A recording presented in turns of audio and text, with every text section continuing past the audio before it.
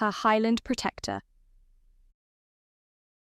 Written by Barbara Bard and published by Starfall Publications. Book from Highlanders Fighting for Love series. Save more with our ebook and audiobook bundles on our website, starfallpublicationsbooks.com.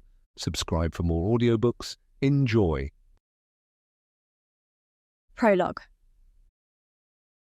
The moon rose bright and full, eclipsing the stars as the hunter stalked his prey. He scented her fear, her terror, watched her shadow hasten across the Scottish moors. To his keen eyes, her slim figure showed up clear against the darker heather and rocks, the golden hair that spilled down her back gleaming like gold, even in the darkness. He crept from rock to rock, his body low to the ground, one with the night, the shadows. She knew she was being stalked. Often pausing to gaze around her, her eyes passed over him without observing him. Near the ground, he peered up. He heard her swift intake of breath, her quickly muttered prayer. He wanted to grin in his triumph, yet he knew better. His prey might observe the gleam of his bared teeth.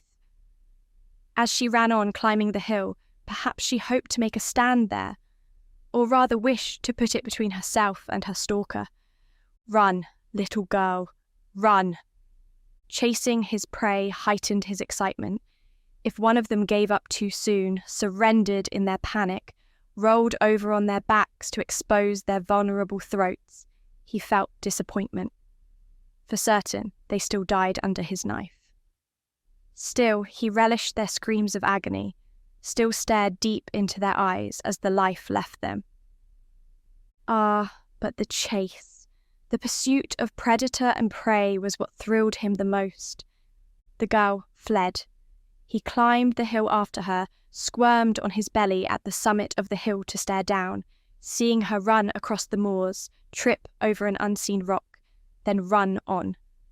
His breath quickened as he bolted after her, keeping low to the ground, ducking behind thickets of bramble or large rocks, always moving slightly faster than she did. Lights of the small village in the distance twinkled, and the girl made straight for it. If he failed to bring her down quickly, she would escape into the safety of the Scottish peasant's arms, and that he could not let happen. Not ever. Yanking his dagger from its sheath, he picked up his pace, running faster than she. It didn't matter if she saw him now, he would be on her in seconds. Reversing the hilt in his hand, he lunged for her. The girl spun around with a sharp scream, holding her hands out towards him in defence, as though that would stop him. He hit her just above her ear with the steel hilt of the dagger, cutting the scream off short. The girl fell in a heap at his feet. Panting lightly with the exertion and the excitement coursing through him, he glanced at the village to make sure her scream had not brought out potential rescuers. He saw and heard nothing. Still, he was far too close to the village. He planned to make this one scream, and for that, he needed privacy.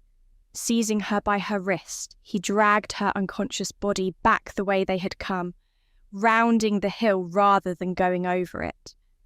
His loins throbbed with that wonderful erotic sensation. His excitement flooded his body until he thought he'd burst from it.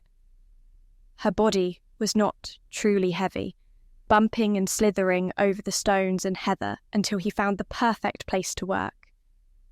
Near a ravine he planned to dump her corpse into later. When he was finished with her, he cut her clothes from her body, as well as took off his own.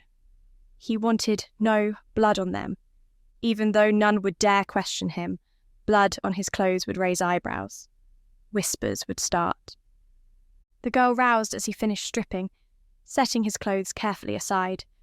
Seeing him, she screamed, her hair falling around her naked body like a burial shroud. He chuckled.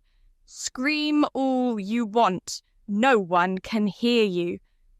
In her panic, she tried to scramble away, to escape, using her hands and feet to impel herself backward. "Nay, please, dinna hurt me. I swear, I'll give you what you want." "Of course you will." She shrieked again as he pounced on her. His dagger's blade, once shining in the dark, grew black under her blood. As he wanted, as he had planned, she screamed a great deal. Chapter 1.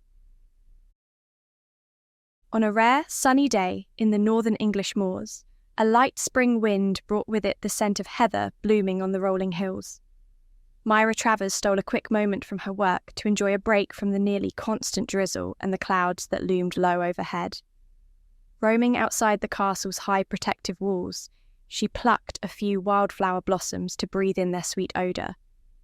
Gazing up at the armed men atop the ramparts, she raised a hand to wave at them. Some waved back. Her rough woolen cloak about her shoulders, Myra wandered further, gazing at the herds of cattle and flocks of sheep grazing on the moors in their pastures behind low stone walls. Herd boys followed them, guarding them against predators, armed with slings and stones if a hungry wolf came hunting. Not far to the north lay the border with Scotland, the land of the barbarian hordes whose tales of rape and bloodshed had horrified her since she was small. Unpinning her hair, she let it fall like a river of black silk to her waist, treasuring the sensation of the wind washing through it like fingers.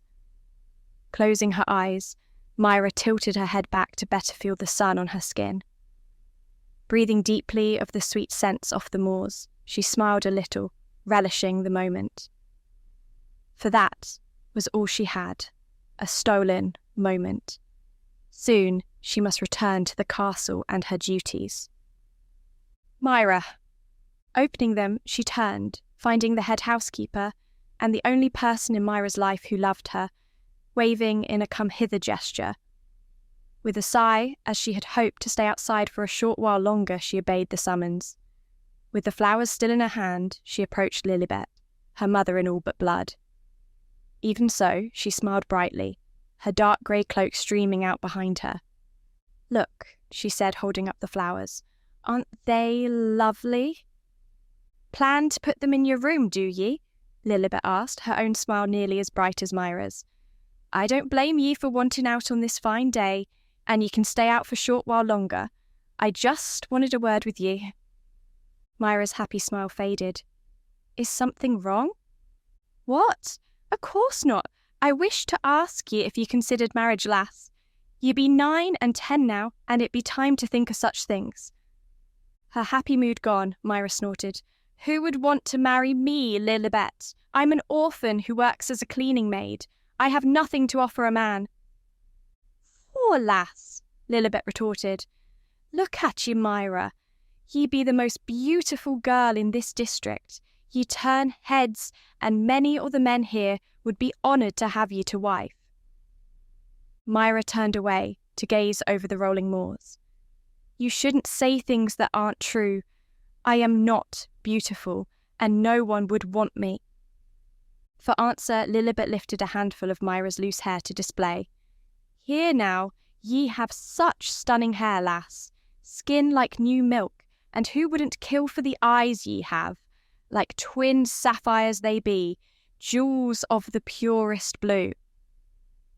Turning fully to face Lilibet, Myra lifted her chin. "At any rate, I'm not ready to marry. Servant girls don't have to rush into marriage like heiresses." "I just want you to consider the matter," Lilibet said. "I won't push you into anything, but you should still be looking at the available men. There'll be plenty of young, handsome lads among his lordship's men-at-arms who would offer ye a decent future." Myra gazed into Lilibet's kind, warm brown eyes and impulsively embraced her. "If I got married, who would look after you?" Lilibet chuckled, holding Myra by the arms. "You be a sweet lass to worry about me. Who knows, perhaps one day I may marry again. Old Thomas still be pestering me to marry him." Myra tried to picture Lilibet marrying the stodgy, ageing butler to his lordship, a man who had never learned how to smile. Still, he cared deeply for Lilibet, who lost her first husband right around the time she took Myra into her care. Short and stout, with curly brown hair streaked with silver, Lilibet took in the orphaned Myra when the villagers brought her to the castle as a 4-year-old child. I must be back to me duties, Lilibet said, turning. Another 10 minutes, lass, then ye best return to years. I will. Taking a moment to watch Lilibet return to the castle's bailey, Myra strolled back toward the low stone wall that marked the pastures, the shaggy heather and green grass that fed the Earl's sheep and cattle. Pondering Lilibet's words of advice about seeking a potential husband, Myra shook her head. That's not for me, she murmured. No one will love me, and I don't want anyone to. I want the freedom of being me. Asterisk, asterisk, asterisk. Like many servants in the Earl's service, Myra was in awe of him. He was a big man, robust, in his late 20s, with close-cropped blonde hair, who paid little heed to the small army of servants who kept this castle, Primshire Castle, running and himself comfortable. He returned from Scotland late the following day, riding his big roan horse, his pack of 20 men-at-arms behind him. Along with 3 other cleaning maids, Myra happened to be in the bailey as he rode in, carrying a basket of laundry. She swept low in a curtsy until he passed her by, her head bowed. As protocol demanded, she remained thus until he left her vicinity and heard his seneschal, Lord Avery, greet him, and listened to every word after. "Greetings, my lord," Lord Avery said with a bow. "I trust you had a pleasant journey." The Earl of Primshire, Lord Marsden Platt, grunted as he dismounted.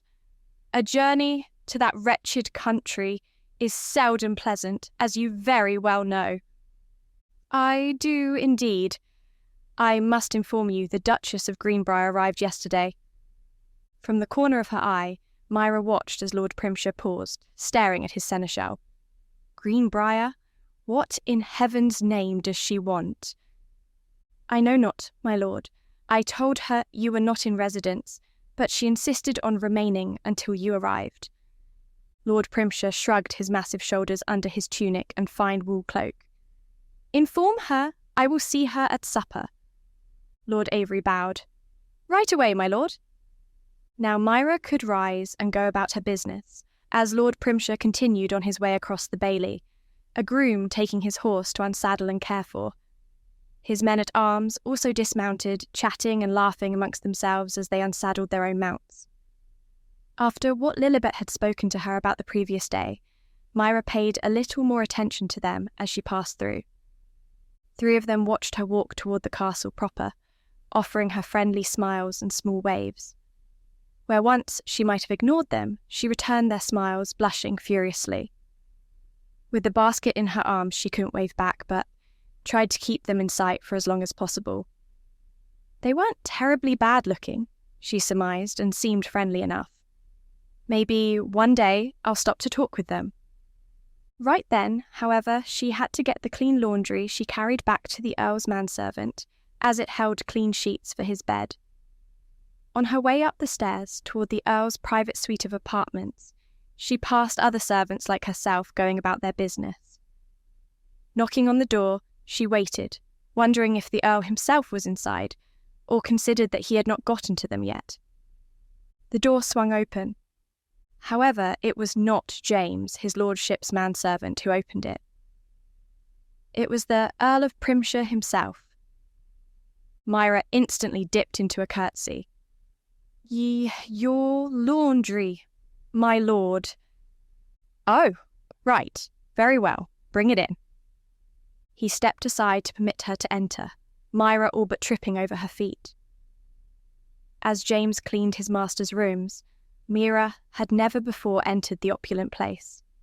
Frightened, in awe, she gazed around at the tapestries on the walls, the suits of armour, marble statues of half-naked people, the thick hides of sheep and deer on the flagstone floor. "Just put it down, anywhere," his lordship said. "James will take care of it when he gets back." Myra set it down where she hoped he wouldn't trip over it, then hurried toward the still open door. She curtsied again as she drew closer to him, but unbelievably, his big hand under her chin raised her up. Forced to gaze into his icy blue eyes, she caught her breath at the lack of life in them, as though she gazed into the eyes of a dead animal. She had never heard rumours or talk of the Earl being a cruel man, but right then she instantly knew he was. Cold, ruthless, she suspected him capable of horrible things, and shivered under his implacable regard. His lips spread in a smile, yet his eyes never matched it. "You're a pretty little thing," he said, his voice low. "What's your name?" Myra, my lord." "Pretty name as well. I'll remember you. Go on now." Pulling her chin from his grip, she curtsied again, then nearly ran from the chamber, closing the door behind her. Frightened out of her wits, feeling as though she had just escaped death by a hair, she strode fast, almost running in her haste. Half fearing he would chase her down and throttle her in the presence of all the people in the castle, Myra fled to her tiny chamber at the very top floor, one of many such rooms for servants. Inside, she slammed the door and ran home the bolt, then retreated to the narrow cot she'd slept on since she began working in the household when she was 9 years old. Sitting on the edge, she trembled and shook as though ill with a fever, trying to keep her tears in. "Why am I so frightened?" she whispered aloud. "He paid me a compliment. Why would his eyes make me so afraid?" She had no answer to that. Still, she told herself it was the simple awe of a peasant like herself when confronted by a great lord, and gradually came to accept it as the truth. Deep down inside her soul, she knew she lied. Chapter 2. Greer, MacEilish, stood over the corpse of the naked girl in the ravine and gritted his teeth in fury. Just like all of the others, she had been cut at precise angles across her body and face, eviscerated like a deer brought down by a hunter, which Greer suspected was the intent the murderer had all along. Early spring, flies buzzed around her blackened blood, the girl's filmed eyes staring into his as though accusing him. Finally, he glanced up at the 5 clansmen standing at the top of the ravine, gazing down, their expressions as sickened as he felt. "Anyone ken who she be?" he asked. Jared McAllister, his closest friend, gestured toward the village about a mile distant. "Gavin is asking at the village now?" he replied, his fascinated stare not leaving the corpse. "When day ye think she died?" Greer shrugged, pushing his rage to the back of his mind. "I dinna. Late last evening, I'm guessing. She must be dead 8-10 hours now." "Poor lass," Jared sighed, rubbing his head. "She were a bonny thing." "Aye." Greer held his hand up in invitation for Jared to help him from the ravine. Seizing his wrist, Jared pulled him up until he stood on the edge, gazing back down at what was left of her. "How many day this make them now, Jared?" he asked. "A dozen? More?" 13, to be exact, Jared replied, resting his hand on the hilt of his sword. "Sure would like to get my hands on the bugger who is doing this." "I get him first." At the sound of a horse snorting, Greer and Jared, as well as the other clansmen, turned to find Greer's cousin Gavin and a band of villagers approaching at a walk. 2 were on horseback, the rest on foot, and one of them a stout woman with a woolen scarf over her hair. Tears tracked down her cheeks, and fear filled her plump, pale face. "Laird," Greer breathed, tilting his head toward Jared. "I'll wager that must be the lass's mother." "I nay take that wager." Gavin offered Greer a half salute as he dismounted, gesturing toward the other man on the horse. "Greer, this is the village headman, Huston. Houston, Greer MacEilish, heir to the Laird MacEilish." Huston slid down from the saddle and bowed. "Laird, I thank you for being here and finding the body. We day hope and pray it may be one of ours, but we ha' a lass missing." Greer glanced as the woman approached, then stepped in her way. "You sure you want to look? If that is your lass, you ne'er want to be reminded that this will be your last look on her." The woman, perhaps in her late 30s, gazed up at him. "I must look, Laird," she whispered.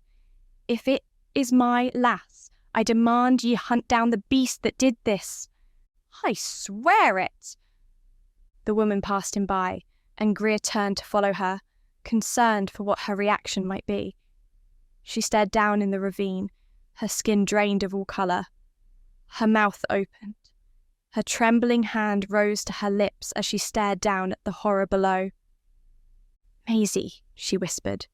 Before Greer could catch her, she collapsed into a dead faint, crumpling at his feet. His rage rising again, Greer picked her up in his arms and carried her to the villagers. "Take her home," he gritted. "She should have never seen this." As the men took the grieving mother from him, Greer glared at Huston. "She is your lass. When did she go missing?" "She went to the next village over," Huston replied. "Was supposed to return by dark. We all ken about the killer stalking the moors by night. But she ne'er come home. We dinna dare gae look, nae in the dark." Greer stared down at the body. He tortured her. Then he gazed out over the moors. Too far away to hear her screams. He planned this well, he did. "Just like all of the others," Jared added, "stalks them like deer, then cuts them up and vanishes in the night." From his belt pouch, Greer pulled out some silver coins. He pressed them into the headman's hand. "For her funeral and her family," Huston bowed. "We thank ye, my Laird." Greer nodded, then, with Jared at his side, strode back to where the horses grazed. Pulling his mount's head from the lush green, he vaulted into his saddle. Reining around, he nudged the tall, stocky bay into a fast canter, heading south toward the border with England. The spring wind in his shaggy red hair cooled some of his rage, yet it continued to burn deep within him. "What are you doing, Greer?" Jared asked, cantering alongside him. "Home is the other way." "I just wish to hae a look," Greer replied. "Get a feel for who did this." "Ye expect the she to tell ye?" Jared snorted with a faint grin. "They dinna cross into England, ye ken." Greer flushed, his own sheepish grin emerging. "I just ken that it is an Englishman who is killing these lasses, Jared," he said. "My gut says say. Ask your gut to tell you who 'tis, then we hang the bugger." "My da claims it be highwaymen and robbers who be doing this," Greer went on, ignoring Jared's request. "But the lasses are never raped, just murdered. That points to a single man, nae a band of them." Jared nodded thoughtfully, shifting in his saddle. "A single Sassenach who preys on young Scots lasses. He would be easy to find, Greer. Only every man in England hates us Scots." "Say we are looking for a sick bastard who preys on Scots women," Greer said. "But nae just any Sassenach can cross the border and scoot back in a night. He must be close by." "He has a horse, and his comings and goings are ne'er questioned." Jared eyed him sidelong. "That could be anyone, from a merchant to a nobleman." "Aye, that is a long list.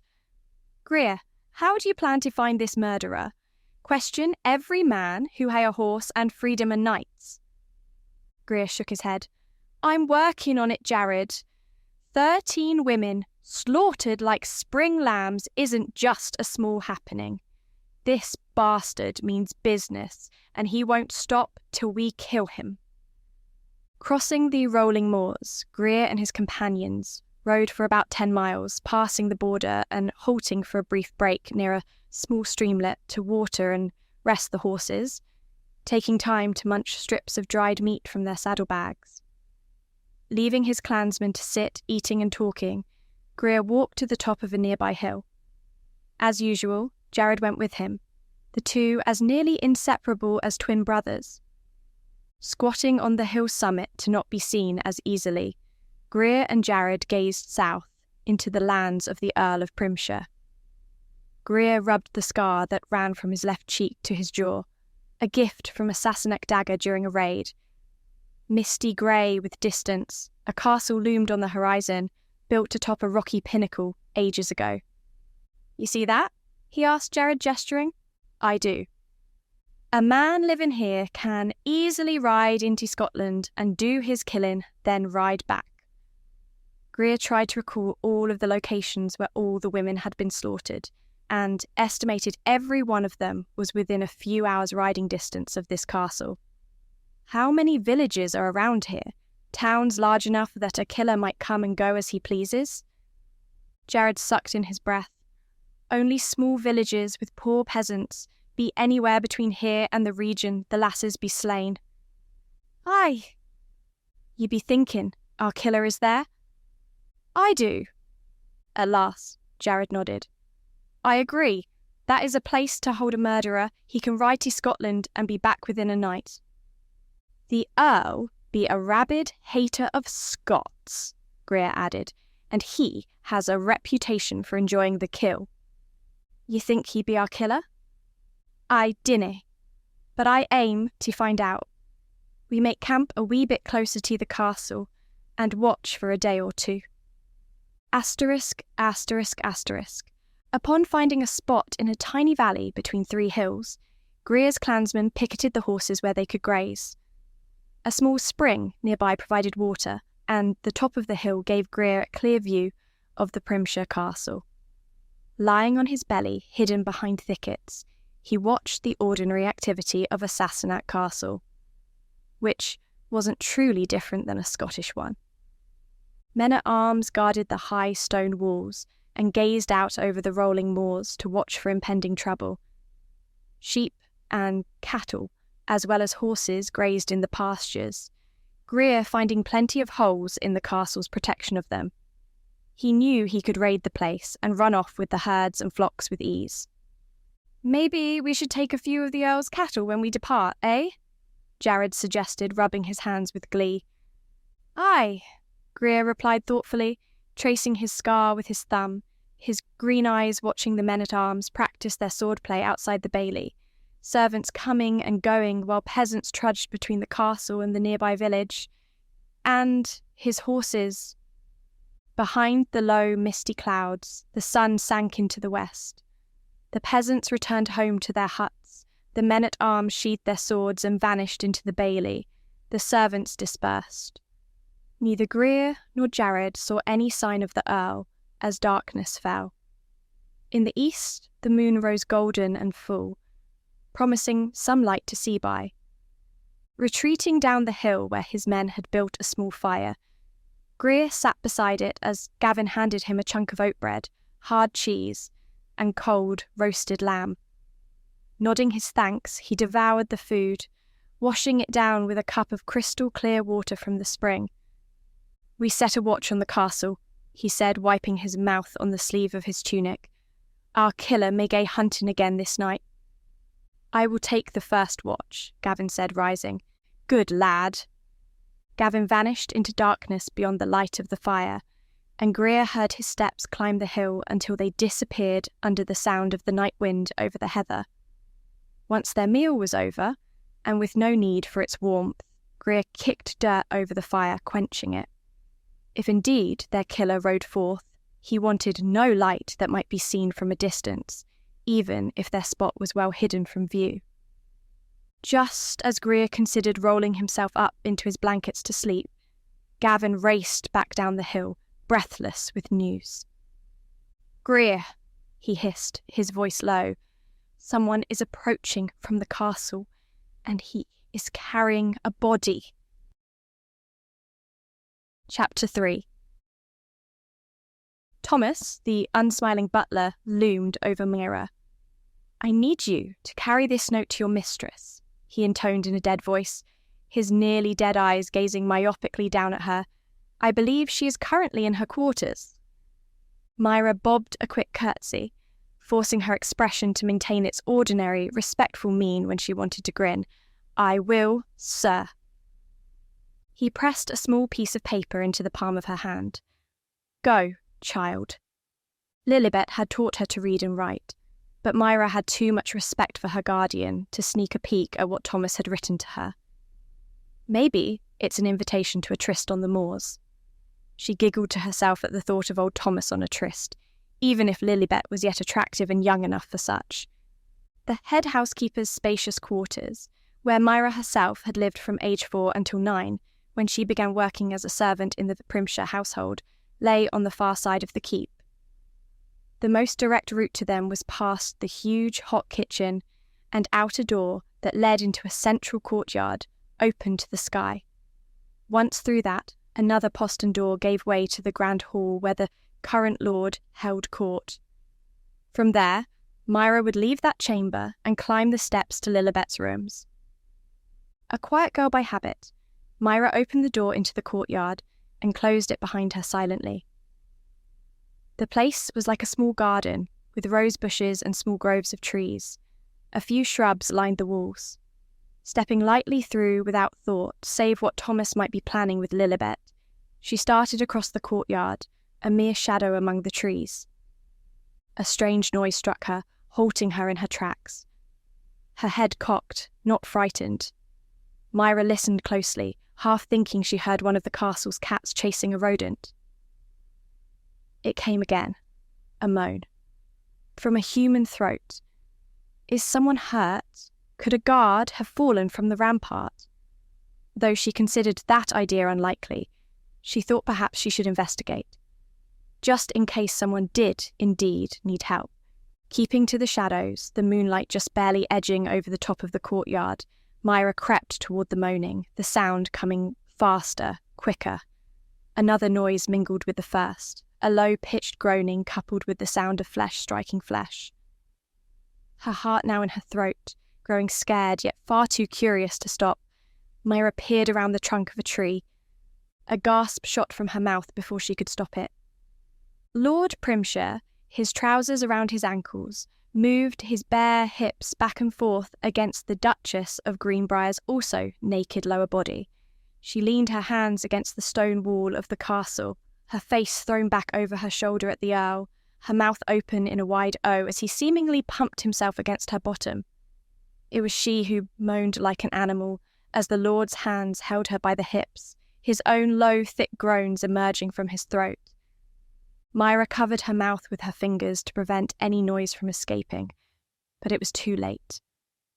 Her gasp of shock at the sight of the Earl committing a strange act on the Duchess had been heard by them both. The Duchess gave a small shriek and straightened up, the Earl's thing pulling from her. He himself turned his head and saw Myra in the shadows. Before we continue into the story, do us a favour. Like this video and hit the subscribe button because it helps very much with YouTube's algorithm. If you want the audiobooks ads free, visit our website and select our bundles to save more. Thank you again. Now back to our story. The moonlight clearly showed her his lowered brows, shadowed eyes, his lips thinned in his rage. Frozen in terror, Myra hesitated, wondering what to do as the Lord yanked his breeches up and strode toward her. Knowing it was too late to run, Myra whirled and tried it anyway. Running fast toward the far door that she should have long since passed through and been gone, she heard the Earl's footsteps just behind her. Hitting the door, unable to open it, Myra turned around to face the advancing Lord, helpless in her panic. Something shiny in his fist, he swung it toward her head. The last thing she remembered seeing were his cold eyes gazing into hers. Asterisk, asterisk, asterisk. Pain. A deep, pounding throb in her head and the faint trilling of birds brought Myra into a semblance of wakefulness. She heard herself moan, felt her tongue thick and fuzzy sticking to the roof of her mouth. Opening her eyes proved a mistake, as the brilliant sunlight beaming full into her face stabbed into her aching head like 1,000 tiny swords. She tried working saliva into her dry mouth and succeeded in unsticking her tongue. "Thirsty," she muttered. "So thirsty. Here, lass, have a drink of this."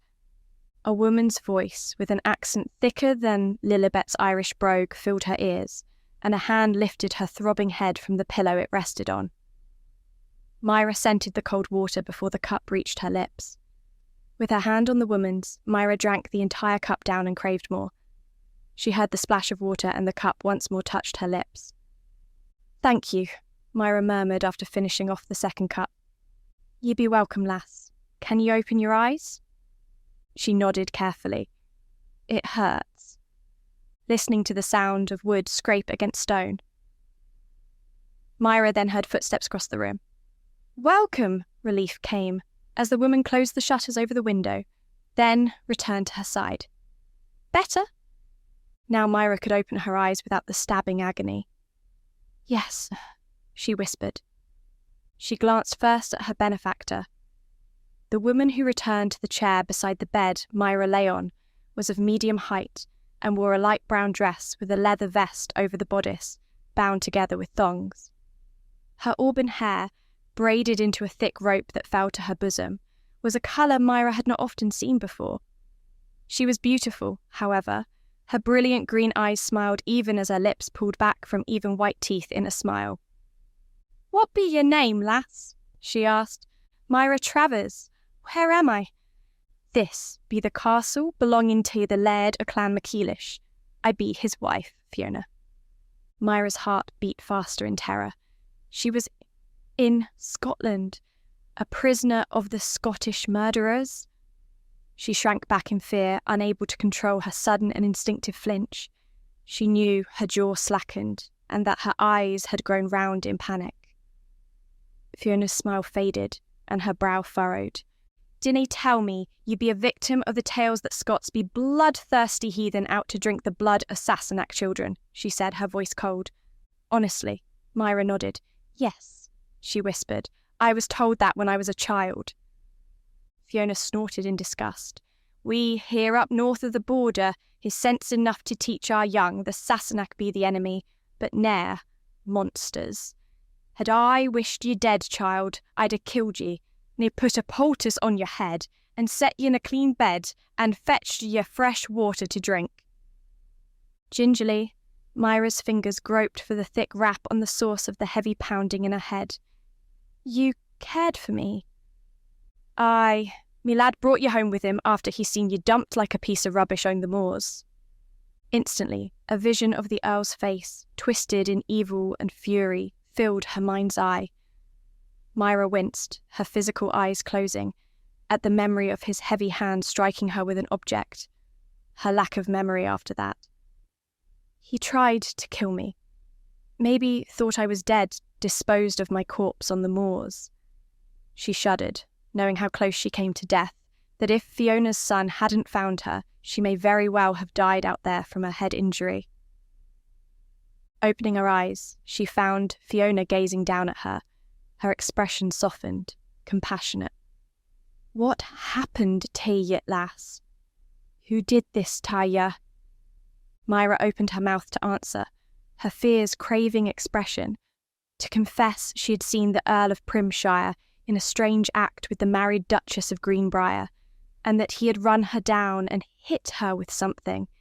It was also those same terrors that closed her mouth again. "I don't remember." For the first time in her life, Myra told a lie. Taught by Lilibet to never speak a falsehood, and her guilt at speaking one now made her soul cringe. Fiona might not understand how her sheer horror at Lord Primshire finding her and killing her kept her from telling the truth.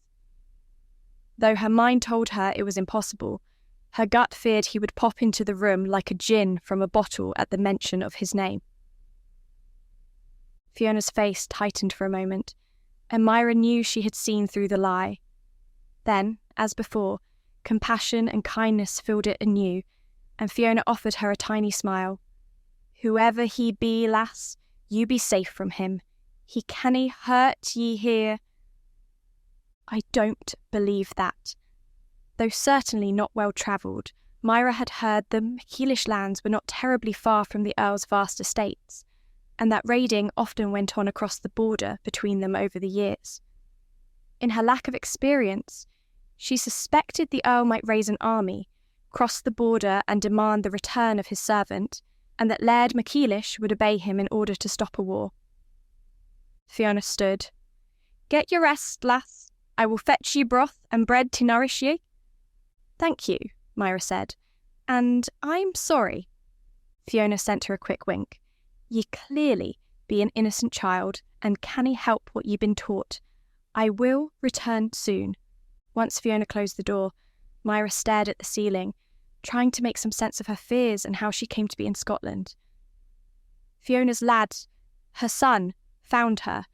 But how did the son find her, and what was he doing in England? Did Lord Primshire take her all the way north to Scotland and leave her there? How long was she unconscious? Not finding the answers on the ceiling, she closed her eyes again, knowing she would not sleep. Yet, it did creep over her like a cat on soft paws, drifting along on a tide where her pain was vanquished for a time. Chapter 4. Sitting outside the injured girl's chamber, Greer jumped to his feet as his mother stepped out and closed the door softly behind her. "Well?" he asked in a loud whisper. "Will she live?" Fiona nodded. "She woke, she be in pain, but she will be fine, lad. She may ha' as hard a head as any Scot." "May I see her?" Fiona scowled. "Nay, ye canna. She be a hurting, frightened lass, and dinny need ye looming o'er her and scaring her further." "I just want to talk." Fiona silenced him with her finger over his lips, making him feel like a little boy again. His mother had a way of doing that without truly intending to, even if he was a grown man of 24, with many raids and skirmishes behind him. "She be resting, Greer. Nay, I will hae none o' your begging. She needs her rest." "I need to ask her who did this more." Fiona eyed him, then turned to walk down the stone corridor, forcing Greer to follow. "She claims she canna remember." Greer heard the strange tone in his mother's voice.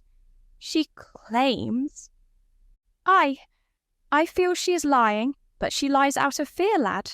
Nay, malice. She must be terrified." "Of course, she should be if she be hurt by the same fiend who killed those women. Once she be a wee bit better, you can ask her to your heart's content. For nay, you leave her be." Frustrated, Greer peeled away from her to stride down another corridor that led to the stairs. Trotting down them, he reached the lowest level of the castle's keep and made his way to the bailey. He found Jared and Gavin there, saddling their horses, and who eyed him with surprise. "I thought you'd be with the lass," Jared commented as he walked to them. "We thought to ride to the loch, maybe hunt doon a deer." "More will nae let me talk with her," Greer replied. "Gie me a moment, I will ride wi' ye." As he saddled his big bay, Greer thought back to the previous night, wondering why the lass they found would not reveal who had hurt her. When Gavin had reported a man carrying a body, Greer ordered his clansmen to grab their weapons and chase after him. By the time they rounded the hills, however, the shadowy figure had vanished, leaving Greer and his men to inspect the body. Except the body wasn't sliced and eviscerated, and it was still alive. Riding out through the grey and misty afternoon, scattering flocks of sheep into fleeing in all directions with bleats of fear, Greer ground his teeth in annoyance. "That lass kens who did this." "Aye," Jared replied, eyeing him sidelong. "Who did hit her own her head. That scoundrel may nae be the same killer of the others." Greer half turned in his saddle.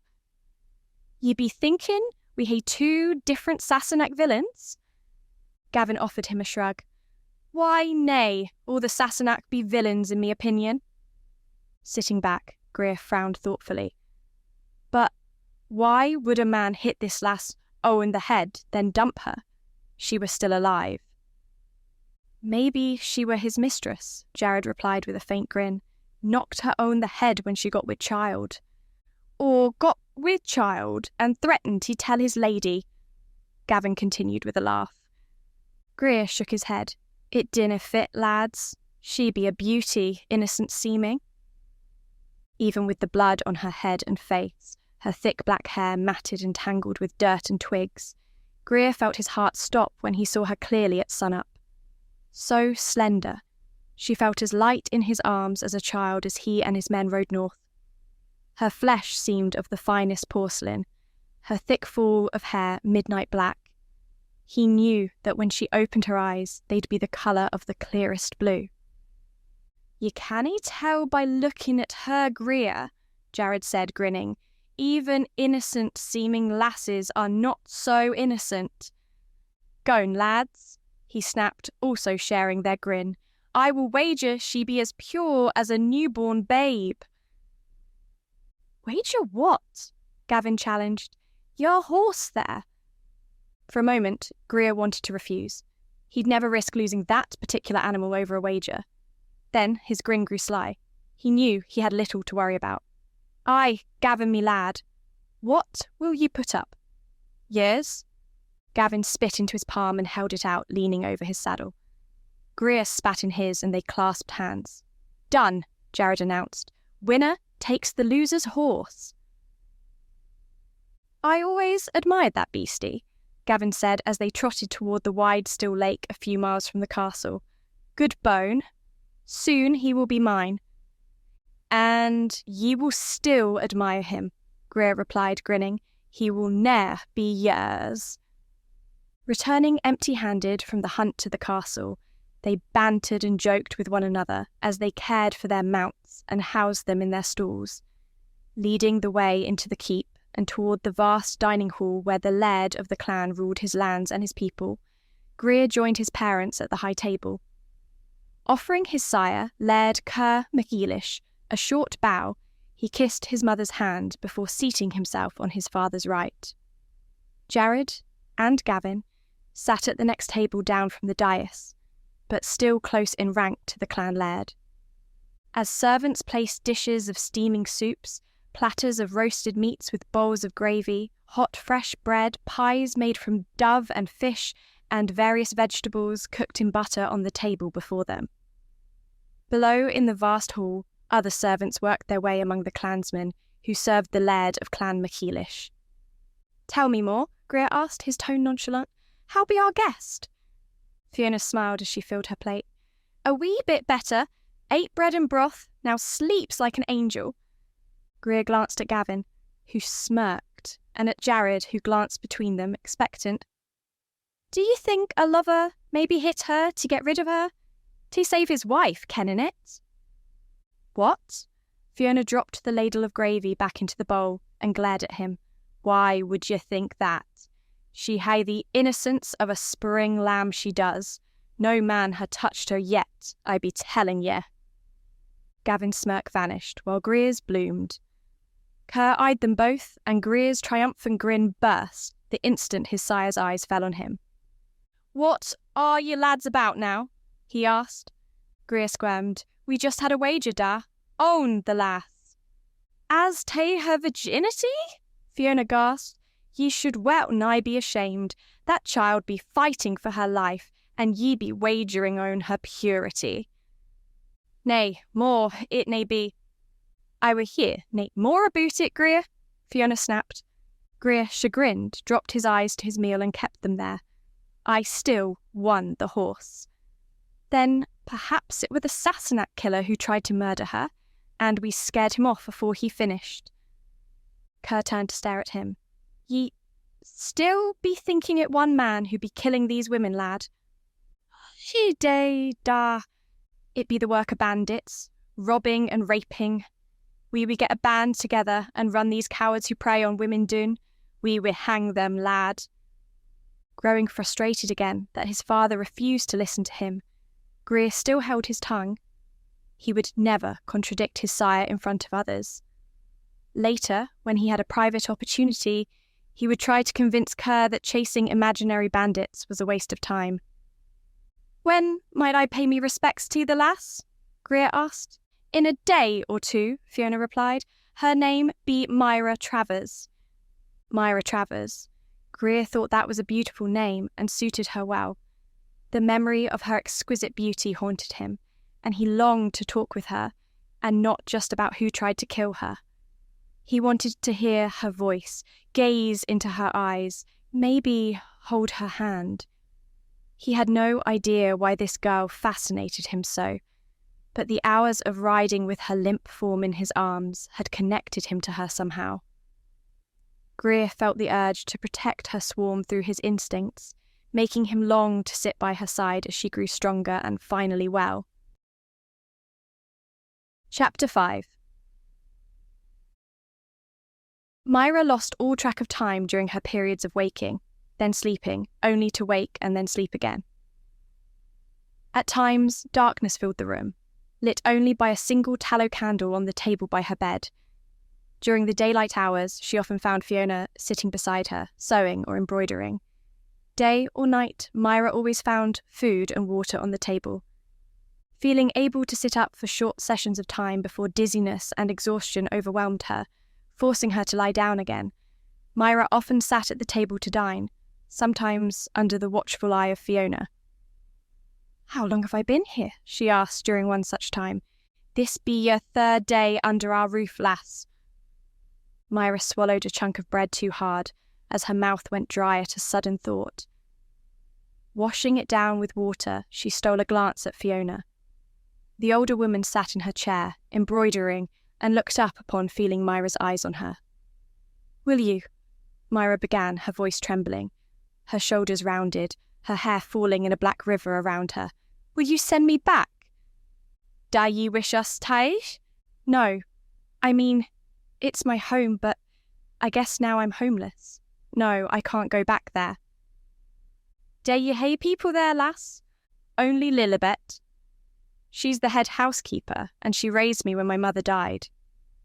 Fiona continued her needlework.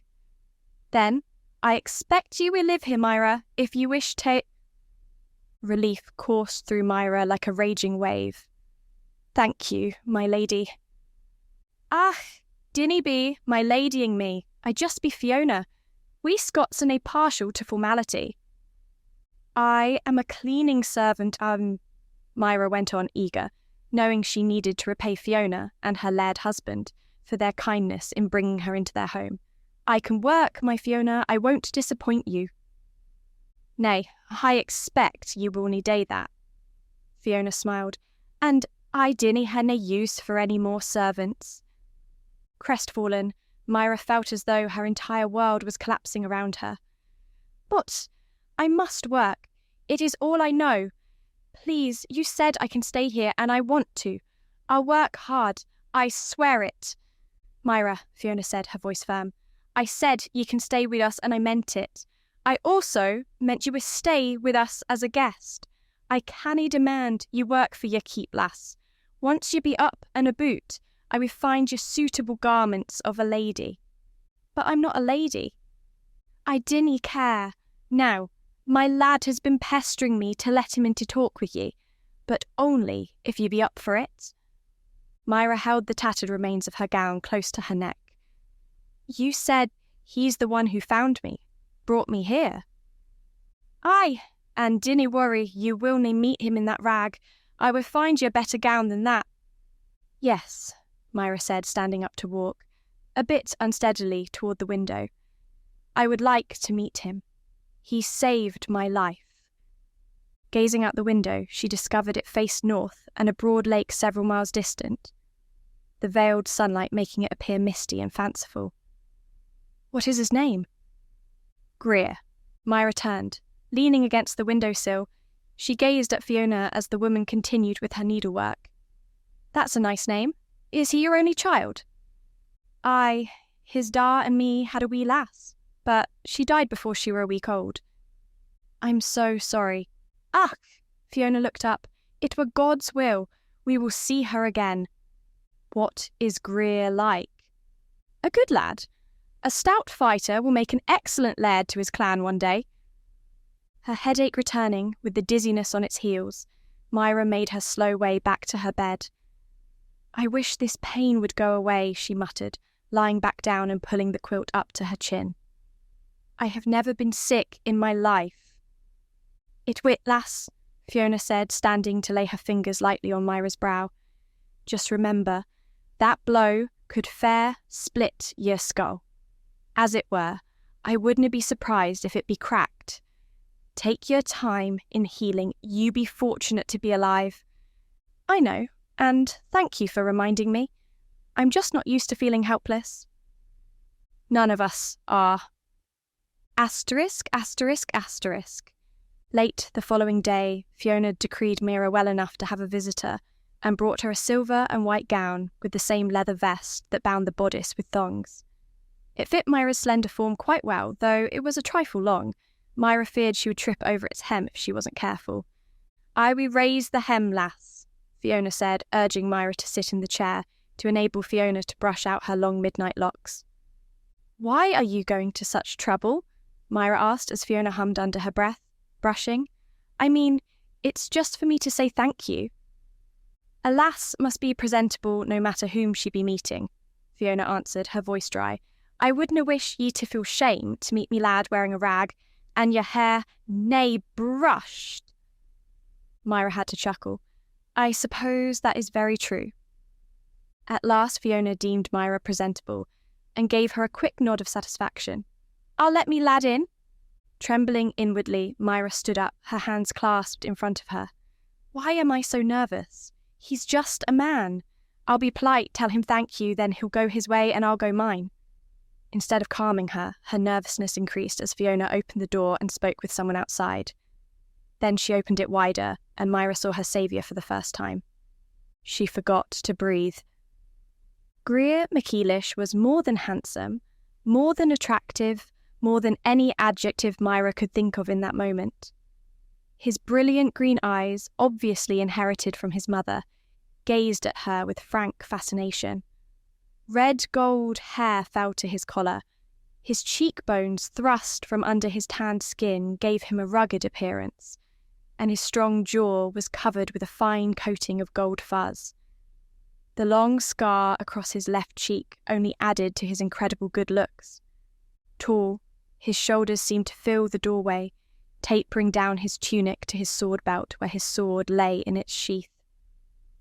A double-bladed dagger had its own housing, and his long legs were clad in tight-fitting leather trousers. His boots strapped to his legs ended just above his knee. Myra suddenly remembered she had been taught manners. She bent into a quick curtsy. "Laird!" Greer MacEilish stepped forward into the room, his hand extended as though to stop her. "Nay, I be nae the Laird. I be simply Greer, Myra." Rising, Myra drank him in as Fiona stepped to the side of the room, where she could give them a semblance of privacy. Greer walked toward her, his sweet smile blooming as he approached. "I just wished to see for myself how ye fared." Before she realised what she was doing, Myra's own grin matched his. "And I want to thank you, Greer, for saving my life. Will you sit down and talk with me a while?" Shocked to the core at her own behaviour, Myra suddenly thought she acted above her station, as though she were a noble lady granting audience to an emissary. Blushing furiously, she floundered, stammering, trying to apologise as Greer stepped forward and took her hand. "I would like to sit and talk with you, Myra." Unable to believe she spoke like that, Myra's blush cooled a fraction as she sat in a chair while Greer took the other. Then it heated up again when she discovered he hadn't let go of her hand, and that she had no desire to pull it from his grasp. "How do ye fare?" he asked, gazing earnestly into her eyes. "Well, I still have headaches and some dizziness," she replied, unable to halt her silly smile. "But I am improving. Fiona is taking such good care of me." "Aye, she be good that way." Without anything else to talk about, Myra stared at his face, unable to look away, as though he had ensnared her in a hunter's trap. Yet he seemed frozen in time, his mouth half open, a smile still on his lips. You found me," she finally ventured. "You saved my life, thank you." "Ah," Greer said, his smile widening. "We were watching the Earl of Primshire's castle, and me cousin Gavin saw a man carrying a body. He dumped it and ran off, but you were still alive." At the mention of the Earl of Primshire, Myra's blood ran cold. Her mind flashed back to what he was doing with the Duchess, his evil eyes boring into hers, his raised fist with something shiny in it. Myra pulled away from Greer, her smile fading, her arms crossing her bosom as she tried to still her shakes. "Yes," she said, staring at the floor. "Thank you. If you hadn't been there at that moment, I'd be dead now." "Myra," Greer's soft voice intruded upon her terror, wriggled its way into her very heart, spreading its fingers through her soul. "Look at me." Unwilling, Myra tried to resist, shook her head in negation. No matter how hard she stared at the floor, she felt helpless, felt his will upon her, urging her to look at him.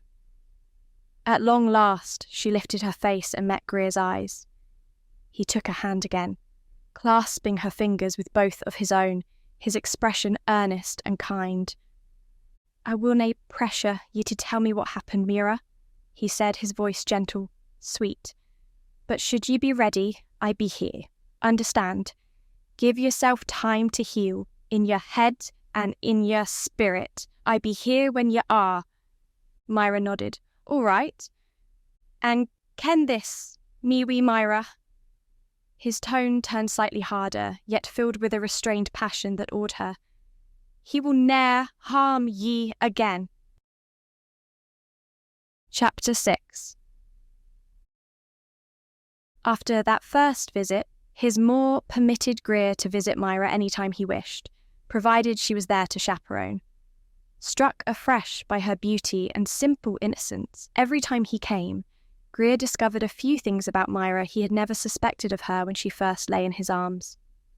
Firstly, he discovered she had a very keen intelligence behind those huge blue eyes, and a wit sharper than the blade of his dagger. When he brought in a chessboard and pieces to pass a few hours with her, he discovered she not only knew how to play, but beat him 4 times running. Stunned, his chin on his fist, he stared down at the board, fingering his bishop, wondering just how the hell she had done it. "Where'd you learn to play?" he asked finally. Myra plucked the bishop from his fingers and reset the board. As she worked, she said, "A passing troubadour took a fancy to me when I was about 7 years old.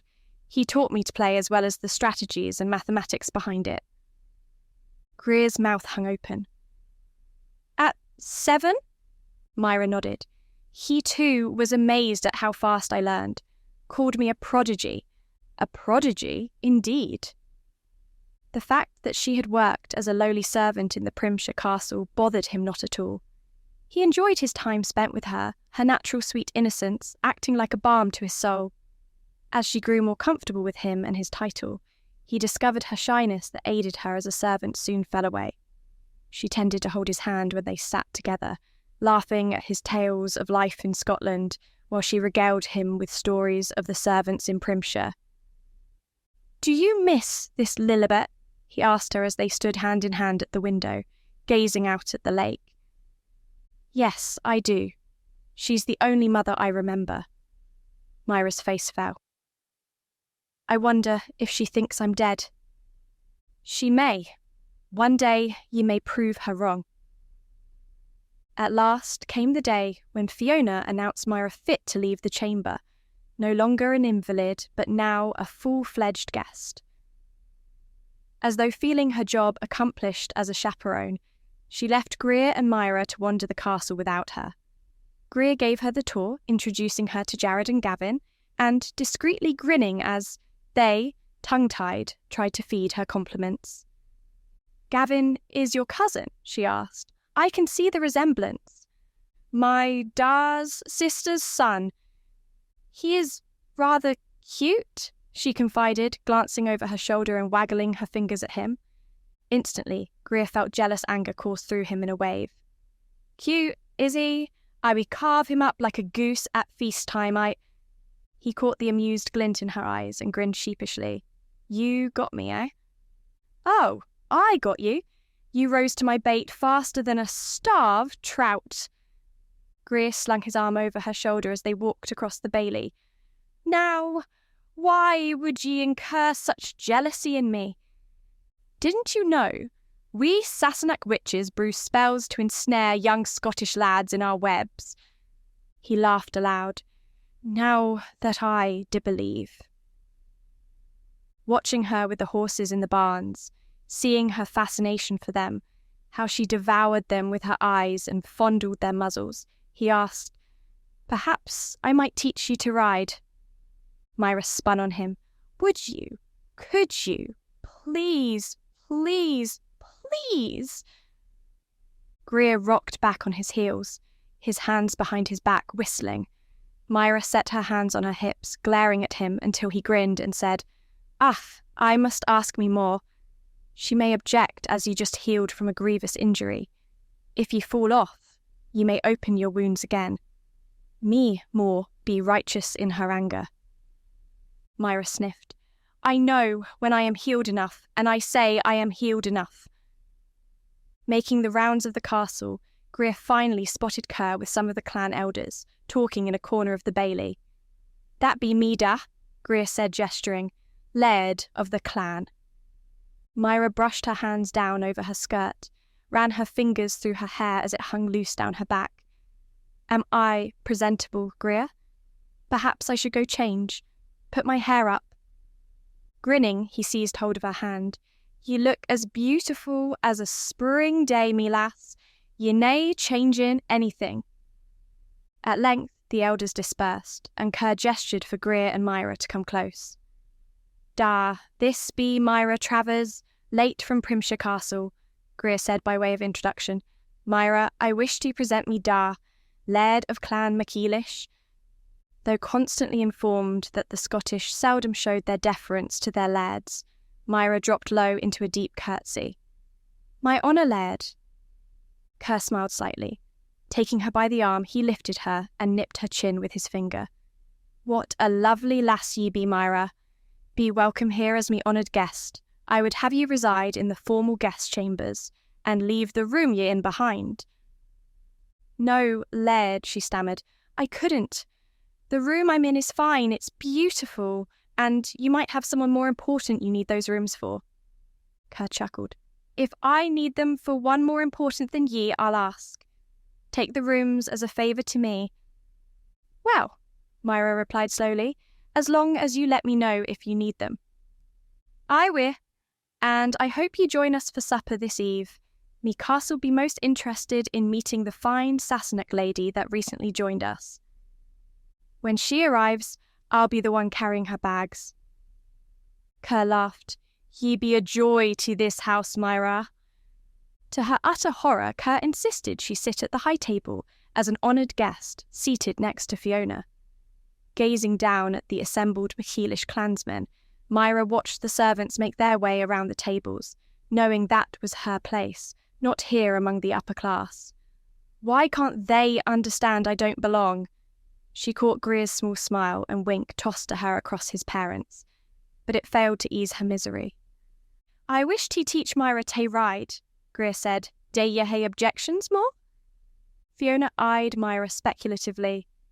Nay, just put her on that fat old mare of mine. She nae hae a wicked bone in her. Even the prospect of learning to ride a horse failed to raise Myra's spirits. Fiona seemed to see this as she pointed out delectable foods Myra should eat, tried to jolly her out of her morose mood with the light bantering talk. When her attempts failed, Fiona rested her hand on Myra's wrist. What is the matter, lass? Myra shook her head, staring down at the gravy-covered meat on her plate. I shouldn't be here, she whispered. I'm a servant, not a noble woman. Nonsense, Fiona patted her wrist. Me lad has taken a fancy to ye. I will nae put his lady amid the servants. Shooting a swift glance in Greer's direction, Myra found him chatting easily with Kerr, his handsome face lit by the tallow candles. But he shouldn't fancy me, Myra protested. He's the heir, and I'm a cleaning maid. I heard you the first dozen times you told me. Fiona drank from her wine cup, her expression serene. I were born in a hovel own the Isle of Skye. Me parents be dirt poor, scraping a living and barely managing it. Me da sent me to live and work in the Clan MacArnold's castle. Myra stared at her as she spoke, fascinated. And you met the Laird of Clan MacEilish? Aye, Fiona replied, watching her face. But nay, after being caught up in a feud between the MacArnolds and the Macphersons, beaten and raped I was like tae die. I came sooth on a farmer's cart, finding work in the household of a merchant. Kerr MacEilish, the young heir to the clan, saw me. Fiona smiled at Myra. Took a fancy to me, he did. Married me a month later. And here you are. And here I be. Fiona's remarkable story finally lifted Myra's spirits and hopes. So sometimes it doesn't matter if you were born into noble blood, she murmured, gazing down at the crowd below the high table, apparently as accepting of her being seated there as Fiona, Kerr and Greer were. Not always, Fiona agreed. Thank you for telling me. Now, eat afore your food gets cold. Asterisk, asterisk, asterisk.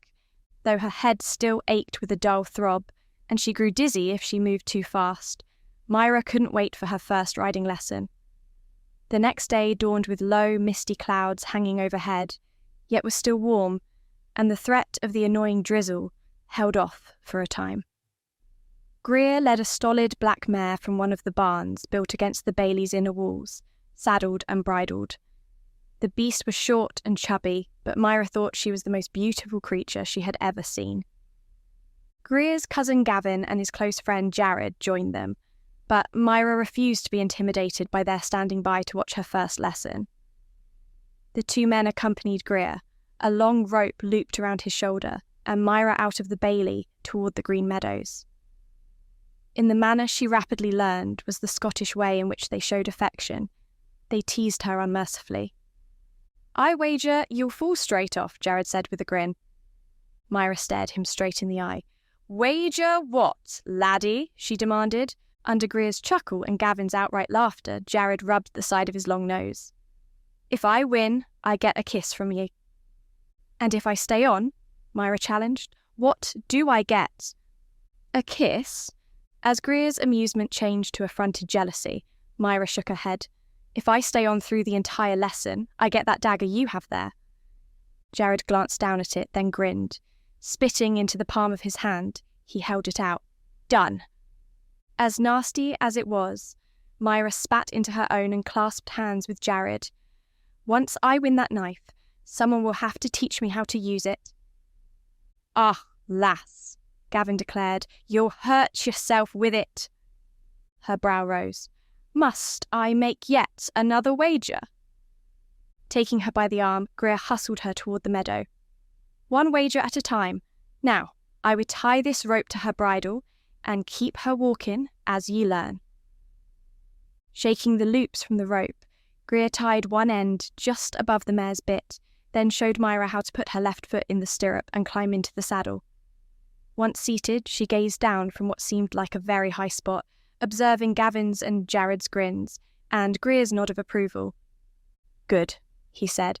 Sit up straight and find your balance. Feel how she moves under you. Under Greer's instructions, Myra held the reins firmly and lightly, keeping her shoulders back and looking straight ahead. The black mare walked forward under Greer's encouraging clucking, ambling in a wide circle around the three men. Her confidence rose as the mare did nothing to unseat her, and she found she had a natural sense of balance that helped her move with the mare's stride. After a short while of simply walking, Greer upped the challenge by asking the horse to trot. This bounced Myra up and down until she once again found how to sit in the saddle and move with the jolting gait, the grins of both Gavin and Jared slowly fading. Ye be a natural, Greer praised, and halted the horse to stride toward her. With daily practice, you'll be able to ride without me and a rope. Pleased, Myra let him help her down from the saddle, and found Jared holding his dagger across his forearm to her. He bowed, grinning. Ye prize me, lady, he said. I'd be right honoured to lose it to ye. Myra accepted it with a smile and a gracious nod. Thank, she began. The sound of galloping hooves and shouts interrupted her. Greer, Jared and Gavin swung toward the newcomers, and Myra observed a pair of armed Scotsmen approaching at a fast pace, their horses lathered. She had no need to witness the expressions of her three companions to know the men brought bad news. Reining their mounts in a slithering halt, the clansmen saluted Greer. We found another one, the man on the left said to him. A young lass, murdered, cut to pieces. Chapter 7. Greer let loose a string of vile cursing, startling Myra with its vehemence. She bit her lower lip, glancing from him to the pair on horseback. He gazed up at the two. "Where?" he demanded. Both of them pointed at the same time. "Nearly straight south, Laird. Killed just like the others." Greer swung toward Jared and Gavin. "Saddle the horses. I would take Myra into the castle and fetch me da. He should see this." They nodded and ran toward the bailey, their swords slapping at their legs. Greer took Myra's hand and followed on their heels, the mare's reins in his grip, the two clansmen behind. "What happened, Greer?" she asked. "Innocent lasses slain by a mad fiend," he gritted, his bitter anger and frustration growing. "Girls murdered. What happened to them?" "It be right gruesome, lass," he replied. "Cut and sliced open like they were deer." Myra gaped. "Oh, dear Lord, how many—" "This makes 14. "What? Who could do such a thing?" "I do believe it be the work of the Earl of Primshire." Glancing down at her when she said nothing more, Greer found her biting her lower lip, her face drawn. "Myra, what do ye ken of him?" "Very little," she answered after a pause. "He is the Lord. Folks like me did our work and seldom spoke to him." "Does he have a reputation for doing evil?" "Not that I have heard," she whispered, her face down, her lengths of black hair hiding her expression. Suspecting she knew something more that she refused to speak of, Greer wanted to press her, demand answers. He recognized the fear in her, the terror she still owned even after the time spent in safety of the MacEilish castle, and he relented. While he felt deep in his bones that Primshire was behind it, he had no true proof. And if the servants' paths seldom crossed his, then why would Primshire try to kill one? And why was she not eviscerated like the others? "We be back soon," he told her as he passed the mare into the hands of stable grooms, then bent to kiss her lightly on the cheek. Myra nodded, her face wan, and made an effort to smile. "Perhaps your mother will help me find a sheath and a belt for this." Holding up her prize, she waggled the blade in Greer's face. "Perhaps you will teach me to use it? I might one day have to defend myself." "I will. Now I must find me da and ride out." "Go, and I hope you find who is doing this terrible thing." After giving her fingers a quick squeeze, Greer ran across the bailey, holding the hilt of his sword, into the castle. Upon making a few inquiries of servants and clansmen aside, he found Kerr engrossed in conversation with a merchant and 2 village headmen. "Forgive me, da," he said, arriving at his father's side. "There's been another killing. You should come see for yourself." Kerr's lips thinned as he eyed his son from under bushy silver brows. "Another one, lad? This makes what? How many dead?" 14, da," Kerr nodded. "Aye, saddle me horse. I be right doon." Returning to the bailey, Greer saw no sign of Myra, but discovered Jared and Gavin had not just saddled his own big bay, but also Kerr's dappled grey gelding. "Right, lads," he said, swinging up. "Da, we be along." He didn't have to wait long, for Kerr, cloaked and armed with his sword, appeared shortly afterwards. Once he mounted up, the 2 clansmen led the way southwards toward the small village of Coombs. Greer listened intently as Kerr questioned the pair of them, learning the villagers discovered one of their young lasses had been taken from her home. When they began their search, they found her body a few miles away. Greer glanced askance at the clansmen. She were abducted from her home. "Aye, lassa maybe 15 years was there the night before," he answered, his voice terse. "Then gone in the morning." "That's different from the other killings," Greer said. "He usually hunts them, stalks them, makes them run." "With everyone fearing to be out at night," Jared added, "maybe he canna find his prey. Takes a lass, then maybe makes her run to enjoy the hunt." Kerr shook his head, the wind, generated by his mount's fast gallop, making his grey and black hair stream out behind him. "Bandits? Wouldna steal a lass from her home." "Da," "This be the work of one man," Greer said. "I be starting to believe ye." A flock of ravens circled over the line of rolling hills, marking where they would find the corpse.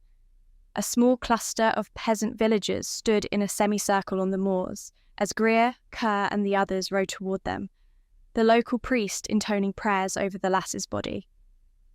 As Greer swung down, his father beside him, he strode through the tall grass and purple heather to gaze down at the corpse. Half hidden under a thicket of bramble, she lay on her back, her glazed eyes staring at the clouds above. Like all of the others, she had been cut with precision, murdered as though she were nothing more than a hunted animal. Kerr swore under his breath, his eyes narrowed and furious. Greer felt his own familiar rage rise at the senseless slaughter of a young person, whose life and future were ended at the blade of a madman. "They are all like this?" Kerr asked without looking up. "Aye, all young and bonny. Aye, and all Scottish." Greer merely nodded, even though his father didn't actually ask a question. "We think it be the Earl of Primshire," he said, his voice low for Kerr's ears alone. Kerr swung towards him. "What proof are ya?" Greer met his eyes squarely. "None, yet." "Ye must ha' proof, lad. Ye cannae accuse great lairds, even Sassenach, of such crimes without evidence." "I ken, da. I would get proof." Kerr nodded, his eyes back on the mangled corpse of what had once been a vibrant and beautiful life. "Gae wi' God, lass," he murmured. "Saints preserve ye."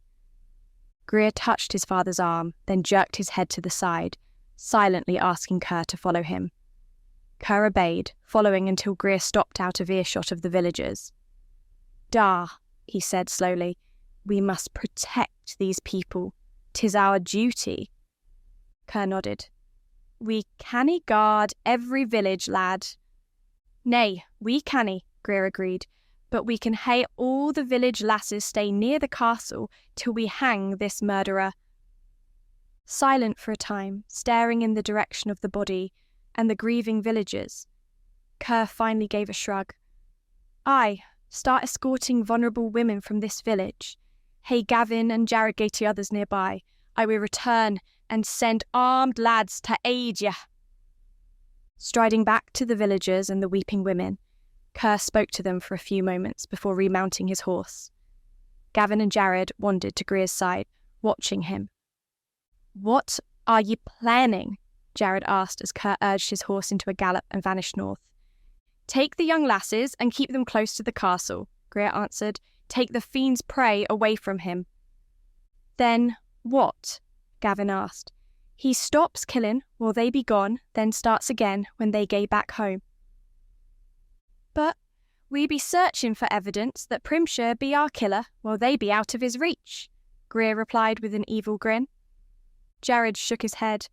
"How do we find proof?" "I be working on that. Now ride to other villages and start the lasses to the castle. Some we stay in the village while others in the bailey." "Right then," Gavin replied, offering him a half salute. "We be off." As the pair of them mounted their horses and rode in different directions, Greer trod toward the cluster of people. A wagon drawn by mules approached from the village at a jingling trot. Reining in, the men driving it jumped down from the seat with white linen. Then they, with the help of the others, wrapped the lass's body in it. Greer muttered his own prayer for the lass's soul as they carried it past him to the wagon. Touching the headman's arm, Greer said, "Now ye be sending your young lasses to the castle for their protection." The villager nodded. "We thank ye for your kindness, Laird."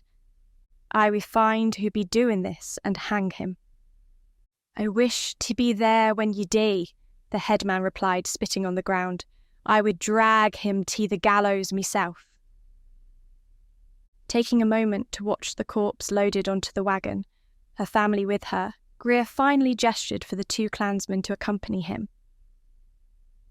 Mounting his horse, he reined the bay south, thinking to find the tracks the killer may have left behind. Trotting his mount toward the Earl of Primshire's castle, studying the ground, he found nothing at first. Upon crossing a small, shallow stream, he discovered hoof prints. "Would you look at that?" he said to his companions. "He walked from the place he called her to here." Greer dismounted, handing his reins up to the clansman. "Aye, keeps his horse hidden. He likes to run them down, feel their fear before killing them." Pacing around, he found the footprints of what he suspected was a big man in the soft, damp earth near the water. Following them, he thought they went into the stream, then came back out. "Did he get a drink?" Greer mused. "His horse be tied there," he went on, pointing to the thicket. "Then he gie into the water and come out." Trying to put himself into the killer's head, Greer walked back and forth along the stream, thinking hard. There be something strange about this. "What is that?" Glancing up, Greer found one of his clansmen pointing to something caught on a stone several yards downstream. Going to it, he picked it up, finding it was a heavy cloth stained thickly with blood. Though it had been partially submerged, enough blood remained that Greer now understood what the murderer had been doing. "He came here to wash," he said, his tone disbelieving.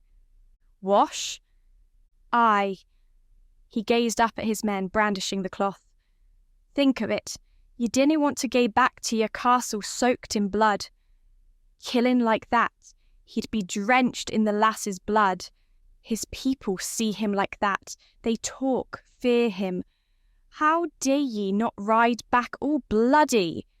But his clothes would be wet, and ye canna get blood out that easy." Greer nodded grimly. "He kills them while he's naked." The clansmen's jaws both dropped. "Nay, Laird, that canna be true." "Strips himself afore he slaughters them," Greer continued, staring at the cloth. "Walks here to his horse, washes with this, then dresses himself to ride home. No one be suspicious o' their laird then." "That'd be sick." "Aye, but this isna proof it be the Earl of Primshire." Mounting back up, Greer and the two clansmen followed the hoof prints further south, discovering they led straight to the Primshire estates. Sitting in his saddle, staring at the distant castle, almost invisible under the lowering grey clouds, Greer knew the tracks leading were not evidence enough that it was the Earl himself who killed the women, though he knew deep in his gut that it was. "It could be a lord in his household," Greer muttered. "A soldier, even. We must ha' proof it be him." Reining his horse around, Greer and his clansmen rode north, back into Scotland and toward home. Asterisk, asterisk, asterisk. Riding into the castle bailey, deep in his thoughts about finding the murderer, he was both surprised and delighted to find Myra there awaiting him. Dusk had fallen, and she carried a tallow candle that illuminated her beautiful face. Around her slender waist was a simple leather belt, and the dagger she'd won from Jared in a sheath at her hip. Only a few grooms were present to take his horse, as the rest of the castle occupants were headed indoors for supper. Dismounting, he grinned down at her. "Ah, lass, ye be a goodly sight for these troubled eyes." Myra stepped closer to him. Was it bad?"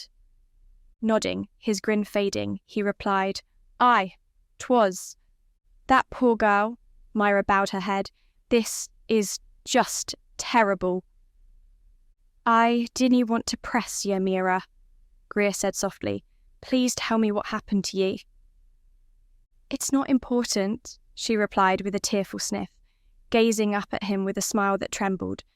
"What is happening to those women is—" "Ye dinna ken if it be important or nay," he said, trying his best to persuade her. "For all we ken, ye be the only lass that's been attacked and survived." For a long moment he thought he had won, that she would tell him who had hit her in an attempt to kill her, then left her for dead. Myra shook her head, her hair tumbling around her shoulders. "I cannot. It brings back the horror, the terror. I cannot relive it, Greer. Please understand." Greer nodded and tucked her under his arm to head into the castle.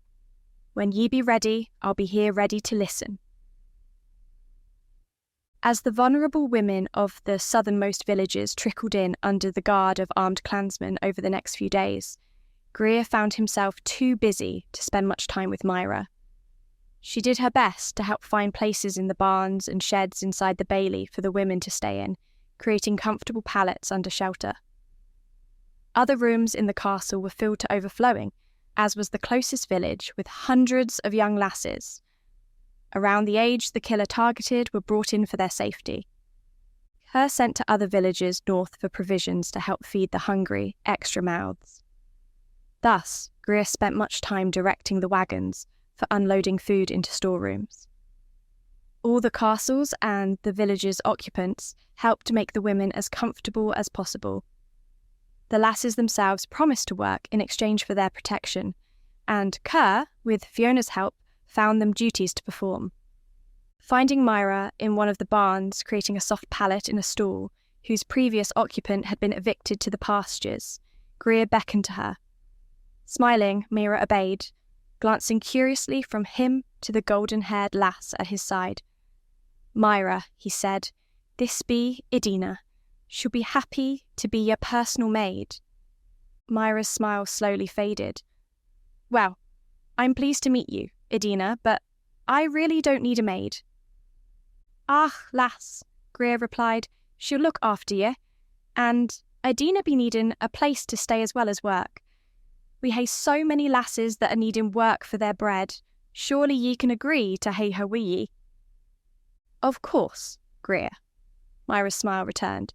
"Just don't call yourself my maid, and we'll get along just fine." Idina grinned. "If that be pleasing to ye, Myra, I will know I—" Myra held out her hand to the blonde lass. "Then come along. Fiona and Kerr insisted I take these huge guest apartments, so there's more than enough room." Chatting away happily, the two left Greer to watch them depart, feeling satisfied. From the way they looked at each other, he suspected they'd be fast friends within hours. Myra had the sweet nature that infected most anyone who met her with instant friendliness. In the short time she had been in the castle, she already had a passel of young lads following her wherever she went. People smiled upon seeing her, called her by name. Turning, Greer went in search of Jared and Gavin and found them idling, leaning against the wall of the bailey and staring at the small army of young women inside it. "Come on, lads," he told them. "We need to have a talk." He took them to his own sumptuous quarters in the castle, poured them ale as they sat in chairs near the small fire on the hearth. Seating himself with them, he said, "We need to plan a strategy for finding this killer, whether it be the Earl of Primshire or nay." Jared drank from his pewter mug and wiped his mouth on his sleeve. "Ye got anything in mind, Greer?" "Find a volunteer to go into Primshire Castle and watch the Earl." Jared and Gavin glanced at one another in disbelief. "Ye think it be that easy, day, yeah?" Jared exclaimed. "Aye." Greer drank his own ale. "We dress our man as a Sassenach man-at-arms, blends in with the others." "But we Scots hear a distinct accent, Greer," Gavin protested. "Primshire be rabid about us Scots. He'd ne'er permit it." Greer nodded. "I ken it. Could we find a Sassenach willing to help us?" "None that we can trust." Jared shook his head. "Can a man-at-arms be a mute? Ne'er talk?" Greer rubbed his scar thoughtfully. "Unlikely. But what if our man hae an Irish accent?" Jared nodded. "That may work, Greer. But who here can talk like an Irishman?" "I think I know a good lad who can," Gavin replied, frowning slightly. "Name's William Murphy, his Derby Irish. When he talks, he sounds more Irish than Scots." Greer brightened. "And he be a solid lad loyal?" "Aye, but he nae be a soldier, Greer. He be a blacksmith in the village." "That be all right," Greer replied, thinking that his plan might actually work. "He just needs to dress like one and spy on Primshire, follow him, but he has to think on his feet. He needs to be smart." "He be a smart lad, Greer. I'll ride to the village and fetch him, so you may hae a talk with him. Day, that." Gavin finished off his ale and departed quickly, leaving Greer to gaze at Jared. Could this work? Jared shook his head. "We all the lasses be gone from the villages, he hae nae victims. Having this Murphy lad follow him as he hunts will nae help, as he hae nae one to kill." "Perhaps nae, but Murphy can still get us information on the Earl, talk to people in England, maybe ask around the villages about him. Perhaps he killed in England before heading north to hunt his quarry." "And what if Murphy gets killed?" Jared asked, his tone soft.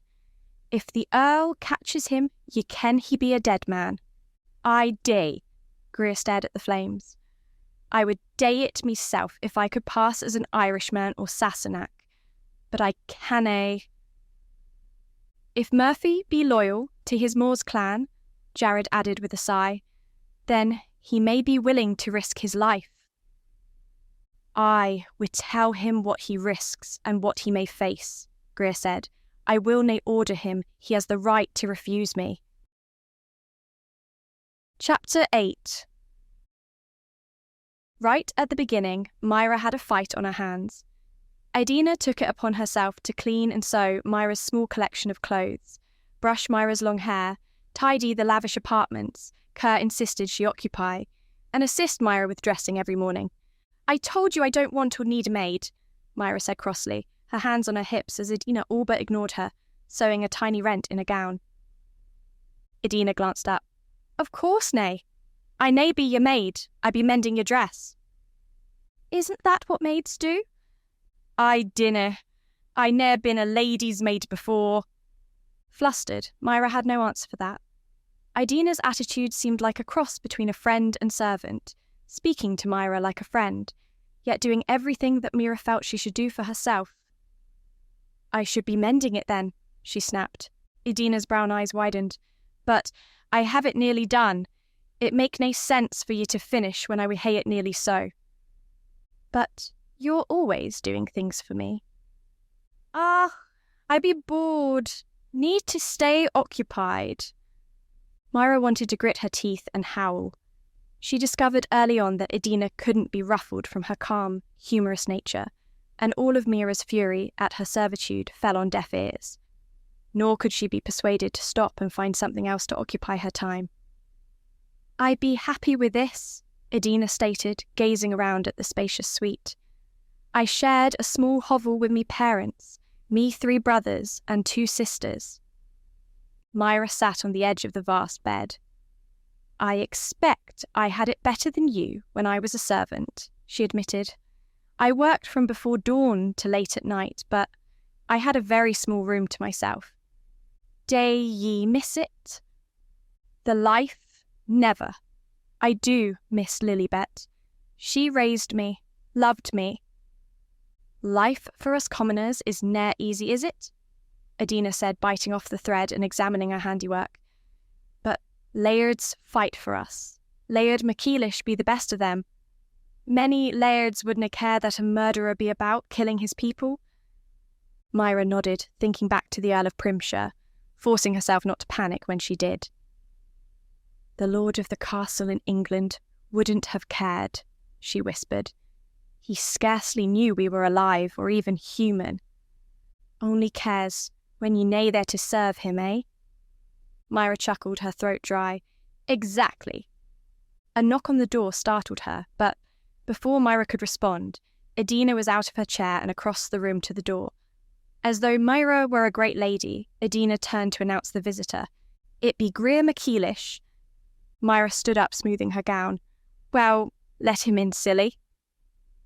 Greer's shaggy red head emerged first, as though hesitant, inspecting the room as if fearing a trap. Idina stood respectfully aside to permit him entry as he finally came all the way in.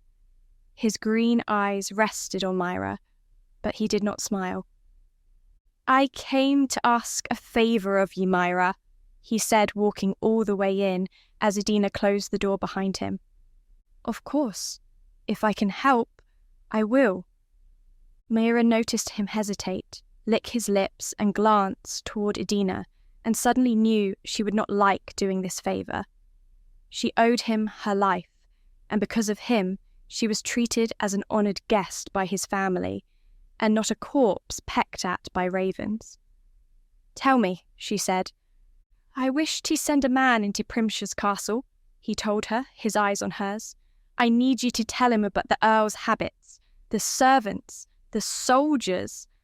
Relief etched its way through her. "Do you want me to come right now?" Greer smiled, his own relief clear in his smile, his relaxed visage. "Aye." Walking toward him, Myra said, "Perhaps Edina should come along as well. Keep her from doing things she shouldn't." "Ah, nay," Edina replied, opening the door for them. "I ken little about earls and castles. I must catch up on me rest, I days." Myra spun on her. "Then rest, and for heaven's sake, I do not need another dress mended or the bloody rooms cleaned again. Leave me with something to do, will you?" Edina smiled easily. "I might perhaps permit you to trim your nails." Myra stalked out the door with a long, drawn-out groan. "This is your fault," she snarled under her breath as the door closed gently behind Greer and herself. "Me?" Greer asked as he strode beside her down the corridor. "What did I do?" "You told her to be my maid, when I expressly told you I didn't want one." "Ah, that. Well, I think she'd be good for you now." "Dinna you like her?" Myra spun on him. "Of course I like her, you red-headed frog. But I don't want a friend waiting on me hand and foot. I can do for myself." She didn't much care for the sly grin that stole over his mouth, his green eyes glinting. "You be a stubborn wench," he said, bending his head towards her. "But you need a maid, and she needs ye." Myra felt his lips close over hers, a soft kiss that sent a sweet thrill running through her. She leaned into his mouth, savouring her first kiss, feeling his affection for her, her sensations reeling from the force of her own emotions. A half-thought, "Is this love?" traipsed through her mind as he withdrew his mouth from hers. Myra promptly slapped him across his cheek. Greer straightened with a yelp. "What ye day that for?" he asked, rubbing his skin. "I ken ye liked it. I ken ye did." "Never kiss me when I'm angry," she snapped, "and right now I'm furious." "I expect I will ken better next time," he replied, his grin returning. "Will ye accompany me to me chambers? Gerard, Gavin and me to be waiting. Perhaps I should have a chaperone. Mim'll be on her way." Fiona had gotten there ahead of them and sat primly in a chair beside Kerr, with Gavin and Gerard seated nearby. Myra discovered the only stranger was a stout, heavy-set man wearing the quilted leather surcoat, sword belt, sword, dagger, leggings, and stout boots of an English man-at-arms. He seemed uncomfortable in his attire, yet proud at the same time. "Myra," Greer said, "this be William Murphy. He have agreed to go to the Primshire Castle and learn about the Earl. Will you tell him what you can?" Myra nodded, taking a oiled chair next to Fiona. "What do you need to know?" For the next 2 hours, she answered questions about the Earl's habits, his temperament, his soldiers, the layout of the castle, his seneschal, Lord Avery, the village and the villagers. "Had there been any mysterious killings in the village?" Kerr asked her at one point. Myra thought back, remembering. "Yes, there was. Lord Platt, the son of the Earl, now the current Earl, discovered the body of a girl he claimed was torn apart by wolves. Yet, no one at the castle or village had heard of any wolves in the area. And, well, they said wolves don't do things like that.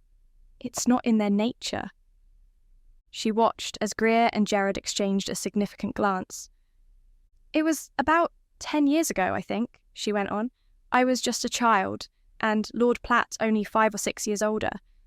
The old Earl kept his son in confinement for years, but I hardly knew what that meant.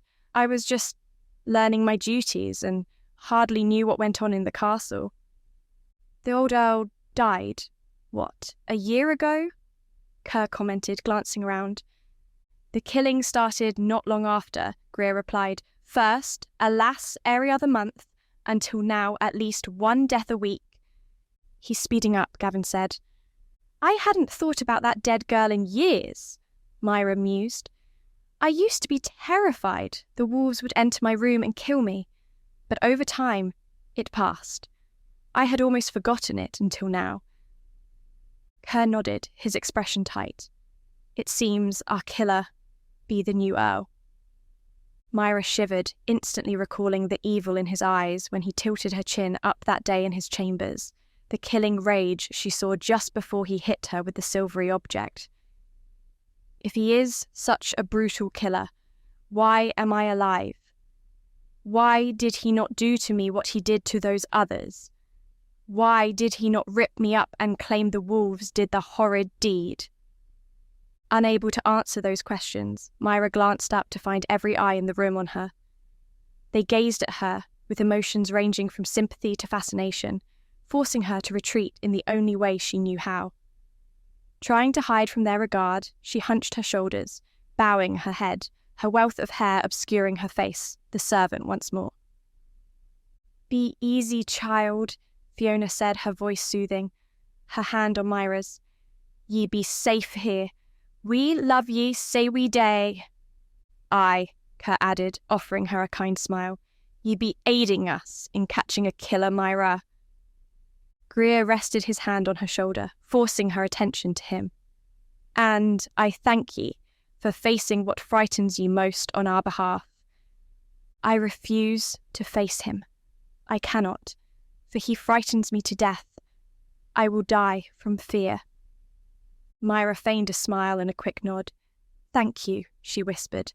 Do we have enough information to send William Owen his way? Kerr asked, glancing round. William, do you have any questions for Myra? The stout man shook his head. In a brogue that reminded Myra painfully of Lilibet, he replied, Nay, Laird, I be ready. Greer leaned forward. Ye be risking your life, William, he said, his tone earnest. Ye can refuse, ye hae the choice.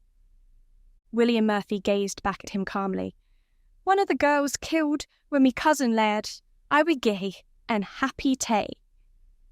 Kerr nodded.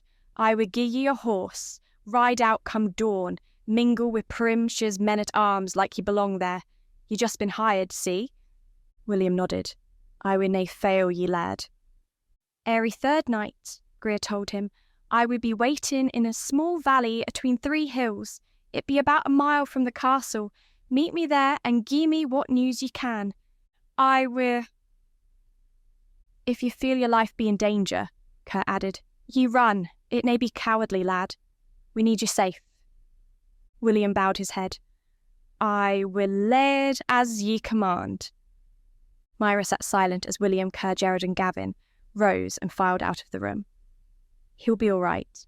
The Lord does not know faces, only sees numbers. He will not see the spy among them. Though she convinced herself of that, she knew William Murphy now rode into terrible danger. Asterisk, asterisk, asterisk. Unable to sleep that night, Myra tossed and turned in the wide, soft bed, feeling at first hot, then cold. When she did catch some sleep, nightmares haunted her, the Earl's icy eyes staring into her own, the evil in them jolting her awake. Sitting up, sweat dripping from her cheeks, she gazed out the window at the moon's half-light. It had already begun its descent into the west, the stars above informing her hours would yet pass before the sun rose. In the other room, she heard Edina's light snores drifting to her from just on the other side of the wall. Rising, she padded across the room to the window and leaned against the sill to stare out. If she glanced up and to her right, she could see the dim shadows of the guards on the parapets, pacing off their rounds.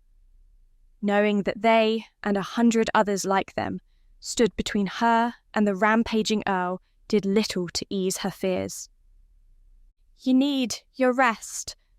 Myra didn't turn at the sound of Edina's voice, not even surprised that the blonde girl woke. I cannot, tonight. She heard the girl's light footfalls on the rugs, then felt her hand on the small of her back. You fear him? Her mouth dry, unable to speak. Myra nodded. He be as evil as the devil himself. Edina murmured from beside her. Ye should fear him, I day.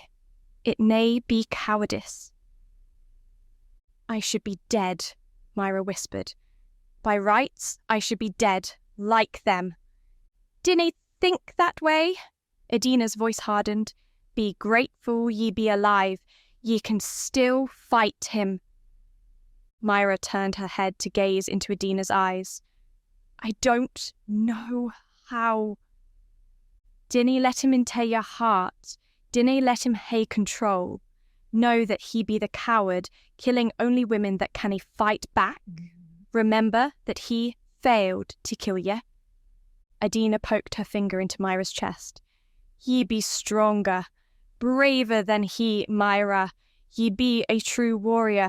Remember this. Myra stared out the window at the stars. I'm just a servant girl. Aye, Edina agreed, if that be what you tell yourself. I can be a warrior? If ye wish to be. Edina's right. He failed in killing me. He can be weak if I can be strong. If I can be stronger than he is, I can defeat him. Greer will teach me to fight, Myra went on, staring up. I will be a warrior, and only your fears will hold you back. Are you afraid, Edina? Nay, nay any longer. Groping for the other girl's hand, Myra clasped it. We will be fearless and strong together, you and me. Chapter 9. 3 nights later, Greer, Jared and Gavin sat in the hiding spot where the hills conjoined, waiting for William's first report. Gavin lay on his belly on the hilltop, watching and listening for anyone arriving on horse or on foot. At last, when Greer feared the worst, Gavin leaped and jumped back down the hill to land near Greer. He be coming, he said. I saw him. Sure enough, his hand on the hilt of his sword, William rounded the base of the hill and saluted Greer. Laird, I ha' begun to fear for ye, lad, Greer said, his hand on William's shoulder. Hae ye any news for me? Nay say much as the evidence ye need, William replied, but his lordship's soldiers live in terror of him. Greer sucked in his breath. They day indeed. Aye, the castle servants dinna see him, and the butler and head housekeeper keep them from kenning too much. The men-at-arms be chosen to ride with him, fear he may turn on them, and slay them where they stand. Hae he killed any? William nodded. He did, a month back, tied the poor bugger to a stake, and ordered the others to shoot him full of arrows, for nae reason they can He day like to kill, Jared commented. Any rumours or talk of him stalking and slaying Scottish women? Nay, nay that I ha' heard, but he be full of venom toward the Scots. It be told that Laird Pratt be kidnapped as a wee lad, beaten a little, frightened out o' his mind. He were recovered by his da, and he grew up blaming the Scots. But nae evidence were found that any Scot did the deed. There be his hatred of Scots, Greer said with a sigh. Are ye at risk in there, William? Nay, his men-at-arms desert, then others come to take their place, more coming and going than a tavern. Good. And your Irish accent be passable? William's teeth shone under the light of the stars as he grinned. Aye, I be asked where in Ireland I be from. Greer chuckled. Just keep your head low and your eyes and ears open. If Primshire day ride out at night, try to follow him. See what he is up to. I will when I can, Laird. I often had guard duty o' nights. This night I be off, fortunately. If ye hae duty when ye be needed to meet me, Greer said, his tone thoughtful, ride out here and stack 3 stones. That way we ken ye be safe and canny meet us. I will. Now, get Owen back afore ye be missed, William. William offered him a quick salute, then trod quickly around the base of the hill and disappeared. Though it was late in the evening, Greer decided it was too risky for themselves and for William to remain in England, even in this secluded spot. Tightening loosened girths, the three of them mounted up and rode north to Scotland. The eastern horizon over the rolling moors had tinged pink as Greer, Jared and Gavin clattered into the bailey of the MacEilish Clan's castle. Both Greer and Jared yawned continuously, while Gavin rode slumped in his saddle, all three exhausted. Turning his horse over to the grooms, who had just awakened to begin their day's work, he pondered a quick bite in the kitchen and then a nap for a few hours in his chambers. That plan died in infancy, however. No sooner had he entered the castle proper when his father's close friend and cousin Leith trotted across the main hall towards him. "Thank God ye be back, lad," he said, his breath hurried. "You'd be taken ill." Fear sank into Greer's gut like a sword blade. "Ill? What happened? To be strong as a bull?" "I ken." Leith took his arm to hustle him up the stairs toward the upper levels of the castle, where the apartments where Greer's parents resided. "He fell ill shortly after dining last night," Leith told him as they took the stairs two at a time. "Your Moor and the Sassenach lass be with him all night." "What is wrong, exactly?" "Fever, chills, he vomited up his meal, but none since. Very weak." Greer stopped at the door to his parents' chambers, his hand on Leith's arm. "Could he be poisoned, Leith?" Leith grimaced, dragging his hands through his short, dark hair. I be thinking it, Greer, as day your more." Greer knocked on the door, then opened it before anyone could answer. His sire's manservant offered him a short bow, as Greer and Leith stepped into the antechamber, seeing his mother and Myra seated in chairs in the bedroom. Both glanced up as he and Leith entered, relief spreading across their tense, worried countenances. Walking softly across the flagstone floor, partially covered in thick hides and woven rugs, Greer stepped into the bedroom and glanced at the bed. Kerr lay in it, covered to his chin in a light blanket. He slept, yet his skin had waxed pale and sagged off his cheekbones. His breath came and went in ragged gasps, his hand atop the coverlet clenched into a fist as though he were in pain. Greer swallowed hard, seeing him in such a condition, his heart wrenching at the thought that Kerr might actually die. "The apothecary from the village is on her way," Fiona said, her tone hushed. "We suspect poison, Greer." He nodded shortly. "Aye. No one else took ill?" "None." Finding a vacant chair, Greer sat down and took Kerr's hand within his own. It felt cold, as though the life were already leaving him. "If this be poison," he said slowly, "how did he come by it?" Fiona answered, "We think in his wine, lad. We searched last night and in Tay this morning, but one of the servants be missing." Greer raised his head to stare at his mother. "Which servant?" "A man named Silas," she answered, watching Kerr's face. "He be new to the household, but a Scotsman?" Knowing how an accent might be feigned, Greer wondered if the man was planted in the household for just this purpose. To kill the Scottish laird closest to the Primshire estates. He glanced at Leith. "Find him. Bring him to me. Alive, if possible." Leith nodded. "We already hayride a searching, Greer. But I would join the hunt." "I would as well," Greer said, standing. "I be of no use here. By your leave, more." "Find Silas, lad," Fiona said, staring up at him, her green eyes as hard as emeralds. "He will hang for this." Myra also stood, her large blue eyes on Greer's as he started to head for the door. "Have faith, Greer," she murmured, taking his hand.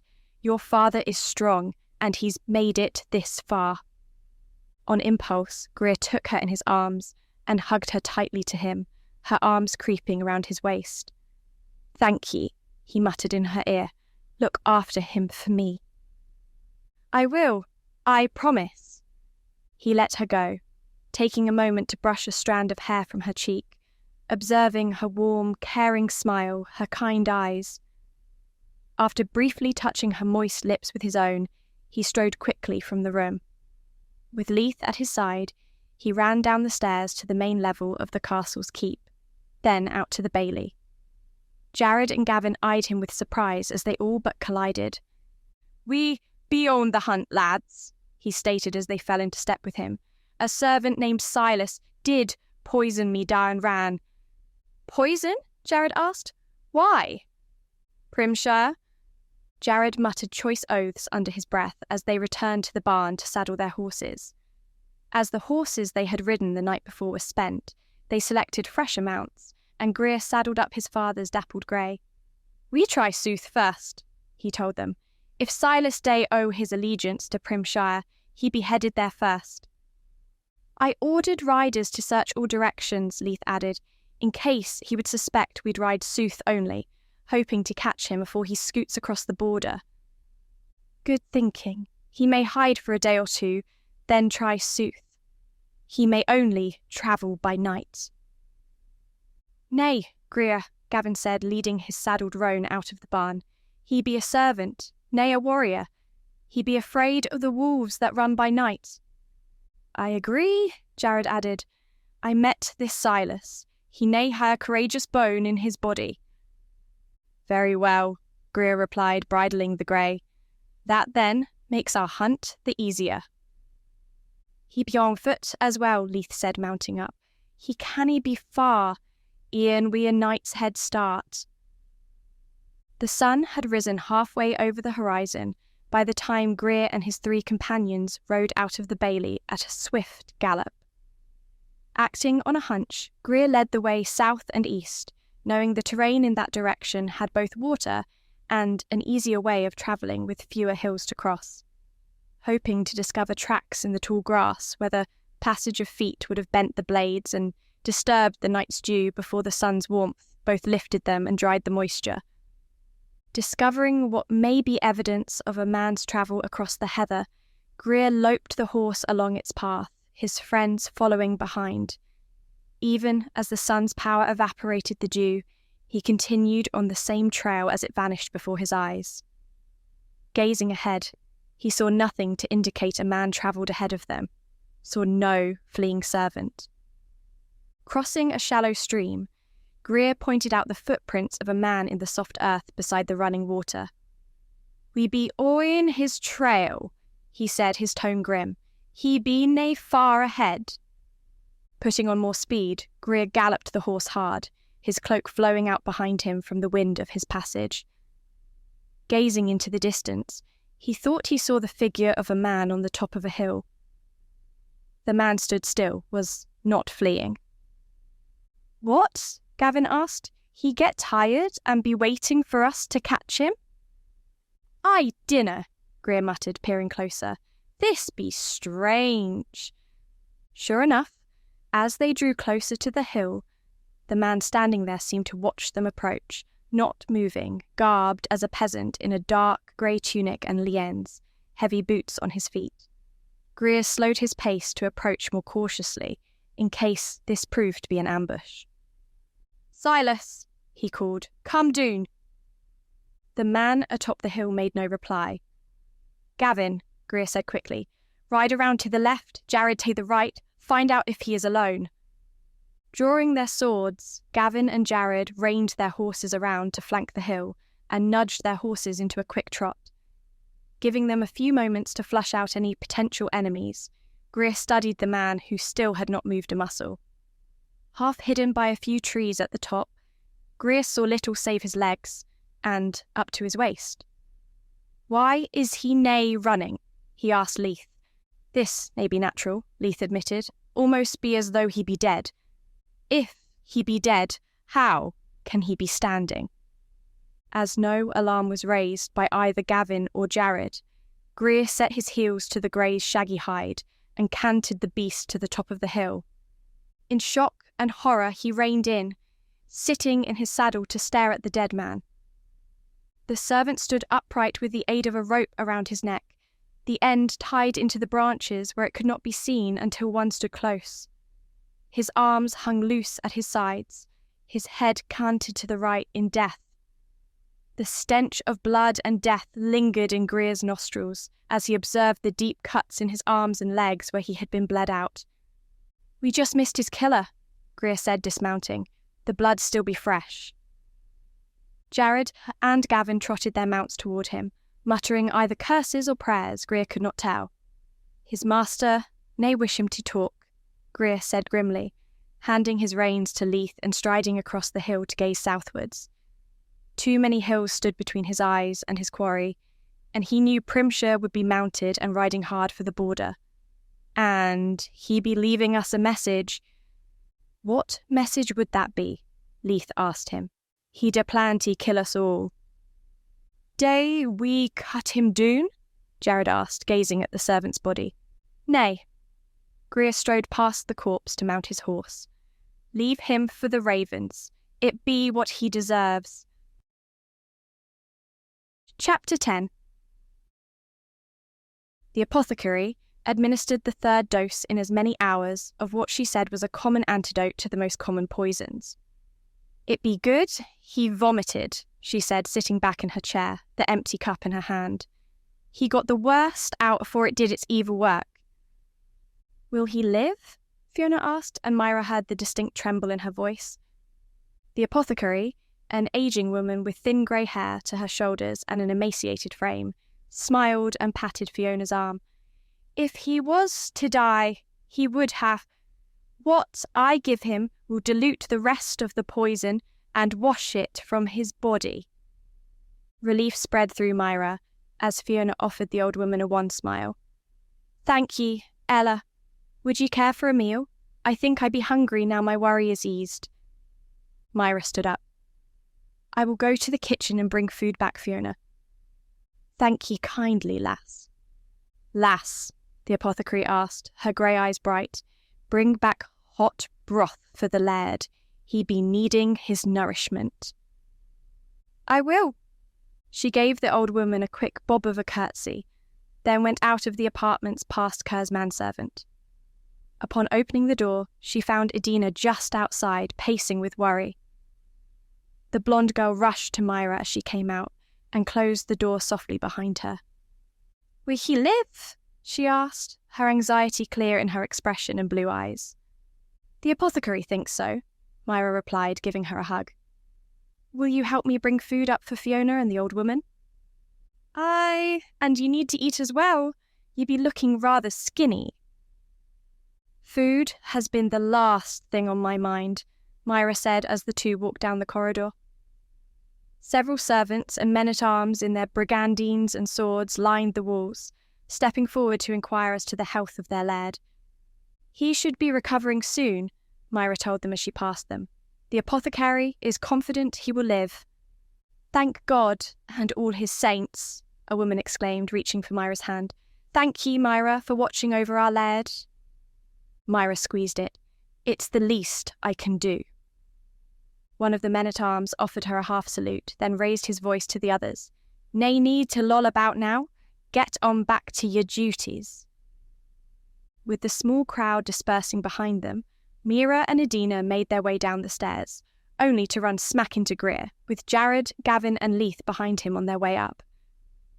Greer grasped her arms, appearing exhausted and dishevelled.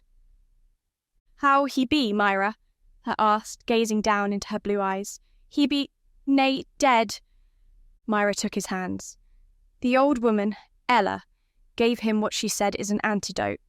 She thinks he will be fine. Greer closed his eyes and muttered a prayer as the others grinned and slapped him on the back. Go up and see him, Myra said. Edina and I are going to the kitchen to fetch Fiona and Ella food. We'll bring enough for you as well. Aye, lass, Greer replied with a smile and brief nod. Thank ye. Did you find the servant? Aye, Greer breathed, a grimace replacing his smile. His master got to him first. Myra went still, her mouth dry. He was killed. Aye. As Greer suggested Jared and Gavin get their own meal and rest, Myra stared into space. The news that the Earl of Primshire so cold-bloodedly murdered his own agent had struck her hard. If he can do that, can he not get to me as well? Will his long arm reach out across the miles and slay me even inside the safety of this castle? Her stomach quivering with fear, she tried hard to hide it as Greer turned to watch her closely. "Ye be all right, Myra?" he asked. She feigned a smile. "We'll just go get the food. Go on up." He nodded and ran up the stairs, Leith at his side. On feet she barely felt, Myra went to the vast, hot kitchen with its many ovens and stoves to ask for food for the Laird's wife and hot beef broth for the Laird. Under the stern eye of the cook, the assistants loaded platters of warm roast beef, leg of lamb, fried chicken, hard cheese, bread, butter, the broth, and a pot of tea with cups. Glad to have Adina help her, Myra took one of the laden trays while Adina bore the other and returned up the broad staircase to the Laird's apartments. Once inside, she and Adina set their burdens on tables. Though Fiona insisted she not, Myra and Adina served up the food to her, Greer and Leith, as Ella placed a cup of the broth to Kerr's lips. He drank it down, his throat bobbing as he swallowed. "I be feeling a mite better," he said when she took the cup away. "Weak as a babe." "Do you wish for food, Kerra?" Myra asked him. Smiling a little, he nodded. "A wee bit bread and cheese would gae do nicely, lass." Setting the food in his hands, she made her own meal of the chicken and the bread, and took a chair beside Greer to eat it. In the short time she had delivered the food, he had devoured half of his plateful and reached for more from the tray. He grinned sheepishly at her lifted brow. "I be hungry." "I expect so." "Did you catch the servant who did this to me, Greer?" Kerr asked as he slowly chewed his bread. "Nay, da," he replied, his mouth full. "Primshire executed him, left him for us to find." Though she had already heard about it, Myra inwardly quaked anew. Then, recalling her conversation with Adina, she reached for the courage Adina told her she had deep within her. Stilling her inner trembles, she glanced up to find Greer's eyes on her and gave him a smile and slow wink. "I must be confident. I must be brave. I must not let him control my fears or what is in my heart. He cannot win." "Whenever you are rested," she said, "I'm ready for my lessons." "Riding?" Fiona asked. Greer nodded. "That and how to handle that knife she carries." "We all that be happening," Fiona said. "Perhaps many lasses should be learning to defend themselves."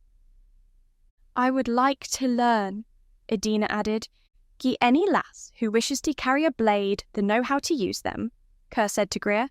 "Organise teachers for them, lad." "I wish—" Greer stood up, giving his sire a small bow. "I need a wee bit of sleep first, Star. By your leave." Kerr waved his hand in a dismissive gesture, then closed his eyes. Greer briefly touched Myra's cheek and nodded to Fiona and Ella. "Till later. Asterisk, asterisk, asterisk." A few hours later, Greer organised a few men-at-arms to train the women who volunteered to learn basic skills with a blade. The huge Scottish broadswords were far too heavy for a girl to wield, and a bow too powerful to draw, so they opted to learn how to protect themselves with a dagger. Only about 30 women and girls from the castle and villages wished to train, the others refusing. Dividing them up into 10 groups of 3, each taught by a skilled soldier, Greer handed his students, Myra and Adina, wooden practice blades. Spreading out in the meadows outside the castle's ramparts, Greer showed them how to slash and stab, what parts of the body were most vulnerable, and which blows would be nearly ineffective. "Dinny try to overwhelm your enemy," he said. "He would be bigger than you. Strike with speed, cut, get out of his way. Move quick, move fast, slash at his privates, his vitals, his throat if ye can. Cut his leg at the groin, and he would bleed out faster than he can chase ye doon." Wearing her lightest gown and one that gave her freedom of movement, Myra clashed her wooden blade against Greer's, trying to stab and slash him, and never touching him, for he forever danced out of her reach. "Ye must nae follow him up," Greer told her when she tried to pursue him. "Make him come to ye, be ready. Watch his chest, nae his weapon. His chest would tell you where he be moving to. He would always switch his blade to his other hand." As Greer closed in on her, Myra ducked under his swinging blade and slashed him across his belly while spinning out from under his arm. Greer stopped, his grin flashing wide, happy. "That be exactly right, Myra. Idina, it be your turn now." Panting, Myra watched as Idina practiced her knife play against Greer, studying what they both did as well as the mistakes Idina made. When Idina landed a cut across Greer's shoulder, he stopped and praised her. Then it was Myra's turn again. Discovering that though Greer was bigger and heavier than she, Myra quickly learned how to use that to her advantage. As he slashed at her throat with his blunted weapon, she danced backwards, feigning a stumble. Greer advanced on her, charging forward, only to find she had stepped lightly aside, then stabbed him in the back. This time she earned not just praise, but a hug and a quick kiss on the mouth. "Ye be doing excellent, Myra," he told her, "but ne'er let that gae to your head. Never be cocky, never think the fight be done till your enemy be dead at your feet." Mock fighting for hours left Myra bruised, weary, and with blisters on the palms of her hand, but satisfied and confident. As dusk crept across the moors, the instructors and their students ceased their lessons and wandered back into the bailey for the night. With Greer's arm over her shoulders, Myra stuck her wooden blade into her belt and walked into the vast dining hall. Fiona presided over supper, informing Greer and Myra of Kerr's prognosis. "He is much better now," she told them as they took their places at the high table. "Ella returned to the village, says he would be strong enough in a day or two to leave his bed." "That's wonderful news," Myra told her, sharing a quick smile with Greer. "How did the lessons go?" Her natural modesty, as well as her hunger, allowed Greer to inform Fiona about the training, rather than Myra herself.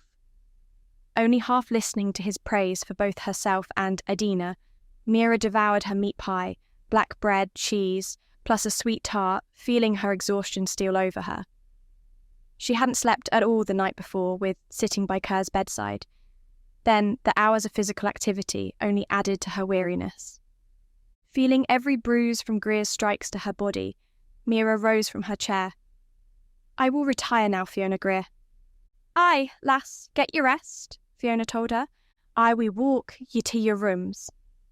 Letting Greer take her by the hand, Myra stepped down from the high table to the floor, strolling past the lines of tables lit by candles as the clansmen and their women ate their food while laughing, talking, quarrelling, or simply dining in silence.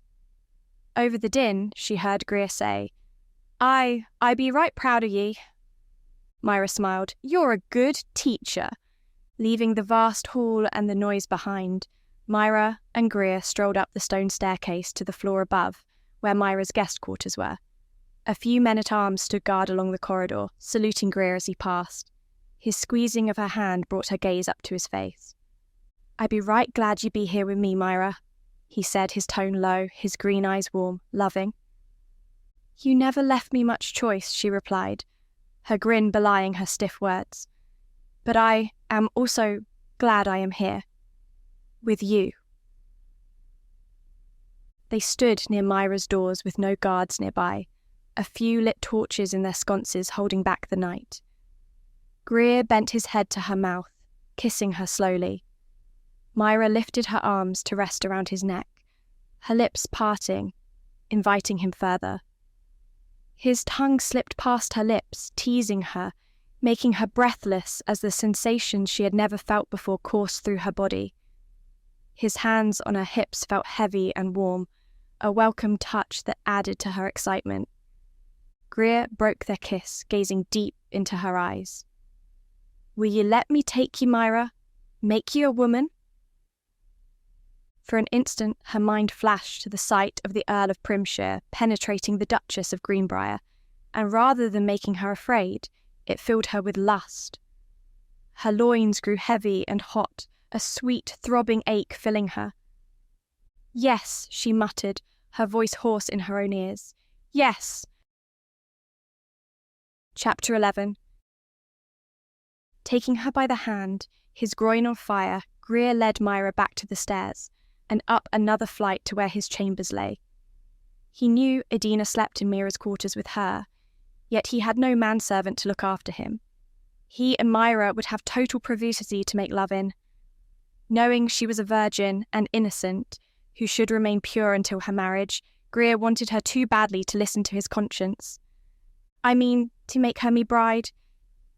He also knew he was falling deeply in love with Myra, not certain if she felt the same, that she was willingly going to his rooms with him with the knowledge of what was to happen made him think she was in love with him as well. Myra was too sensible and too much of a fighter to not resist his advances if she wanted to. Here she was, keeping up with him, her hand in his as he led her to his chambers. She stepped inside ahead of him into the darkened room as Greer softly closed the door. His honour made him speak. "Ye sure about this, Myra?" he asked. "If ye say nay right now, I would take ye back to your rooms and ne'er say or think a bad word about ye." Myra turned to him. In the darkness, he could not read her expression. "Do you love me, Greer? Maybe a little?" "I love ye more than a little. I be falling in love with ye. I think I'm falling in love with you too. But I have never been in love before, so I cannot say for sure." He stepped towards her, sliding his fingers down her arms to hold both her hands. "Though we may hae feelings for each other, dinna make this right. Ye should remain pure until your wedding day." "But I don't want to. I may die before I can be married, and I don't want to leave this world not knowing what it feels like to be a true woman." Pulling her to him, he whispered, "I will nae let ye die, Myra. You hae me oath." "Perhaps I still want this." Bending his head, he kissed her, long and deeply, feeling her body respond to his, relishing the sensation of her full breasts pressed against his chest. Her tongue danced with his, teasing, arousing him to greater heights of lust. Craving to run his hands along her firm, naked body, Greer picked her up in his arms. As he strode towards his bedroom, his mouth clamped down on hers, Myra's arms around his neck. Without stumbling over the furniture, he took her into the big bedroom and stood her on her feet. "Let me day this," he murmured, his fingers trembling as he unlaced her bodice. Myra stood still as he slowly undressed her, her gown sliding off her body into a heap on the floor. She kicked out of her stout shoes as his hands removed the soft kirtle under the gown, adding that to her pile of clothes. Guiding her to the bed, he lay her upon it. He quickly stripped himself of his belt and sword, his tunic, leans and boots, then his small clothes. Free from all constraint, his erection stood out from his groin. "Gimme your hand!" The starlight filtering in through the window, and his night vision gave him enough to see by, as Myra held out her hand to him. Grasping it, he closed it upon his hard shaft. "Feel me, Myra, I will nae hurt ye." "I know!" Exploring, she ran her fingers up and down his length, making him shiver in anticipation. Myra had never been touched before, and he must get her fully aroused if he was to not hurt her at his first penetration. She fingered his balls, making him hiss with lust. She withdrew her hand. "Did I hurt you?" she asked. "Nay, quite the opposite." Her hand came back touching him, feeling him until he lay down on the bed beside her. "My turn," he whispered. Propping his head on his raised fist, lying on his side, Greer ran his free hand up and down her silky skin. He cupped her breasts, running his thumb over her nipples until they grew into tiny pebbles and her breath came faster. Caressing his hand down over her firm, flat belly, he stroked his hand up and down her body, feeling her shiver in delight, getting her used to his touch. Then his fingers roamed further, passing over her loins, her private woman's place where only her hands had ever been before this moment. She gasped, and he stopped instantly. "Day ye nae like it?" "Just the opposite." Greer dipped his fingers between her labia, questing, seeking, finding her moist nubbin. Toying with it, teasing her, He heard her swift intake of breath, felt her body shiver under his attentions. Her legs spread in invitation, her hands reaching for him, pulling his face down to hers. He let her take control, let her kiss him, felt her part his lips and push her tongue into his mouth. Moisture gushed over his fingers, letting him know her arousal was nearly complete. He half rolled onto her, his fingers still teasing her, his manhood pressed against her hip. Myra squirmed under him, lifting her knee to push herself towards him, into his body. "You be ready for me?" he husked against her lips. "Yes," she breathed into his mouth. "Don't tease me." Setting himself over her, pinning her to the mattress, he spread her legs with his knees. Kissing her again, his tongue in her mouth, he set the head of his organ against her wet opening. "I would be gentle," he murmured, kissing her lips, her cheeks, her eyes. "It may hurt. I'm ready." Using his hips, he pushed his manhood in a little deeper, letting her feel him, get her used to his hardness. Myra spread her legs further, lifting her knees, offering herself to him. Working his way in deeper, he heard her gasp, felt her tension in her body. "You be all right?" he asked. "Yes." With short, gentle thrusts, he pushed his way into her vagina deeper, then deeper still. His own lust craved free rein to pump hard and fast, feel her tightness around his shaft, but he kept the urge contained until her body accepted his invasion. He felt her sex spread as he continued to work inwards until he was all the way in. "There," he whispered, lying on top of her. "You are mine."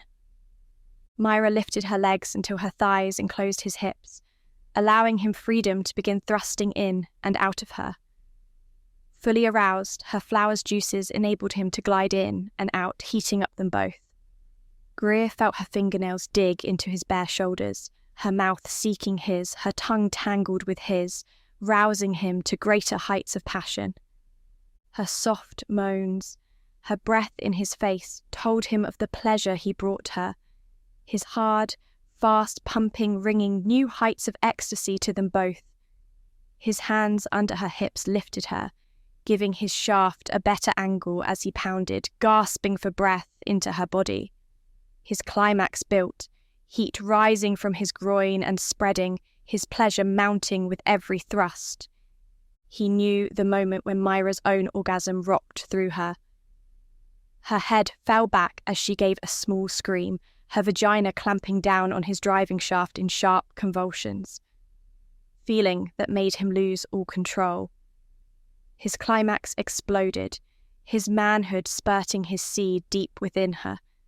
He moaned against her neck, still driving his shaft deep into her, gradually slowing, yet still thrusting hard into her body. Utterly spent, he relaxed fully upon Myra, breathing hard. Her legs slid off his thighs, her arms still wrapped around his neck. "We belong to each other now," she murmured, nuzzling her face into his neck. "Aye," he breathed. "We day." At last he rolled off of her, taking her with him until she lay snuggled into his arms. He lifted himself up briefly to drag the coverlet up over them both. His arm around her waist, her buttocks tucked into his hips, Greer drew in the scent of her hair, of her, resting his cheek against the back of her head. He listened to the slow thud of her heartbeat, her soft breathing, and knew she had captured his heart fully and completely.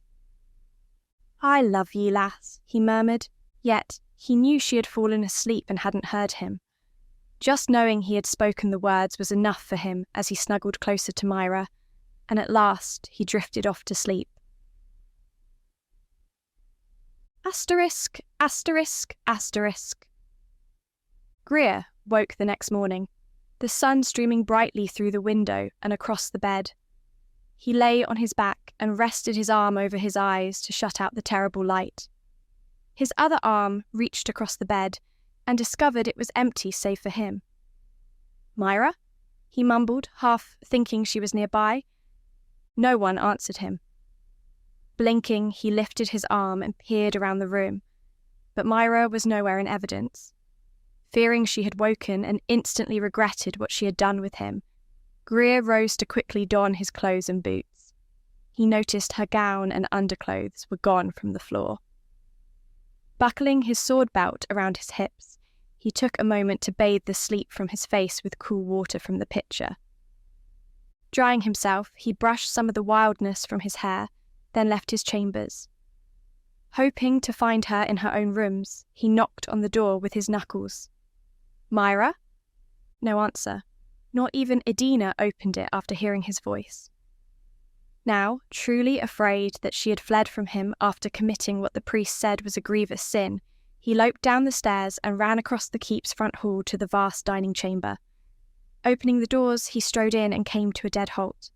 Many people of the castle dined at its tables. Glancing up as he entered, the men offering him quick salutes as the women dipped their chins in acknowledgement as he found his feet and walked past them. Myra sat next to his mother. Edina standing behind her, she broke her fast, ceasing her conversation with Fiona as he approached. Myra's cheeks bloomed with uncomplicated happiness. Her clear blue eyes shone as they gazed at him, her smile for Fiona widening as it switched to him. "Look who finally deigned to join us, Myra," his mother commented, staring down as he strode forward. "Does he always sleep this late?" Myra asked. "Perhaps he is a lazy sluggard." "Ah, nay, dude." Fiona frowned down at him as he approached the high table with a grin. "He should ken better, eh? Perhaps he should work harder. I dinna ken what to day with him." "Of course, he should work harder if he is to be the clan Laird some day." Climbing the steps, Greer took a moment to bow to both ladies. "Forgive me for being tardy more, Lady Myra. I have been weary from much riding and only a wee bit of sleep." Fiona sniffed. "I cannae believe that. Sit yourself doon, lad, and eat. Ye be late enough as 'tis. You'd already been asking where ye be." Greer filled his plate as a servant poured his ale into a pewter mug. "Do be feeling better then?" "Aye. Go see him afore ye begin lessons with Myra." "Riding first," Myra informed him, "then with the fighting." Shoveling food into his mouth, Greer chewed and swallowed fast, barely tasting what he ate. Below the dais, Jared and Gavin ate their meal more sedately, grinning at his discomfiture. They were part of his teaching force, and he mentally planned to rotate students and instructors so that the students could not get used to only one style of fighting. "Ye both start organising the women," he told them, "in the meadow as afore. I be doon after I gae see me da." He glanced at Myra. "Me apologies. We must work with the others first, then the riding." Myra nodded with a tiny smile. "That's all right. Just as long as I get my riding lesson in." "Yewe." After he finished eating, he gave both Fiona and Myra fast pecks on their cheeks, then dashed up the stairs of the keep to seek her. His sire sat on his bed, propped up by pillows, talking with the village headman. The remains of his own meal sat on the table beside him, and he raised a grin upon seeing his son. "I hear you've been teaching the women to fight," he said, grasping Greer's hand. "Good lad.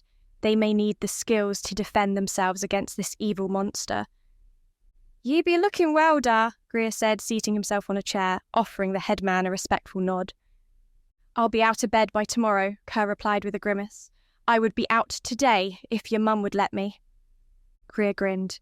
"Resting another day will day ye good." "I've been thinking, lad," Kerr said. "We took the Earl's prey from him, but he may seek another." Cold washed Greer's good mood from him. What prey might he seek next? "I dinna," Kerr replied, shaking his head. "I just feel in me bones that he canna stop killing, even if his chosen prey be nowhere about." "You think he may murder lads now?" "Aye, perhaps. Or older women, married and with bairns." "Christ." Greer ran his hands through his red locks. "This is nay or then." "Nay, lad. Set guards on all the villages and call for warriors from villages to the north, east and west. Send riders out now, lad. We must protect our people. We'll begin closing the gates to the palisades around our village, the headman said. We can set our own watchers as well. Kerr nodded. We canny grant this murderer access to our people. All the towns must set watches and guards, clansmen with them. Nae one gae out after dark, the gates close at dark. Understood? Aye, da. Aye, Laird.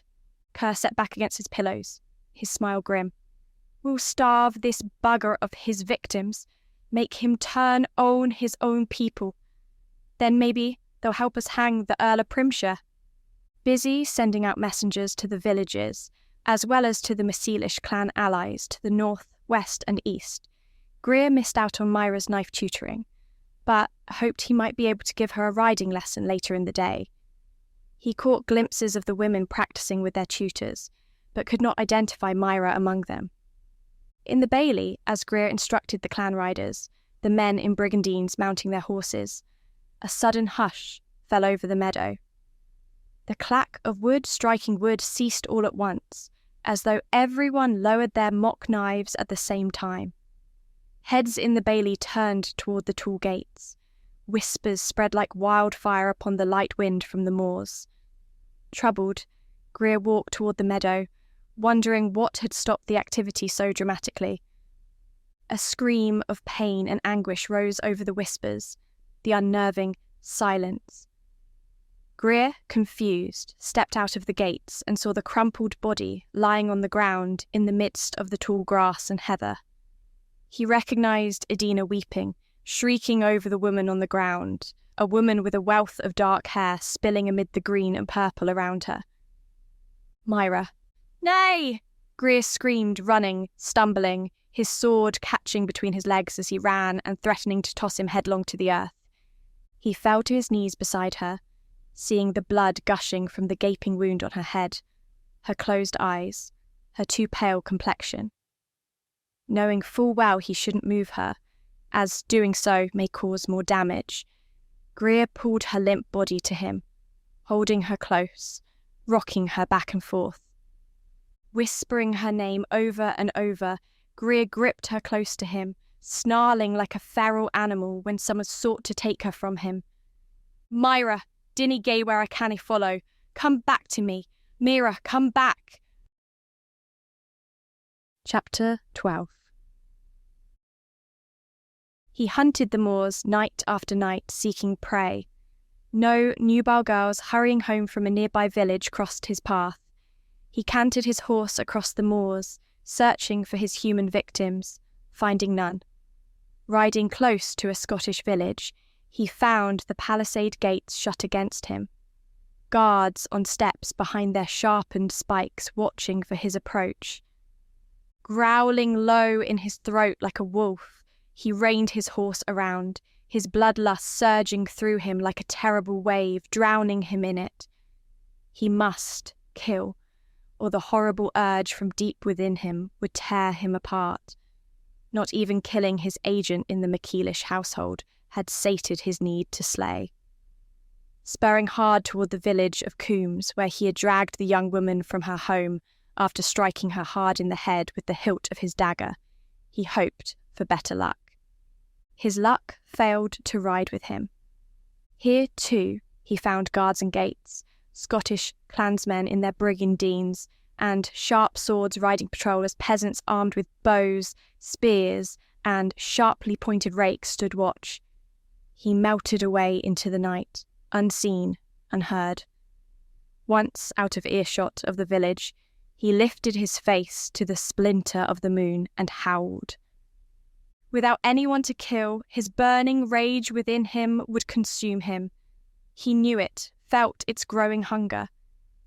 Scots must die, he rumbled low in his throat. I must kill the Scots. He had no Scots to slay. They knew of him now, knew how to protect themselves. Despite the murderous need deep within him, he dared not ride past them, dared not seek out other villages that may not be guarded. He knew they too would be shut against him. the vile clans united to deter if not kill him. They protected their own like the feral animals they were. Defeated, he rode back south, crossing back into England. His need to kill, his desire for blood, unsated, roiled within him, blacking out his mind, his ability to reason. Only when he killed did the darkness within pass, and his ability to think come through. His horse, sensing his black mood, obeyed his every instruction with alacrity and loped across the moors toward his castle. As he had roamed further west than normal, Primshire Castle lay to the east of him.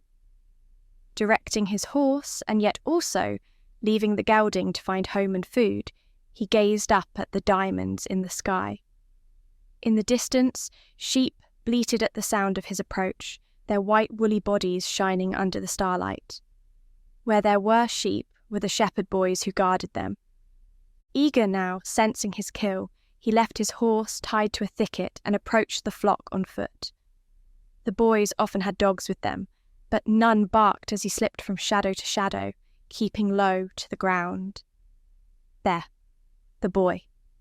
His keen night vision saw the youth napping against the trunk of a tree, his now alarmed flock scattering, bleating in fear. The boy woke instantly, glancing round for the wolf he expected, lifting his sling with the rock already inside its pocket. Creeping behind rocks and thickets, his blade already locked into his fist, he closed in on the one who watched for a four-legged predator and failed to search for a two-legged wolf. His hilt crashed into the side of the boy's head, knocking him unconscious immediately. His lust for blood surging through him, he almost failed to heed his protective instincts. Stripping quickly, he set his clothes aside, clear of blood spray, then waited for the boy to awaken. Naked, feeling the wind off the moors caressing his skin, his entire body on fire with the eagerness to feel his knife cut through skin, he lifted his face to the stars and shut his eyes. How alive he felt, how utterly in control of his fate, his destiny. None could touch him, he knew. None knew who stalked the moors and slayed at will. He was free to hunt his prey, English or Scottish, killing like the wolf he was. The boy at his feet stirred, groaning, and looked up. His eyes widened in terror, the agony of his split head forgotten. Under the starlight and the boy's screams, he went to work. Asterisk, asterisk, asterisk. Lord Marsden Platt, the Earl of Primshire, woke hours after daylight dawned, the muted sunlight shining through the low-lying clouds. Peering at the window, he saw the weather had turned from sunny to a slow, wet drizzle. He stretched under the thick blankets, yawning, then finally rose from his bed. His manservant James stood ready to help him dress, shave, and comb his hair. James had served him for years, and did so in near silence. Primshire never cared for idle conversation, and demanded the man do his work with only the minimal amount of talk. After so many years, James knew what was expected of him, and now had no reason at all to speak. A knock at the outer door raised annoyance in Primshire, but he gestured for James to go answer it. The manservant returned with his seneschal, Lord Avery. Avery bowed low. "Good morrow, my lord," he said. "I apologise for interrupting, but I have a situation that must be brought to your attention."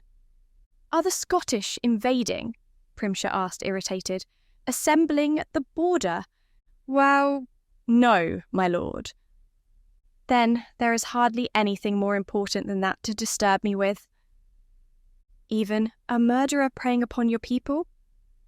Feigning slight surprise, Primshire lifted a brow. "Murder?" He recalled his inability to find a Scottish life to take the previous night, and how he was forced to kill the young shepherd in order to appease the dark forces within him. The blackness in his soul that would rip him apart if he didn't sate its cravings on others. He preferred to hunt the Scottish as they were vile creatures, and not fit to be considered human at all. "Yes, my lord, a young boy guarding his flocks." Primshire snorted with derision. "You trouble me with the death of a peasant boy? A serf? He saw Avery's lips tighten in disapproval, but he gave no other outward show of his emotions. "The boy served you, my lord, by protecting the sheep that bring you income. He was, after all, a life." "What makes you so certain it was murder?" Primshire asked. "Perhaps a pack of wolves killed him." "No wolf I know carries, or kills with a dagger, my lord," Avery replied calmly. "Would you care to inspect the body before it is turned over to his grieving family for burial?" "No, I would not. Seeing a corpse before breaking my fast might quite turn my stomach." "By your leave then, my lord, I will see to it." Primshire didn't answer as Avery bowed low and turned to walk out the door. Mildly curious, he strolled to the window and gazed out and down. His rooms in the keep looked out over the bailey, and far below he saw a cluster of men-at-arms and peasants in drab clothing, wool scarves over their heads to keep off the rain. Cries and the sounds of weeping drifted up to him as they gathered around a small cart pulled by a donkey, a wrapped body inside it. Even from this height, he saw the dark blood staining the pale cloth. He felt a small sting of regret, never guilt, over the boy's death. The Scottish heathens were to blame. If they hadn't closed themselves away, cut off his supply of victims, he would never have had to turn on his own. They don't deserve to live, and I should have the freedom to mow them down like barley. After dining hugely to break his fast, Primshire strode out into the bailey, wearing a heavy cloak and hood to keep him dry, ordering his grooms to saddle his horse. The serfs had taken the boy's body and were gone, leaving him to wonder where else he would find a victim the next time the urge to kill came upon him. They came faster now, days after his previous kill, whereas it used to come upon him once a month or so. His men-at-arms saddled their horses in preparation to accompany him, the dreary weather dampening their usual banter and talk. Or perhaps it was the boy's death that robbed them of their cheer. It didn't matter to him anyway. He preferred them silent. Mounting his tall chestnut, his escort already in their saddles, Primshire set his spurs to shaggy red hide and loped out of the bailey. He enjoyed riding out across the moors, observing the lands and villages that belonged to him, brought silver and gold into his coffers, made him one of the richest men in northern England. On this day, however, he found a pair of riders crossing the hills towards him, a small banner over their heads flapping in the breeze they made. Strangers. Reining in, he waited for them to approach, at last recognising the royal crest of England on the banner. Emissaries from King Edward. The pair halted their mounts a short distance from him. One stood in his stirrups to call out, "We seek the Earl of Primshire." "I am he." "May we approach, my lord?" "You may." Walking their horses towards him, the foremost introduced himself after a short bow from his saddle. "I am His Majesty's royal courier with a message for you, my lord." Primshire nodded. "Speak." "His Majesty has received complaints from the Scottish King regarding a series of murders conducted by an Englishman in Scottish lands." Feeling his blood run cold, Primshire stiffened, his eyes narrowing. "How can my work be reaching the ears of King Edward? What has this to do with me?" "His Majesty charges you with locating this killer and hanging him, my lord," the courier replied. "Leaving this murderer roaming free to kill the Scots will risk the tenuous peace England has with Scotland." "How does His Majesty know for certain an Englishman is doing this?" he demanded. "Perhaps a Scotsman is committing these crimes."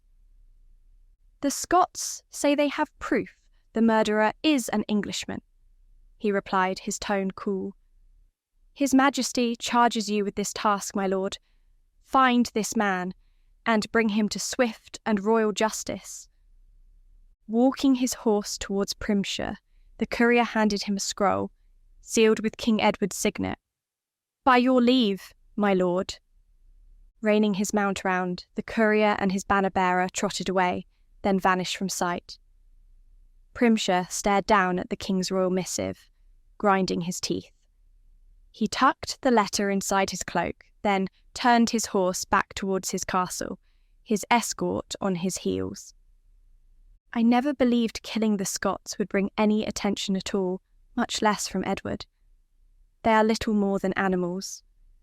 Pondering his dilemma, he knew he couldn't just accuse a man, claim he was the murderer and hang him, for his innocence would be proven once Primshire started killing again. Nor could he simply stop. The urge to slay was far too powerful for him to control now. Not heeding the need to kill would destroy him. He knew that as well as he knew the sun set in the west. I cannot let it destroy me. I cannot. Chapter 13. Greer refused to leave Myra's side as she lay unconscious once again and tended by Fiona. Seated in a chair beside her bed in the guest chambers, he gazed at her waxy pale features, her closed eyes, the thick bandage on her brow. From Fiona's tense expression, he knew Myra's condition was far from good. 2 head injuries too close together, she murmured, clicking her tongue. I dinna like it.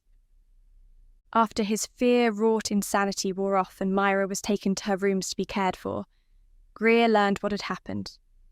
Truly an accident, and one that occurred from time to time when training for combat. Myra's instructor, Gavin, feinted a blow to Myra's head with his heavy wooden practice blade. He expected her to duck, as she always had before, and thus avoid it. This time, however, she had been distracted at the last instant, and Gavin's blow hit her hard. Ignoring Gavin's frantic apologies, Greer stayed at Myra's side, partly because if he saw Gavin again, he would not be able to control himself. His hands fisted in his lap as he visualized himself tearing his cousin apart. Forcing himself to relax, he drew in a deep breath and glanced at his mother. "Be there any hope?" he asked. "There always be hope," she replied. "Myra, be a strong lass, ye ken." "Why dinna she awaken?" "It only be a few hours, Greer," Fiona replied. "Her head be healing as it done afore." Outside, dusk ventured toward the castle, and Greer found it difficult to believe it had only been a few hours since she got hurt. To him, it seemed like days had passed as he sat beside her. Across the room, so silent and still that Greer often forgot she was even there, Adina sat in a corner, her hands folded in her lap. She, too, refused to leave the chambers, and neither Greer nor Fiona had the heart to force her out. A soft moan escaped Myra's lips, her brow furrowed as her head rolled from side to side on the pillow. "She be waking up, lad," Fiona said, rising. A rush of hope surged through him as Greer also stood, bending over Myra's bed. "Myra," he whispered, "it be me, Greer." He took her hand, gazing into her face as her eyelids fluttered, and another moan of pain emerged from her slack lips. Adina crept to the foot of the bed, her fingers twisted together, although her expression remained neutral. "Myra, lass," Fiona said, rolling first one of her eyelids back, then the other to inspect her eyes. "We be here wi' ya." What happened? Myra's eyes opened, yet squinted against the pain she must have felt upon regaining consciousness. "You got struck while training, Myra," Greer said, sitting gingerly on the edge of the bed. "Ye would be all right." Her hand in his tightened. "I remember now. I didn't duck in time." "If ye can drink a wee bit, Myra," Fiona said, "I hae herbs in water that may help your pain." Myra dipped her chin in a brief nod. "Thank you." Fiona went to a side table to mix the concoction, while Greer smiled down into her face. "You gave me a proper scare, you did." "I'm sorry. It was my fault." "Nay, lass," Greer murmured, stroking her cheek with his fingers. "Nae, apologise. Please don't blame Gavin." "I will nae," Myra smiled. "I know you too well. Have you tried to kill him yet?" Chuckling, Greer shrugged. "Only once." "You can stop trying. It wasn't his fault. Please say you'll forgive him." "I dae, I swear."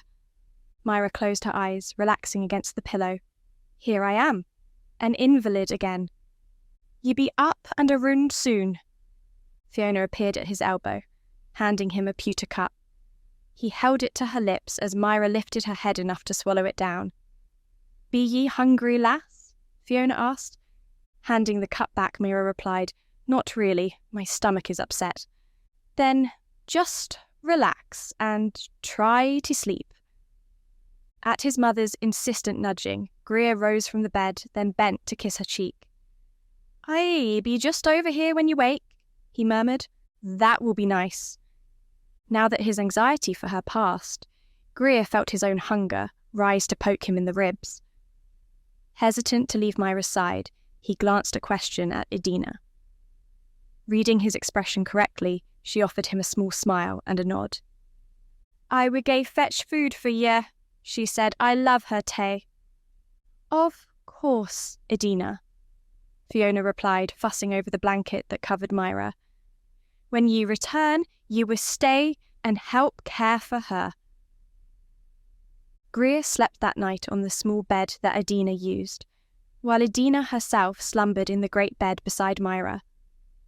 Waking at every small sound, he crept on silent feet to check on her, often finding Edina also awake, making sure Myra needed nothing. By dawn, his eyes felt gritty and tired, and he yawned continually, but Myra's pure blue gaze meeting his made his sleep lack worth it. How you feel? He asked, sitting on the edge of the bed. Other than a headache, she replied with a smile. Just fine. Edina stood on the far side of the bed. Will you be wanting food, Myra? I will fetch it. Yes, I am actually hungry. Edina left on the errand as Greer took her hand and kissed it. I'm nae going to risk ye again, Myra. I dinna want you training to fight any more. Myra's brow furrowed. But I want to continue. Lesson learned, duck. I canna see ye get hurt. You'd rather risk me being killed by this monster roaming the moors than help me learn to defend myself.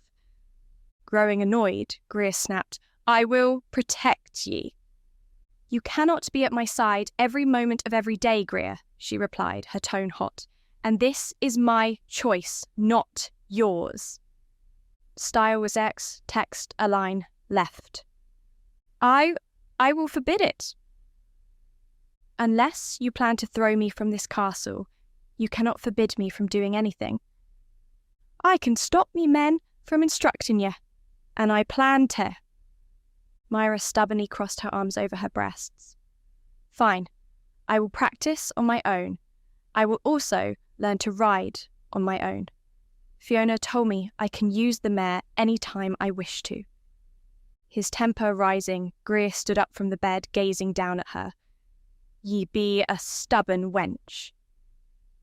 And you're a stubborn fool. Your father agreed to having us taught to fight. If he says we can continue, then there's nothing you can say about it.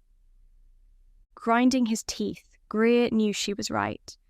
If Kerr wanted the women to continue their lessons in self-defense, there was nothing he could do about it. In addition, Kerr adored Myra and recognized the need for the women to learn some fighting skills under these circumstances. His worry for Myra's safety overrode all his previous agreements to teach her. Myra observed his hesitation. You know I'm right in this. I dinna care. I canna see ye hurt. There's a risk in anything I do, she replied. I could walk under the castle's walls and a stone break off to fall and kill me. The door opened behind Greer, forcing him to glance up. Fiona entered and instantly sensed the tension between them. What be amiss? She asked, striding quickly to the bed. Bending, she examined Myra and nodded in satisfaction with what she saw in her face and eyes. Greer is telling me I can't train with the knife, Myra explained, wincing as Fiona unwrapped the linen bandage from her head to inspect her wound. Why nay? Fiona asked absently, peering at Myra's brow. I need to clean that. It be crusted. Fiona left her bedside as Greer scowled darkly, beginning to feel trapped. I would nae see her be hurt. Then train her right, Fiona replied absently, pouring water from a pitcher into a basin. Myra, you feeling hungry? Idina went to get some food for me. Good. Fiona returned, brushing past Greer as though he were a mere piece of furniture. You need food to keep up your strength. Sitting on the chair beside the bed, Fiona gently washed the wound on Myra's brow, ignoring her winces and yelps of pain. Hold still, she ordered. I cannae do this, with you squirming. Sorry, Myra said. It hurts. You wish to be a warrior, you must expect to get injured now and again. She shouldn't be a warrior at all, Greer complained, watching the process from the foot of the bed. You agreed to teach her, lad, Fiona replied easily. You're gonna gae back on your word. Stuck, Greer inwardly squirmed as much as Myra did under Fiona's attentions. Nay, he muttered. What's that? I dinna hear ye. Nay, I said, Greer replied more loudly. You should be on me side in this. I dinna create the situation, Fiona replied, scowling over her shoulder at him. Ye did, and ye will see it through. Furious, Greer stalked across the chamber toward the door. I gae break me fast.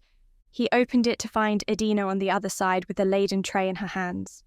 Belly rumbling at the delicious odours coming from it, he stepped aside to permit her into the room. Then he left, forcing himself not to slam it in his irritation. Outside, in the corridor, he found Jared and Gavin, both eyeing him with trepidation and anxiety.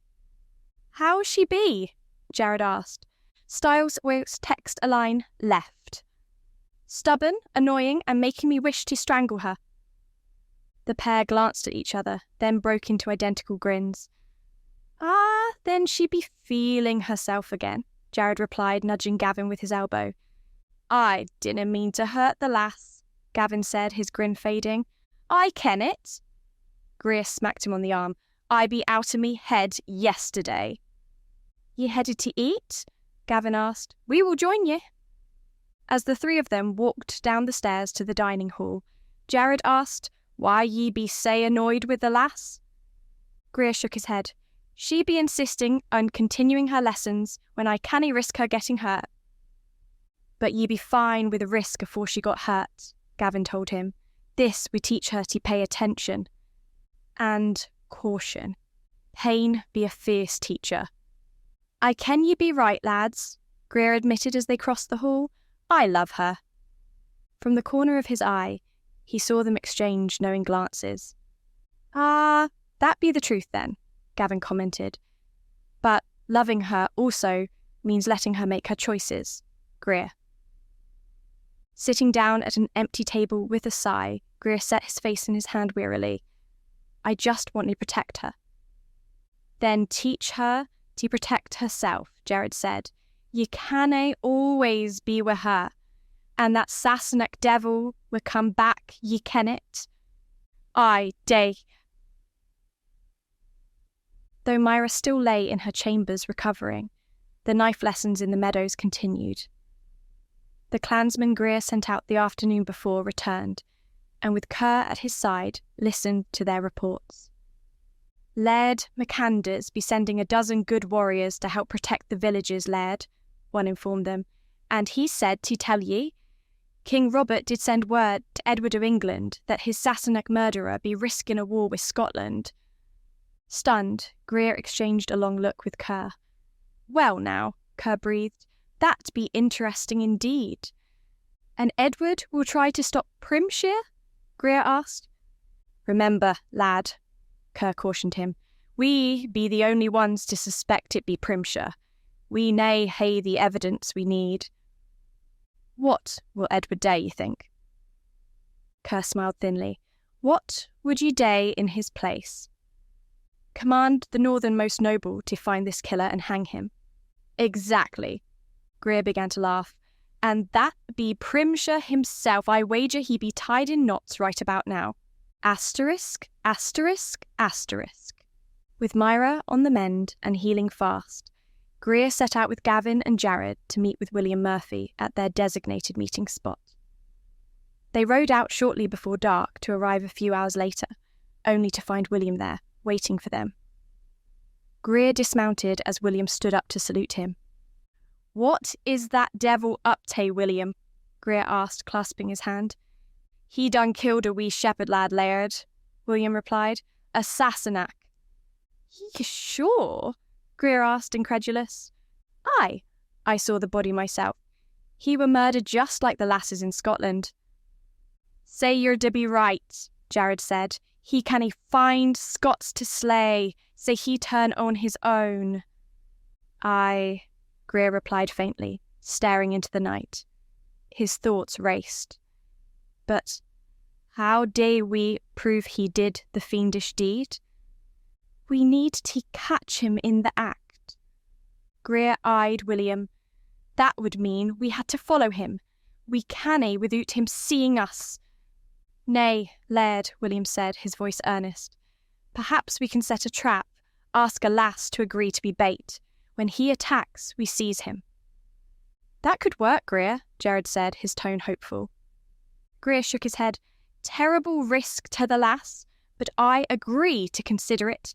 We heard that Edward of England be warned that he risk a war with Scotland if he dinna stop this killer." William nodded, his grin clear in the faint starlight. "He did. I were part of his escort when the royal courier did tell Primshire.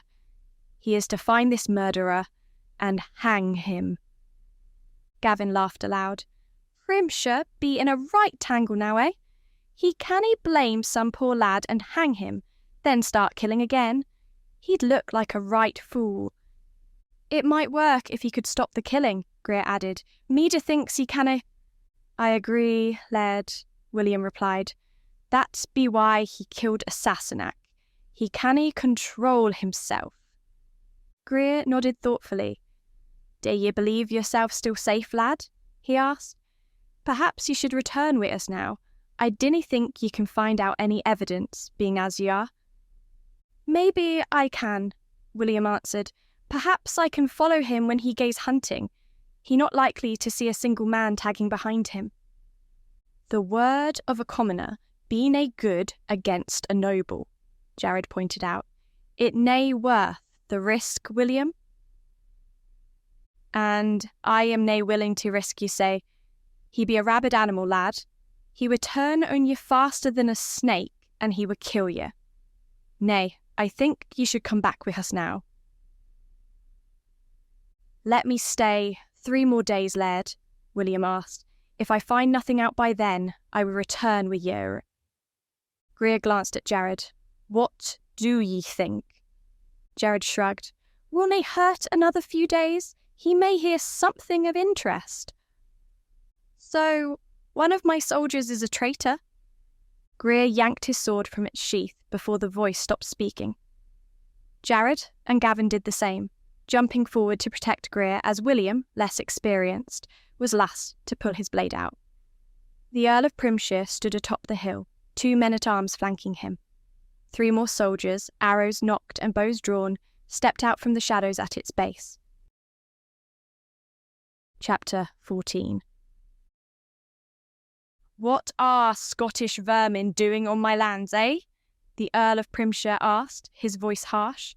"Outside of trespassing, that is. Come to steal my herds." Greer bared his teeth in a snarl. "Come to prove that ye be a murderer of young lasses and Sassenach shepherd lad." Though he could not read his expression, Greer sensed his words struck the Earl hard, for he said nothing in reply. Greer gazed around at the 3 men who aimed their deadly arrows at himself and his companions. "You wish to serve a coward, lads?" he asked. "A murderer of helpless women, of a Sassenach shepherd, one of your own people." As they were closer, he clearly saw them hesitate, lick their lips, glance sidelong at one another. "Aye, ye heard the rumours that Primshire be a cold-blooded killer who senselessly killed one of your own." "He's a liar," Primshire thundered. "Don't listen to him. All Scots are heathens who worship the devil. They all deserve to die." "Come face me, coward," Greer challenged, glaring up the hill at the shadow atop it. "Come off your hill and cross swords with me." "I think not. I'll just let my bowmen fill you full of arrows." "That's because ye may be a man with balls," Greer jeered. "Ye canny face a real man. All ye can fight be helpless women and lads." Greer spat on the ground. "Eunuch, craven beastie that crawls into a hole of a night." Primshire screamed, a demonic sound. "Kill them!" Greer didn't wait. Throwing himself to the ground, he rolled toward the 3 archers, the arrows hissing from bowstrings to fly over his head. Uncurling quicker than the men-at-arms could either knock another arrow or draw a sword from a sheath, he attacked them. With Jared and Gavin at his side, he ripped into one of the soldiers, struck him down with the flat of his blade against his head. The man's eyes rolled white, then he dropped to the ground. The other 2 tried to fight, to get their swords out, but Gavin and Jared were too close, too fast. They too chose not to slaughter what they deemed all but defenceless men. One soldier ducked under Gavin's swing, unsheathing his sword at last, but Gavin's hilt crashed into the side of his head. Like his fellow, he fell soundlessly to the grass. The 3rd tried to run, but Jared's flat sent him rolling to the ground, yelling in pain before a second blow knocked him out cold.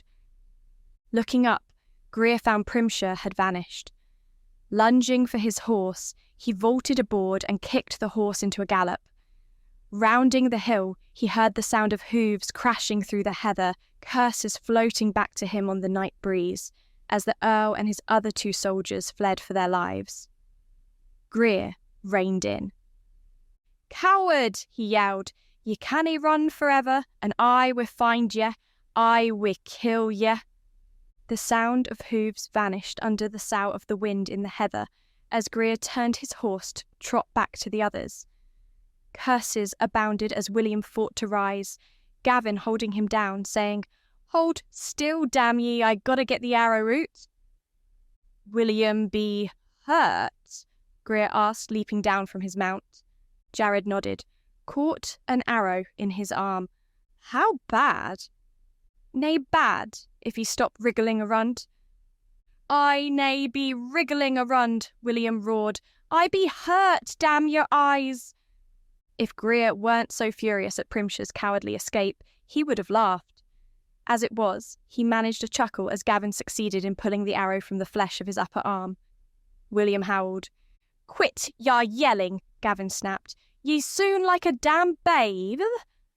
Gesturing for Jared to follow him, Greer wandered back to the 3 unconscious Primshire men-at-arms.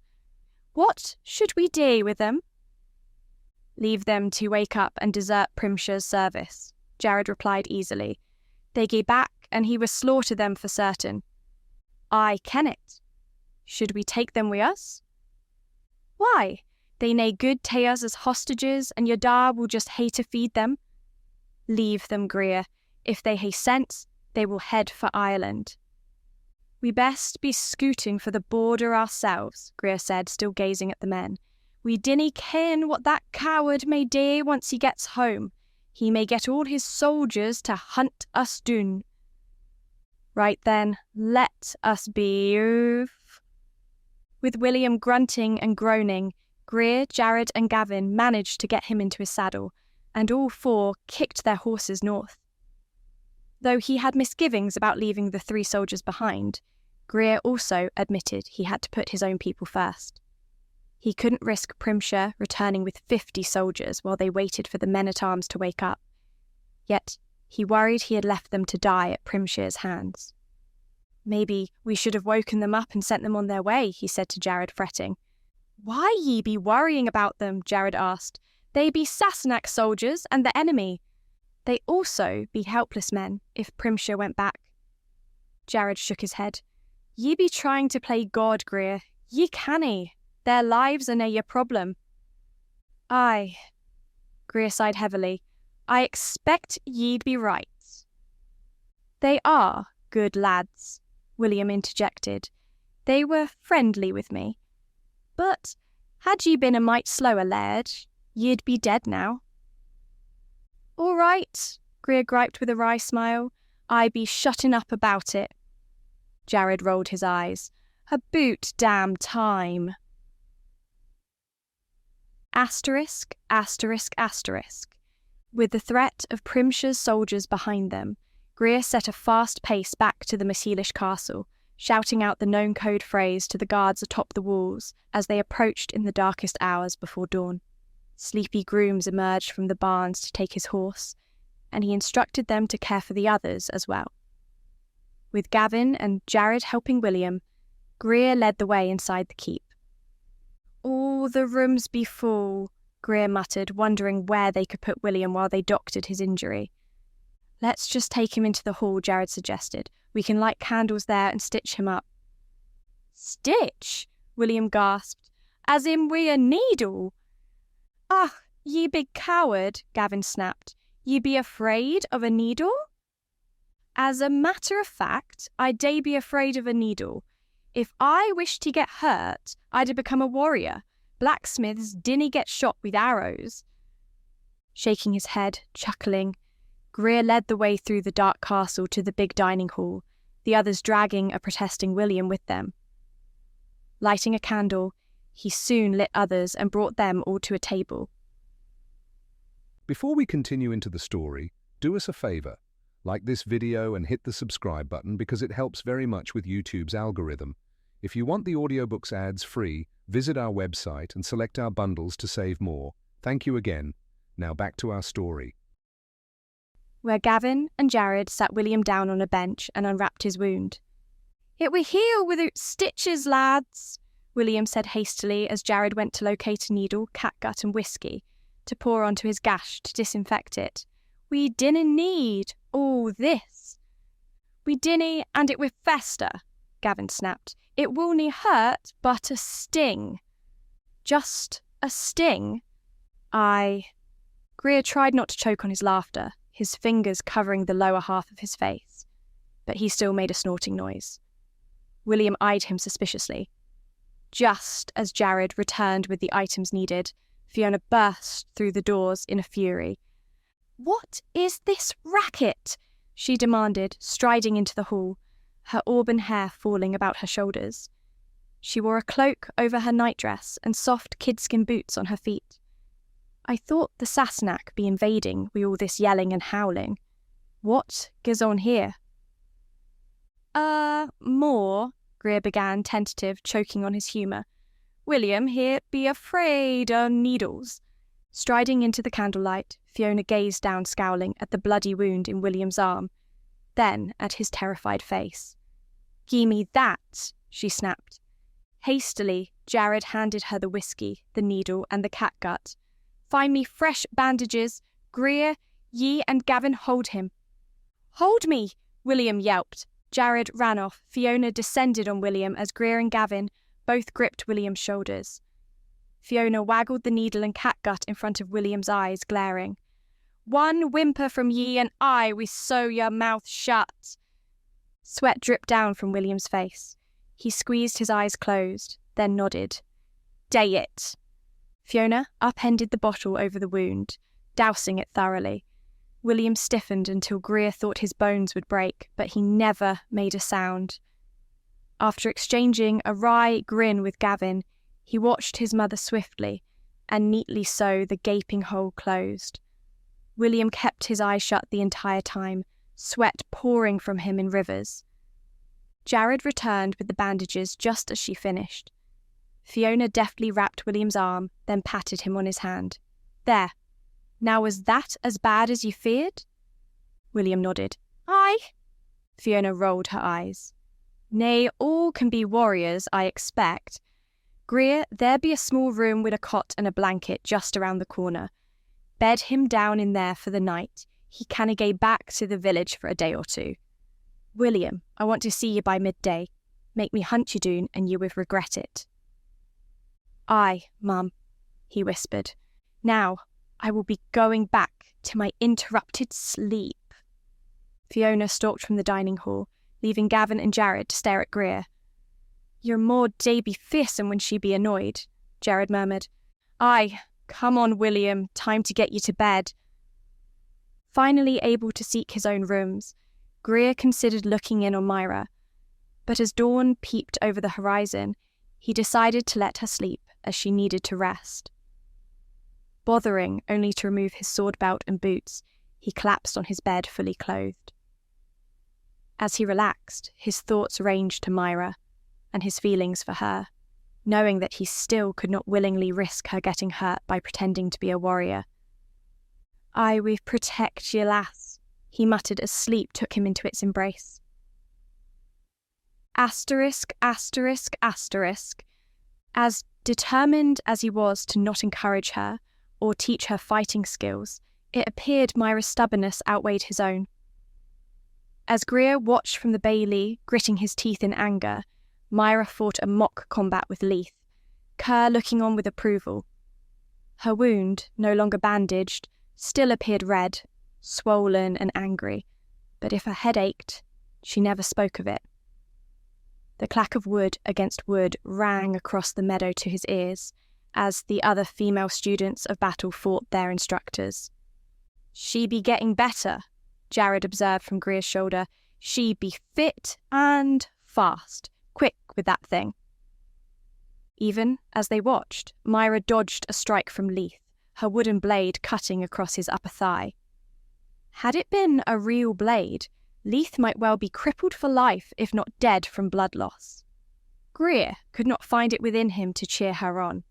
Instead of seeing her succeed, all he visualised was her crumpled form on the ground. "This be killing me, Jared," he said, his voice just above a whisper. "I almost lost her tae this foolishness. I cannae risk losing her again." "If you keep that attitude, lad," Jared told him, his voice hard, "you will lose her, and not tae death. Ye keep acting like a possessive fool, and she will run from ye. She nae a lass, ye can order aboot nae more. She nae be a serf, ye done changed her in tae a falcon." "Aye, she ne'er be that again, wis she? Nay, nay, let her be free. She come back to ye." As much as he knew Jared was right, Greer could not cease to obsess about Myra and her fighting, and wished he had never agreed to this mad scheme. Other women such as Adina learned almost as fast as Myra, and while bruises abounded, no one else was seriously injured. Over the next week, the training continued. No more murders were committed in Scotland, but the vigilance of the clansmen and the villagers never halted either. Though Greer tried to dissuade her from fighting, and still taught her to ride a horse, he found a new tension rising between them. Myra ceased to laugh off his worries and soon grew irate, her temper flaring whenever he broached the subject. One night, after supper, he walked her back to her quarters. Thinking he needed to spend more time with her outside of teaching her to ride, he considered they should take a day at the loch. "Would you care to ride to the loch tomorrow?" he asked. Myra brightened immediately. "Ride all the way out there? Do you think I'm ready?" He chuckled. "Ye do be getting better in the saddle, but that old lass we carry ye even if ye sit like a loose sack." "Well, I do hope I ride better than a sack," Myra replied. "Ye do be getting better, Myra, but learning to ride takes time." "Then a horseback ride to the loch would be an educational experience." Myra grinned impudently up at him. "I hope sae, lass," he said, tucking her under his arm as they strolled. "If ye put as much effort into your saddle as ye do your knife, you would be proficient." Instantly, he knew he said the very wrong thing. Under his arm, Myra stiffened. Wrenching away from him, her blue eyes snapped in outrage, her bosom cloaked in her black hair. "Effort?" she snapped. "I work just as hard in learning to ride as I do learning to fight, but you never let me advance off the bloody rope. All I do is walk in a circle while you bark orders at me." Greer blinked. "What? You're here to learn?" "I am learning, you idiot. If you would offer me a challenge once in a while, I might learn faster." "I just didn't want to see you hurt, Myra." "That's the problem, Greer. You're smothering me with your overprotectiveness. I can take care of myself. After all, I've been doing it all my life, even before you came along." Storming away, Myra stalked up the corridor to her chambers, entered them, and slammed the door without a backward look. Greer watched her depart, not quite knowing what sparked the quarrel, or what had made her so angry. Walking slowly to his own chambers, he shook his head, wondering if he would ever understand the female gender. The next morning, Myra refused to talk to him. As he usually did, Greer knocked on her chamber door to escort her to the hall to break their fast. Myra opened it, but rather than greet him, she drifted past him as though he weren't there, Edina in tow, and strolled down the corridor toward the stairs. "Myra?" She neither turned nor answered him. At the high table, she spoke contentedly with Fiona, but flatly ignored him, his attempts to speak with her, and adroitly avoided meeting his eyes. It was as though he weren't there at all. Greer noticed Fiona glance between them. Her brow lifted, but she said not one word about it to either of them.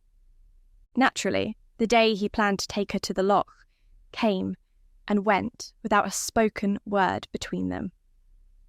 After hours of being snubbed, Greer stood in the bailey, watching her lesson with Gavin this time, wincing as one of his blows knocked her to the ground, and his relief seeped slowly back as she, laughing, let him help her up. Unwilling to admit it to himself, he grudgingly observed she had the natural speed and dexterity of a cat, and a sense of balance that few possessed. What made her stumble would have sent many men sprawling on their arses. Sweating, wiping her face with a towel, Myra walked off the meadow practice field with Edina after the lesson, laughing, her black hair caught by the wind. Though her eyes met Greer's as she passed, she never acknowledged him. Despair lodged in his throat as he turned to watch her stride to the bailey and the keep beyond. Taking a step toward her, determined to catch her and make her talk to him, Greer suddenly felt a hand on his arm, effectively halting him. It was Kerr's grip on him, Kerr with his eyes calm, yet fierce. "Let her go, lad," he said. "You leave her be." "But, she won't talk to me, nor day I blame her." Gaping, Greer blinked. "What?" "You've been acting like an obsessive mongrel around her. You tell her what she can and canny day, you hardly teach her anything on a horse, and then you gripe at her. Nay, it's nae my place to tell you how to be with your woman, but, lad, ye make me angrier than a bull with a boil to see ye treat her such." With that, Kerr released his arm. He started to walk away, then turned back. "Let her find herself. She'd love ye, but you've got to let her gae." Chapter 15. Myra wept into her pillow. "What have I done?" she wailed. "The right thing!" Edina's calm voice intruded upon Myra's attempt to feel sorry for herself. She knew she was behaving like a spoiled child, having a crying fit over her guilt at snubbing Greer, and that she should behave better. Despite that lecture she gave herself, she missed him terribly, now that she refused to talk to him, or have anything to do with him. Wiping her face, Myra sat up. "How can you be so sure?" "I miss him, Edina." "I ken ye dae, but until ye stand up for yourself, he will continue to harp at ye until ye gae mad. Stand your ground with him." Despite her guilt and misery, Myra chuckled. "I've never been told to stand my ground before. Servants always did what they were told." I be a servant, and I day what ye tell me te." Myra rolled her eyes. "All right, Sassenach servants do what they're told." "Much better. Greer will learn that if he wants a servant, he can find one in England, but if he wants a woman, he best gie ye room to be one." "What does that mean?" Edina sighed. "It means if he loves ye, he must let ye be yourself. That he should simply let me learn to ride and fight without all that boring, manly overprotectiveness." Edina lifted her brow. "That be what I said." "Sometimes I think you're speaking in Greek." I be speaking simple Scots." Myra grinned. "Do you think Fiona will take me out riding? I'd very much like to ride across the moors." "Ye ne'er ken till ye ask." As it turned out, Fiona was happy to take her out for a ride the next day. It dawned sunny and clear, with a fresh, clean breeze sweeping off the hills. After their morning meal, Fiona ordered the grooms to saddle 3 horses, the black mare for Myra, a placid grey gelding for Edina, and a more fiery red gelding for herself. "I hae nae been out riding in ages," Fiona confessed with a happy glint in her green eyes. "I be right glad ye asked, Myra."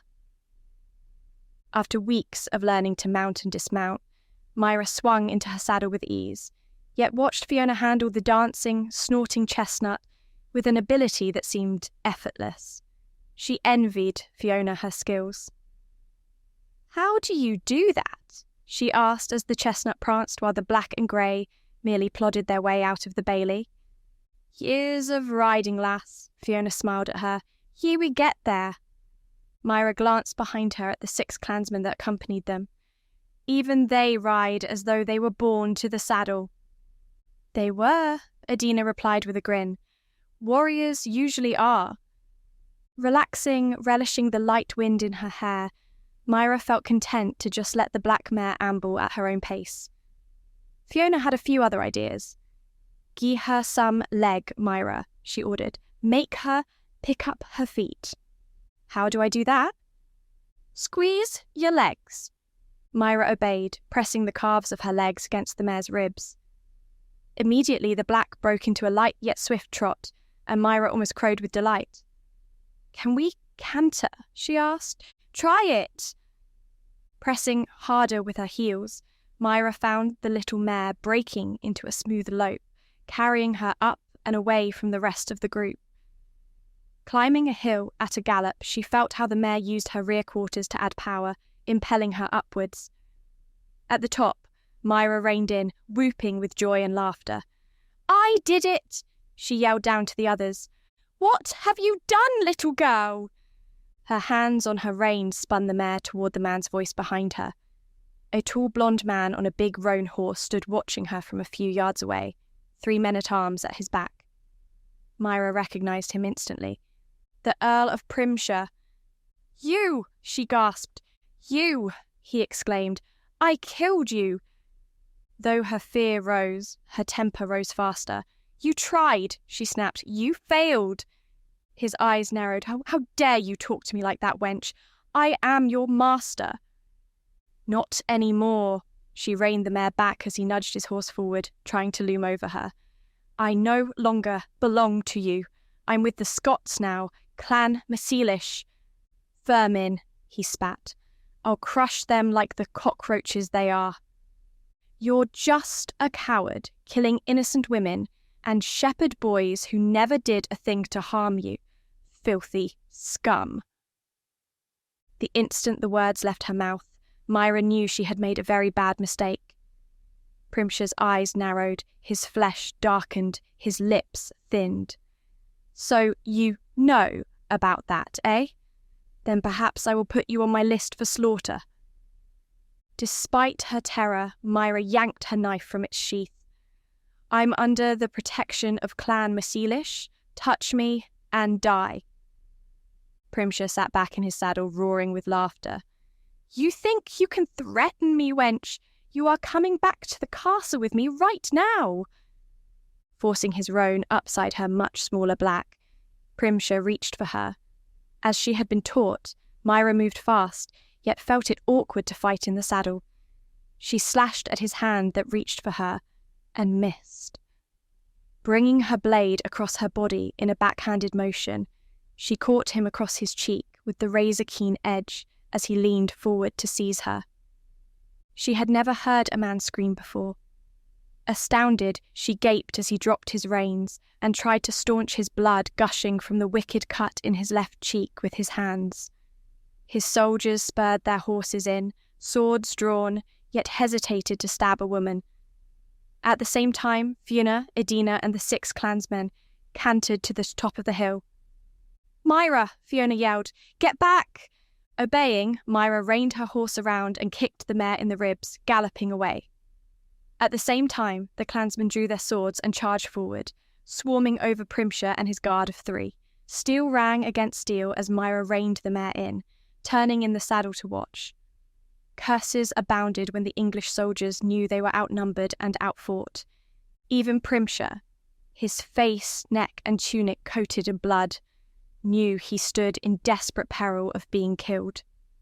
Yelling to his men, he lashed his reins over his roan's neck and galloped down the hill. Seeing him flee, his soldiers disengaged from the clansmen and set spurs to hides. Within minutes, only a small cloud of dust remained from where they had been a moment before. One of the guards trotted to the edge of the hill. "They be gone, mum," he called, fleeing back to the border as fast as their nags can gallop. "Stay we," Fiona snapped. "Myra, Edina, you'll hold on to those manes as tight as you can, for we are going to ride fast to the castle." "But they're gone," Myra protested. "And he might have 50 Sassenach in hiding," Fiona replied, kicking her red gelding down the hill. "We gae now." Riding downhill at a dead run was not something Myra felt ready for. She clung to the black's mane with both hands, not bothering to guide her as the mare followed the others. Gripping with her legs as she had been taught kept her in the saddle and balanced as the mare hit the flat and really began to run. The wind whipped tears to Myra's eyes, half blinding her, but the exhilaration of her victory over Primshire, as well as riding fast, made her whoop for joy. Taking her hands from the tangled mane, Myra put her hands to the reins once more. The mare slid to a neat and tidy stop in the bailey at Myra's request, not because the others halted. Laughing, crying from reaction, Myra rested her head on the panting mare's neck and stroked her silky mane. "Thank you," she whispered. "Aye, she be a gallant lass," Fiona said, walking her chestnut back to Myra. Now what in the devil happened up there? Who was that Sassenach? Myra lifted herself upward. He was the Earl of Primshire. Fiona gaped. "That murdering devil." "That murdering devil," Myra agreed. Their headlong galloping return to the castle had not gone unnoticed. Clansmen, swords drawn, leaped aboard horses and rode a short way from the bailey, watching for any enemies who may have followed them. Greer, Kerr, Gavin, Leith and Jared ran from the keep, blades in hand, shouting questions. Myra stayed in her saddle as the men surrounded them, eyeing Greer as he strode toward her. "Myra?" he asked, his green eyes worried as he stared up into her face.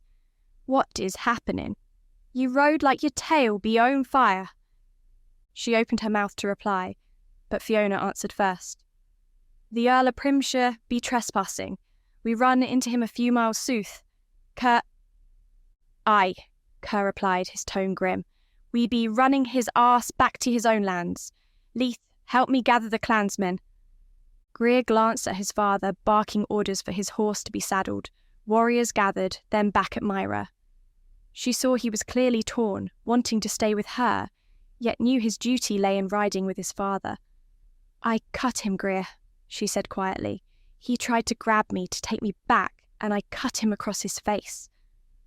Greer stepped back, his jaw hanging loose. "You did?" "He were bleeding like a slaughtered pig," Edina said, her voice proud, "screaming like a lass with a spider on her dress." "He was the one who tried to kill me," Myra said, her lips twitching in a smile. "Go on. I'll tell you more about it later." Snatching her hand to his lips, Greer kissed it, then bolted for the barn. The bailey boiled with activity as warriors dodged servants and barking hounds, chickens flapping to get out of the way of boots and hooves. Mounted men, armed with bows and arrows as well as swords, awaited their laird in the meadow. Within minutes, Kerr and Greer led the way from the bailey at a gallop. Myra watched them go with pride in her heart, yet also no little envy. "I be right proud of you, Myra," Fiona said. Myra whirled back. She hadn't heard the other woman approach. "Ye hae a Scottish heart, ye dare." Myra gazed out over the moors, at the men galloping away in search of a fight. "He terrorized me before," she admitted slowly. "He frightened me so much I couldn't even tell you it was him who tried to kill me." Myra looked back at Fiona, Edina behind her. "But out there, He frightened me, but he also made me furious. He wanted to take me back, and he would have killed me. And ye acted with courage, Fiona told her with a smile and a fierce nod. Being afraid is nae cowardice. Acting in the face of your fear is courage. Myra snickered. He ran from me, us. Does that mean he's a coward? Aye, ye ken it already. Any man who kills helpless women be nothing but a coward. I'm not afraid of him any more. Fiona frowned. Dinna make the mistake that he may be dangerous because he be a coward, Myra. That makes him thrice as dangerous, as cowards are ne'er predictable. Myra recalled Greer's words to never become overconfident in battle, and never believe she won the battle till her enemy lay dead. He knows I know he's the murderer, Fiona. Now I'm a danger to him. Indeed ye be, lass. He be hunting ye now. I gie me blessing to ride, but ye ne'er ride out of sight of the castle, and ye hae an armed escort. Swear to me now. Myra smiled and bowed her head. I promise. Asterisk, asterisk, asterisk. Greer, Kershey, and the small army that rode out to chase Primshire back to England returned by late afternoon. With all the fighting instructors gone with them, Myra, Edina, and the other women spent some time practicing against each other. Matched with Edina, her blade clacked against the blonde woman's as she fought to keep Edina's knife from her. In a swift move, Edina twisted hard and sent Myra's blade sailing out to land in the grass. Myra gazed in astonishment as Edina held her wooden blade to Myra's neck. Show me how you did that. Grinning, Edina demonstrated how she caught Myra's crossguard with her oand, then twisted, thus effectively disarming her opponent. After several tries, Myra watched in triumph as Edina's wooden blade fell to the ground. I did it! Aye, Edina answered, picking up her weapon from the grass. She paused, gazing at something behind Myra. Myra turned, as did the other women, halting their practice as the warriors led by Greer, Kerr and Leith rode across the moors toward them at a trot. As they had no captives with them, Myra suspected Primshire had escaped back across the border and into the safety of his castle. While disappointed he hadn't been captured, she also knew the Earl had an excellent head start. As the warriors on horseback split to go around them and enter the bailey, Greer reined in his big bay at Myra's side. The Earl scooted back across the border afore we could catch him. Myra nodded. He had a running start. Say ye truly held your own against him? I expect that's what you call it, she replied. He told me he was taking me back and that he was going to kill me. I be guessing he were the one who left ye for dead. Yes. Greer gazed around at the moors, the castle, the warriors dismounting and unsaddling their horses, his bay shifting under him. Now ye ken ye are a danger, tar him. Yes, I do. At last Greer sighed, his eyes once more on hers. I expect ye need more training then. Myra's eyes narrowed and her lips firmed. Are you finished with the overblown, overprotective bull-headedness? Is that what I am? Greer chuckled. Aye then, I would day me best he may be overprotective. It be hard for me, Myra, but I would day me best. And you'll really teach me to ride, not just have me walk in circles. Aye, Myra grinned. Then get down here and kiss me. Matching her grin, Greer stepped down off his bay and swept Myra into his strong arms. With nearly everyone in the meadow and Bailey watching them with interest, Greer firmly kissed Myra until she was left giddy and breathless. Resting her head against his chest, her arms around his waist, she sighed. Now, it's a real pity. What is... Now that I can truly ride, Fiona has forbidden me from leaving sight of the castle. Greer's chest rumbled under her ear as he laughed.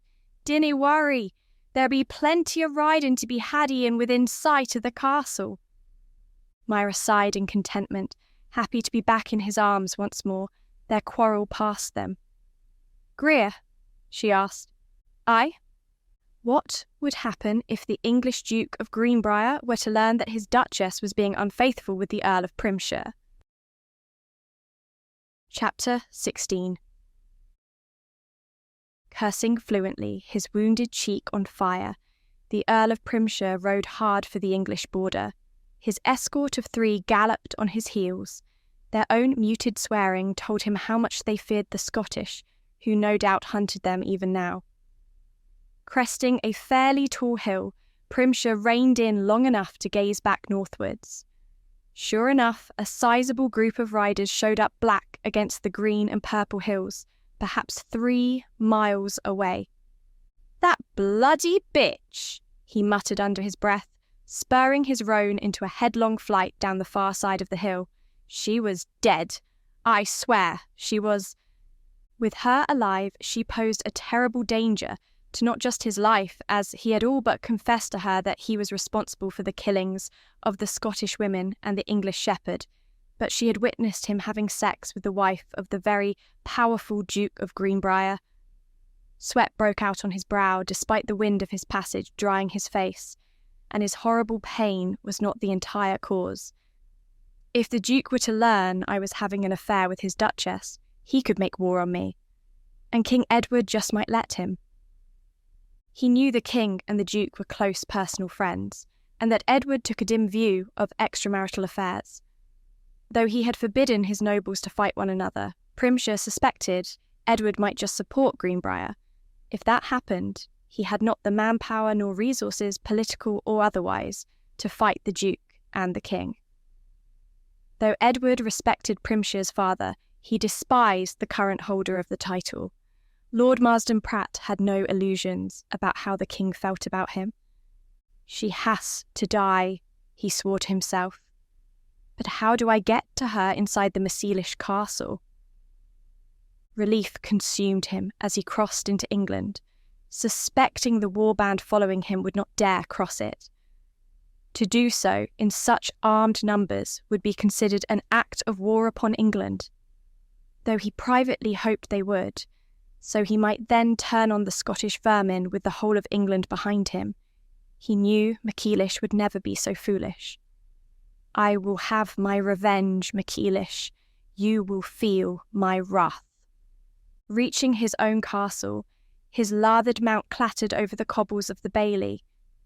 His cut from the girl's dagger pained him greatly, as the blood congealed on it cracked at every twitch of the torn muscle. He knew the wound was deep, from the corner of his jaw nearly to his nose. Even with stitching it, he would have a livid scar for the remainder of his days. "Where is my healer?" he roared as a groom held the roan's bridle. He dismounted, feeling every nerve ending in his face. Lord Avery walked from the keep toward him, his brow lifted in question, and bowed. "My lord, what happened?" Never would Primshire admit that he had been grievously wounded by a tiny female serf half of his size, and that he had turned tail and run at the sight of 2 Scottish women and a band of 6 warriors. "Beset by Scottish raiders," he gritted, gingerly touching his sliced cheek. "We killed 3 of them, left their bodies for the ravens." "I see." Primshire couldn't determine from the man's expression if he believed him or not. "Doesn't matter. I'm the Earl and none dare question me. I need my healer and ale, lots of it." "Do you wish to go to your chambers, my lord?" Avery asked. "I can send both healer and drink there." Primshire nodded and bit back a groan of agony the motion wrought. "Yes, do that." "Oh, and..." "My lord," Avery began as Primshire moved to step past him. "The Duchess of Greenbrier has returned. She wishes to see you." Primshire stopped but did not turn around. "That woman will be the death of me. Yet I can never resist her body. Inform her that after I have rested I will receive her at supper." "Very good, my lord." Making his slow, careful way into the keep, passing bowing servants and men-at-arms, Primshire mounted the stairs toward his chambers, every portion of his face screaming at him in agony. Inside them, he closed the door, finding James at his elbow to help him into a chair and out of his blood-caked tunic. Though the man tried to be gentle, Every movement caused him enormous pain. "Be careful, you idiot!" he roared as James lifted his tunic from his shoulders over his head. Pouring water from a pitcher into a basin, James took a cloth to wet it, then began to wash the crusted blood from his lord's face, chest, and shoulders. Keeping the groans behind his teeth cost him an enormous effort, as did not screaming his rage into James's face. By the time the castle's healer, an elderly serf, knocked on the door, much of the gore had been cleaned. She entered with a small tray in her hands and curtsied. Though Primshire had seldom needed her services, she, like everyone else in his service, didn't dare talk to him. As the servant with his ale arrived on her heels, Primshire had ale to drink as the woman disinfected his wound, then began to sew it closed. "Make me pretty again," he sneered, taking a long pull from his pewter mug. The serf didn't speak, but dipped into a quick bob of acknowledgement.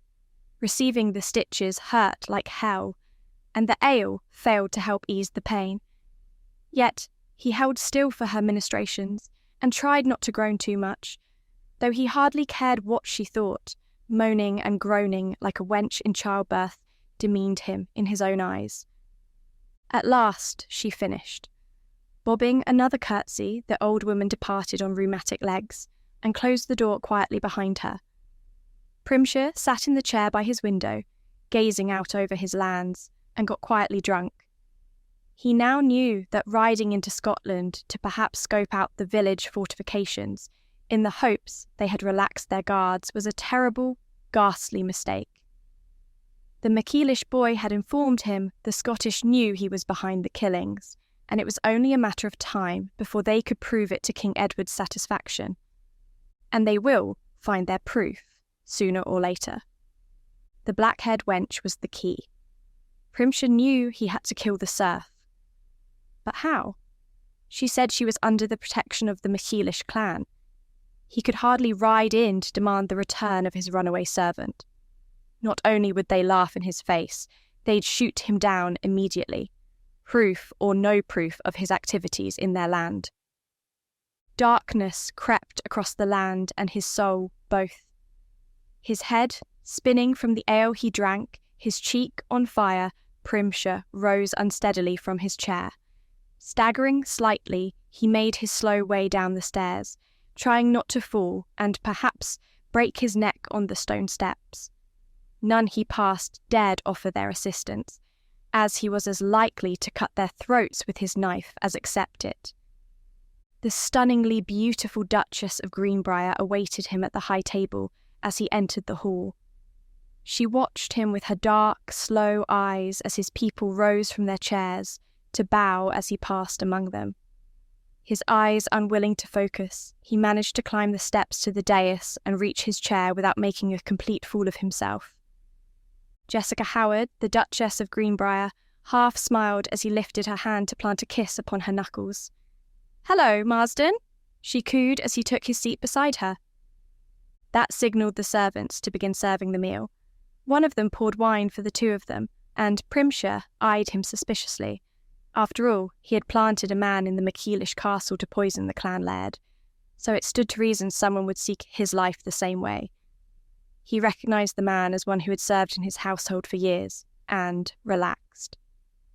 "What are you doing here, Jessica?" he asked. His words slurred slightly. "Howard is in London yet again." She sighed. "I wish to see you, perhaps have a little fun." Primshire lowered his voice. His eyes shifted quickly to observe anyone close enough to listen. "That wench is still alive." "What wench?" Jessica asked. Then Primshire noticed her face grow still. Taking a long sip of her wine, her rich brown eyes on the castle folk below. "I hope you can take care of that little problem. You know what my husband will do to me should he find out about us." Primshire studied her profile, her high cheekbones, and her pale cheeks with just a hint of a blush riding them. He had never before seen such a beautiful woman in his life, and felt lucky he pleased her in bed. So much she kept coming back for more. "I will. I have as much riding on our secret as you do." She glanced at him. What happened to your face? A run-in with the Scottish. I would think you'd have sense enough to stay away from them, she observed critically. After all, they have a serious grudge against you, Marsden. He froze, his wine cup in hand, a mouthful already taken. He swallowed. As a servant arrived to place platters of meats, breads, cheeses, pies, and puddings on their table, he dared not speak. Instead, he watched her carefully, seeing the spark of malice deep in her eyes, even by the light of the candles. You know about that? About your little hobby? Of course I do. Primshire wiped his mouth with the back of his hand, feeling sweat trickle down his ribs. Just how do you know about it? When you left my chamber in the middle of the night, I decided to follow you. You should really be more careful, Marsden. She smiled, a very wicked little smile. If I can watch you butcher a Scottish peasant, so can just about anyone, and letting that serf survive after seeing us together, why, that was just carelessness on your part. Perhaps, he said, still watching her, drinking his wine. And should you think to add me to your victim pool, you'd best think again. Jessica's smile widened. Should that happen, a certain sealed scroll will be delivered straight into the hands of His Majesty, informing him of everything you've been up to. You won't make it out of England. I see. Oh, now, don't pout, Marsden, she said, patting his hand. Your secret is safe enough, just as long as you continue to pleasure me whenever I demand it. Beginning tonight. Primshire finally filled both of their plates with the hot food, his predator's instincts on high alert, his brain whirling. I shouldn't have drunk so much. I need all my wits about me with this vixen. That is all you require of me? He asked politely, stuffing bread into his mouth. Of course. What else would I want from you besides your delectable body? I don't know. My wealth, my lands, my head. Jessica tittered. If I took all that from you, Marsden, then I would never have any fun. There are other lovers. She waved her hand in a dismissive gesture. None that I can trust to remain silent. But I can trust you, dear Marsden, as you have as much to lose by our affair as I do. That is true. I must kill her, I must. But if I do, I sign my own death warrant. Once her message reaches Edward, there is nowhere in the kingdom I can hide. He believed her utterly when she said she had written the information on his hobby down to be given to Edward upon her death. Jessica would never risk telling him unless she had the armour to protect herself with. How is your meal? He asked out of politeness. Delicious. He hardly tasted anything that went into his mouth, and the ale and wine he had drunk had gone straight to his head. Primshire knew they made some conversation as they ate, but when he tried to recall it later, he had no idea what they had talked about. As the meal ended, Jessica rose, forcing Primshire to stand with her. She gave him her hand to kiss, saying, Do not disappoint me, Marsden. I will be waiting for you. Bending, hardly able to focus his eyes, Primshire bent at the waist to land a moist kiss on her knuckles. I will not, Duchess. His people stood to bow low as she stepped down from the dais to walk from the hall, her slender hips swinging from side to side, catching his attention. At last, he blinked several times, taking his eyes from her. Returning to his chair, he gulped down the rest of his wine and signalled the servant to refill the cup. Tossing his better sense out the window, he sat and drank 3 more cups as his people slowly finished eating and gravitated out of the hall. At last he stood up, belching wine and ale, and almost tripped over his own feet as he descended the dais. Unable to walk a straight line, Primshire struck his hips against tables, bounced off them only to hit the door when it failed to open. Remembering he needed to pull on the handle, he finally managed it, and slowly staggered up the stairs toward where the Duchess's guest quarters were. As he made his way up them, his misty thoughts ranged to her deliciously naked body waiting inside. His trousers filled with his hard erection, and he was forced to pause and adjust himself more comfortably. Knowing she would have sent her maid away in preparation for their encounter, he didn't bother to knock on her door. Opening it, Primshire found her rooms lit with only a single tallow candle on a table by the door. Picking it up, it showed him the way to her bedroom, and her pale, naked body spread upon the bed. Jessica smiled when she saw him, her hand fingering herself into arousal. Seeing that sent blood rushing to his loins. Too impatient to fully strip himself of his clothes, he pushed his trousers and small clothes down past his hips. Jessica spread her legs further apart as Primshire pounced on her, his heavy weight pinning her to the mattress. He stroked inside her in one smooth thrust, making her cry out in sheer, lusty pleasure. Her teeth nipped his throat and neck as he pounded into her, her sharp nails raked his back. The alcohol in his blood didn't permit him to orgasm quickly, and he knew she climaxed at least twice while he soared in and out of her, gasping in his pleasure of taking her. He at last grit his teeth in sheer ecstasy, groaning in her ear, and poured his seed deep into her body, his shaft spasming. Primshire, exhausted, drunk, his face burning, finally rolled off her, breathing hard. Jessica, too, lay on her back, drawing in sharp gasps for breath. After a few moments, the Duchess sat up, unconcerned about her nudity. "I am finished," she declared. "You may go now." Primshire hiked his trousers up over his hips, staring at her slender back, glowing softly in the light of the candle. For the first time since their illicit liaison had begun, his anger at her careless dismissal of him after sex rose. "You dare treat me like your pet stallion? I am here simply to service you, then depart?" Jessica gazed imperiously over her shoulder. "Yes."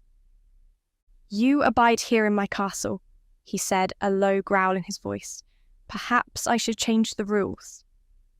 "You will not," she replied, standing to walk to a chair where she sat, as regal as any queen on her throne, even in her nudity. "Not while I hold your life in my hands."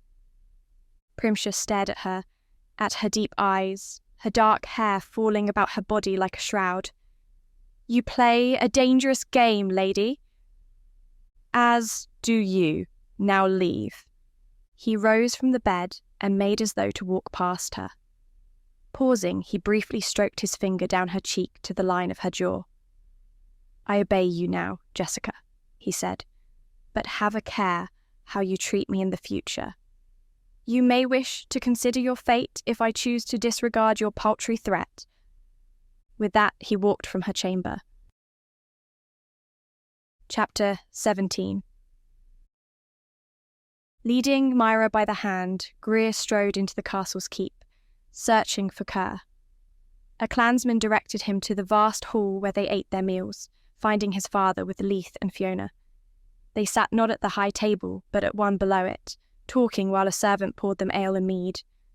A fire burned on the huge central hearth, and Greer lifted his hand to the servant to request drink for himself and Myra. The three glanced up in surprise, as Greer and Myra joined them. "We must talk," Greer said tersely, sitting beside Kerr while Myra sat beside Fiona. Kerr frowned. "Who put a nettle under your saddle, lad?"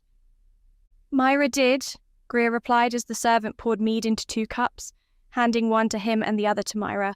"Go on, lass. Tell them what you told me." Myra first sniffed the drink suspiciously, then took a tentative sip. That is good. Well, the night the Earl of Primshire tried to bash my head in, I saw him with someone." "With someone?" Kerr asked. "What do you mean?" Myra blushed furiously. "Must you make me say it? He was, having sexual relations with the Duchess of Greenbrier." "Lord a mercy." Kerr sucked in his breath. He exchanged a long look with Leith. "This is important," Myra asked, taking another drink of her mead. "He saw me, and tried to kill me, so I expect it might be rather significant." "I would say it be important," Kerr said, his shocked expression slowly changing to humour. "The Duke of Greenbrier be one of the most powerful men in England, lass. He find out Primshire be ploughing his Duchess's fields. He be well nigh angry enough to put Primshire doon like a mad dog.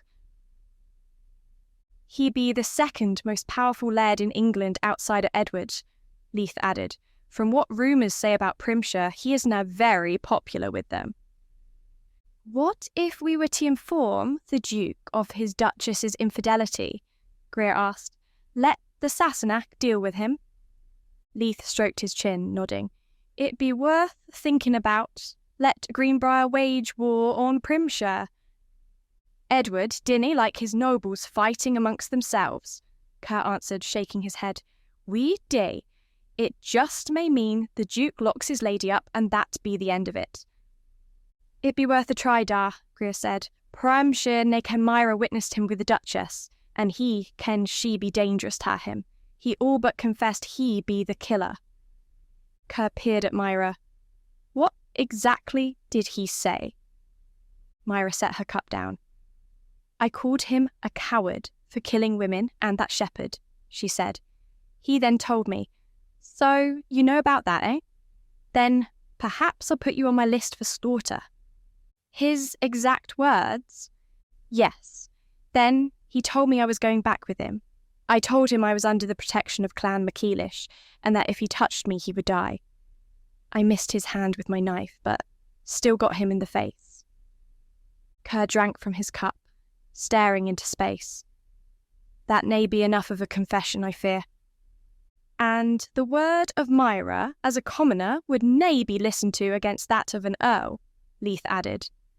"It canny hurt, I expect," Kerr finally said with a shrug. "I will write a letter under me seal, telling the Duke about his wife's doings. Maybe I would tell him we believe Primshire be doing the killing. Nothing may come of it, but then maybe something with... What if we set a trap for him?" Greer asked, remembering William's suggestion. "Tempt him in with a lass, then grab him afore he can do harm." "Possible," Kerr admitted, "but I fear it be risky for the lass." "I volunteer," Myra said, her voice eager. Greer shook his head. Though he should have expected that from her, he was still caught flat-footed. While he may have just agreed to cease his overprotectiveness toward her, he didn't intend to use Myra as bait. "Remember what I told you about being cocky, Myra," he said sternly. "You thinking, because you won today, dinny mean you'll win tomorrow?" "It's not that," Myra insisted. "It's that I trust you all in your ability to keep me safe." "He day wish her dead badly," Leith pointed out.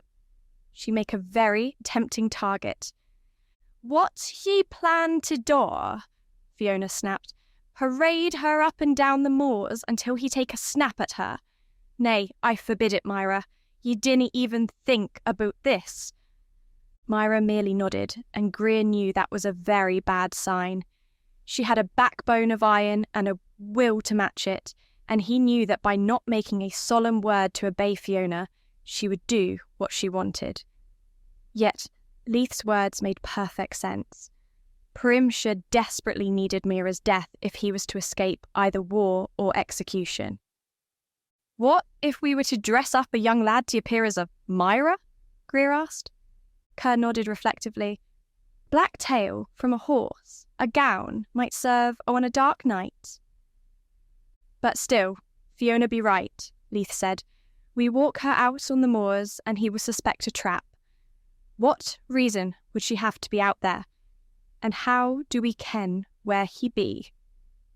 "The road to London be straight past his estates," Greer said thoughtfully.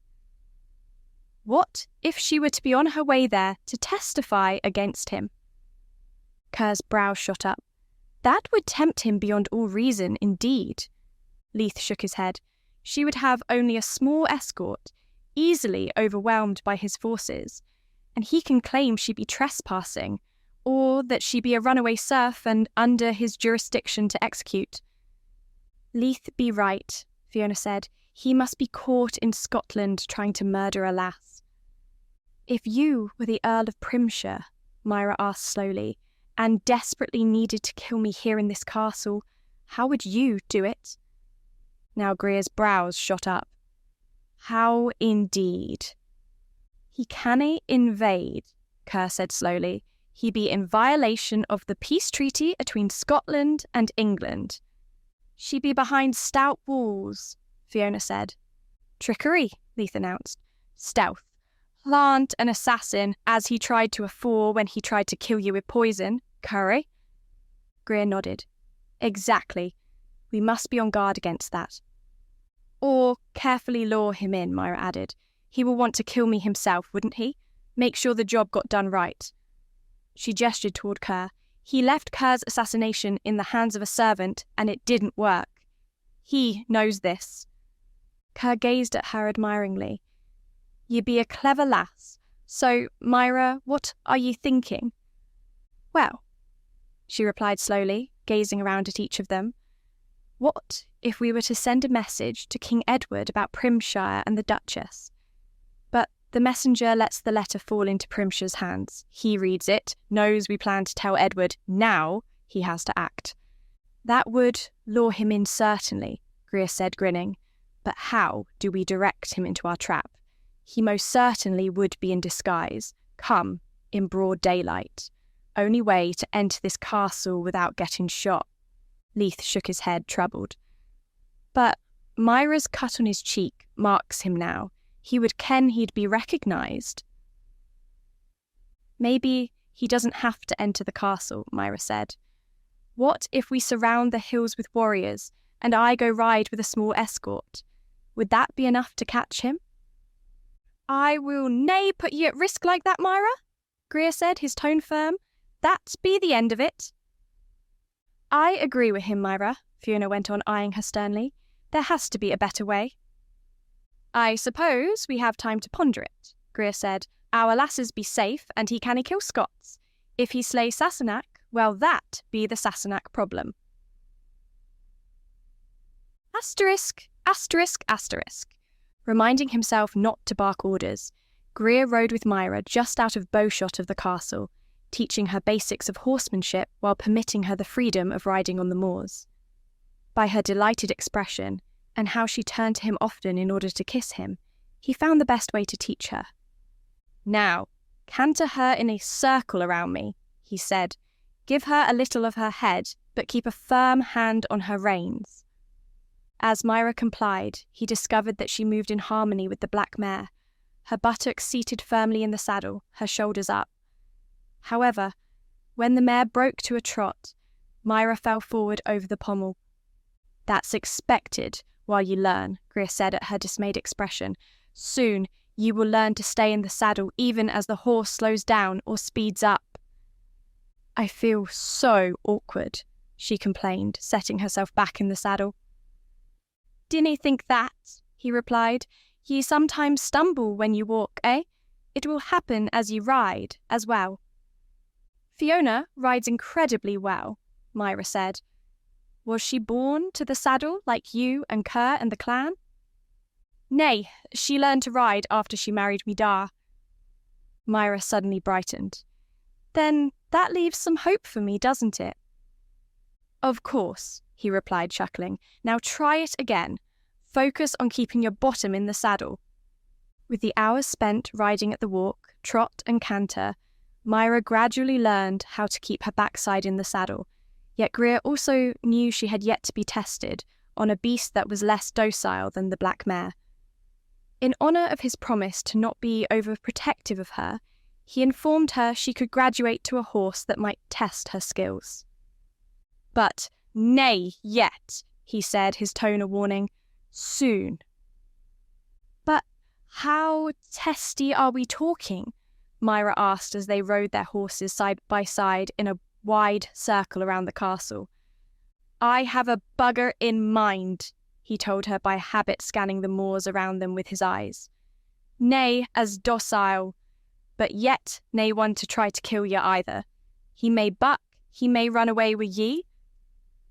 Oh, Myra replied, her voice small. Maybe I'm not ready for that bugger. What? He asked, his green eyes bright, teasing. Me brave lass is afraid to get dumped in the dirt. That did it. Myra's determination rose in her countenance. I want to ride him right now. Nay, I said soon, not instantly. I put some challenges to you on that lass first, then we try him. Movement atop a hill caught Greer's attention. Stop, he ordered swiftly, his eyes staring at the moor, reining his bay in.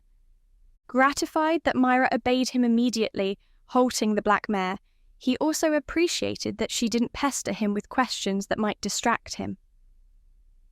Peering intently, he didn't see movement again, yet his instincts didn't lie quiet either. Ride on, he said, knowing he ordered her again, and hoped she understood the reason for it. Myra nudged the black forward again, Greer's bay beside her. What did you see? I'm nae sure, he replied, turning his head slightly, searching for anything else that may be amiss. Someone's watching us. Greer glanced sharply at her. You feel something? Yes, I've never felt this before, at least not that I know of. It be your instincts warning ye of danger.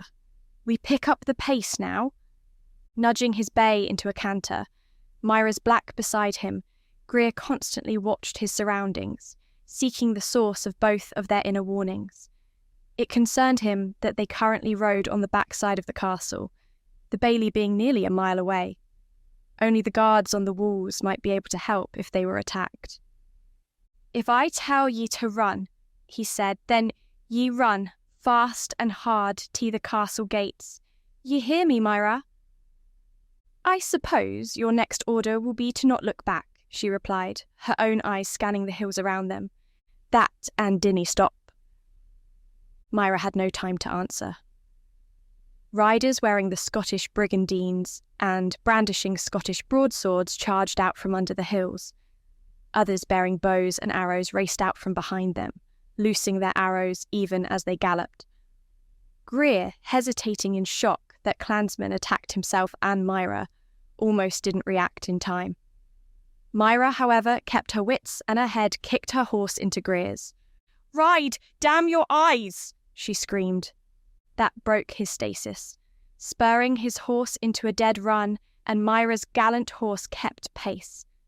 From above him, Greer dimly heard the shouts of his clansmen on the ramparts, firing their own arrows down upon the attackers. Whether they struck true or not, he didn't know. Reaching across the space between them, he seized Myra by the back of her neck and shoved downward, forcing her against the saddle's pommel. Hoping she understood that she made less of a target that way, he felt grateful she stayed down.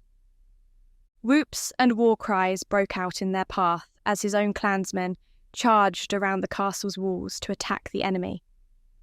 Into the bailey, he yelled at her, then wheeled his bay. Joined by his clansmen, Greer spun his sword into his fist. Screaming his challenge, he charged into the oncoming attackers, his blade striking flesh, knocking men from saddles. His horse, trained for battle, pinned his ears, his teeth biting, his hooves slashing at the enemy mounts. Around him, his clan warriors cut into the others, facing the arrows that were fired at them from the Scots that charged. Greer caught sight of an arrow shot from the ramparts take out a clansman that had attacked him, the warrior tumbling from his saddle. 2 more fell, while still others were cut down by Greer's sword, or by those who followed him.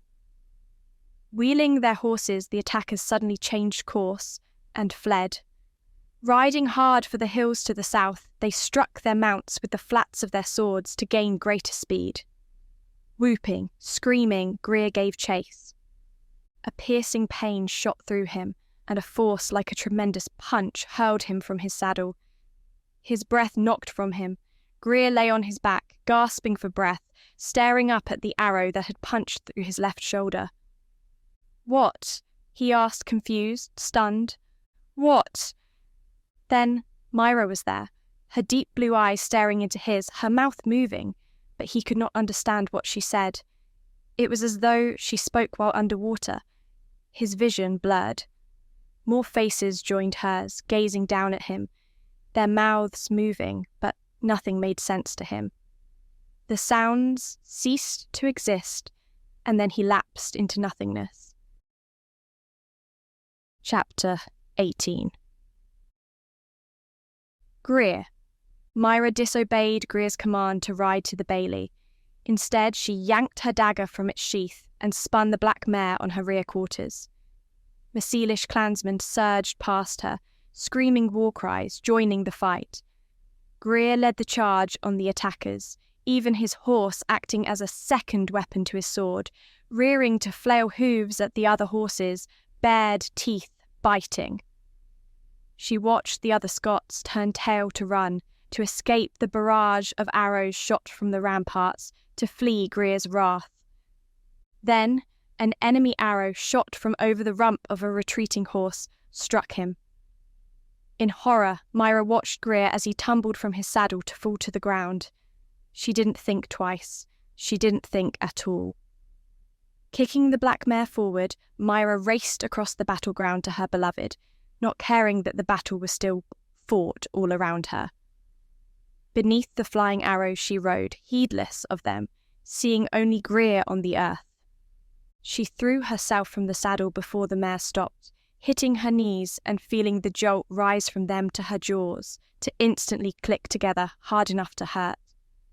"Greer!" she yelled, her hand on his cheek, turning his face toward her. Greer's mouth moved, but no sound emerged. "Greer!" she cried. "Talk to me! Damn your eyes! Talk to me!" Myra sensed others around her, peering over her shoulder, asking questions, but she only had eyes for Greer. His eyes slowly closed, and he relaxed, his body slumping to the earth beneath him. "No!" she screamed, her fingers frantically searching for a pulse at his throat. There. She found it, slow yet still firm. He was alive, alive. Relief spread through her, but she knew that if he was to remain in that state, he needed care. She noticed little blood oozing from under the arrow lodged in his shoulder, and feared he bled inside him where she couldn't see it. Glancing around at the MacEilish warriors who stood around, doing little except talk and stare, she issued orders. "Get something to carry him with," she barked. "Find Kerr and Fiona. Now!" Her voice cracked like a whip. They obeyed her instantly. As four ran to their mounts and leaped into their saddles, they then galloped toward the bailey. 6 others gingerly picked Greer up in their arms and carried him as she strode beside them, reached between their bodies to feel Greer's throat. He was still alive. More seemed to need instructions from her, though she had no idea what to order them to do. "Those were Scottish, were they not?" she demanded. "Collect the dead bodies and the horses, find out what clan they belong to, take care of any other of our wounded." Men scattered to obey her. "And find my mare," she shouted after them. Watching the men bolt, she half wondered if those were the correct instructions under the circumstances. To her relief, Kerr and Fiona ran towards them, knowing they would know what to do.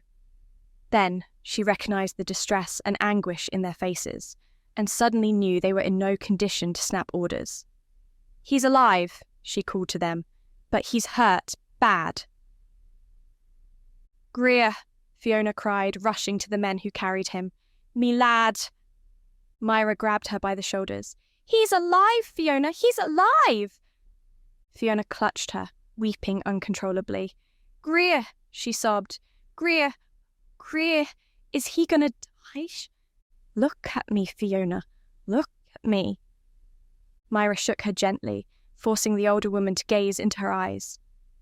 "Greer will be all right, Fiona.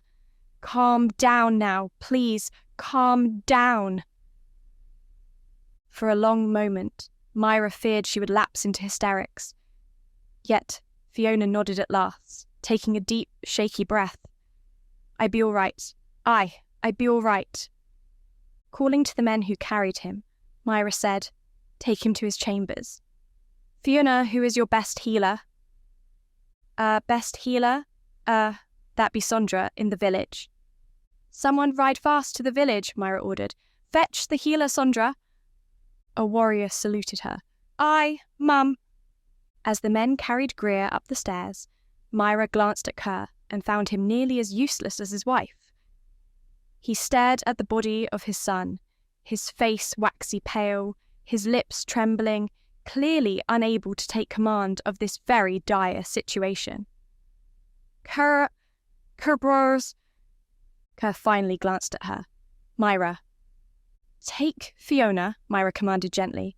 Go with Greer and sit with him. Where's Leith's? Leith? Why? I didn't. Take Fiona. Myra urged Fiona toward her husband. Go sit with Greer. I'll find Leith. Watching them climb the stairs behind the men who carried Greer, their arms around each other, Myra longed to be with them. While she assured Fiona that Greer would be all right, she also feared that she'd be wrong. Even so, she needed to find Leith. He was the only one who might be able to make sense of this chaos. Seizing a running clansman by his arm, Myra spun him neatly around. Have you seen Leith? She demanded. I think he be out there, Mum. He pointed toward the bailey. Hiking her skirts so she could run faster, Myra hurried out of the keep amidst the shouting, running clansmen and the panicked servants. She scanned the area for Leith. He was there, directing the warriors to ride into the hills and capture or kill more of those that had attacked the castle. He saw her running toward him and stopped to wait for her. Greer? He asked, his face ashen. He's alive. I sent for a healer. He closed his eyes. Thanks be to God. Kerr and Fiona are out of their minds, Myra said. I sent for a healer named Sondra in the village. Good, she be the best. Myra grabbed his arm. Those were Scottish, weren't they? Leith grimaced, his expression grim. Aye, 'twould appear sacy. Why would Scots attack us? She asked, clenching her fists. Do you know what clan they're from? I dinna yet, but I aim to find out.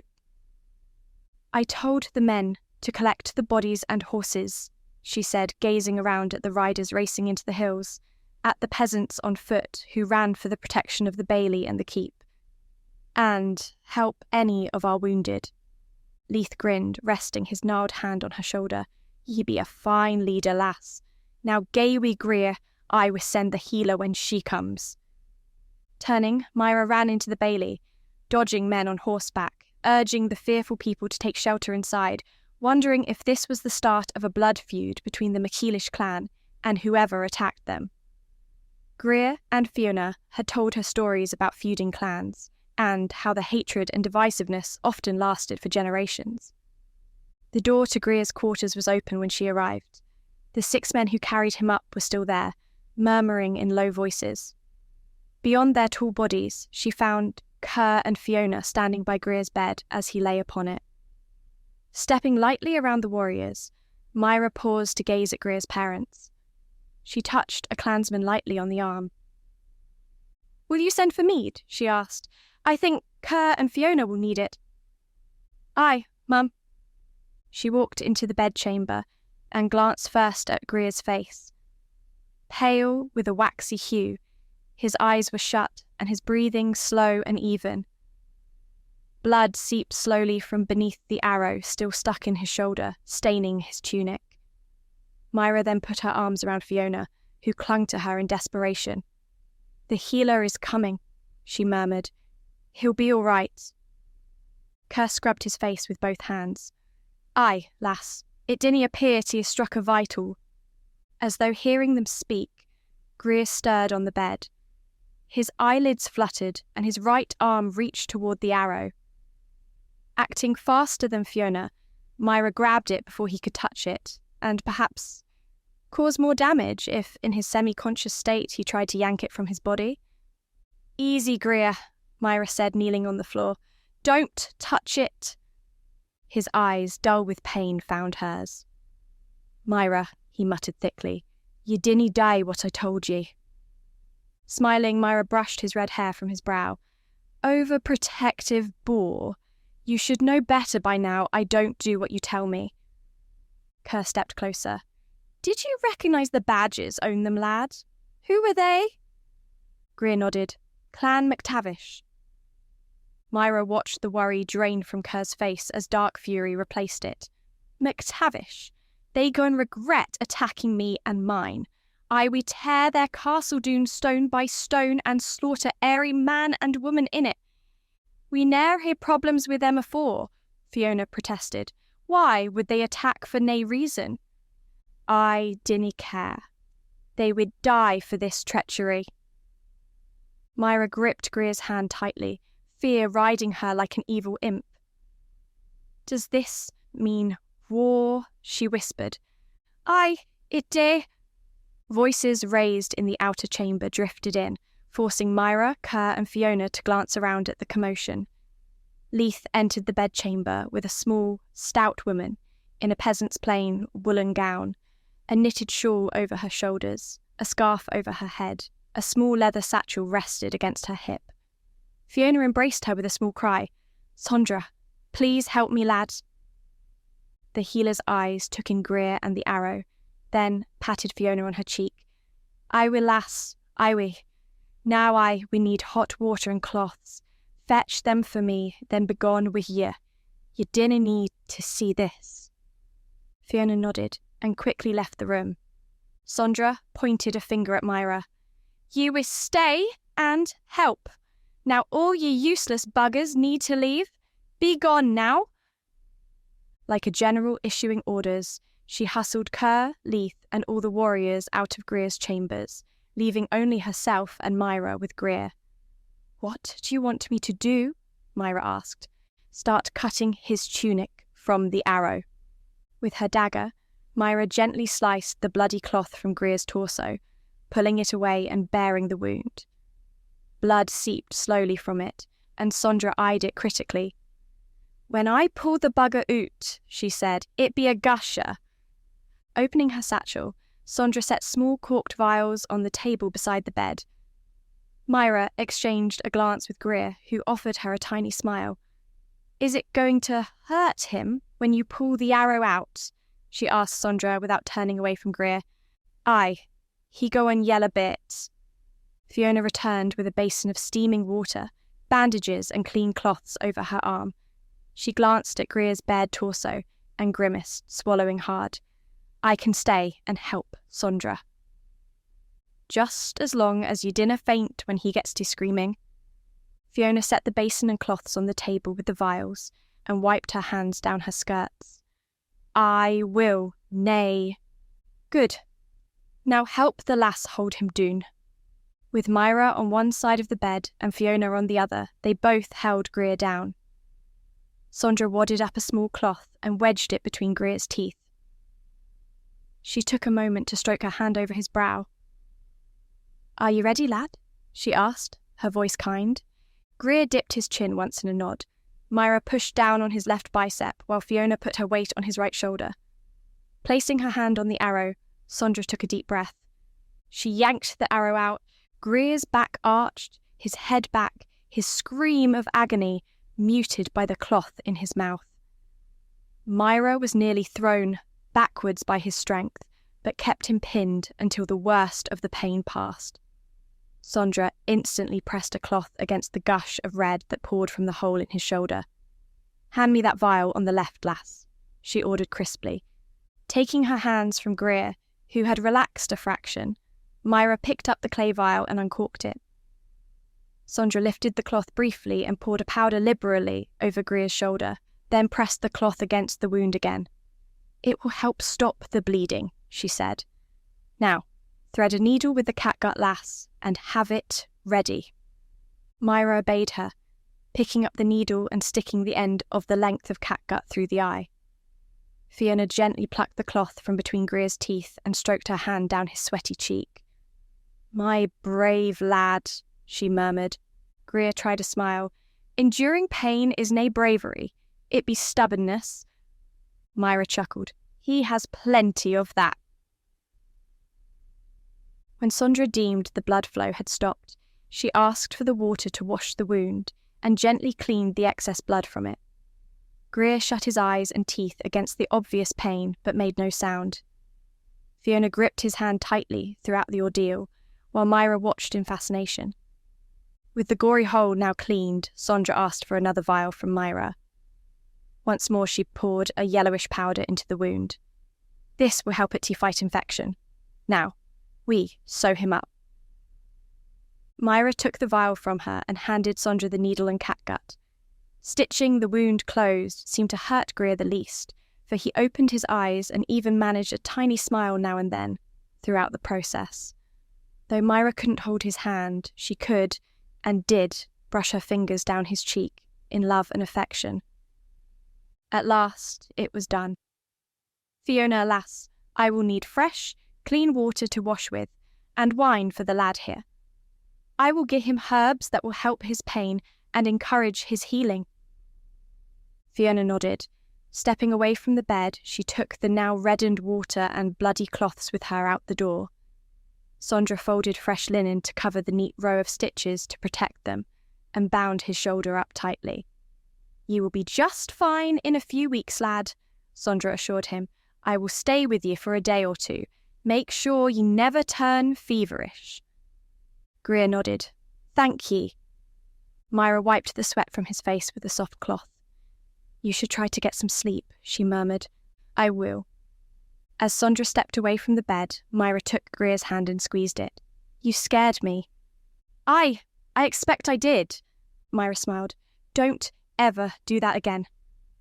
I canny make promises I may nae keep. Bloody fool.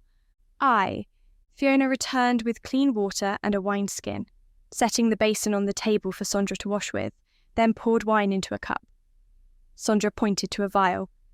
Add a bit of that tae it, lass, and have him drink it down. Fiona obeyed and handed the cup to Myra. She held it to Greer's lips, helping him to hold his head up as he swallowed the concoction down. After washing her hands, Sondra dried them, gazing at her two assistants. Now, you both go get your own food, while I sit with the lad here. He doesn't need all three of us, and we can take turns watching over him. He needs quiet and rest now. Myra nodded. Bending, she softly kissed Greer on the lips. I will be back soon. Fiona also bent to plant a kiss on her son's cheek. Sleep now. Greer closed his eyes. Taking Fiona by the arm, Myra led her from his bedchamber, both of them glancing over their shoulders at him. Sondra settled herself into a nearby chair, pulling her shawl closer around her shoulders. As Myra opened the door that led out of his rooms, she thought she heard soft, melodic singing coming from the bedroom. Asterisk, asterisk, asterisk. Myra and Fiona found Kerr and Leith standing over the three dead enemy Scots in the bailey. Kerr glanced up as they approached, the question clear in his eyes. Fiona nodded. He be well, Sondra be watching over him. Kerr breathed in deeply. I be sending the bodies back to MacTavish with a message. I be waging war against him and his kin. Blood feud? Myra didn't ask the question. I never did such to provoke this, Kerr said, his voice heavy with rage. We be allies once. I be sending the McCanders lads home. They nae be part of this. It makes no sense, Myra said, despair in her tone. Why would a former ally suddenly turn on you? It makes nae sense to me either, Leith added. MacTavish be a reasonable sort, nae given tae sudden outrage over nothing. Perhaps ye should talk with him, Kerra. Kerr stabbed his finger down at the corpses. Aye, he snapped. I let them do the talking for me. Turning, he bellowed orders for riders and 3 horses. Take this filth back to their master. Cover their faces with the red banner of the blood feud. Clansmen ran to obey him, bringing horses from the barns, tossing the corpses over their backs. Myra turned her face away as the dead men's heads were bound in red cloth, feeling deep in her gut there was something terribly wrong with this. Wanting to beg Kerr not to send the corpses back in this manner, to talk to the MacTavish Laird first, she knew her words would be wasted. Leith walked away, his head down, striding into the keep. She listened to the clatter of hooves on the cobbles as 6 clansmen led the 3 horses burdened with the MacTavish dead out of the bailey. Once they hit the meadow, they speeded up into a gallop and rode north. Feeling Fiona's hand on her arm, Myra glanced at her. "Let us gae in, lass," she said softly. "There be nothing more we can do." Myra nodded. "I suppose we should." It seemed a lifetime ago when she and Greer rode across the moors, she thought, as she and Fiona walked across the bailey. In truth, it had been perhaps 2 hours, less since the attack occurred. Calm had been restored to the castle. No more MacTavish clansmen had been found, yet an uneasy tension remained. Clansmen rode on patrols over the moors. Men stood with bows in hand, quivers bristling with arrows on their backs, gazing north. In the dining hall, Myra and Fiona took their places at the high table and were served the midday meal immediately. Not very hungry, Myra ate only a little, while Fiona swallowed even less. "What will happen now?" Myra asked, her voice low also, staring down at the clansmen who also came in to eat. "The MacEilish and MacTavish clans gae to war," Fiona replied softly. "People own both sides would die. I lived through a feud afore. I ne'er wished to see one again." "Is there any way to avert it?" "Nay." "What if I were to ride to the MacTavish clan Laird?" Myra said. "I'm not a member of the MacEilish clan. I can be considered neutral. Try to reason with him. There be nae reasoning wi' a Laird who wishes for war, lass." "I can try." "And he can simply kill you, Myra. Nay, dinna consider it any more." Myra did continue to consider it. Sitting beside Greer's bed as he slept throughout that afternoon, she pondered what she planned to do. With discreet questions, she discovered the MacTavish lands lay 20 leagues almost straight north of the MacEilish castle. If she started out soon after dark, rode into night, she would be well away from the castle before dawn. It would take her nearly 3 days to ride there, and she might possibly arrive shortly after the clansmen delivering Kerr's challenge. She also knew she risked bandits, wolves, bad weather, and God only knew what else. As she gazed into Greer's face, she knew it was the only thing she could do. Chapter 19. Fearing at any moment she would be caught, Myra took provisions from the kitchen while the cook and his assistant slept, stuffing a canvas sack with dried meat, fruits, turnips, and bread. Finding a water skin in the barn, she filled it from a trough, then set both aside. Nearly midnight, all the castle slept save those who patrolled the ramparts above.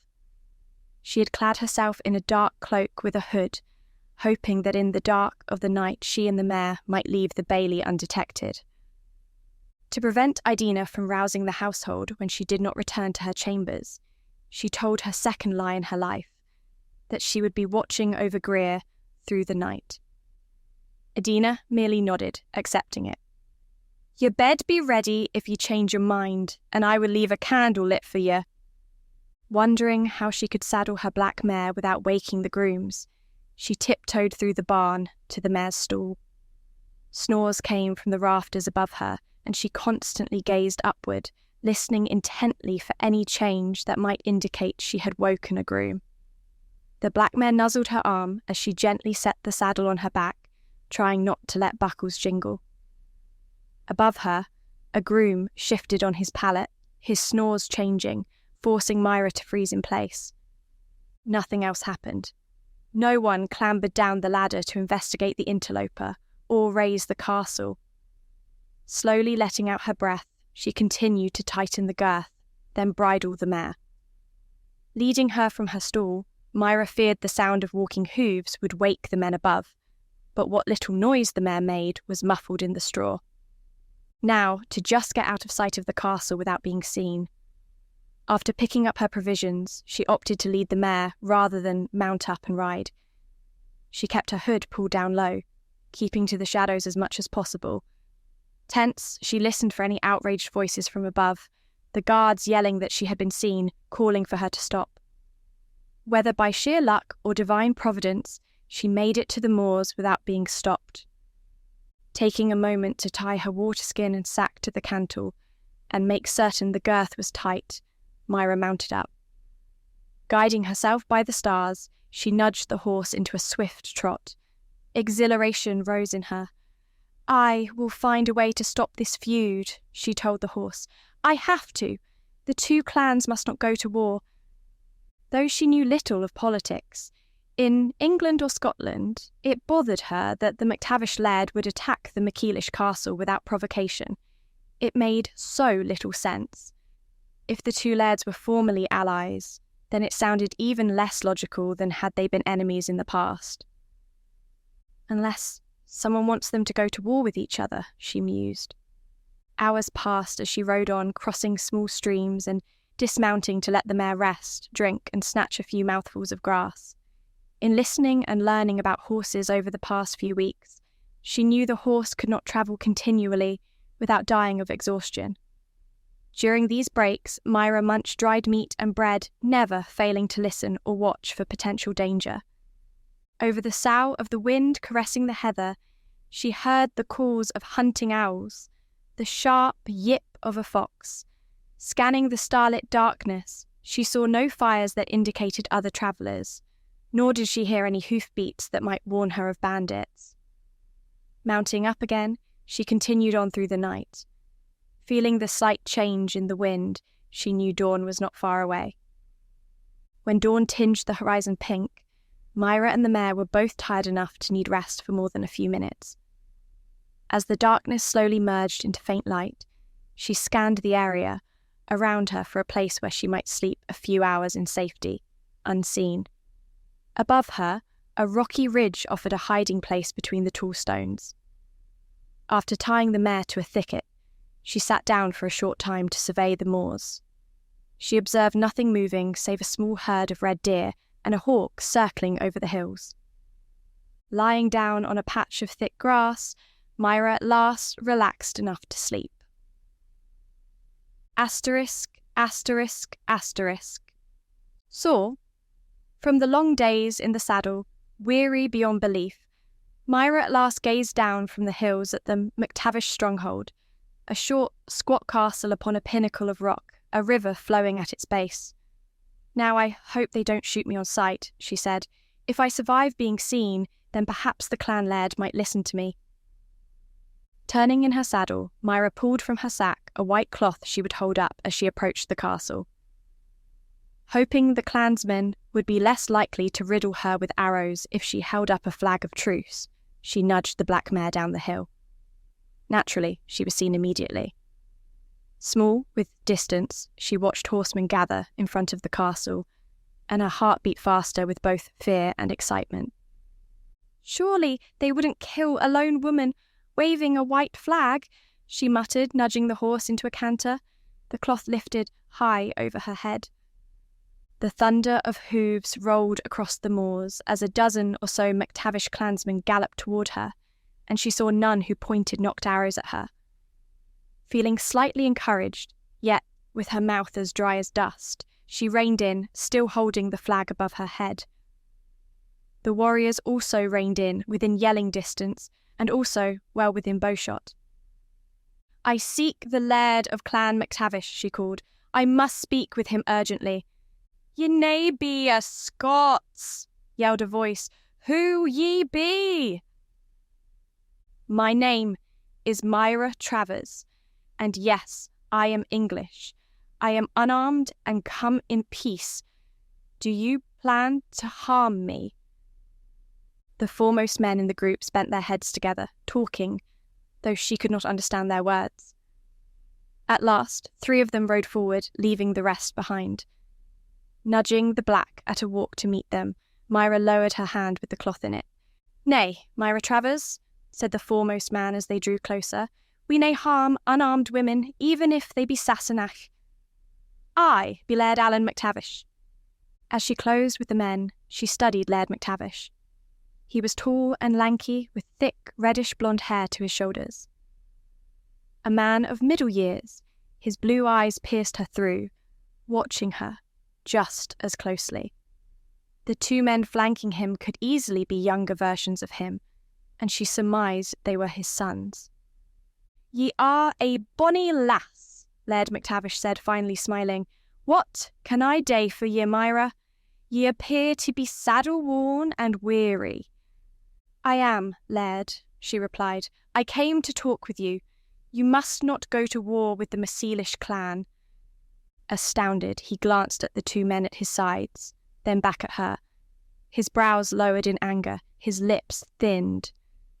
"Just how do ye ken about that? What did the Sassenach hae to die with it?" Now that she was there and talking face to face with the Laird of the enemy clan, Myra stumbled over how to begin her tale. "I reside with the MacEilish," she told him, her eyes on his. "I am in love with Greer MacEilish. As you know, your clansmen attacked us, grievously injured Greer.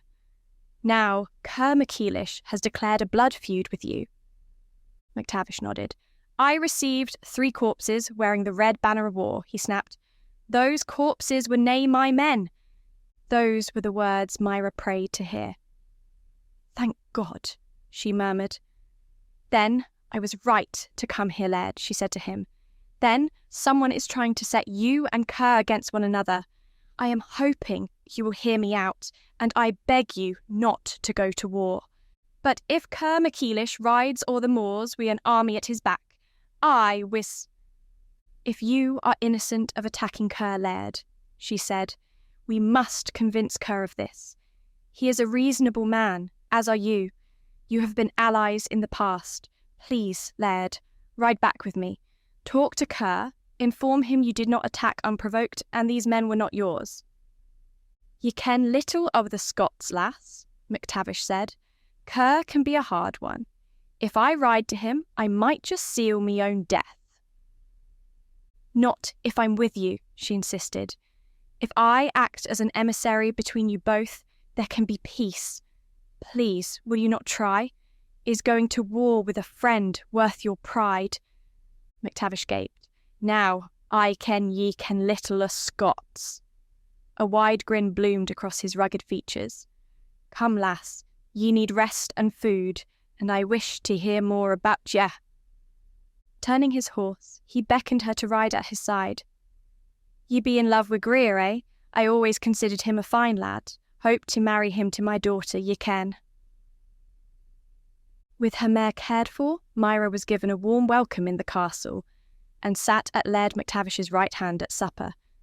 Starved for fresh, hot food, Myra gobbled her supper while explaining to MacTavish about the Earl of Primshire trying to kill her, how Greer saved her life and she fell in love with him, and Greer with her.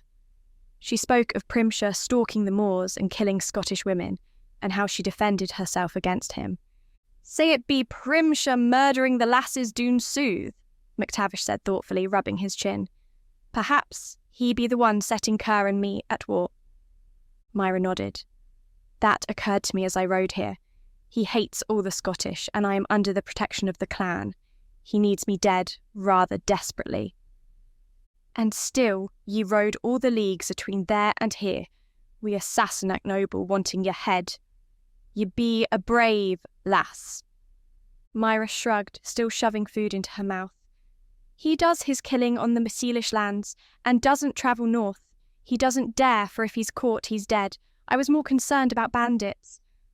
"I still must admire ye, Myra, taking this into your hands." "Kerr wouldn't listen to me, nor to anyone.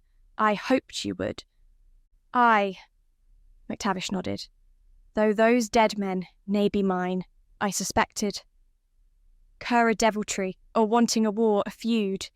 It dinna make sense tae me, as we be friendly with one another. Now with ye here, I understand better." "So you'll ride back with me, Laird?" she asked. "Tell him to his face you didn't attack his castle or hurt Greer." MacTavish grinned at her. "How can I nay?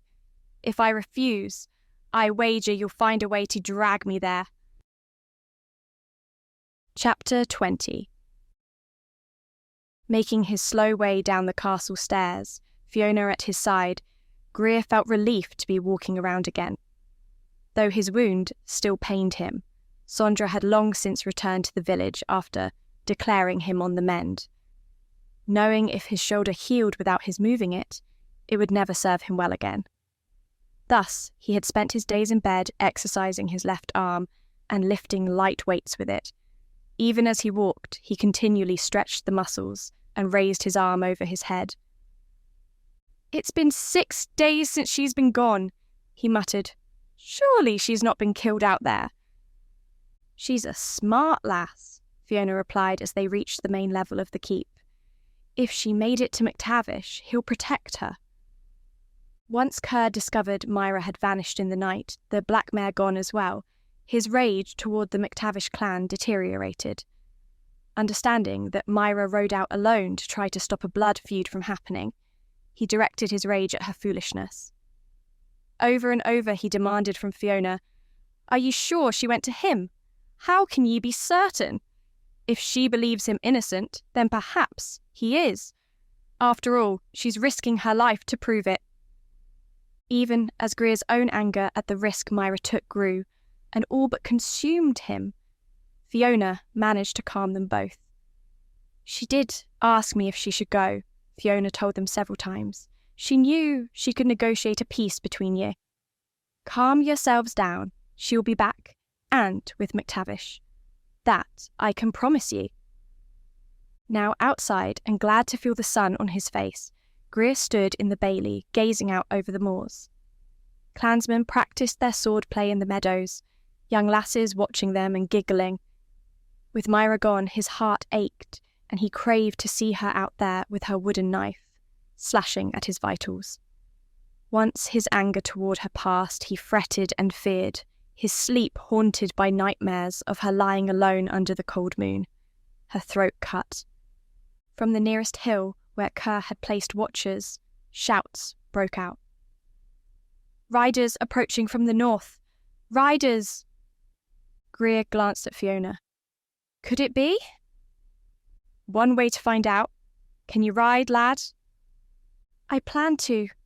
Hurrying as fast as he could to the barns, he found Jared and Gavin saddling horses, one of them his bay. Kerr and Leith too ran from the keep, shouting for the grooms to ready their mounts. "This be exciting times, eh?" Jared said with a grin as Greer strode up to them. "I just hope she's safe," he replied, mounting up.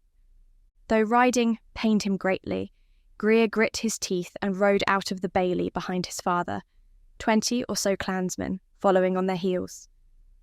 Cantering north across the moors, his spirits climbed as he thought of Myra being with them, alive and safe.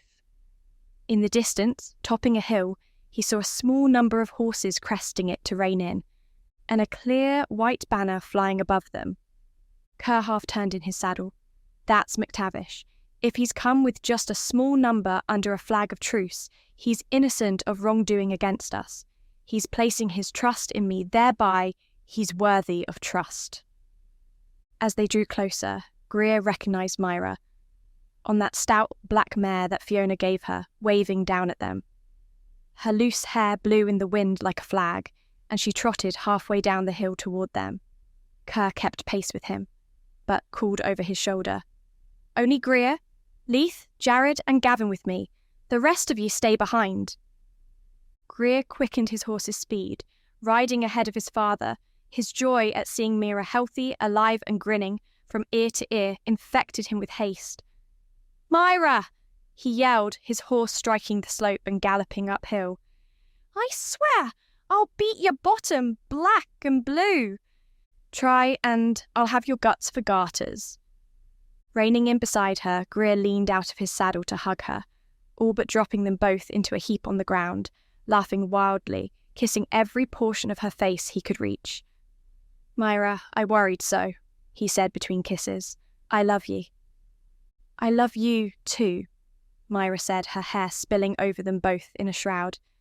"I had to, Greer. Kerr wouldn't listen, and I knew Laird MacTavish would never attack like that. It never seemed right."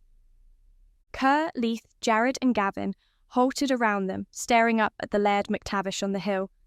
"MacTavish," Kerr called, "ye here to attack me castle again?" "Aye, MacEilish," MacTavish replied. "If ye have such bonny women in it, I have to take it for me own." "Ah, ye old bastard, ye have no need for me castle. Keep the lass. She'll never be nothing but trouble for me.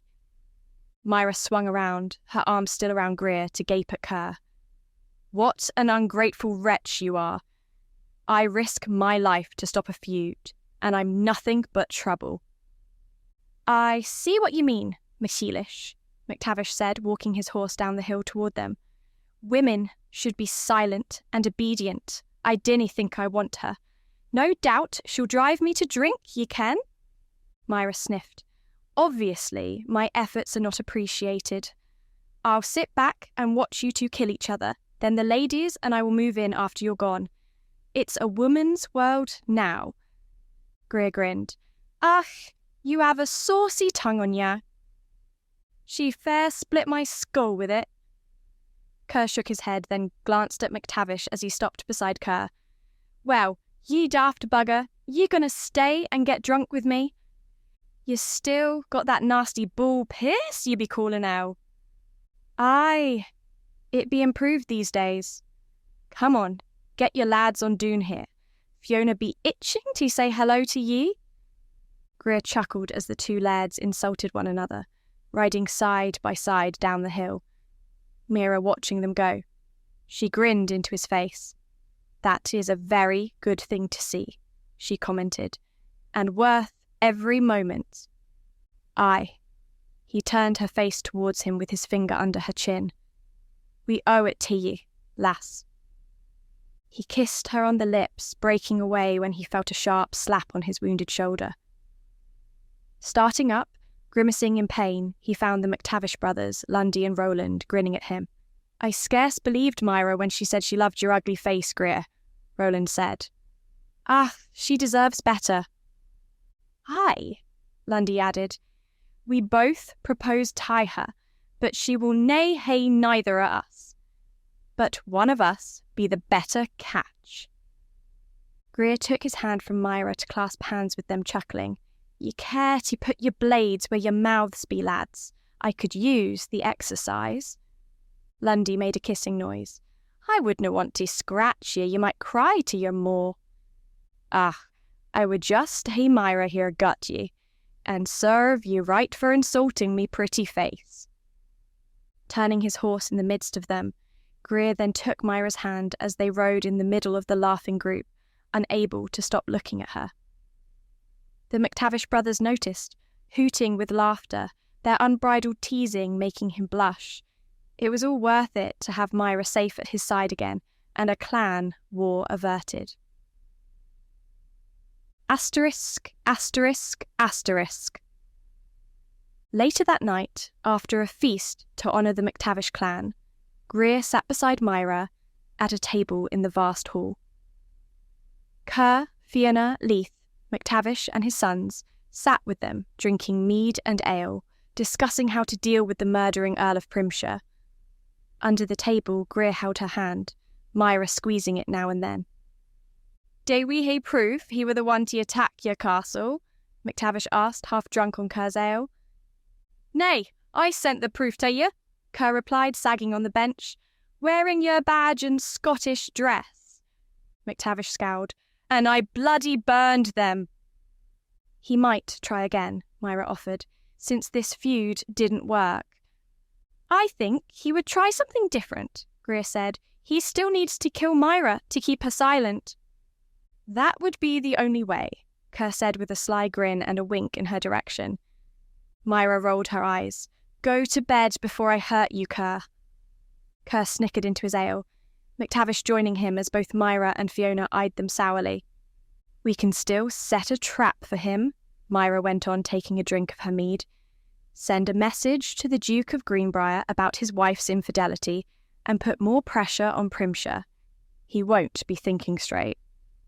And thrice as dangerous." Greer shook his head. "I dinna like it." "Unless we catch him in the act of killing someone, we won't have the proof we need." "The King of England commanded him to hang the beastie doing the killings," MacTavish said. "Let him stick his head in the noose." "I say we let him rot down south," Kerr declared, pounding his fist on the table. "Keep our own safe, let him slay his own, and let the Sassenach deal with him." "And What if he tries to incite another clan war? Myra asked. MacTavish shook his head. He canny, lass. We are on our guard now. He attack one, he attack us all. We be ready for him now. Greer squeezed her hand. They be both right, Myra. There is little he can do now. Our people be safe. Ye be safe. His urge to kill next would be his undoing. MacTavish raised his mug to Greer. Exactly, lad. He be a rabid mongrel, Myra. He would destroy himself. Chapter 21. Feeling as though the dark forces within him were close to ripping him apart, Primshire rode from his castle's bailey out into the night. Under the knowledge that his secret was no longer his, he tried to resist the urge to kill. He lasted 2 sleepless nights, tossing back and forth on his great bed, sweating until the sheets beneath him were drenched. The harder he fought, the worse the urge got. No longer able to think coherently, he set his heels to his roan's hide and galloped north. Kill the Scots, kill the vermin, kill the Scots, kill the vermin. He hardly realised that he chanted the phrase under his breath as he rode, the refrain dancing in his head like a wicked imp. The healing wound on his cheek itched abominably, adding to his overall misery, to his rage. He wanted to scrub at it with his hand, but a small sensible part of him knew that if he did, he would open it back up again. The next time, it wouldn't heal. The thought of his wound, his terrible scar, made him think of the black-haired wench. She saw me with Jessica. She knows I killed the Scottish women. Kill her! I must kill her! In his mind's eye, he saw her terror, saw her blood splashed across her face. His ears rang with the sounds of her screams. Kill her! Kill her! Kill her! Cantering across the moors, he rode from village to village, frustrated once again that the Scots had locked their women away, guarded them like jewels. Tall palisades of spiked poles he could not cross. Mounted clansmen eager to take his head as a trophy patrolled around them. Watchmen paced atop the fences, listening for him, waiting.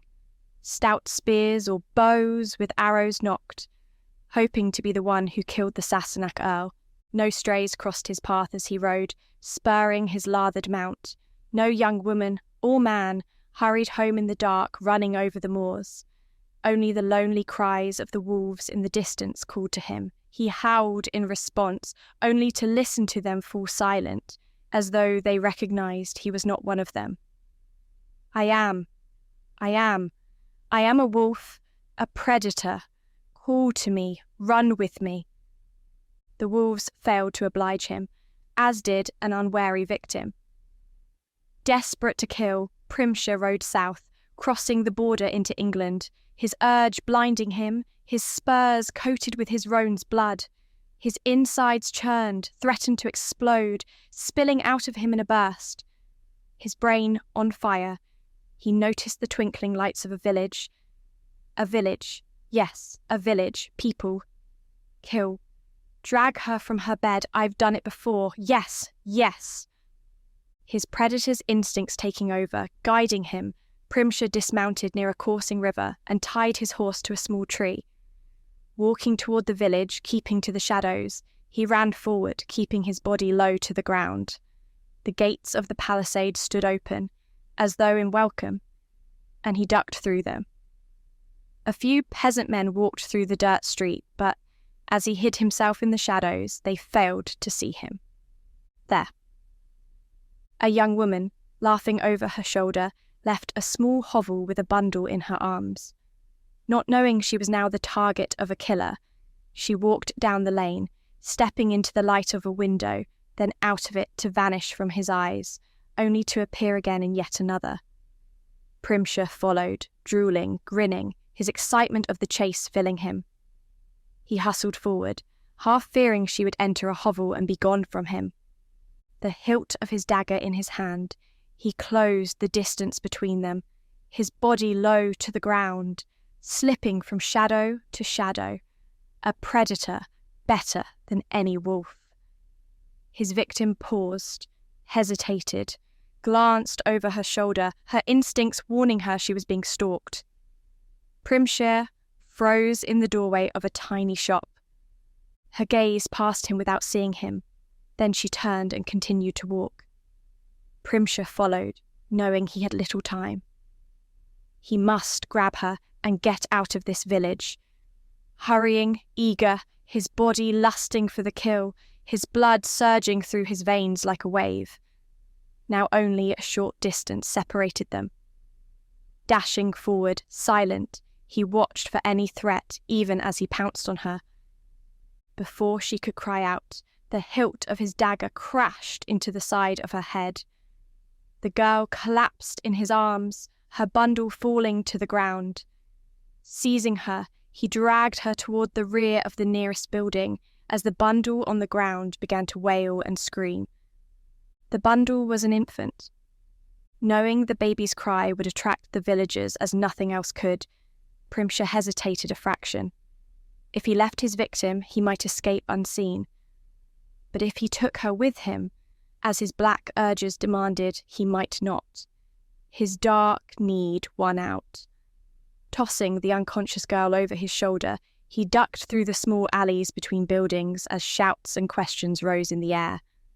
Torches flared in the lane as men and women surged into the streets and found the baby. Now, the hunt would be on. Primshire hustled as fast as he could with the unconscious girl over his shoulder, unable to climb over the tall spiked fence. Forced to run for the gate, he hoped none had the foresight to close it shut, henning him inside. Men ran past him toward the source of the chaos, leaving him free to hurry to the gates. Casting frantic glances both behind and ahead of him, burdened under her weight, Primshire prayed to a god he didn't believe in, to get him through the tall, spiked fence before it closed him inside. Just as he dashed through them and into the fields beyond, they swung shut. He heard the bar fall into place, where nothing save a battering ram would open them if the defenders kept them closed. Sweating with relief and his urgency, Primshire ran for the darkness. He knew the girl would wake soon, and he was far too close to the village when she did. At this distance from it, even a deaf man would hear her screams. Splashing across a streamlet, he ran on, gasping for breath. On his shoulder, she stirred, moaning. Within moments, she would wake fully, and she would begin to scream. Too close, too close. He hurried away from the village, hoping to put a hill between it and them where perhaps the sounds of him cutting her would not be heard. No such helpful hill presented itself. And the girl on his shoulder thrashed. She screamed. In desperation, Primshire threw her to the ground. The girl tried to get up and run, scrambling away from him, yelling, "Get away from me! Get away from me!" He pounced on her, his knife slashing her cheek. That only made her cry louder, kicking at him, her fists punching, flailing in her fight for her life. Panicked, her fist cracking against his half-healed wound, Primshire stabbed her in the chest once, twice, thrice. The peasant collapsed, her screams gone, her life fled. Panting, blood dripping from the blade, Primshire gazed down at himself. Gore covered him from his head to his legs, staining his clothes. "No, no, no!" he moaned, trying to wipe it away, but only smeared it further. "No, this can't be. It's not supposed to go like this." Not only did he not have time to undress, or relish her screams as he took her life slowly, he killed her without the torture that fed his dark urges. Without sating them, the urge would be upon him soon, maybe within hours. And the blood, how could he clean the blood from them? How could he ride into his castle without the stares, the gawks, the knowledge that his people would know him for what he was? Not far away, dogs bayed, voices raised, encouraging them. Torches lit the moors. The hunter had become the hunted. Sheathing his bloody dagger without cleaning it, Primshire ran. He didn't bother to keep to the shadows. The dogs would find him in spite of them. Splashing across the stream, he hesitated, lost for the moment, disoriented. He forgot where he had left his horse. Hoping he ran in the right direction, he bolted downstream, seeking the larger river where he had tied his roan. Finding it, he waded through it, slowed as he fought against the current, thinking his scent would be lost as the water tossed it down to the ocean. His horse snorted as he dashed up, spooking at the odour of fresh blood on his clothes. Untying the reins, he threw himself into the saddle and buried his spurs into the fresh wounds he had delivered previously. Flattening his neck, his roan gelding raced across the moors up and down the hills. Without guidance from his master, the gelding bolted for home, food and shelter, safety. Faster and faster, Primshire whipped and goaded the beast into a headlong pace. Risking a glance behind him, he saw little save blackness where not even the stars shone down. He grimaced in triumph, for not even their hounds could follow him now. Ahead of him, the lights burned in the windows of his castle and guided him home. His exhausted, sweating roan galloped tiredly into the bailey, his steel-shod hooves echoing across the tall stone structure. Grooms and men-at-arms swarmed from their holes asking questions, lighting torches. Too late, Primshire realised his blood-soaked clothing lay clear in their sight. Eyes stared as fingers made the sign against evil.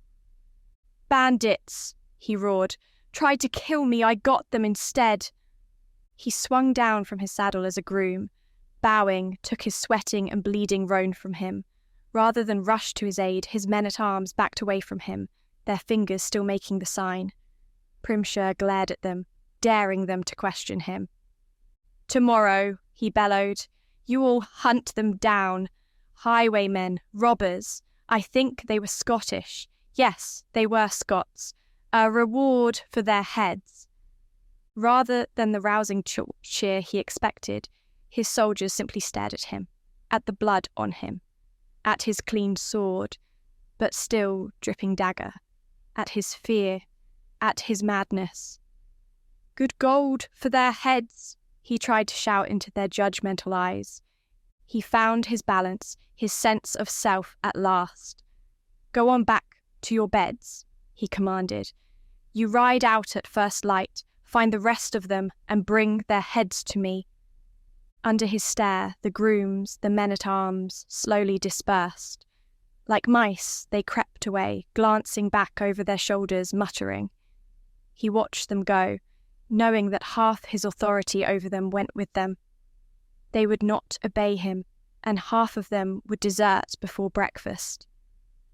They knew, he realised. They knew he was little more than a rabid dog, and one that needed to be put down. "I'll hang them," he whispered to himself, striding toward his quarters. "Hang a few, the rest will fall into line. Yes, that will do it. Show them who is master." He climbed the stairs toward his chambers, scenting the stench of blood that hung over him like a pall. Though he revelled in it during his kill, it now clung to his nostrils like an unwelcome guest. Not realising he was not alone, Primshire started at the sound of her voice. "Catch another one, did you?" Primshire stared up at Jessica as she stood on the stairs above him. She wore a loose robe over her nightgown. Her rich dark hair hung down over her shoulders, covering her like a shawl. Her marvellous slow eyes looked him up and down slowly, as though relishing the sight of the blood on him. "What's she? My," she tittered. "We have been busy." He struggled to find his tongue. "Bandits," he muttered. "Scottish highwaymen." Her hand fluttered at her throat. "Am I in danger of these terrible robbers? Perhaps I should return to London, where I will be safe under the protection of my dear husband." Though she feigned fear, Primshire recognised the mocking laughter in her dark, slow eyes. "You are perfectly safe in my castle, Duchess," he choked, stepping up the stairs towards her. "I will protect you." "Will you? Somehow I no longer feel safe here." No, you are under my protection, my shield. I will never permit harm to come to you."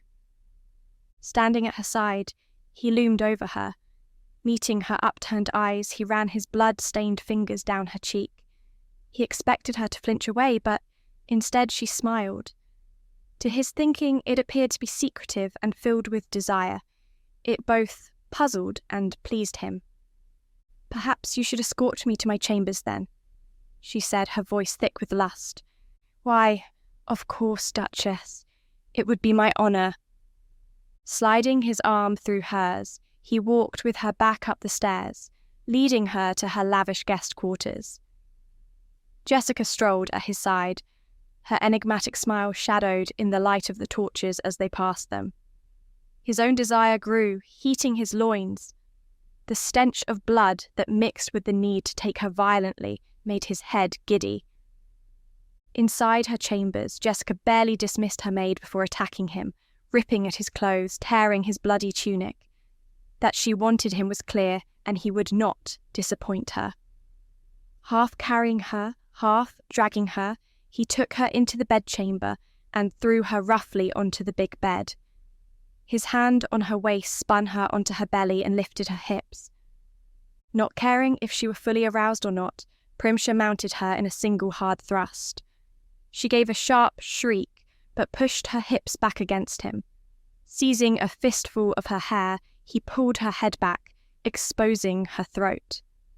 Pounding away at her centre, his pleasure climbing high, he licked and sucked at her bared neck and jaw, listening to her thick moans of lust. Taking her with as much violence as he dared, he satisfied himself with using her to sate his lust, his orgasm rocking through him before she climaxed. Throwing his head back, he blasted his seed deep into her, groaning, ecstasy riding him in waves. Spent, breathing hard, he pulled away from her, his organ now flaccid. Jessica turned over and hiked her robes, baring her lower body.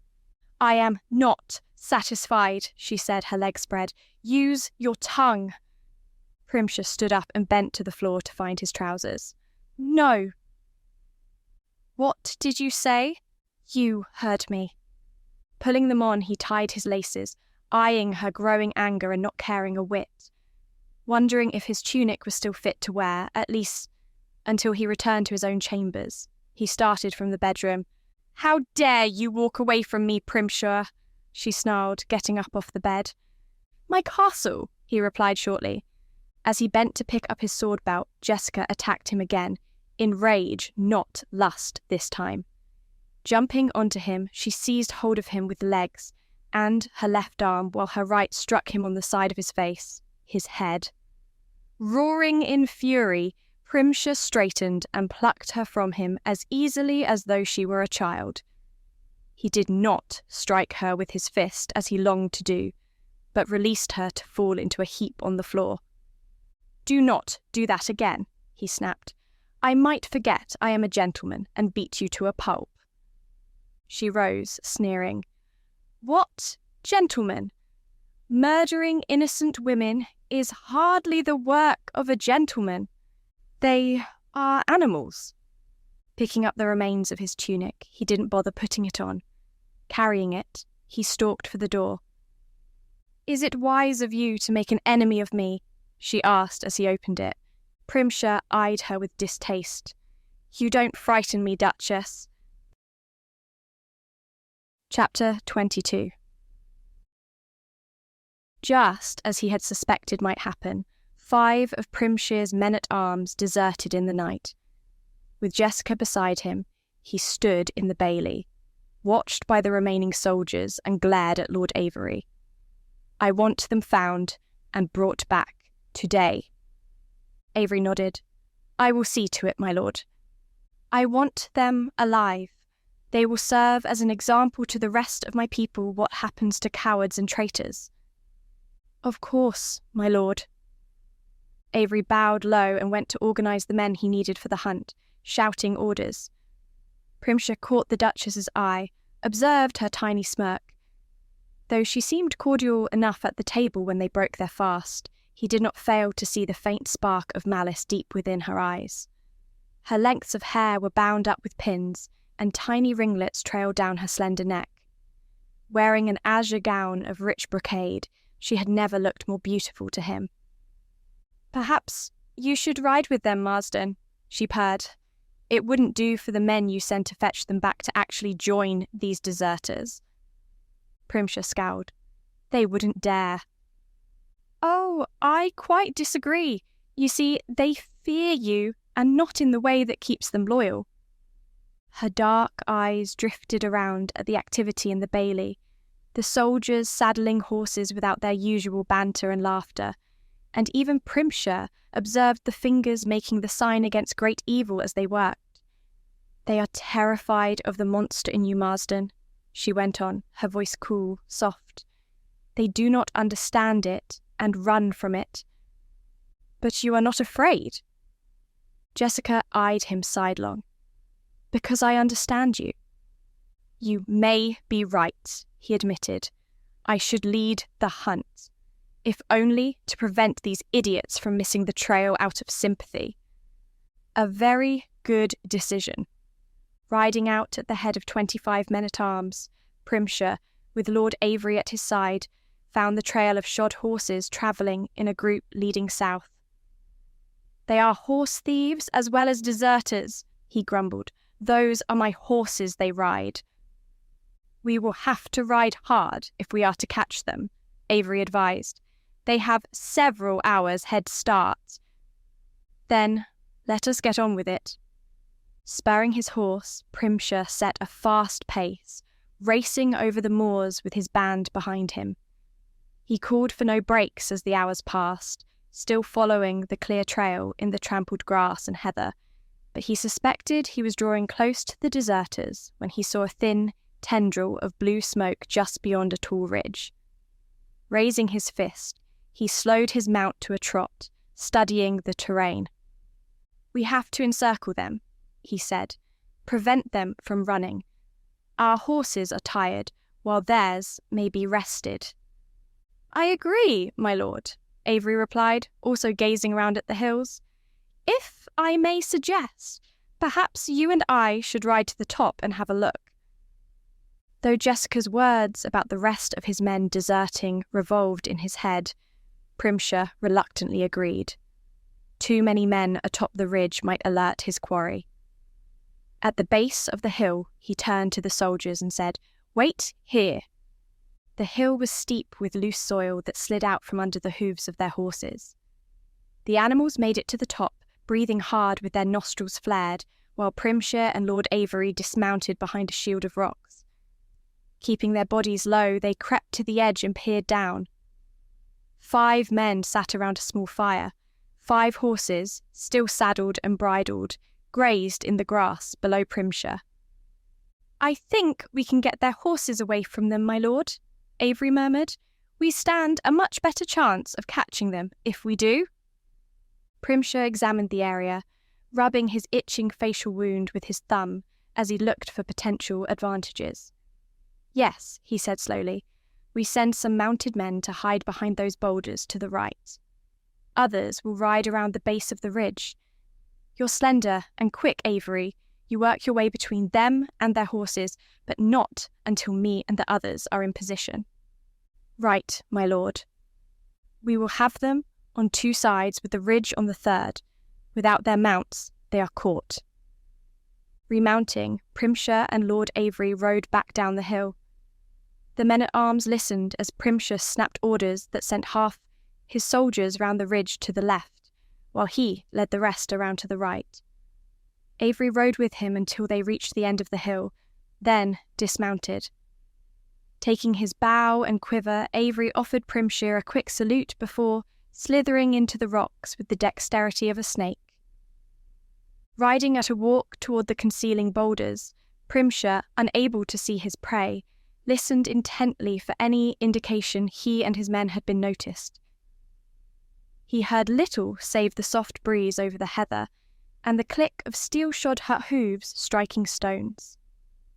Feeling certain that, had they been discovered, he'd hear the loud sound of horses galloping, hoping he gave Avery enough time to make his way to the deserters' horses, Primshire gave a loud war cry the signal.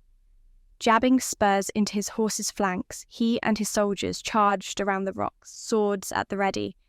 The 5 fugitives leapt to their feet, shock and horror opening their mouths in round O's as they bolted for their horses. Lord Ian Avery popped up from behind the boulder, yelling for all he was worth, slapping the rumps of the horses with his bow.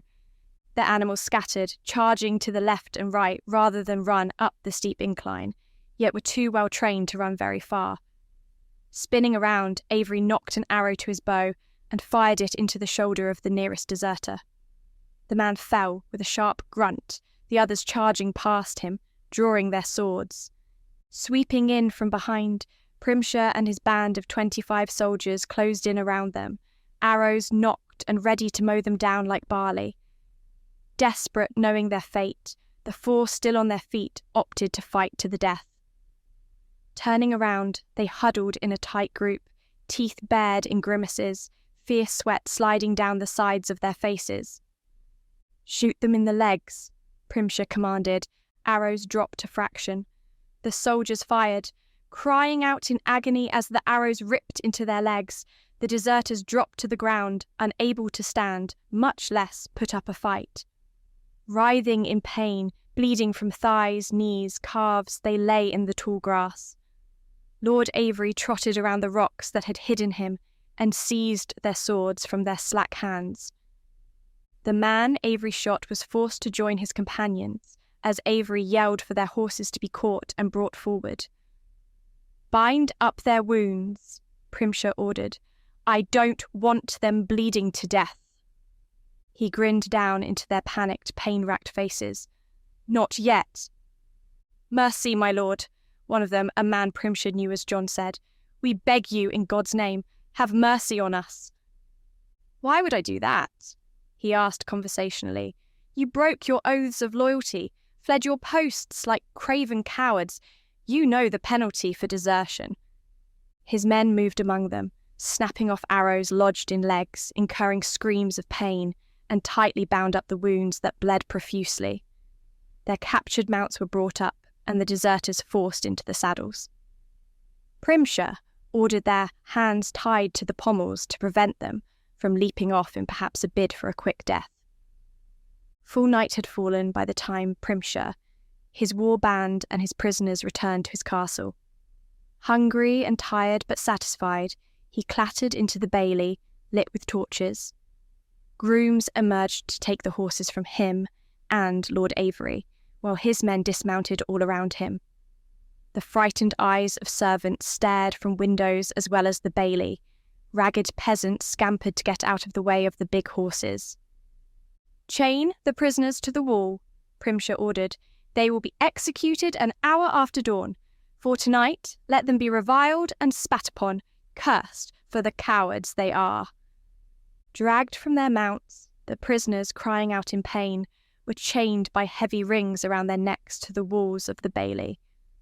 Despite his hunger, Primshire stood and watched as servants, men-at-arms, villagers lined up to pass them, spitting on them as they sat in their misery and endured the humiliation. Primshire knew the show of revulsion was out of fear of what might happen if they disobeyed rather than from true feelings of hatred for cowards and deserters. He suspected they all wished they could escape him and the monster within him. In the vast hall, Primshire ordered casks of ale opened and distributed among the men-at-arms, seated at the tables below him. Jessica looked on, her face neutral, inscrutable, as he stood up, his own pewter cup in his hand. "To my loyal men," he roared, "to those willing to fight at the side of their liege lord."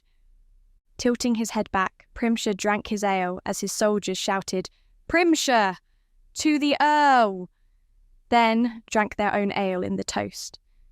Even to his ears the accolade seemed half-hearted, a mere shadow of what he felt he deserved from them. Returning to his chair and filled plate, he scowled darkly down from the dais as they spoke among themselves, their conversation muted without laughter. "They hate and fear me," he muttered. "When does that matter?" Jessica asked. He glanced at her, then continued to drink his ale. Cutting his meat with his dagger, he slapped it onto a hunk of bread and chewed without answering her.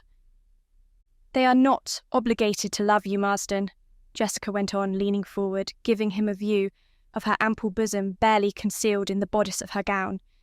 "They are only required to obey you, and that obedience you have. After you execute the traitors, none will dare test your hand again." Asterisk, asterisk, asterisk. Striding across the bailey an hour after dawn, Primshire spoke with Lord Avery. "Assemble the entire castle servants, everyone. Gather the serfs from the fields, send riders to the village. Everyone on my lands will witness the extent of my wrath." "Right away, my lord." Avery bowed and departed on his errands. With a handful of his soldiers, he walked to the chained prisoners and gazed down at them. "Do you wish to see a priest?" John nodded wearily, his skin ashen, his eyes lowered. "Yes, my lord." Primshire turned to the soldier nearest him. "Fetch the castle priest." Saluting, the man ran off, holding his sword by the hilt to prevent it from tripping him. "Let them have privacy to speak their confessions," he said. "Once the people are assembled, they will be hanged from the ramparts. Fetch ropes and take them up." Men scrambled to obey him. Servants and serfs poured from the keep into the bailey, staring at the chained men as they filed outside the castle's high walls. Standing to one side, his hands clasped behind his back, Primshire watched their fear, their trepidation, cross their expressions. A few wept, and none dared glance toward him as though looking at him meant their own execution. "You are being merciful," Jessica said, strolling up to him, while eyeing the priest hear the confessions of the condemned and grant them last rites. Primshire shrugged. "It does not matter to me if they choose to face their deaths in this fashion. Mercy has little to do with it." "You do not believe in the mercy of heaven?" "Of course not," he replied with a derisive snort, "nor in heaven or hell, or the soul living on after death." "How extraordinary. Why does that surprise you?" "It does not, my dear Marsden," she said with a tiny smile. "What surprises me is that you would say it. You know perfectly well the Church frowns on non-believers." "The Church does not concern me." "And you do not think your little hobby is an act of evil?" "Killing Scots is a service to England." "Ah, but you are killing your own English people." Primshire stared hard at her. "What makes you so sure I am killing my own serfs?" Jessica tittered. "I know many things, Marsden. You may want to consider keeping what you know to yourself. Why, I am hardly in any danger from you. My death means your own." Gritting his teeth together, Primshire did not comment. Watching the priest deliver last rites, praying over the prisoners, he wondered why she dared to taunt him as she did. It was as though she wanted to provoke him, to see what he would do. In his mind, he knew that if she kept on antagonizing him, her precious letter might not save her after all, if it even existed. From the direction of the village, riders herded small groups of people, as others wandered in from the fields. Primshire signalled for Lord Avery to take the prisoners up to the walls. Taking Jessica lightly by the arm, he guided her out of the bailey to stand in a spot where they both had a clear view of the condemned men's executions, yet not mingling with the commoners. Above them, one by one, Lord Avery tied ropes around the deserters' necks, standing them in a line at the edge of the rampart. Soldiers held them up on their injured legs, preventing them from falling from the wall too soon, or collapsing in a heap. "Hear me," Primshire bellowed. "These men have been found guilty of treason against me, desertion and cowardice. You all bear witness to the fates of those who desert their posts in the night and steal their lords' horses to flee upon. Know that this fate will come to all who disavow their loyalty to me." Primshire raised his hand, then brought it down in a chopping motion. The men-at-arms supporting the condemned backed away as Lord Avery kicked each man off the ramparts. The crowd remained silent, watching, as the men hanging at the end of the ropes strangled to death, kicking and struggling. Primshire gazed up without emotion, either on his face or in his heart. From the corner of his eye, he saw Jessica also stared up, her expression neutral. It took long minutes for the men to die. Once it was over, and they hung quiet and still, Primshire addressed the hushed crowd again. Their heads will be placed on pikes as a reminder and a warning to you all. Their corpses fed to the ravens and scavengers. Remember this day, my people, for any serf or soldier who runs away from my service will be hunted down and executed. This I will. At his next signal, Avery cut the ropes. The corpses fell to the ground at the base of the wall, the commoners shying away from them like nervous horses. Return to your duties, Primshire ordered them. Disperse. They seemed more than happy to obey. Scurrying like mice, the people returned inside the castle or headed back to the village. As men with axes descended upon the dead men to cut off their heads, Primshire stalked back into the bailey, with Jessica hurrying to keep up. An execution before breakfast, she commented lightly. It never fails to get my blood moving. Ignoring her, Primshire felt the darkness converge on him. The hunt for the traitors and their execution was far from what he needed to keep the urge to bathe in blood from tearing him apart. The killing of the English wench from 2 nights past did little to appease the lust for screams from stirring deep within him. I must go out again, he muttered thickly in his throat. I must hear them scream. Try not to ruin your clothes this time, Marsden, Jessica replied easily. I won't wait up for you, either. Asterisk, asterisk, asterisk. He rode out a few hours before midnight, the lust to kill raging through his veins. Kill the vermin, kill the vermin. The refrain refused to leave his mind as he spurred toward the Scottish border, seeking, ever seeking, his prey. His hopes ran wild this night. Surely the Scottish have relaxed their guard. Surely a young wench, or even a boy, might unwittingly cross his path. Hours he rode, one with the darkness, a predator, a wolf once more. There, not far from the village of Coombs, a shadow moved across the moors, heading toward it and the safety of its spiked walls. No armed clansman rode near, no protector stood guard. Reining his horse in, Primshire dismounted and tied it to a thicket of bramble. Unsheathing his knife, he stalked his prey, hurrying behind his victim, his urgent need to kill making him hasty, creating the potential for mistakes. As silent as the wolf, he watched the girl hurry toward the distant, twinkling lights of the village. The thrill of the hunt, of the chase, overwhelmed him. He panted with eagerness, the need to hear her scream, to feel her blood splash over his hands, his naked body filling him with excitement. She knew he was behind her, for she began suddenly to run. He was faster than she. His greater weight took her down, the hilt of his dagger silencing her before she could draw breath to scream. She fell under him, still, silent, unmoving. Sheathing his blade until he needed it again, he took her back the way he had come, out of earshot of the village. He anticipated hearing her screams of anguish, her cries for mercy, when he finally set his dagger to her flesh. Near the bank of a stream, not far from where he left his horse, Primshire quickly stripped himself naked and set his clothes aside. Kneeling on the grass beside her, he waited for her to wake up. Time passed and she did not. Growing impatient, his need consuming him, Primshire patted her cheek, slapping her face. Her head rolled bonelessly back and forth. His alarm grew. His fingers on her chin rolled her face toward the moon. Her eyes had already begun to glaze, filmed over in death. "No," he whispered, horrified. "No!" Groping for the spot on her head where his hilt had crashed into it, he felt only a small trickle of blood mixed with her hair.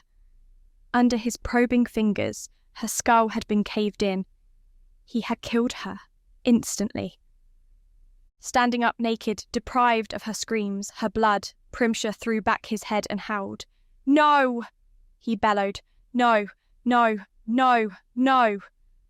Only silence and the sough of the wind over the heather answered his desperate cries. Chapter 23. After a week of hosting the MacTavish Laird, his sons and the clansmen he brought with him, Myra stood hand in hand with Greer as MacTavish and Kerr clasped arms, grinning at one another. "Now, ye come back and attack me castle again," Kerr told MacTavish. "I had fun, say I did." "Nay, ye old bastard," MacTavish replied. "Ye come north, it be me turn to feast ye." MacTavish glanced at Myra and Greer, his grin widening. "Now if I dinna get a wedding invitation, I would make war on ya." "Alan," Myra said, disentangling her hand from Greer's to stroll to him, "I'm not even engaged yet. Besides, I may decide to take up either Lundy's or Roland's offer of marriage. A girl should have a choice when selecting a husband." Grinning wickedly, Myra shot a glance over her shoulder at Greer, whose smile had vanished and a dark scowl took its place. MacTavish seized her in a huge hug, his lips smacking her cheek. "Now ye make that lad jealous, and there's apt to be trouble, ye wee minx. I see true love when it be waved in me face, say be a good lass and marry him." "If he ever asks me," he patted her arm. "He wi, lass, he wi. Remember, now, an invitation." "Of course. Godspeed, Alan." MacTavish gave Fiona the same hearty embrace and kissed her cheek. "Look after that old bugger, Fiona, lass." "I will. It be so good to see ye again, Alan." "And ye?" MacTavish clasped Greer's arm. "Ye got a good one there, lad. Dinna let her gie ye." Myra watched Greer's frown vanish and a grin blossom in its place. "I ken it, and I will nae." MacTavish mounted his horse in a swift, fluid move. "Thank ye for your hospitality, MacEilish." "Ye drank all me ale, ye bastard." "Ach, I did ye a favour." Waving to the small crowd, watching to see them off, MacTavish reined his horse around and nudged the animal into a fast lope. Lundy and Roland followed him, as did the other 3 clansmen who accompanied him to the MacEilish lands. Myra watched them go as Greer rested his arm over her shoulders. She leaned into him with a sigh. "I just love that man," she murmured. "Which one?" Myra jabbed him in the ribs with her fist. "Alan, you red-headed frog? Who else would I mean?" "I dinna. You did say you were considering marrying one of the lads." "And I was also jesting, Greer." Greer squeezed her tightly to him. "Me sense of humour be absent sometimes, lass." He guided her across the bailey toward the keep, Kerr and Fiona breaking off from them to head toward the barns. They had not gotten very far when shouts erupted from the meadows. Myra exchanged a glance with Greer, then watched him bolt toward the bailey entrance, Kerr on his heels. Hiking her skirts, Myra ran as fast as she could, Fiona running beside her. Clansmen on horses escorted a small cart pulled by a donkey, 3 women in headscarves walking beside it. Myra sucked in her breath when she saw they were weeping. 2 male serfs led the donkey, one to each side, their heads bowed. "Oh, no, not another one," Myra muttered. Greer and Kerr reached the peasants and their cart, the clansmen offering their laird and his son salutes. Myra, still running, watched as Greer banged his fist against the cart's wooden side, his expression enraged. Kerr stared into it without moving or speaking. Neither appeared to notice as she and Fiona halted beside the wagon. After hearing the tales of how the women were butchered, Myra braced herself to see blood and lots of it. Instead, she found the waxy, white face of a young dead woman, her blue eyes filmed, and a small amount of blood on the side of her head. Instantly, Myra's mind flashed back to the Earl of Primshire's evil cold eyes, the glimpse of something in his hand. Then, darkness. "It was him again, wasn't it?" she said, trembling. shaking, feeling sick. He had hit me like that, on the side of my head. But she died, and I didn't. We think, sae lass, Kerr replied, his tone cold. He hits them to knock them out cold. Then he kills them slowly while they scream. But he didn't do that to her. Greer finally met her eyes. He hit this lassie hard, Myra, he said, his voice almost as cold as Kerr's. Bashed her skull in, and were ye. He ne'er had time as we were own him. He had to run. Oh, God. Myra clung to the side of the cart for support. I could have been one of them, she whispered. Fiona gripped her shoulder. But ye were nae, Myra. Hold on to that. How did this happen? Kerr asked the serfs, glaring at his clansmen. Nae one out after dark, I ordered. One of the peasants touched his knuckles to his brow. She were me lass, Laird, he muttered, his face lowered. I did gie her me blessing to visit her sister in the next village. I dinna ken why she dinna leave afore dark. Her sister birthed a bairn, she did, sobbed one of the women. Me lass, she went to see the wee lad. Now she be dead. The mother broke into wails. Her desperate crying, her grief struck Myra hard. Even though the other two women tried to comfort her, she felt compelled to offer the sobbing woman what comfort she could. I am so very sorry for your loss, ma'am, she said, taking her by the hand. God's grace on her soul. Thank ye, ma'am. The grieving mother's hand gripped hers hard enough to hurt. Ye be kind. Kerr stepped up behind Myra. Your lass will be avenged, I swear to ye. We will kill this monster who did this. He pulled some coins from the pouch at his belt and put them into the father's hand. Bury your lass. We will mourn with ye. The serf knuckled his brow again. Thank ye, Laird. He and the other turned the donkey around to walk back the way they had come. Myra's hand pulled from the mother's as she, too, turned to follow the cart. Feeling rooted to the ground, sickened by all that had happened, she watched until cart, serfs, and their mounted escort were gone from sight. She felt Greer stand beside her, but she didn't look at him. We have to trap him, Greer, she said, her tone hard, vicious as anger grew within her. Let me be the bait. We have to kill him. We will find a way. Furious, Myra spun on him, including Kerr in her fury. There is no other way. Let me draw him in. He wants to kill me. How many more innocent girls must die before you two do something? Myra lass, Kerr said, his voice gentle. We cannae risk ye. I am wi Greer in this. I am not, she snapped.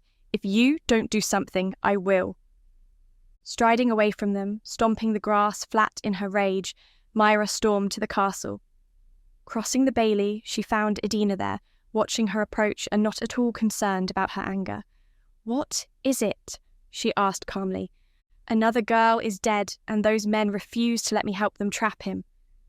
Wi' yourself as the bait? Of course. Myra eyed her when Edina remained silent, staring out of the bailey, and suspected she was about to get the same argument she received from Greer and Kerr. What are you thinking? You make sense, Myra, Edina finally replied. We enough armed people around ye. We could kill him and be done with it. Myra stepped closer to her. We. Edina finally looked at her. Aye, you think I be letting ye gae in alone, dey ye? Some of her fury drained away and Myra chuckled. No, I didn't. She glanced around for anyone close enough to listen and observed Greer, Kerr and Fiona continue on through the bailey and into the keep, with only gazing at the two of them for a moment. She lowered her voice. Do you think you, me and some of these women who have been training with knives can trap and kill him? Edina stared out toward the meadow again. Let us walk. Myra fell in beside her as Edina strolled toward the entrance, nodding to a few of the clansmen who offered them quick smiles. We need horses, Edina said once they were a bow shot from the castle. Most of these lasses cannae ride. We had to be further south where the lasses be killed, and we would need the right place where we had the advantage of terrain. Myra frowned thoughtfully. If they haven't learned to ride, it doesn't mean they can't. We can put them on horses and lead them. How many women are we talking about? At least 6, perhaps 7. That would be 9 of us against 1 man. He will not be able to fight all of us. And we have the advantage of surprise. Myra sighed. A pity we can't draw a bow. Sticking him full of arrows from a distance would keep us all safer. Aye, except ye, the bait. I can handle him, Myra assured her. Unless he draws his sword, of course. But if he does, I can keep his attention long enough for you to plunge your daggers into his back. Ye set on this? Myra glanced up from the rolling moors around them and found Edina watching her closely. I'm not set on anything except finding the means to putting Primshire down, Edina, by whatever means necessary. Edina nodded. Then we must practice, Myra. Nay just knife fighting, but also fighting as a team. We must work together if we be wanting to survive. I know.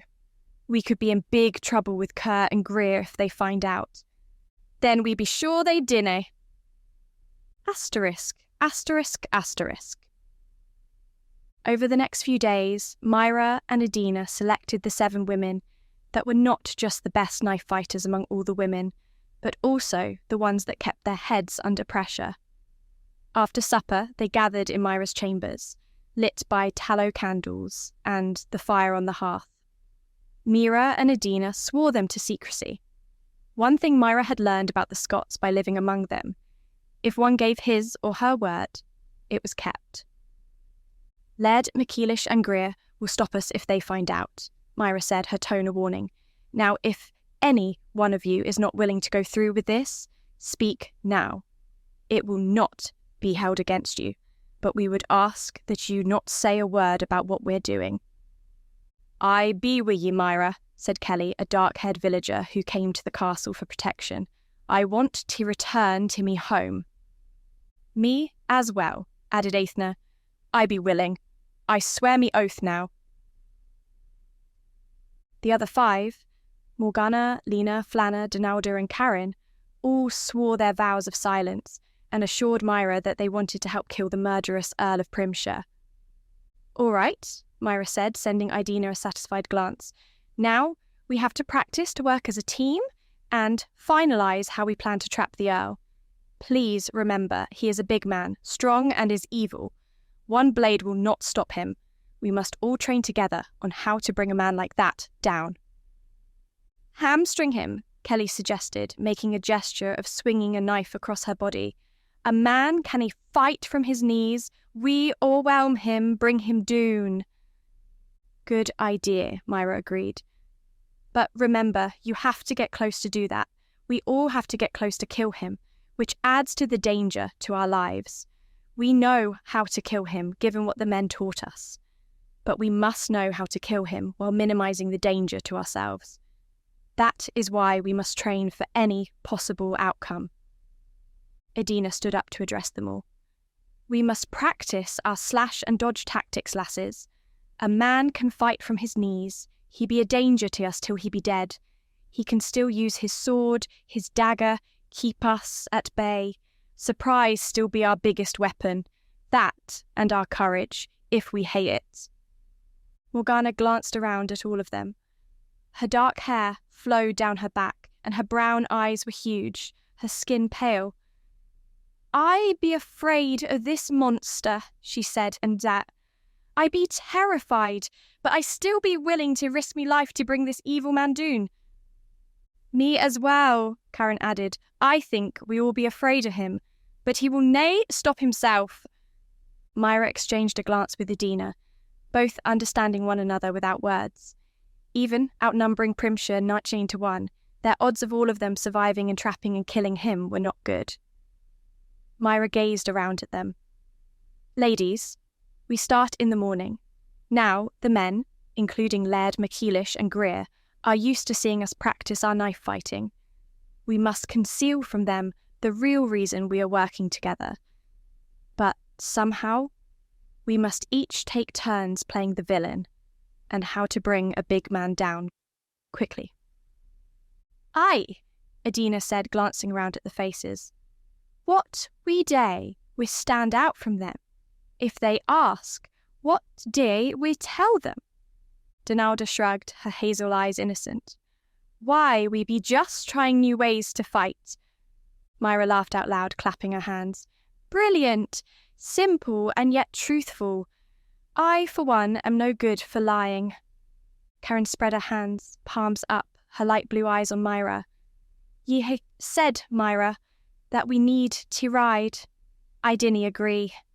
The 7 of us ha' little today here in the castle. We can say we be gone back to our villages when we make our plans. We will nae be missed. You mean you walk south to our designated trap location? Myra asked, her eyes narrowed. But that's dangerous. Nay, in daylight, Karen replied firmly. We take provisions, we nae be questioned. We just nae arrive at the villages, mind ye. We hide and wait for ye at the trap. Myra glanced at Edina. What do you think? Aye, Edina agreed. If the clan dinna send an armed escort, they might. Karen shook her head. A few lasses have already returned home by walking during the day hours. They hae nae escort. Myra chewed her lower lip. We don't know how long we'll be out there, she said. He may not take the bait for some time. Ye and I will ride out each night, Edina said. We take provisions for the others every night. They stay out, hidden from view, until we catch this bugger. And the villagers think we be at the castle, Karen said, while the castle think we be at the village. You and I have to find a way to ride out alone, Myra said to Edina. We have to find the right terrain for the trap that will also conceal these ladies from danger and near water. Greer will never consent to that. Edina smiled gently. He will, if we ask to ride out, but nae tell him why. We ride sooth, ride around till we find the suitable spot. Tay him, we just be riding. Asterisk, asterisk, asterisk. Myra thought her gut would burn her up from the inside from the strain. She had never been good at keeping secrets, and here she was keeping several.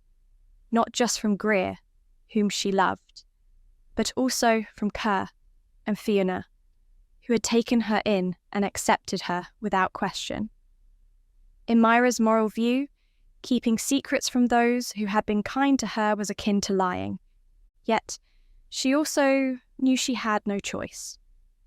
Praying for forgiveness helped her guilt, and the almost constant exercise that the 9 women implemented in practicing their knife work helped her stress. Every woman played the part of the Earl and was attacked in every scenario they could think of, and trained exhaustively to overcome his potential opposition. Myra and Edina rode out each afternoon with Greer and a small escort of armed clansmen, exploring the southern regions of the MacEilish lands without spotting a place where 7 women could remain in hiding for at least a week. In her guilt for deceiving Greer, Myra paid extra attention to him, spent time in his arms, kissed him frequently, and gazed into his loving green eyes, knowing that one day she might not ever again. "What is with ye, Myra?" he asked one night as she curled up in his arms in front of the blazing hearth in the vast hall. "Ye be behaving as though ye may ne'er see me again." Feigning outrage while inwardly wincing, Myra glared at him. "Shouldn't we always live our days as though they might be our last?" she asked. "Ah, lass," he grinned and kissed her lips. "While we ne'er ken our last breath, we dinna always had to live like that." Myra relaxed in his arms, gazing at the fire. "I suppose not. But death is all around us, Greer. And with Primshire still killing, well, I guess I may be overreacting." "Nay, lass," he replied, nuzzling under her jaw. "Ye'd be right. With that devil out there, none be safe while he breathes." A powerful impulse to tell him what she, Edina, and the others were planning and training for overcame Myra. She opened her mouth, then closed it again. Greer would never consent to using Myra or any other girl as bait, even if they did know how to defend themselves. Unless he and Kerr agreed to this strategy, the only option open to them was to attack the Primshire castle, and that would lead to war between Scotland and England. "Will you take us riding again tomorrow?" she asked instead. Greer nodded. "I will. Ye sure took to riding like a duck tay water." "As a servant, I'd never be permitted to ride. I have such a feeling of freedom on a horse, like I can go anywhere I wish, or be anyone I wish." "Aye, ye day hae some freedom when you ride, but your obligations bring you back." "How very true!" Riding the next day, Myra and Adina inspected potential locations to set their trap near the village of Coombs. As Primshire made this his hunting ground, Myra suspected this might be the best area to utilise, if they could find an excellent spot to hide the others. Walking her black mare behind Greer, with Adina beside her and the 3 clansmen following, she gazed around at the stunningly beautiful landscape. Adina caught her eye and jerked her chin. Myra followed her gaze, observing the tall hill with a spire of huge boulders crowning it. A narrow stream meandered at its foot, with thickets of bramble following its course. As a hiding spot for the women, it appeared to be ideal, as well as a good place for an effective trap. She met Adina's eyes and dipped her chin in a single nod. Now to begin preparations to catch and kill a monster. Chapter 24. Greer sensed Myra was up to something, but what it could be baffled him. He watched her practice her knife-fighting skills with Adina and several other wenches from the villages, and while he could not complain about her growing skills, he suspected they trained for a specific purpose. But what? "She be doing well with that blade." Greer turned to find Jared at his shoulder. "Aye, she hold her own, she day." "They all learning to be as dangerous as a wild cat, and these days they need to be—" "I ken." Greer returned to watching Myra, her movements quick, sure, as she closed in on Adina and slashed the other woman across her neck. The other women did as well, all but cutting Adina apart with their wooden blades. Then Adina fell to the ground laughing. Myra, grinning, held her hand down to help her to her feet. The two embraced as the other lasses circled them around, also laughing and giggling like children. "They be right happy playing with knives, eh?" Jared commented dryly. "Just wait till they be tried in real combat." Greer eyed him sidelong. "And where will we be, Jared? We be the ones to protect them, and we cannae—" "Ye be right, of course. It is our duty to protect the lasses. But at least if the bugger tries to harm one of them, they hae a chance to defend themselves." "Aye."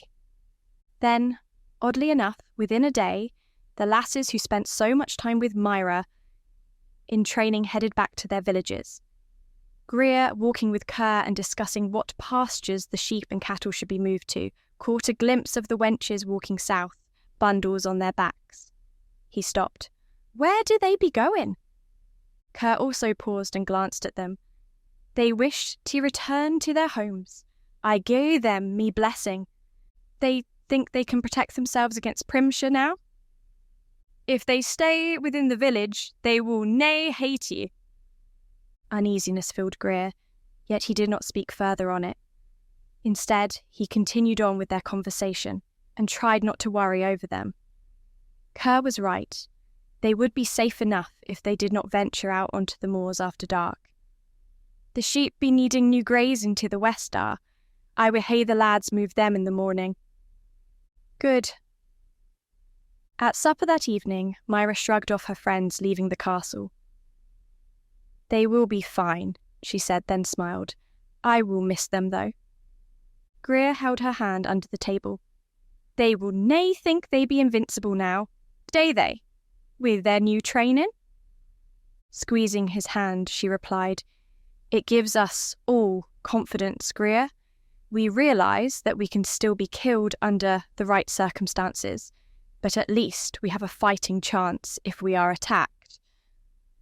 While she did not exactly answer his question, Greer nodded, satisfied. "They show sense, lass. I hope ye day as well." Myra turned her face from him and removed her hand from his. "You make me out to be some sort of fool, Greer." "Nay, lass, ne'er that. But ye day be headstrong and independent, and those two combined can lead ye astray. I worry about ye." Her smile appeared strained and thin. "You don't have to worry about me." "Will ye walk with me tonight, Myra?" he asked. "Out on the moors? It be a beautiful moon this eve." She eyed him with a grin. "Surely you are not thinking you can get me alone and ravish me, do you?" Leaning over to kiss her cheek, he whispered, "Aye." Once supper was over, he took her hand and led her from the hall amid the loudly laughing and jesting clansmen who sat at their tables drinking ale and mead. As he passed, he half listened to them flirting with the serving wenches, whistling through their teeth, catcalling one another. He grinned at Myra's blush when a loud voice made a very lewd suggestion as a clansman pulled a giggling lass onto his lap. The bailey had few occupants at this hour, as most people ate their meals or sought their beds. Towards the east, the nearly full moon glowed golden as it rose higher in the night sky. Hunting foxes yapped not far away while the fresh, clean breeze brought him the scent of heather and wild roses on its wings. Almost as eager as he to be alone, Myra half pulled him along toward the moors. "Will the guards on the walls see us?" she whispered, glancing around at the dark castle now behind them. "Nay, where I be taking ye." He led her towards a secluded, grassy area behind a small hill, well within shouting distance of the guards, yet hidden from their view. Taking her face within his hands, Greer kissed her, his tongue pushing slowly between her lips. Her small hands crept around his waist as she stepped closer, her breasts flush against his chest. He breathed in her sweet, feminine odour, a fragrance that was Myra's own. Removing his belt with his sword and dagger, he dropped them to the grass, still close to hand. Greer lowered himself to the grass, taking Myra with him. Lying on his side, propped up on his elbow, he filled his hand with her luxurious hair while she cuddled close to him, the palm of her hand stroking his cheek. "I love you so much," she whispered, her eyes luminous in the dark. "I love ye, me beautiful Myra. I would die without ye." Leaning forward, she kissed him full on the mouth, her hair sliding forward to cover both their faces. Greer cupped the back of her neck, angling her head to deepen their kiss, filling her mouth with his tongue. His arousal grew as he sensed her own desire climbing, her urgency rising along with his own. Her hand left his face to creep beneath his tunic, her skin warm against his shoulder. Rolling onto his back, Greer took her with him, her upper body sprawled over his chest. Gazing up into her eyes, he caressed her back and cupped her buttocks through her skirts. She rubbed his nose with hers, then kissed his lips, his cheeks, his eyelids. "I need you," she murmured, her voice thick. "Straddle me." Shifting her gown, Myra spread her legs and sat astride his waist, her hands lifting his tunic to rub his chest and belly. His own toyed with her ripe, full breasts, still encased in their leather bodice. Untying the laces, he opened the top of her dress, his thumb teasing her nipples into full erection. Half lifting himself up, he licked and sucked on first one and then the other, hearing Myra's guttural moans of pleasure. Lying back again, Greer pulled aside her dress, his fingers locating her mound, and the moist, warm nubbin within it. Myra hissed as he teased her into greater passion, her back arched as she raised herself onto her knees to give his hand greater contact with her vagina. His own arousal grew, his shaft iron hard within the confines of his trousers. Growing uncomfortable with the strain, he took a moment to unfasten the laces holding them together. His erection now free, he muttered, "Mount me." Shifting backward slightly, Myra's small hands lifted his shaft to point it at her entrance. his cockhead buried within her tunnel. He bucked his hips upward to drive it in further. Myra, her head thrown back, cried out. Whether in pain or pleasure, Greer didn't know, yet she did not draw away from him. Instead, she pushed her hips downward, impaling herself on him.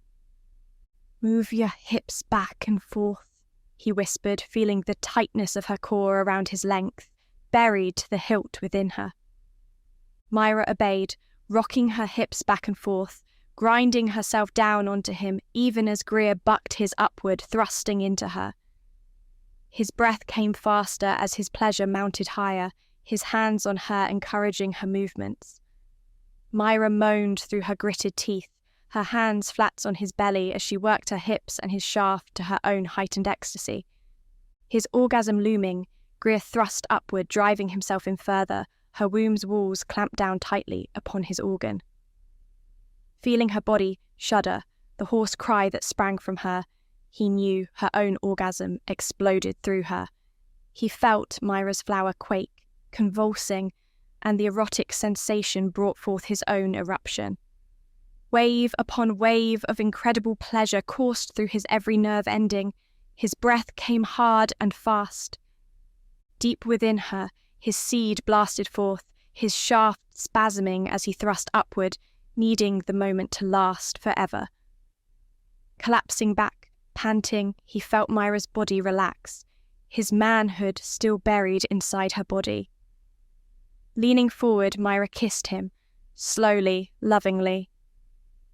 "How can such feelings between two people be a sin?" she whispered against his lips. "I dinna," he answered, his mouth toying with hers, nibbling, seeking. Rolling off of his body, Myra lay beside him, staring up into the sky. "It's so beautiful." He propped himself up on his elbow, his hand caressing her still naked breasts. "Ye are beautiful." With a grin, her voice light and teasing, Myra said, "So this is what being ravished by a wild Scotsman is like. I will ravish ye any time ye wish." She giggled, then rose awkwardly to her feet, adjusting her gown. "Edina will worry," she said, tying the laces of her bodice and concealing her bosom within the leather confines. "I should return to my chambers." "She will set the castle own its head," Greer agreed, rising to stuff his now limp shaft into his trousers and retie his own lacings. Picking up his sword belt, he buckled it around his hips, then took Myra's hand. Under the moonlight, now in full view of the guards on the ramparts, he strolled beside her toward the bailey. "Will ye stay in my rooms, Myra?" he asked. "Sleep in me bed?" He saw her glance up at the nearly invisible watchers. "I'd better not," she replied. "We are creating enough castle gossip as it is." Though he didn't care what was being said about them, or whether the clan knew of his making love to Myra out of wedlock, Greer knew women could be sensitive about such matters. He nodded, even though he doubted she could see it.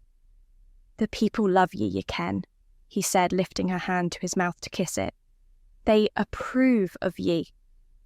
"That may be so," she said, "but what we are doing is sinful, and I would like it to be kept as quiet as possible." "I respect that." The hall was nearly empty of clansmen drinking at the tables, and there was no sign of his parents. Presuming they, and most of the castle, had headed to their chambers, he climbed the steps beside Myra. Small torches flared in their sconces, lighting their way, yet creating tall shadows climbing the walls above them. At the door to her rooms, Greer kissed her, then gazed into her eyes. "Sleep well, Myra," he murmured. "You too." Fumbling for the latch without looking, Myra opened the door and backed into her room, watching him with every step, as though fearing she might never see him again. At last, the door swung shut behind her, and Greer continued on to his own rooms, wishing he had the courage to ask her to marry him. Chapter 25.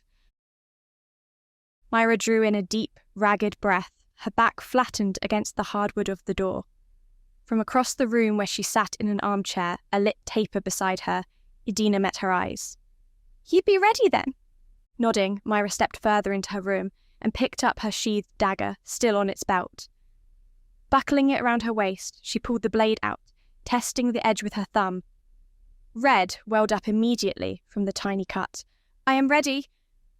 They donned dark cloaks with the hoods to hide their faces and crept out of the suite of rooms. As Edina had pulled their horses from the barn, when everyone save the wall guards were at supper, saddled them, and concealed them just beyond sight of the castle around a hill. "I waited until the servants brought their food," she whispered as she and Myra edged their way carefully down the stairs. "They dinna see me take their moots." "Excellent! It'll be easier to hide ourselves in the dark without them." Hugging the walls of the bailey, hiding in the shadows, Myra and Edina crept noiselessly out of the castle. Unlike her journey north when there was no moon to reveal her, this night it shone down brightly. Without the concealing shadows, they would be easily seen from above as they crossed the open. Biting her lip, her back to the stone wall, Myra gazed up, wondering what to do. "We need a distraction," she muttered.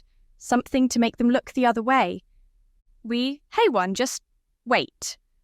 Myra gazed at her friend. "What?" Even in the dark shadows, she saw Edina's wicked grin. "I knew the moon would be bright, so I paid a lass to behave drunk on the far side of the castle. Get the lad's attention." "You're a genius." Within moments, a distant sound rose, a faint yet distinct "Yoo-hoo!" sounded from the other side of the castle. More sexy calls and shouts of "Look at me!" came to Myra's ears. Edina took her hand. "We gay now."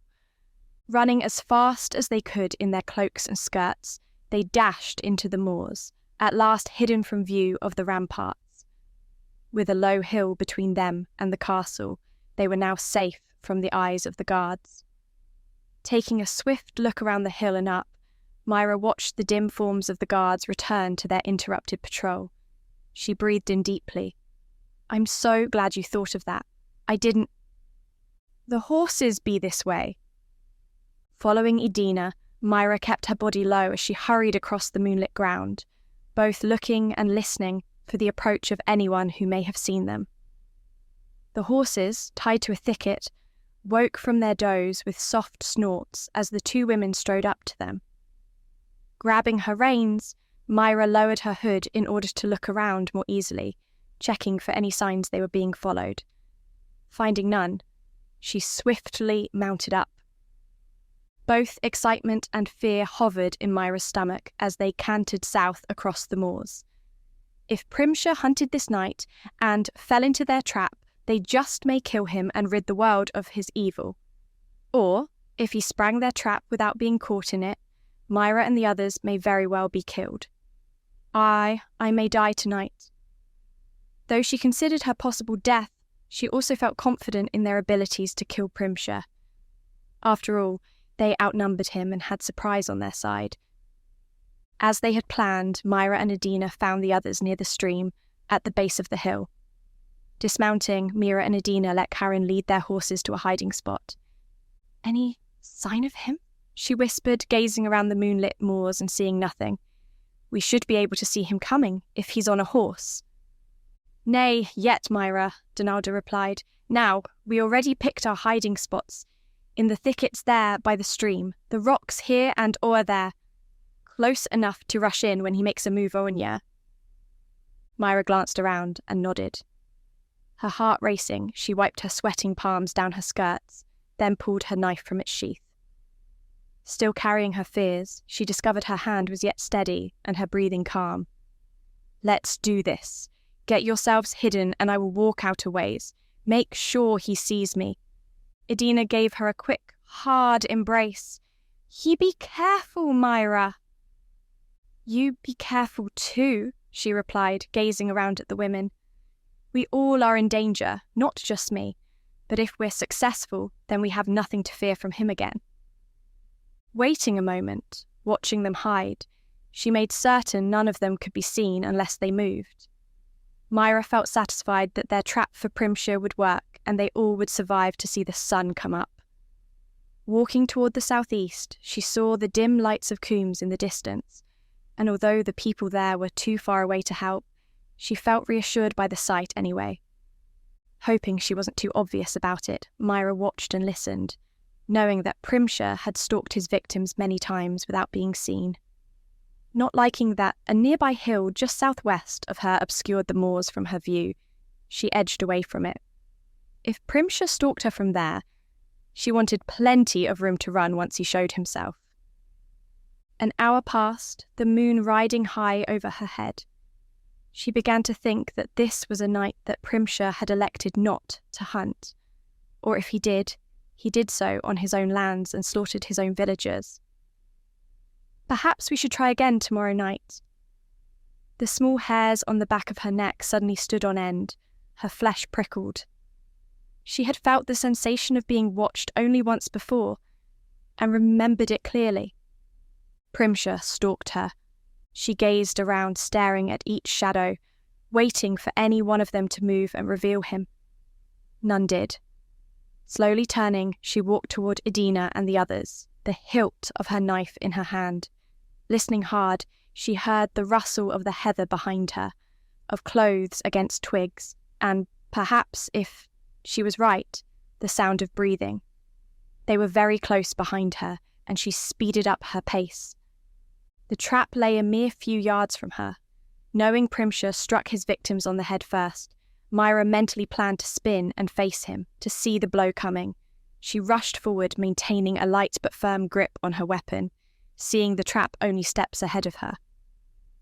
Myra felt Primshire just behind her. Ducking fast, she spun and slashed in the same motion. Her blade met flesh, parting it like water.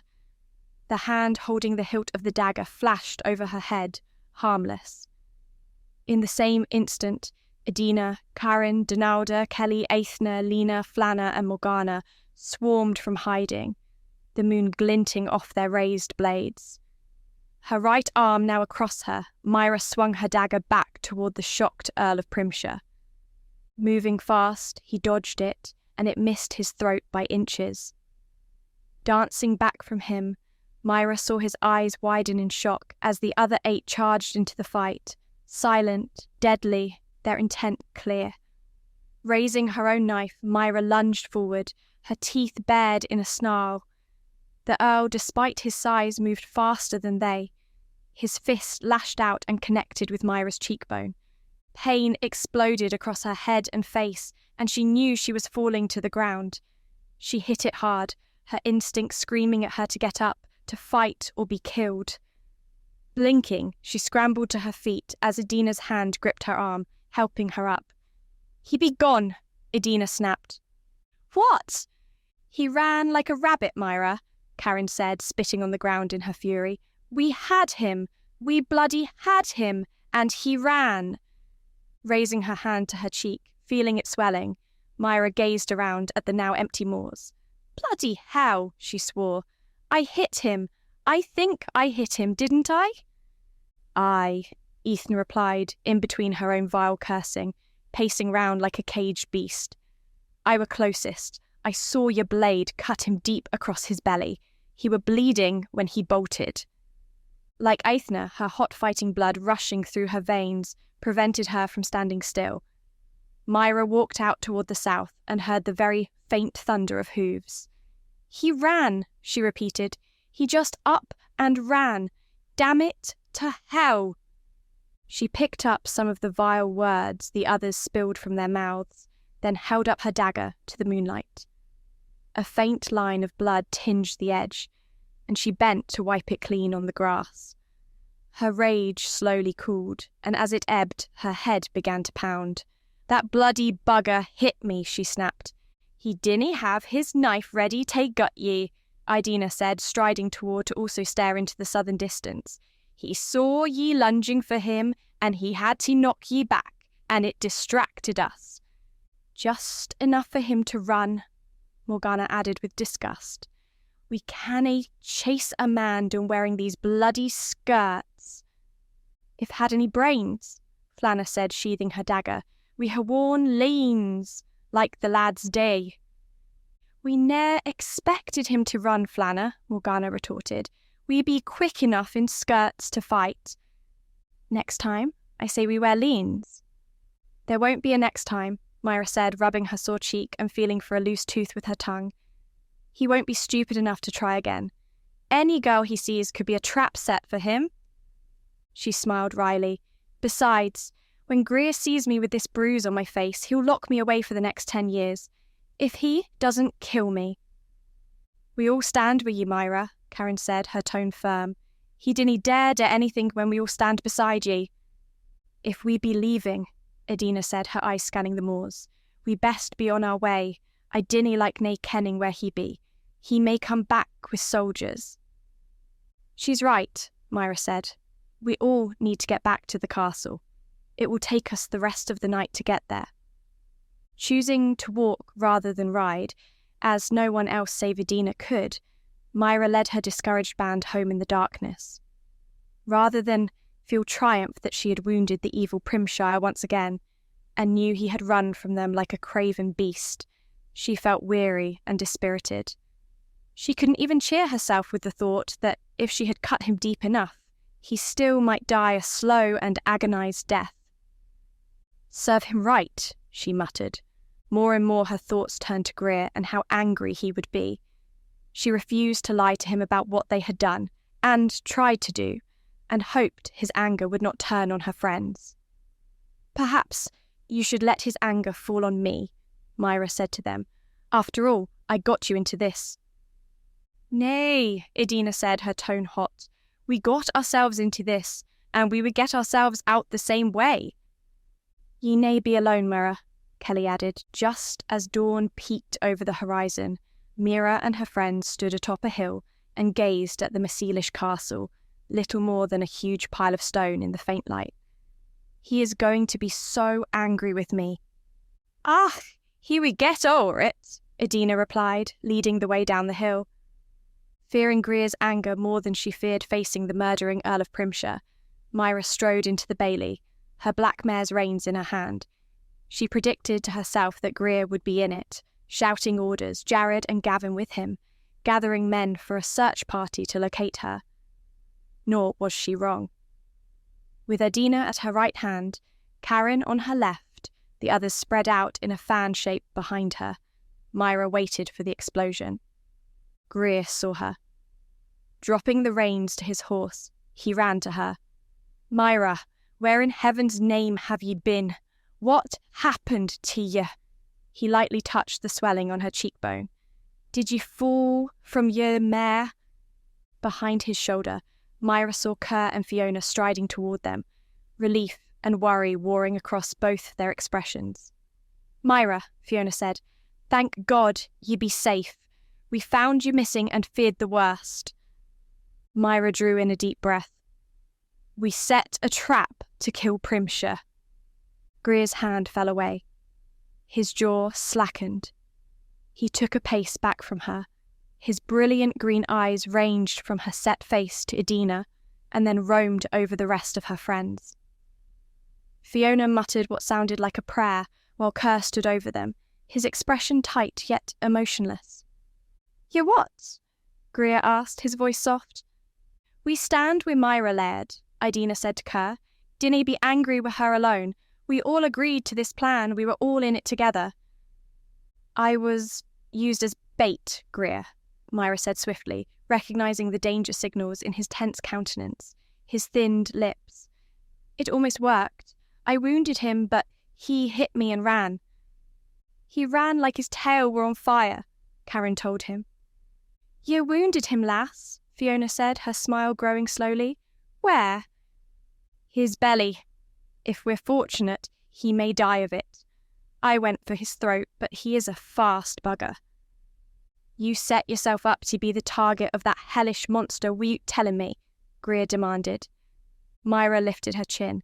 "Had I told you, you would have stopped us." "Damn straight I would have," he bellowed, his face dark with his rage. "Ye hae nae right." "I had every right," Myra snarled. "He tried to kill me. He's killed God knows how many people, and someone had to try to stop him." Greer advanced on her, his fists clenched. Myra stood her ground, meeting his hot, furious eyes, but she had no way of knowing what might have happened. Gavin and Jared both grabbed him, seized him by the arms, and dragged him back away from her. "Let me gae," he howled, struggling against their weight. "Nay, nay, until ye calm doon," Jared told him. "You're acting the fool, you bloody bugger. Nay, cease. Ye leave her be, or I will knock ye oot." Greer flung them off of him and stood glaring at Myra. He opened his mouth to speak, but nothing emerged. Jared and Gavin stood close by, watching him, ready, if he flung himself at Myra again. He did not. Instead, he spun on his heel and stalked from the bailey. Myra watched him leave, then settled her gaze on Kerr. He stared back at her, his eyes cold, hard. Then he, too, turned and stalked from the bailey without uttering a word. Fiona clicked her tongue. "They would get o'er it, Myra. Ye wounded their pride, ye did." "I've ruined everything," Myra replied, her tongue numb, staring in the direction both Greer and his father had vanished in. "It's my fault. Hush now." Fiona gave her a quick hug, then examined the swelling on Myra's cheek. "That is a bad bruise, lass. Come wi' me, ye need food and care. All o' ye come, get hot food in ye." Myra didn't budge. Her eyes finally wandered to Fiona. "I should go. Leave here. Maybe one of the villagers will take me in." "Nay, Myra," Jared said, offering her a quick smile. "Ye belong wi' us. This be your home now." "Me family be proud to hae ye, Myra," Morgana said, stepping to her shoulder. "Mine, Tay," Karen chimed in. "But I should go." Fiona set her hands on her hips, scowling. "There be nae more talk of that, lass. Ye be staying right here where ye belong. Now, come, all o' ye." Her legs and feet as numb as her mouth, Myra followed Fiona across the bailey and into the keep. She saw nothing of Greer or Kerr, and the mostly empty hall soon filled halfway up with clansmen, as well as Jared and Gavin, wanting to hear the story of how they nearly killed the vicious Primshire. Forced by Fiona to sit at a table, Myra stared at its planks, her heart empty. "I just lost Greer. I should go. Leave here before he tells me he never wants to see me again." Under her eyes, a full plate appeared as though by magic. "Eat," Fiona ordered, "then we will hear the story." Seeing her 8 friends devouring the hot food, and observing Fiona's determined expression, Myra picked up a piece of bread and bit into it. Her hunger soon took control, and she rapidly finished everything. Though chewing hurt her upper jaw, she managed to swallow much without biting down very hard. "I didn't know I was so hungry," she admitted. "Now," Fiona said, "tell us everything." Thus, Myra told the crowd of listeners how she and Idina hatched the plan, then recruited Morgana, Karen, Kelly, Flanna, Lena and Aethna, and practiced their fighting skills as a team. "Since we are not permitted to ride out alone," she said, guilt at her deception poking her in the ribs, "we asked Greer to ride with us. Then we found a location that might serve to hide them." She gestured towards the 7, "while you all thought they went home. Idina and I sneaked out last night. We hid while Myra stood clearly out as bait for the murdering devil," Idina continued. "We watched him following her, and I swear I thought she'd be dead, but she moved fast and ducked his blow aimed to knock her out. Then she slashed him across here." Idina drew an imaginary line across her upper belly. She chuckled. "He looked like a wee bairn who just had his toy taken." "We all ran for him," Karen added, picking up the story. "But he hit Myra, knocked her down. We were distracted, hesitated, and he bolted." "He clearly is nae Scottish," yelled a warrior from the group at the tables. "Tae run from a bunch of women." "He's a bloody coward," Jared called back, laughing. "We should march on him now. Nae to fight, just to watch him wiggle like a worm." Jared widened his eyes and waggled his fingers in front of his face. "Make him shiver in his boots at the Scottish lasses coming for his arse." Raucous laughter met his sally as the clansmen erupted the hall with yells and jeers at the Sassenach coward who ran from a fight. Myra exchanged a smile with Adina and Karen as the men roared with more coarse and lewd jests at Primshire's expense. "These gentlemen approve of what we did," she murmured. Fiona took her hand. "Greer will come around, Myra. Gie him time, he'll be proud of ye as I am." "You're proud of me?" "Aye, ye be Sassenach by birth, but ye be Scottish in your heart." Fiona stood, raising her cup. Her voice lifted in a shout to drown out the laughter. "Ta Myra, lads, our own wee lass with the heart of a lion." "Myra." The hall shook with the sound of the warriors bellowing out her name, slamming their cups to the tables. Dust drifted down from the rafters under the accolade, the tables vibrating under the force of their voices. Myra blushed, exchanging sheepish grins with her friends, and tried to halt the roar with her hands in the air. "We all did this," she cried, standing up. "They deserve your praise as much as I do. They were as brave, if not braver than me." "Aye, we love them as much as we dare ye," Gavin yelled, grinning. "But ye led, Myra, and they followed. Ye be a true lady of Scotland, ta Myra." Chapter 26. He was certain he was going to die. As the agony tormented him for the long miles to his castle, he began to fear he would not die. "God, help me," he muttered into the darkness as he rode, sweating, terrified. "God, help me." He did not believe in the spiritual world, nor in a God who reigned over all the people and creatures on earth. Yet he clung to the words like a drowning man clutching a piece of wood, something to cling to see him into the light once again. His right hand held the reins to his horse as his left arm pressed against the gaping wound in his gut, fearing his innards would spill out onto his saddle. Primshire recalled the moment when the black-haired wench, the one he thought he had killed and who sliced his cheek open, spun around with a blade in her hand. His own blow missed her completely, while hers ripped him open. Only by the sheerest chance did he step away from the one that should have left him bleeding out on the moors through his gashed throat.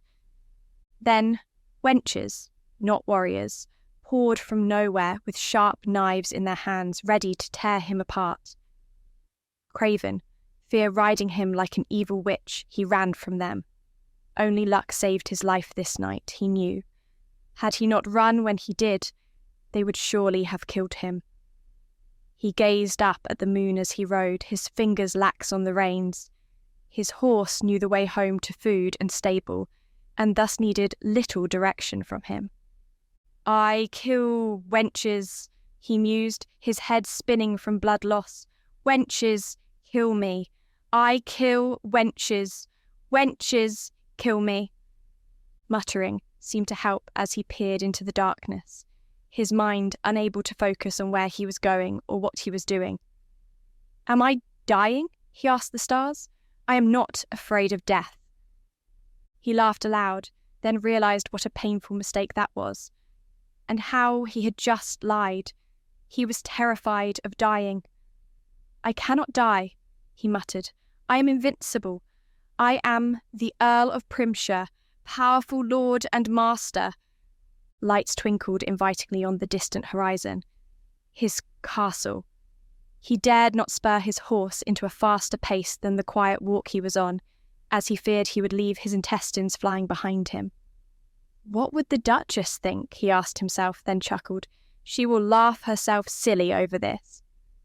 Dawn lightened the eastern horizon as his mount carried him under the portcullis and clattered into the bailey. By that time, Primshire was barely conscious, swaying in his saddle. Through a red haze, he saw Lord Avery and several men-at-arms run toward him, Avery bellowing orders. Though what those orders were, Primshire had no idea, for they meant nothing to him, like the jabbering of a jackdaw. His horse stopped as men surrounded them both, and hands pulled him from the saddle. Just before unconsciousness claimed him, he clearly heard Avery say, You are going to be all right. Asterisk, asterisk, asterisk. He woke in his bed. His agony awakened when he did, the flesh of his belly burning as though he had stood far too close to a roaring fire.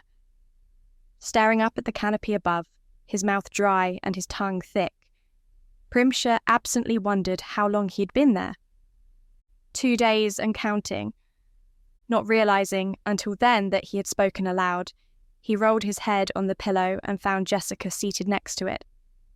You should be more careful of the victims you choose, she commented, examining her fingernails for possible dirt. Some of them obviously have teeth. Scots, he muttered. Warriors beset me. Jessica eyed him sardonically. Are you sure about that? She asked, her tone prim. You talk in your sleep, my dear Marsden. I listened as you spoke of, what was it? Scottish wenches, I believe. A horde of them, waiting for you to fall into their little trap. Primshire closed his eyes. Will I live? Well, as you haven't died yet, I expect so. The cut in your belly missed your vitals by a hair, Lord Avery said. Any deeper, and your horse would have stepped all over your precious intestines. She tittered. Imagine that! I will live to attain my vengeance. I must say, Marsden, Jessica said, you certainly live a charmed life. Pity the Scots will kill you next time. There will be no next time. Oh, are you giving up on your hobby, dear? Such a pity if that were to happen. I dare say I have enjoyed watching you work. Primshire opened his eyes, staring at the canopy again. I will kill them all. What's that, Marsden dear? Did I hear you say you will kill them? Yes. That should prove amusing at best. I wonder how you will manage that. Primshire turned his head to smile at Jessica. She must have seen something in his face, for her beautiful face flinched, her lips twisting, for an instant so brief he thought he imagined it. Watch, he said, still smiling. I will show you. Chapter 27. Greer had no idea what to do. After storming away from the defiant, unrepentant Myra in the bailey, he vented his rage on the rugs and hides of his chambers, pacing back and forth, shouting obscenities. He loved her and hated her. He wanted to hug her. He craved to throttle her with his bare hands. Howling his fury to the ceiling did nothing save release some of the demented, pent-up rage within him. How dare she? He yelled to the tapestries. She could have gotten herself killed. Would ye care if she had? Spinning around, Greer stared at his mother in the open doorway. In his rage, he had not noticed it open, nor her presence. While he wanted to scream at her as well, too much respect for her was mired into his bones, and he choked it back. Of course, he muttered, turning away. Then act like it, instead of a 5-year-old bairn in a tantrum. She went behind me back more, he thundered. Nay! Fiona crossed her arms over her bosom, leaning against the jamb. She did what you wouldna. His fists clenched. Greer swung toward her. I dinna dare risk her life, he gritted. I wouldna risk any lass's life. Flustered, still furious, he continued his pacing, dashing his hands through his thick hair. It gae against me honour to put a lass in danger of that monster. Canna ye understand that? Nay, Fiona replied calmly. It were her choice, and ye should ha' listened to her.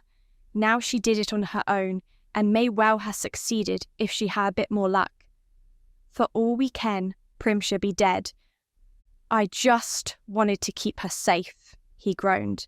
If she were to die, I would die as well. She dinny lad, she be an honour to ye, an honour to your clan. I dinny want her honour more, he shouted. I want her alive.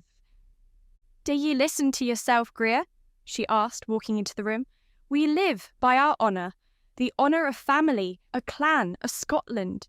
Why will ye nae see that Myra hae her own honour, and she bring it freely, tae ye, tae us? Fiona strode to the window and pointed. Look outside, Greer, look out the window. Any warrior out there be willing to hae her tae wife. Already her friends be asked by dozens to marry them. Greer turned his back on her, his head bowed, his eyes closed. Then let her marry one of them. I will hae none of her. Scorn filled Fiona's voice. Then she shall, Greer, and she be well rid o' ye. He flinched at the sound of the door slamming behind her.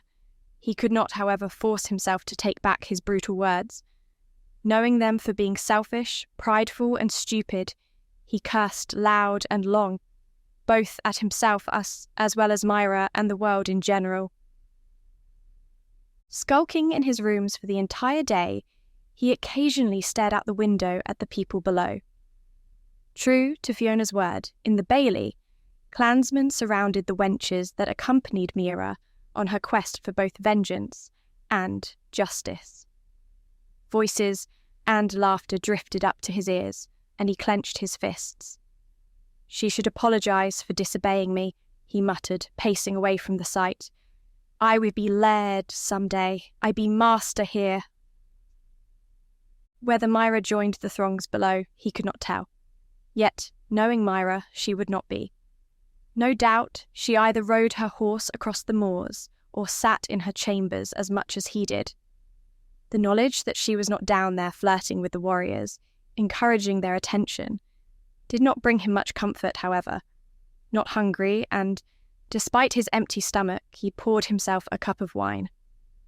By dusk, and when Jared and Gavin came searching for him, Greer sat in his chair by the window, staring moodily out.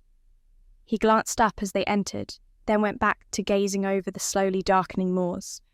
His head swam gently from the effects of the wine, but he continued to drink steadily. "What are ye doing in here?" Jared asked, striding toward him and sitting in a nearby chair. Gavin picked up the nearly empty wineskin and shook it. His brow rose. "I be guessing he be drowning his sorrows." Greer eyed him sourly. "They be great swimmers." "Ach, lad," Jared said cheerfully, "ye hae a sweet, brave lass waiting for ye. She be pining for your company." "And just how would you ken that? Ye been going behind me back as she did?" Jared's smile slowly faded. His eyes hardened dangerously. "Ye be questioning me on her now?" He rose to loom over Greer. "Hae ye been seducing Myra, Jared?" Greer stood up, his hand on the hilt of his sword. "Ye bastard," Jared snarled. Gavin stepped between them, his hands on both their chests, even as they continued to scowl at one another. "Ye'd be friends for tae long tae quarrel like this. Greer, ye ken Jared would ne'er mess wi' your lass. Jared, he be drunk. He dinna ken what he is saying." Greer shunted his eyes away and leaned both hands on the windowsill. "I dae wrong ye, Jared," he said, his tone low. "I dinna ken what I am doing." Hearing a quiet step on the stone floor, he felt Jared's hard grip on his shoulder, but he didn't look around. "She loves you, lad," Jared said, his voice quiet. "I saw the pain in her eyes when ye lashed out this morning. Ye did hurt her sore." "She should nae ha' done what she did, Jared." "And hae ye ne'er done something rash, foolhardy? I seem to recall several. But I be a man, a warrior. She be but a lass." "That makes nae sense, Greer," Jared replied, giving Greer's shoulder a hard shove, garnering his swift scowl. "Ye taught her to fight yourself. We all did. What makes a warrior if nae courage in battle? Myra done showed that."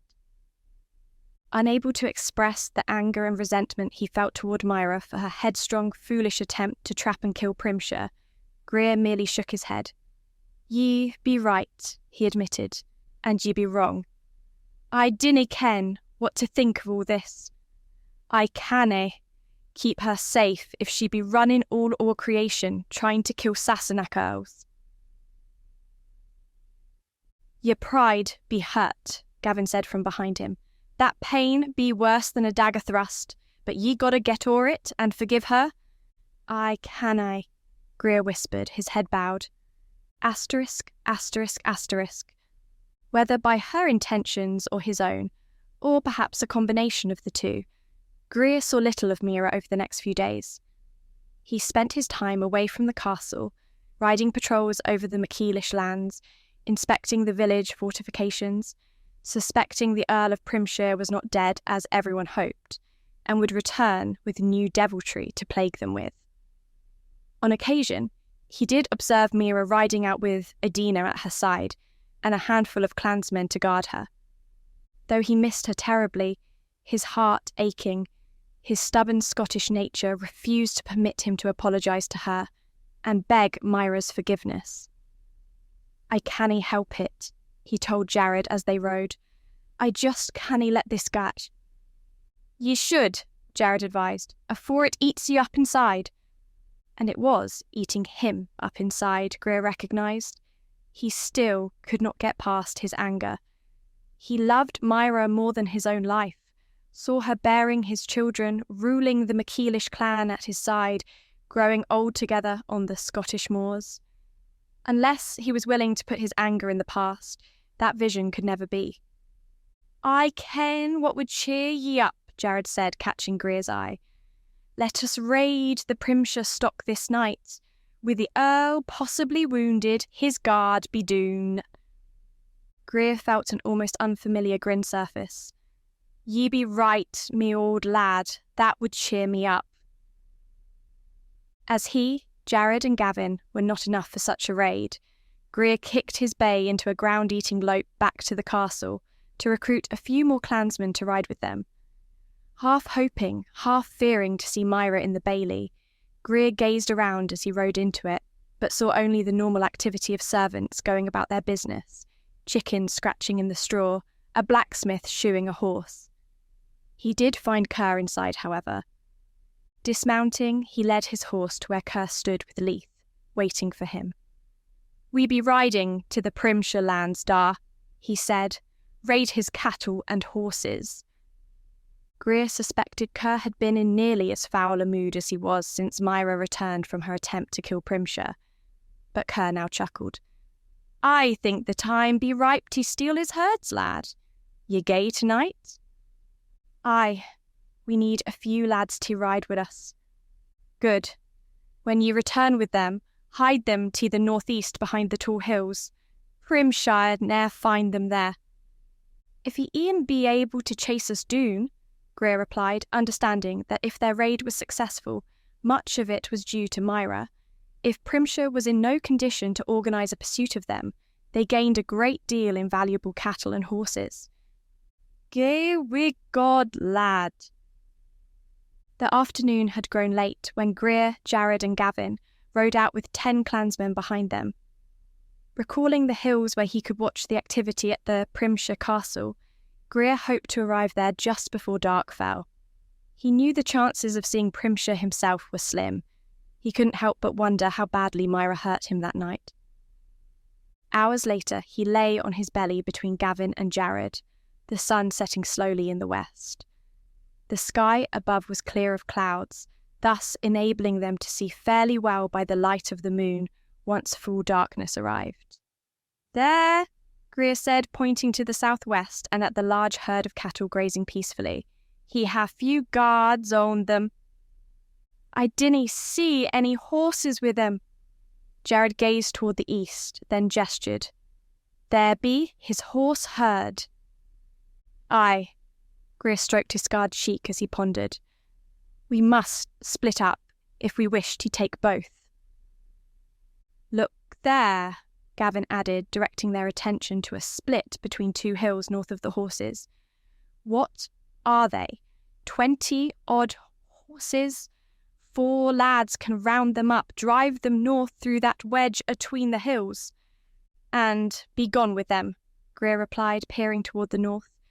We can meet up near the rock spires about a mile past. The rest of us will circle the cattle and run them straight past here. What do you think? Jared grinned. Them watching the herds be lads at best. Armed with rocks to scare wolves, they would ne'er put up a fight. Right then, let's wait till dark. Greer turned, keeping his body low to the ground, and slithered his way back down the hill. An hour later, Jared and 3 warriors rode eastward toward the Primshire horse herd, the newly risen moon and the stars offering plenty of light to see by. Greer, Gavin, and the remaining 7 clansmen rode at a walk out of the hills and to the flatter lands below. Once they approached the herd of about 40 cattle, they split up, Gavin leading 3 men to the east, while Greer led the rest westward. With the Primshire castle and men-at-arms much closer now, Greer kept a sharp watch for any signs they had been discovered. Few lights glowed in the windows, and the land lay quiet save for the movement of the cows as they grazed, the scrunch of their hooves on the grass. Though he couldn't see Gavin, he pursed his lips and gave a soft hoot of an owl, the signal that he was in place. He was immediately answered by the cry of a night hawk, indicating Gavin heard him and was also in position. With noiseless gestures, Greer ordered his men to spread out across the herd. As was the plan, Greer gave them 10 minutes to ride along the southern edges of the cattle, all the while watching and listening for the Primshire guards to sound an alert. None did. After the 10 minutes were up, Greer nudged his horse amid the cattle, waving a cloth, getting them on their feet and moving north at a quiet walk. He saw in the distance his men doing the same, urging the cows along at a sedate pace and leaving the mad dash for when the theft was discovered. To his surprise and delight, the alarm at the castle wasn't raised until he had the cattle climbing into the hills, at least a mile away. "We're gay!" Greer shouted. "Run them now!" With whoops and sharp cries, Greer and the clansmen charged at the herd, spooking them, forcing the cattle to run in a tight group. A swift glance behind him as they topped the hills showed torches flaring in the distance as Primshire's men-at-arms saddled their horses. He grinned.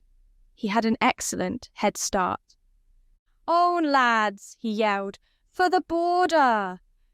Wild screams and yells kept the herd charging north. Greer listened for the hollering of Jared and his men, and heard their whoops as they too ran hard north with the stolen horses. The 2 racing herds met and mingled at the tall hills with the spires, Greer laughing as Jared joined him. "That were almost too easy," Jared called to him as they galloped, waving their cloths to keep the herds running. "Aye," Greer agreed, still glancing back over his shoulder as they rode. "But they be after us now, and they can gallop faster than we." "Me and a few lads would teach them better manners," Jared replied. "Goin', keep them going." "Be careful," Greer called as Jared reined his horse around, shouting for 3 men to join him. As they had planned, Jared and the clansmen would lie in wait for the Primshire men-at-arms to ride into an ambush set for them. With their bows, they could easily shoot the soldiers from their saddles or kill the horses they rode. The strategy had worked time and again on raids such as this one, and once the Sassenach realised they were under attack from an unseen foe, they usually turned and fled. Again, as they had planned ahead of time, Greer would slow the frantic pace at the border and wait for Jared and his men. With the distance and the hills between them, he could not hear the battle behind him over the thunder of hooves, and hoped Jared's ambush worked. Topping another low-lying hill, Greer reined in for a moment to gaze back into the darkness. Like tiny stars come to earth, the torches carried by the Sassenach soldiers in their pursuit of the raiders appeared to be headed south, not north. With an evil grin, Greer kicked his horse and galloped on, swiftly catching up to the herds. "We wait at the border for Jared and the others," he yelled to Gavin. "It may be far," Gavin shouted back. They crossed the invisible lines between Scotland and England about 20 minutes later. Greer and his men reined in their sweating, panting horses, the herd slowing with them in a shallow valley as they ceased their wild yells and whoops. Walking their mounts to cool them slowly, Greer listened for the approach of hooves. "They shouldn't be far behind," he said to Gavin. Nay, he said, turning his horse around to stare into the night. There they be. Sure enough, 4 horses cantered down the side of the hill, but only 3 riders showed up against the moon's illumination. Alarm raced through Greer. Something be wrong, he muttered, kicking his mount toward the approaching riders. He was not wrong. Jared rode slumped in his saddle, his horse's reins in the hand of a warrior. He took an arrow, Laird, the clansman told him. The Sassenach fired off shots afore they fled sooth. Chapter 28. Dismounting, Greer gazed up as Jared lifted his head, his teeth gleaming in a grin. I got an arrow in me thigh, he said, his voice thick with pain. Greer examined the arrow sticking from Jared's leg, his leans dark with blood. He clicked his tongue. I got to yank it out, lad, he said, his voice quiet. Bind ye to slow the bleeding. Aye, Jared nodded. Day it. To Gavin, still aboard his horse, Greer said, I need something to bind it with. Turning in his saddle, Gavin fumbled in his saddlebags as Greer put his hand on the arrow. Remembering the hot fire of agony when Sondra pulled the barb from his shoulder, he knew the pain he would be causing his friend. He gazed up at Jared, feeling both afraid and sympathetic. You be ready now? Jared bared his teeth again. Just day it. Yeah. Greer wrenched the wooden shaft from Jared's leg on a gush of blood. Jared's choked-off scream filled the night, and he collapsed onto his horse's neck, breathing hard. Taking the cloth Gavin held out to him, Greer padded the wound, then wrapped Jared's leg tightly. Jared, lad? Slowly Jared raised himself up. Aye, he muttered, that were bad. I be sorry I had to hurt ye. We hae to ride now. You were hae to endure it for a time till we get back to the castle. Dinny worry about me. Wiping his blood-stained hands as best he could on the grass, Greer remounted. Let's get these animals home, he ordered. Gavin, get them moving. He set a fast pace away from the border. The moon floated serenely over their heads as his men herded the horses and cattle north. He kept a close watch on Jared as they rode, observing the sheen of sweat filming Jared's face and neck, plastering his hair to his head. Quit your watching on me, Jared snapped cross. I be fine. Greer chuckled. If ye be cranky, I expect ye are. I will still worry o'er ye till we get ye home. Hours passed, and they drew closer to the castle. Greer gestured for a clansman to ride closer to him. Ye ken the healer, Sondra? He asked. In the village? Aye, Laird.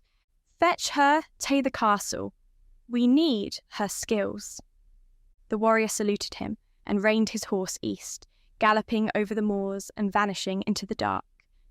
Greer called out to the rest of his men. Gavin and me be taking Jared to the castle. Ye run the herd to the northwest pastures behind the hills. Stay with them and guard them. I will send ye supplies to keep ye. Aye, Laird, came the replies from the 9 men. Splitting away from the herds, still being driven north, Greer and Gavin rode to each side of Jared toward the black hulk of the castle. Though it was past midnight, torches flared in the bailey. Shouting out the password to the guards on the ramparts, Greer cantered his weary horse across the meadows, glad to see Kerr and Leith waiting for them in the bailey. Were ye successful, lad? Kerr asked as they rode up. Aye, Greer replied, dismounting, but Jared be shot. I sent for Sondra, the healer. He and Gavin helped Jared down, who groaned through his teeth as Kerr trotted closer to help while Leith called for grooms and servants. With his arms over each of their shoulders, Greer and Gavin half-carried Jared, slowly walking him into the keep. He lost too much blood, da, Greer said. We can get him to his room, Kerr replied. Sondra, we get him better, lad. She be quite skilled. Jared's chamber was not far from Greer's on the 3rd floor of the keep, but it was hard work getting Jared up the stairs. Both Greer and Gavin were breathing hard, and Jared panted in ragged gasps for breath. Glancing up as they struggled, Greer saw Myra standing above them, watching. His heart jolted in his chest. What happened? She asked, closing the neck of her loose robe at her throat. Shot in the leg, he replied, not quite knowing how to talk to her, or if he should. Did he want to? Yes, he did, and he felt oddly happy she was there. We raided Primshire's horses and cattle this night. Greer should have known what her reaction would be. Myra laughed and clapped her hands. Well done, I'll help look after him. Turning, she continued on up the stairs, Greer and Gavin lugging Jared up the stairs. Greer didn't like how pale Jared's face was, or how badly he sagged against them, his face lowered. Jared appeared to be only semi-conscious, and Greer guessed that it was due to blood loss. For the first time, he feared that his best friend might die. Myra stood at the open door to Jared's room, waiting. Dragging him inside, Greer and Gavin lay him gently on his bed, folding his arms over his chest. Myra seized hold of Greer's dagger and started cutting away Jared's lanes to expose the wound. I won't remove that wrap, she said, baring his leg from above the wound all the way down to his boots. Those she unlaced and pulled off his feet. Did you send someone to fetch Sondra? She asked, glancing up. Aye, she be here soon. Freshly reminded of his love for her and her ability to take charge, Greer watched her pour water into a basin. Taking it and a cloth to Jared's side, she sat on the edge of the bed and began to bathe his face. His eyes opened, and then a faint grin creased his mouth. Myra, lass, he muttered, his voice thick. Might ye spare me a drink of water? I will. Feeling useless, Greer stood by as Myra poured water into a cup and helped him to drink it. She then eyed Greer and Gavin. Don't just stand there, she ordered. Go fetch him warm broth. And get Fiona, we'll need her too, I am thinking. With a glance at Gavin, who shrugged, Greer turned and left the chamber, his cousin at his shoulder. Kerr arrived in the doorway at that moment, his brows hiked. We've been commanded, Greer stated, then walked past his father. He didn't need to find Fiona. She had already heard the commotion, received the news of the successful raid and of Jared's injury. He be in his quarters? His mother asked, rushing past him and on up the stairs. Did you send for Sondra? Greer sighed. I. Dinna be mouthy with me, lad, Fiona snapped. I brought ye into this world, and I can take ye out as well. Following her, he found Gavin right behind him with a pot of broth and pewter cups, looking absurd carrying the tray while still garbed in his tunic. Sword, dagger, linas, and boots, his quiver of arrows still on his back. Ye make a beautiful maid, ye do. Ye think I be stupid enough to nae day as she says? Gavin asked, his eyes wide. If ye think that, ye be the bigger fool. What? Ye behave as though she be the Queen of Scotland. Myra be far more dangerous. Arriving once more in Jared's room, he found both Myra and Fiona hovering over Jared, talking in low tones. Kerr stood at the other side of the bed from the women, watching without speaking. Gavin set the tray beside them and hastily backed away. Turning, Myra smiled at him in thanks, and promptly made Gavin, a seasoned warrior, blush and sheepishly smile. Greer grinned to himself. Myra poured broth into a cup and held that to Jared's mouth, saying, You need to drink this, Jared. It'll help you keep your strength up. Jared, like everyone else in the castle, obeyed her and drank it all. Resting his head back against the pillow, he shut his eyes. Sondra arrived in the room, her satchel over her shoulder. The warrior who guided her offered Greer and Kerr a quick salute. Then, quietly closed the door behind her. What had we this time? She asked, pushing between Myra and Fiona. Another arrow? In his leg. She pulled vials from her satchel and set them on the table beside the tray, and her actions brought back the memories of his own wound. Taking a chair nearby, Greer sat down to watch as Sondra made Myra and Fiona her servants in caring for Jared's wound. Keep the water fresh while I unwrap his leg, Sondra said, untying Greer's knot. It came away crusted with dried blood, but at least no more seeped or gushed out, Greer observed. Jared groaned as she cleaned it, his hands clenched into fists. Myra stroked her hand over his brow, talking to him in a soothing voice. "You're going to be fine, Jared, my friend. Just fine. You'll get through this." Jared nodded weakly. "Thank you for your kindness." "Kindness?" Myra scoffed. "I'm doing this so you can help keep Greer over there in line." Jared chuckled while Greer snickered, while Kerr sighed, his eyes flicking between the three of them. "Nae much wrong with this lad," he commented dryly. As she had with him, Sondra poured the yellowish powder she said would help prevent infection into Jared's wound, then, with Myra's help, stitched him up. "He aye broth already, eh?" Sondra asked, then nodded with approval. "I would gie him herbs to help his pain if you would pour him a cup of mead." Fiona did so, and within moments after drinking it down, Jared fell asleep. Sondra rested her hand on his brow and clicked her tongue. "He be getting a fever. I best stay and watch o'er him." "I will stay with you," Myra told her. "There's no more sleep in me this night." Turning, Fiona eyed Greer and Gavin with surprise, as though not realising they were still in attendance. "Goin' wi' ye," she said, making a shooing gesture with her hands. "Curse ye as well. You lads leave him to us now." Greer opened his mouth to protest, then shut it again when he caught Fiona's fierce eye. "Come on, Gavin," he replied, rising. "No use for us males save for breeding." Myra laughed while Fiona scowled, her hands on her hips. Her finger pointed toward the door. "Out, now." Kerr fell in with them as Greer led the way through the doorway and out into the corridor. Greer turned to speak, then Fiona slammed it shut in his face. He sighed. "I dinna think I can sleep." He glanced at Gavin and Kerr. "Drink wi' me." Kerr nodded. "Lead the way, lad."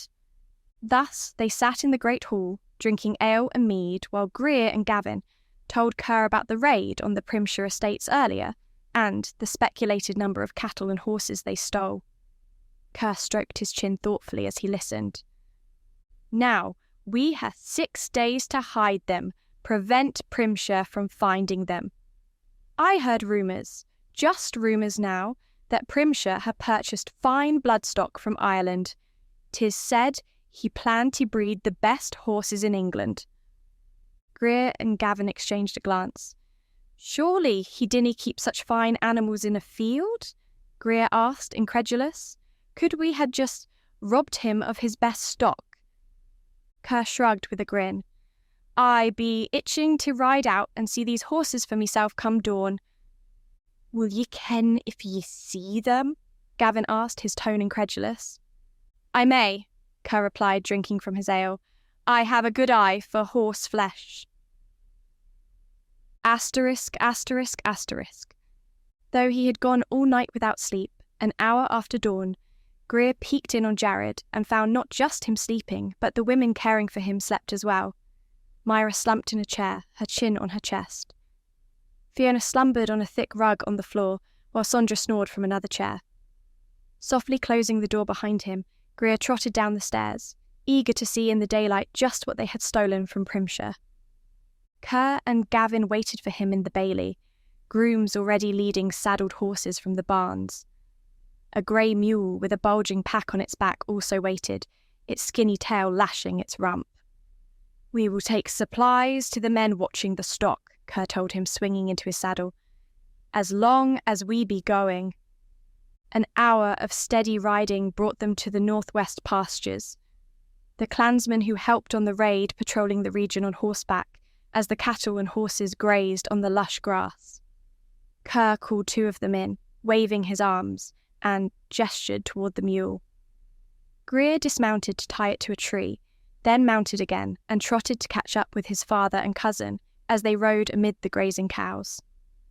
"Take a look, lads," Kerr said with satisfaction, pointing toward an impressive black stallion, who eyed them with disdain and returned to his grazing. "Oh, mares, and that lad. Fine beasties they be. And many a booty drop foals," Gavin went on, gesturing toward the mares' swollen bellies. He laughed uproariously, slapping his knee. "Did we just gain a prize, or nay?" "We did, indeed," Kerr said, grinning from ear to ear. "I just wish I could see Primshire's face when told the news." "Da," Greer said, unable to take his eyes from the stallion. "I wish to ride him. Ye hae any objections?" "Nay, lad, ye took him, he be yours." "May I have a foal from one of these mares, uncle?" Gavin asked, his voice eager. Kerr shrugged. "Why, nay. Maybe Myra would like a foal as well. She be keen on horses. She should have one of her own." "Ye nae be angry wi' her any longer, Dart?" Greer asked, both curious and trying to come to terms with his own feelings. "What is done, lad. I am over my anger now, and I see nae reason to keep punishing her." "Dae ye? I expect, nay. Ye more be harping at me for days about how Myra bring honour to the clan. Her courage be an example for the others. I expect she be right. Fiona usually be. Aye, da." They spent another hour tallying the cattle's herd numbers, Kerr chuckling contentedly over the captured bulls and the obviously pregnant cows, many with young calves sucking at teats. "Ach, lads, ye brought new wealth and honour to your clan, ye did. 45 head of cattle, 25 of horses, top quality of both. Ye did me proud, ye did." Gavin's grin grew sly. "Maybe we find more to steal, eh? There be more herds grazing on Primshire lands." Kerr shook his head. "He be on his guard now, lad," he replied, leading the way out of the guarded valley. "We bide our time, same as we always day. When he lowers it again, then we strike." "We hae to make sure he canna get them back," Greer warned them. "Primshire will be on a rampage now." "Aye, that he will, lad," Kerr replied, waving at the guards unloading the patient mule. "But he had to cross the castle to find them. We be watching for him and waiting. When he day, we pounce. Today, and every day and night, I want warriors patrolling for 5 miles east and west of the castle. He will try to sneak past us, keep horses saddled in the barns, and set signal fires to be lit if there be trouble. Primshire will nae take those beasties from us." After sleeping for a few hours upon their return from the castle, Greer performed his share of patrolling the region, watching for Primshire's men-at-arms to descend upon them. He had checked on Jared and found him feverish and pale, his flesh shiny and sweatless. Alarmed, he glanced first to Myra and then to Sondra. "Will he be all right?" Sondra shrugged, frowning. "He be hit with a fever, his wound be swelling hot. I will keep dosing him with herbs to fight infection, but he be in God's hands now." He exchanged a long glance with Myra. She nodded. "I will stay with him." "Will you send word to me?" "I'll let you know myself."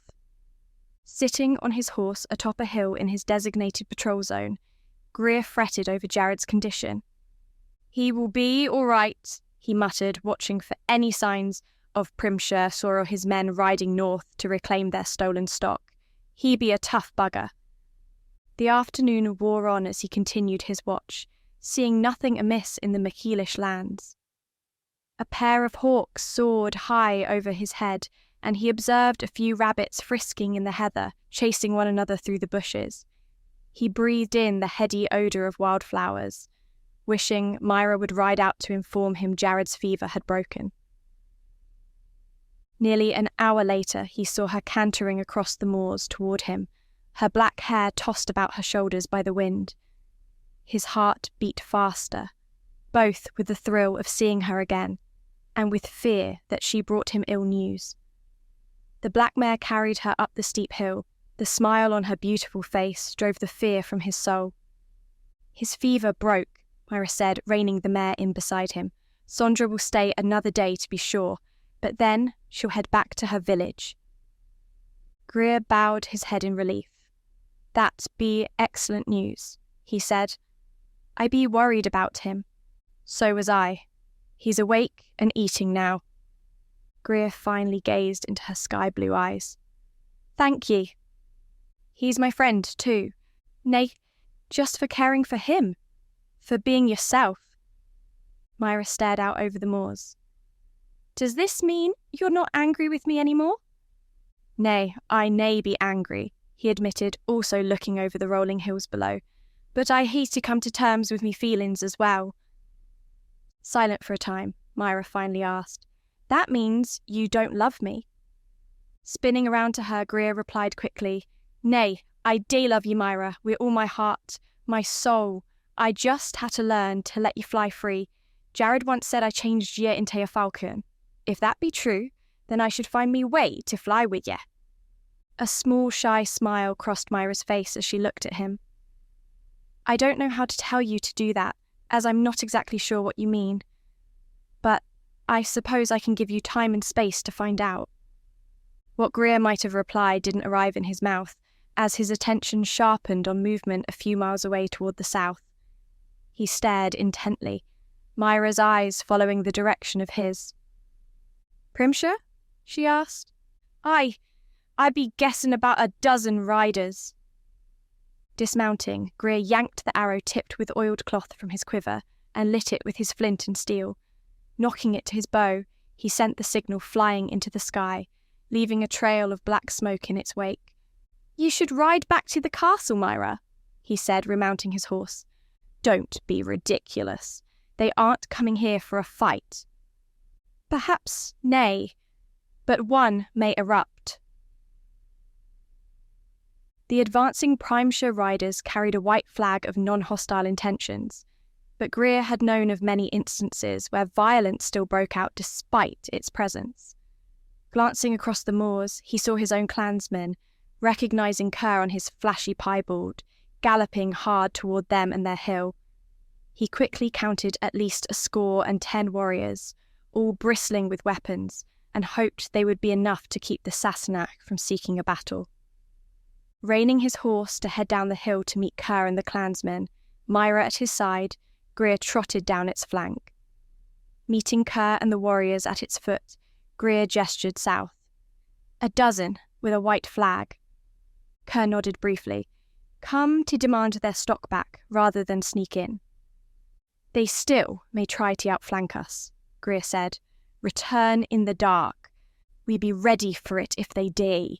Kerr ordered the warriors to spread out into a horseshoe shape to the north, west, and east, and nock arrows to their bows in readiness. Standing his horse beside his father, with Myra at his back, Greer waited for the Primshire delegation to arrive. They did, trotting forward under the waving white banner. Greer had only seen the Earl of Primshire in the dark, but doubted the tall man in the lead was the vicious Earl himself. That may be Primshire, he said to Myra, half turning in his saddle. Who it be? That's his seneschal, Lord Avery. He exchanged a quick glance with Kerr. He be unable to come himself, Greer commented with a grin. Interesting. The Primshire men halted without entering the horseshoe. I have come to demand the return of my lord's stock, the man in the lead said. Who might ye be? Kerr demanded. Lord Avery, the Earl of Primshire's seneschal and ambassador in this. I dinna bandy words with servants, Kerr replied. Where be Primshire himself? Avery glanced at the MacEilish warriors. He is currently indisposed and ordered me to come here and demand you surrender his stolen horses and cattle to me. Indisposed, Kerr chuckled. Is that what the Sassenach call a slice to the belly by a wench's dagger? Avery's face darkened with anger, his scowl deepening. My lord was viciously attacked by marauding Scotsmen. Myra nudged her mare up beside Greer. Your master is a coward and a murderer who preys on helpless women. I am the one who injured him when he tried to kill me for the second time. Avery's eyes narrowed. Little Myra, how lovely to see you again. You know the penalties of a servant who runs away from her lord? She be in Scotland, and nay under the authority of her former laird, Kerr snapped, and ye be trespassing on MacEilish lands, and north of the border. This invasion be tantamount to war. I am a peaceful delegation come to seek justice and the return of my lord's animals, Avery retorted. If it be justice ye crave, Greer said calmly, then hang your Laird for the murders of 15 Scottish lasses. Ye have no proof, Avery snarled. Me proof be sitting right here beside me. The law will never recognise the word of a serf over that of an earl. Then your law be damned. Kerr pulled his sword from its sheath. Turn your beasties around and head sooth now, afore I gie the command for me lads to mow ye down like barley. His teeth bared in a grimace of hatred and rage. Lord Avery wheeled his horse and cantered through his men-at-arms, who turned their own mounts to follow him. Kerr glanced at Greer. Take the men and watch them. Make sure they dinna seek to turn aside or ride around the castle. Aye, da. Myra, ye come with me. Greer gave Myra a grin and a wink as she obediently reined her mare to follow Kerr. Avery isn't the coward Primshire is, she said to him. Be careful. Aye, you whip. Gesturing for the clansmen to fall into line with him, Greer trotted his horse southwards. Riding out from the hills, he could clearly see the Sassenach headed toward the border. Something about their slow pace raised suspicions in his mind, however. Rather than ride swiftly with the knowledge of a superior force behind them, Avery seemed to travel almost leisurely, as though he were out for a pleasure ride. He be waiting for the dark, he said, his anger growing. He planning to slip around us. Aye, replied the clansman, miles beside him. We should attack him, drive him across the border. Greer glanced up at the lowering clouds, the sun venturing westward over the moors. Nay, moon, this night. He can we would nae surrender the stock and use the flag to get across the border in safety. He half turned in his saddle to address his men. We follow to the next valley, then spread out. We charge, use our bows. Their horses be the bigger target, kill as many as we can. If ye slay a Sassenach, then say be it. Chapter 29.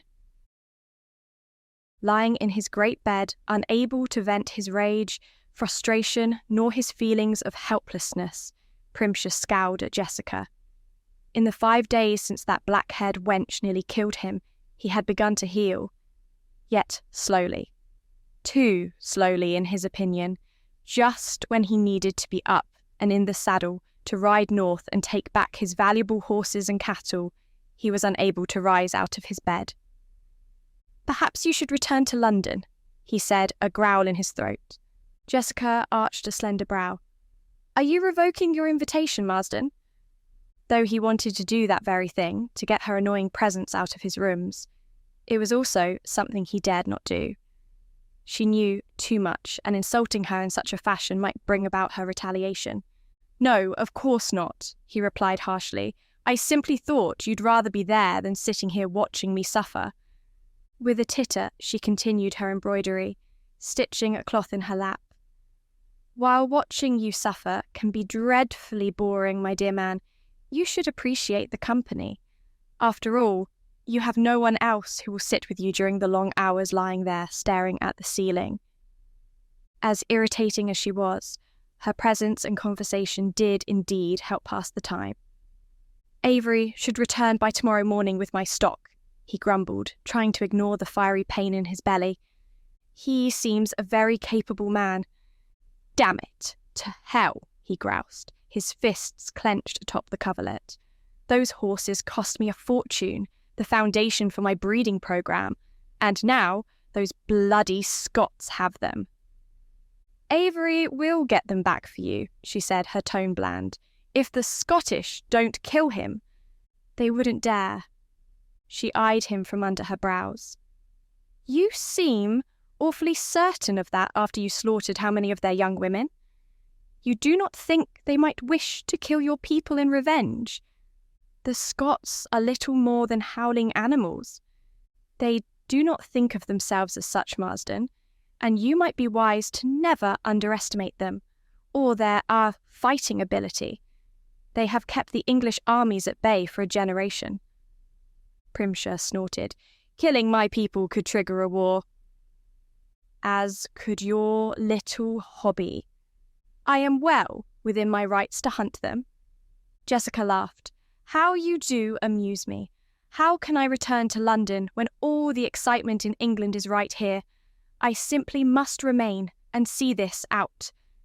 "There will be nothing to see, Jessica," he snapped. "I will be out of this bed soon, and when I am, I will ride north to kill that servant wench. And that should prove most interesting of all. Just how do you plan to accomplish it?" As he lay in bed, he had sketched out tentative plans on exactly how he would manage it. Primshire didn't trust Jessica to not warn the Scots somehow, however, and would never tell her. "I am still working on it," he hedged. "Of course.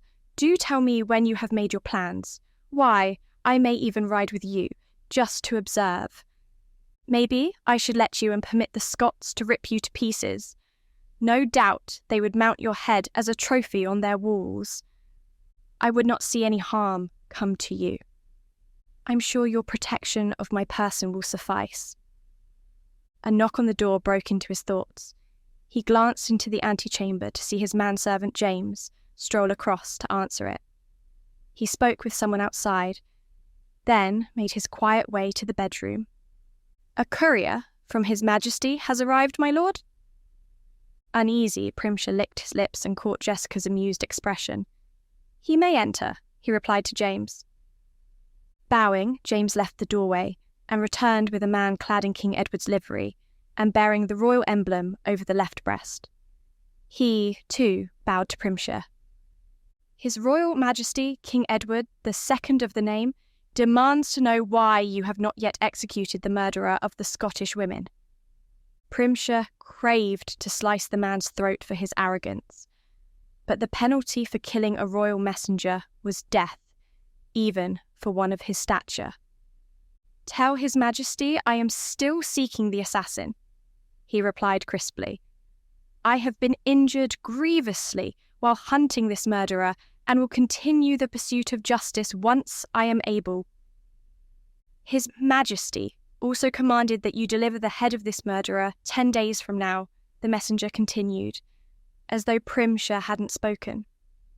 "Should you fail, His Majesty will have no choice but to come here to the north and investigate the matter for himself."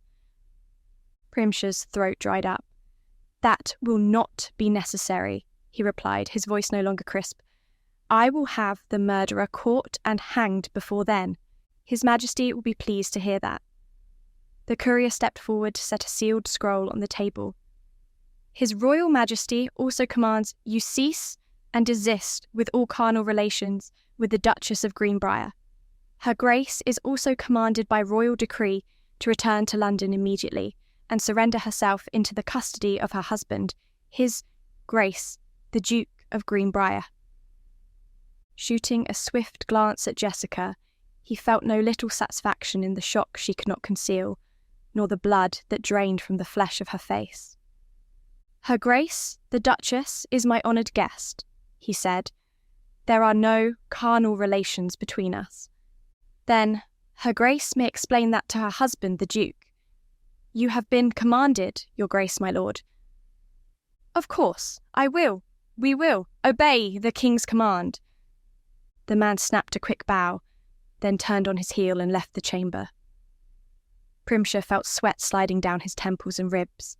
He watched Jessica stare down at the needlework in her lap and sensed her suppressed fear even from the distance between them.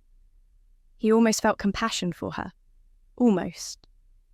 "You should have killed that little bitch when you had the chance," Jessica snarled, at last lifting her face to glare at him.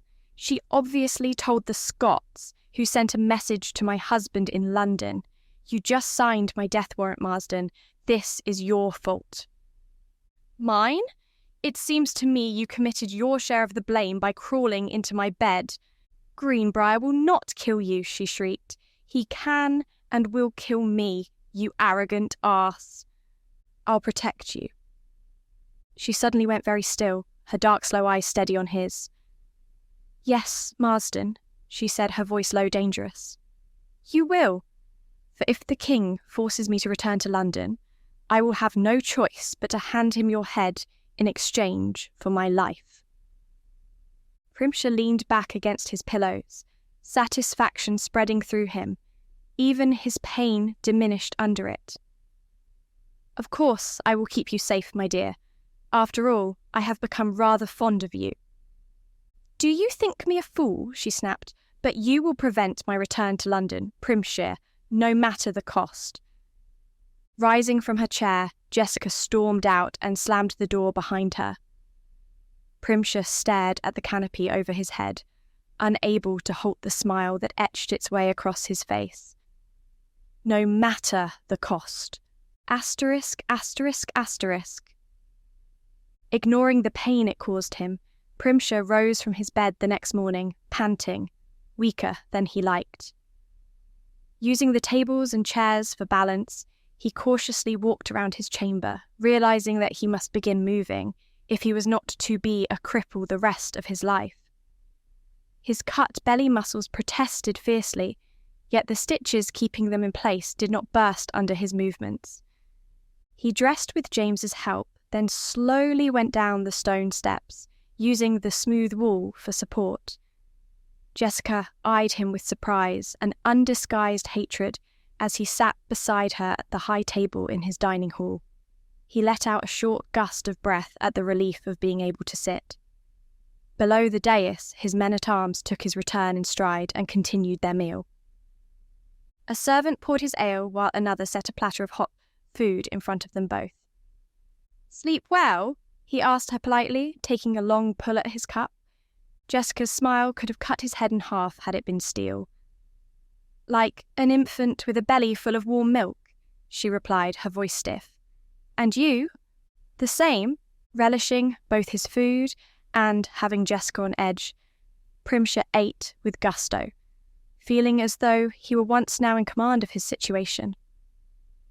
He mentally planned to accuse and execute a random peasant, blaming him for the killing of both the Scottish and his own people, and inform Edward. Then, once he caught and killed that servant wench, Myra, he would continue his hunting. This time, he chuckled to himself, he would dispose of the bodies where they would never be found. "What is so amusing?" Jessica asked. Drinking his ale, Primshire smiled at her. "Just thinking of how much having you here under my protection will bring me joy. Once I satisfy Edward's demands for the killer's head and your return, I can continue my little hobby, as you so quaintly called it. We belong together, Jessica, you and I." She smiled thinly. "Of course." The doors at the far end of the hall opened and captured Primshire's attention from her dark, slow eyes, and his enjoyment of the spark of fear he saw deep within them. Before we continue into the story, do us a favour. Like this video and hit the subscribe button because it helps very much with YouTube's algorithm. If you want the audiobooks ads free, visit our website and select our bundles to save more. Thank you again. Now back to our story.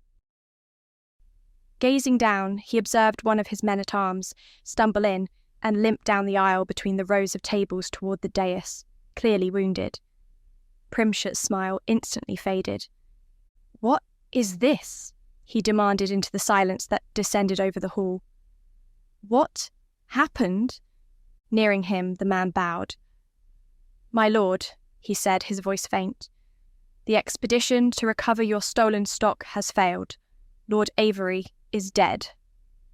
Rage poured through Primshire. Ignoring his pain, he stood up, leaning his fists on the table. "Tell me everything." "Lord Avery presented your demands to the MacEilish Lord," he went on after swallowing hard. "He was denied, but had planned for us to remain in Scotland and wait until dark. Then we would return to find the stolen herds ourselves. We were attacked from the rear, my lord, outnumbered. They killed our horses from under us and shot many of us. Lord Avery fought with the Lord's son, but he was defeated." At his side, Jessica snickered. "They would not dare. Is that what you said, Marsden? It would appear your Scottish animals have very sharp teeth." He swung around. "They attacked from behind," he snarled. Bloody cowards, all of them. I will have my vengeance, Duchess, and I will get my stock back. Chapter 30. The hour was not yet late as Myra stood in the bailey with Fiona and Kerr, waiting for Greer and the clansmen to return. Torches flared from the walls, lighting the area, and servants vanished one by one as they completed their duties and returned into the keep for the evening meal in their beds. Even with knowing Greer's prowess in battle, she nonetheless worried that Lord Avery had somehow turned the odds in his favour and had hurt or killed her beloved. Avery's own reputation as a skilled fighter had long since reached the ears of Primshire's servants in his castle. Relief and joy flared like the torches as Greer trotted into the bailey, the small army of warriors behind him, spilling in on a wave of horses. Under the light she observed his face and tunic were splashed with blood, but his grin showed clear through the grime. Myra bolted toward him, calling out, "What happened? You fought Avery?" Greer dismounted, a groom taking his mount by the bridle to lead away. He swept her up into a hug, picking her up off her feet as he kissed her cheek. "Aye," he told her, then set her on her feet. "He were planning to stay north of the border, skirt around us after dark. We set upon him instead of letting him try." "Good lad," Kerr said, slapping him on his shoulder. "He were trespassing on our lands. Ye were justified." "And Avery?" Myra asked, holding his hand with both of hers. "Did you send him back to Primshire?" Greer shook his head. "He be lying on the moors for the scavengers where I left him, along with most of his men and beasties." Feeling a tinge of sadness sweep through her, Myra briefly mourned a man she had liked when she served in the Primshire castle. He had been kind to the peasants and serfs, and often defended them against Primshire's frequent rages. "He was a good man," she murmured. "He was loyal even to an evil lord." "He may ne'er ha' known Primshire were evil and a killer, lass," Kerr said. "I be guessing his people dinna ken about his wickedness." "Probably not," she agreed. She glanced up at Greer. "I'm glad you're back safe." "I be glad ye be glad," Greer replied with a laugh. "How be Jared?" "Improving," Fiona told him, watching the clansmen unsaddle their horses, tossing ripe jests back and forth. "All your men be unharmed?" "Aye. We took Avery by surprise, outnumbered him. Quick skirmish, and it be o'er." "Good. Get yourself washed up, lad. We be waiting supper on ye." Sitting beside Greer at the high table, his 30 warriors filling the tables below, Myra gripped his hand beneath the stout planks. He turned his head to gaze at her, a soft smile on his lips. "I missed you," she whispered. "And I. On the far side of Kerr, Fiona leaned forward to offer them a satisfied smile and a sharp nod of approval.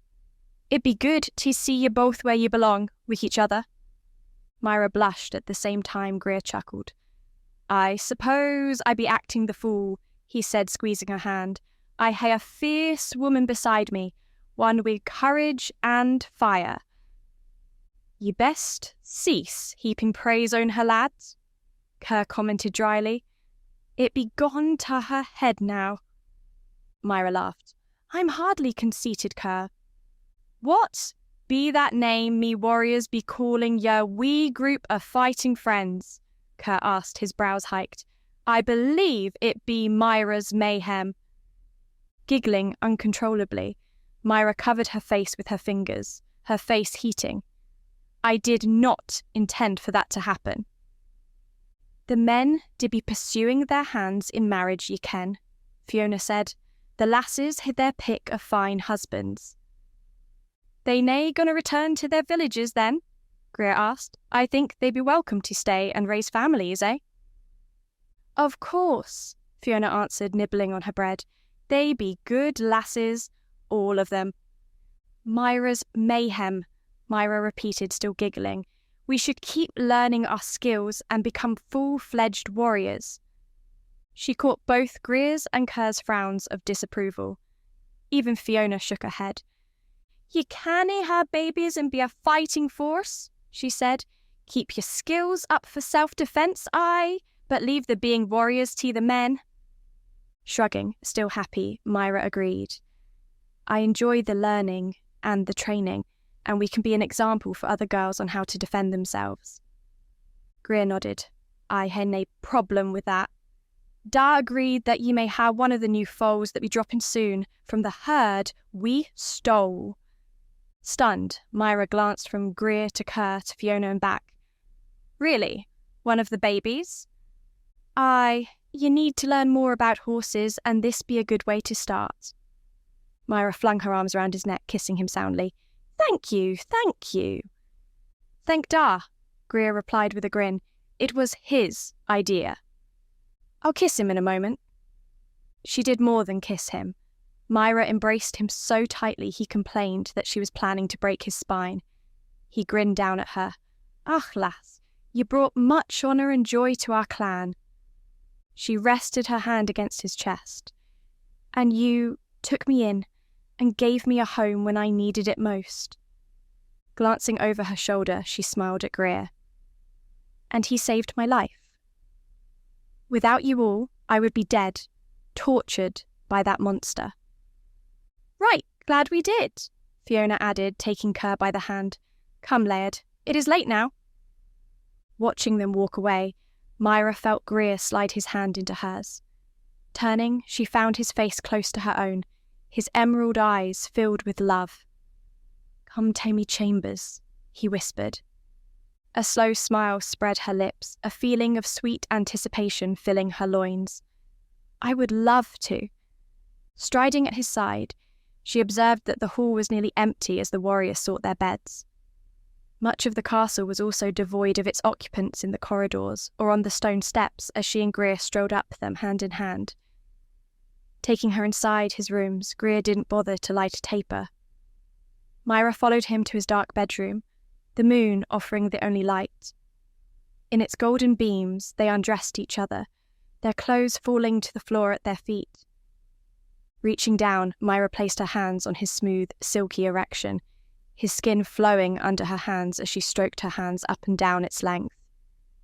"This is incredible," she whispered, "like velvet, yet so hard."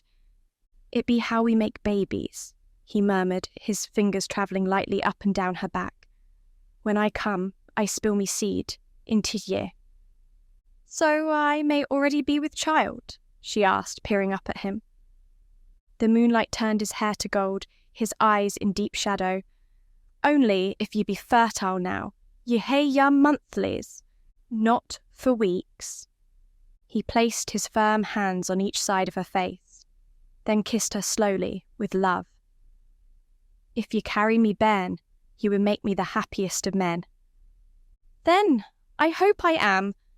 Greer backed into the bed and sat down, taking her down with him.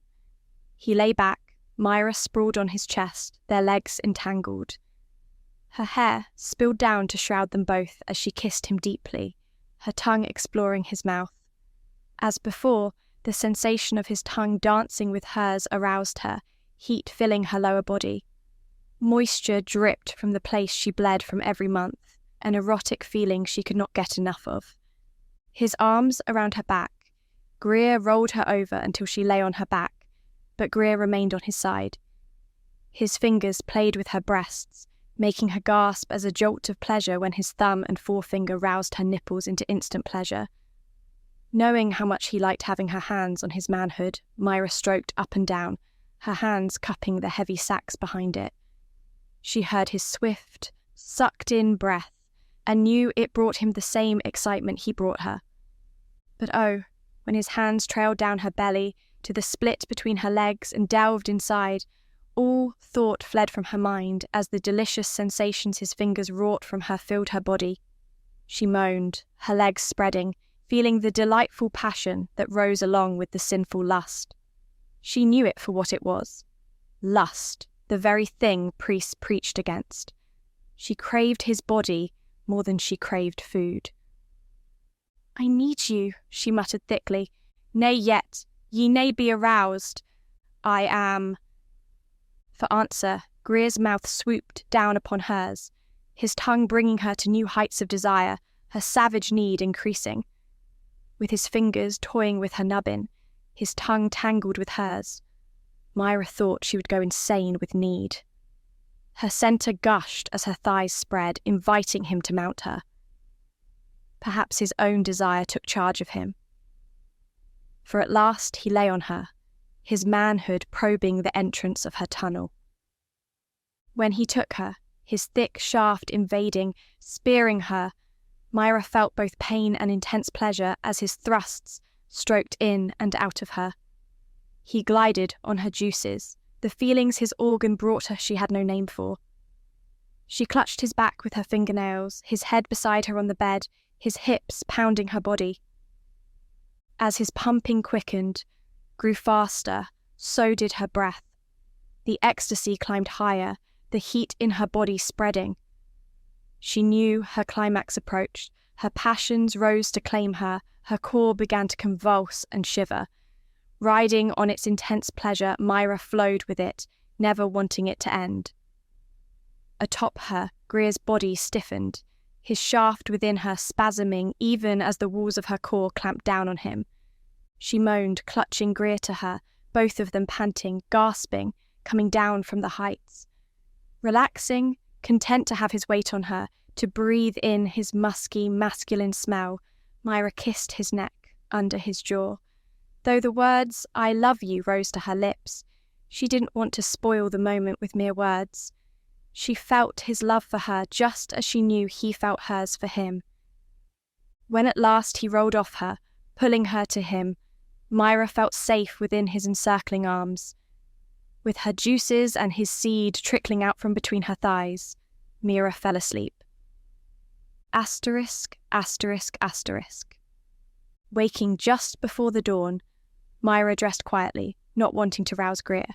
He turned over under the coverlet, muttering something in his sleep, then lay still again.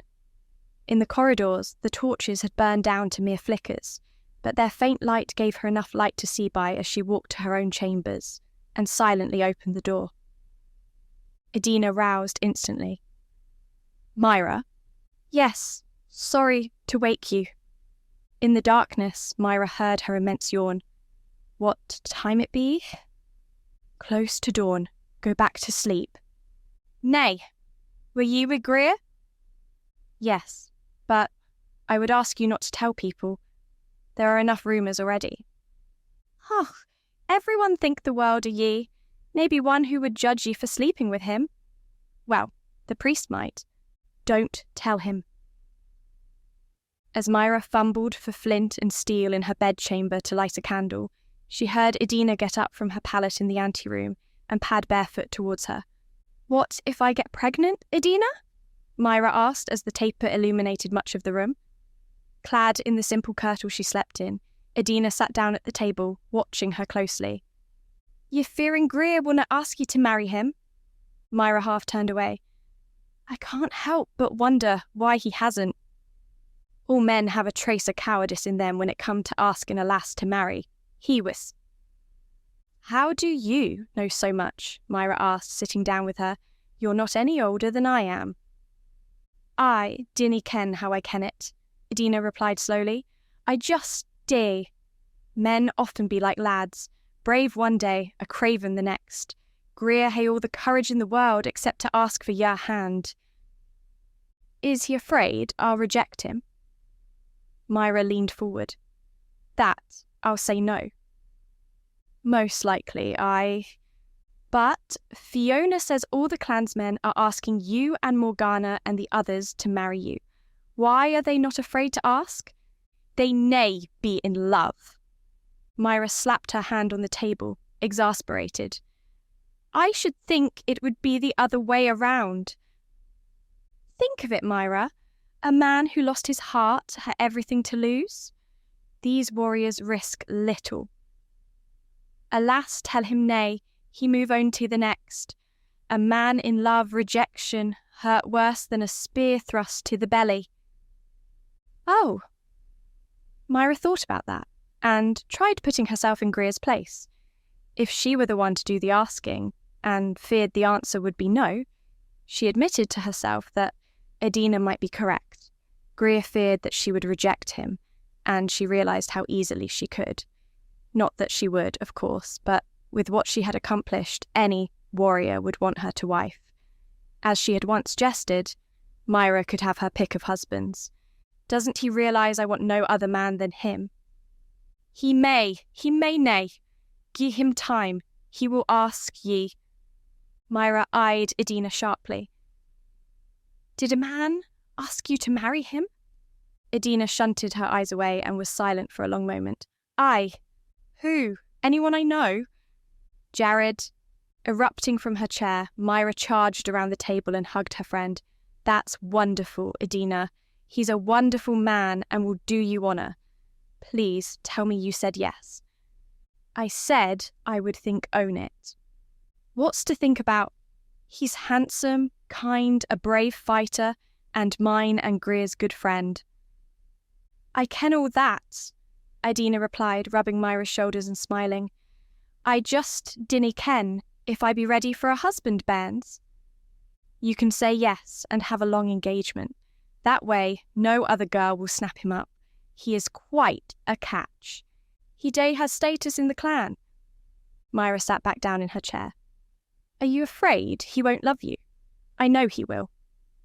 Edina finally nodded. I be afraid he will ne'er love me.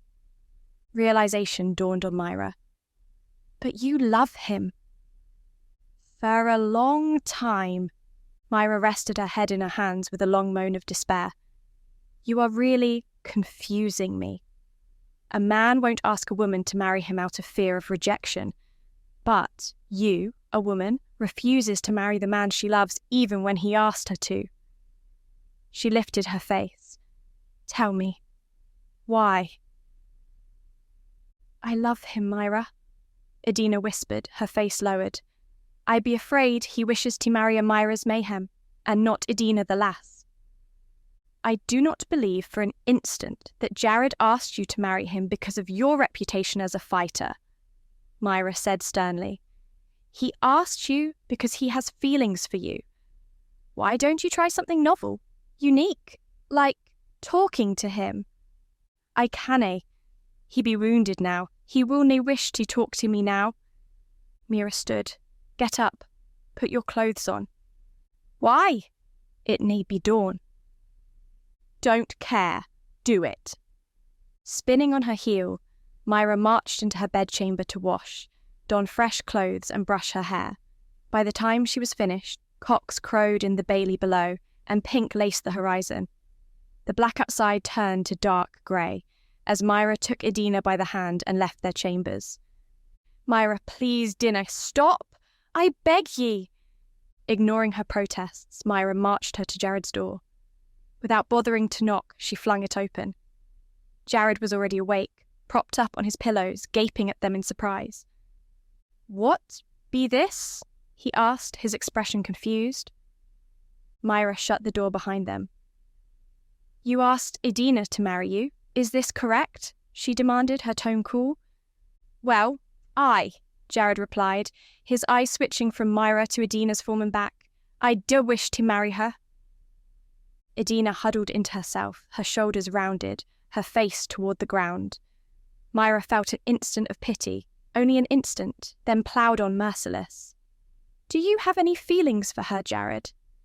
Myra, what are all these questions? Do you have feelings for her, Jared? Myra ground out the words. Why, I love her. I be in love with her since the moment she came to the castle. Right then, Myra glanced from Jared to Edina. My work here is done. You two will remain in this room until Edina accepts your proposal of marriage. I will have breakfast sent up for you. You both have a great deal to talk about. Whirling, Myra stormed from the room and slammed the door behind her. Chapter 31. Another week rolled by since Avery's death and King Edward's demands for the Duke of Greenbriar's wife. Primshire knew he was in dire violation of the king's command, and realised that by keeping Jessica with him, he risked his own head rolling off the chopping block. As he healed, he plotted. He sent his new seneschal, Lord Buxton, to recruit more men-at-arms and mercenaries to replace those recently killed, and planned how to kill the black-haired wench. And if he killed that obnoxious Greer MacEilish in the process, then he would rejoice. The pain of his wound kept the worst of his urge to kill at bay. He still felt them, churning away in the darkness of his soul, but he kept them there. Though his sleep was haunted by the desire for blood, for the screams, he still functioned as the Earl of Primshire and controlled them. If I can learn to control them, keep them on a leash, he mused as he stared from his window down into the bailey, I can keep Edward happy with a peasant's head and still continue to kill. That notion lifted his spirits, which had been low since the death of Lord Avery and his failure to retrieve his stolen stock.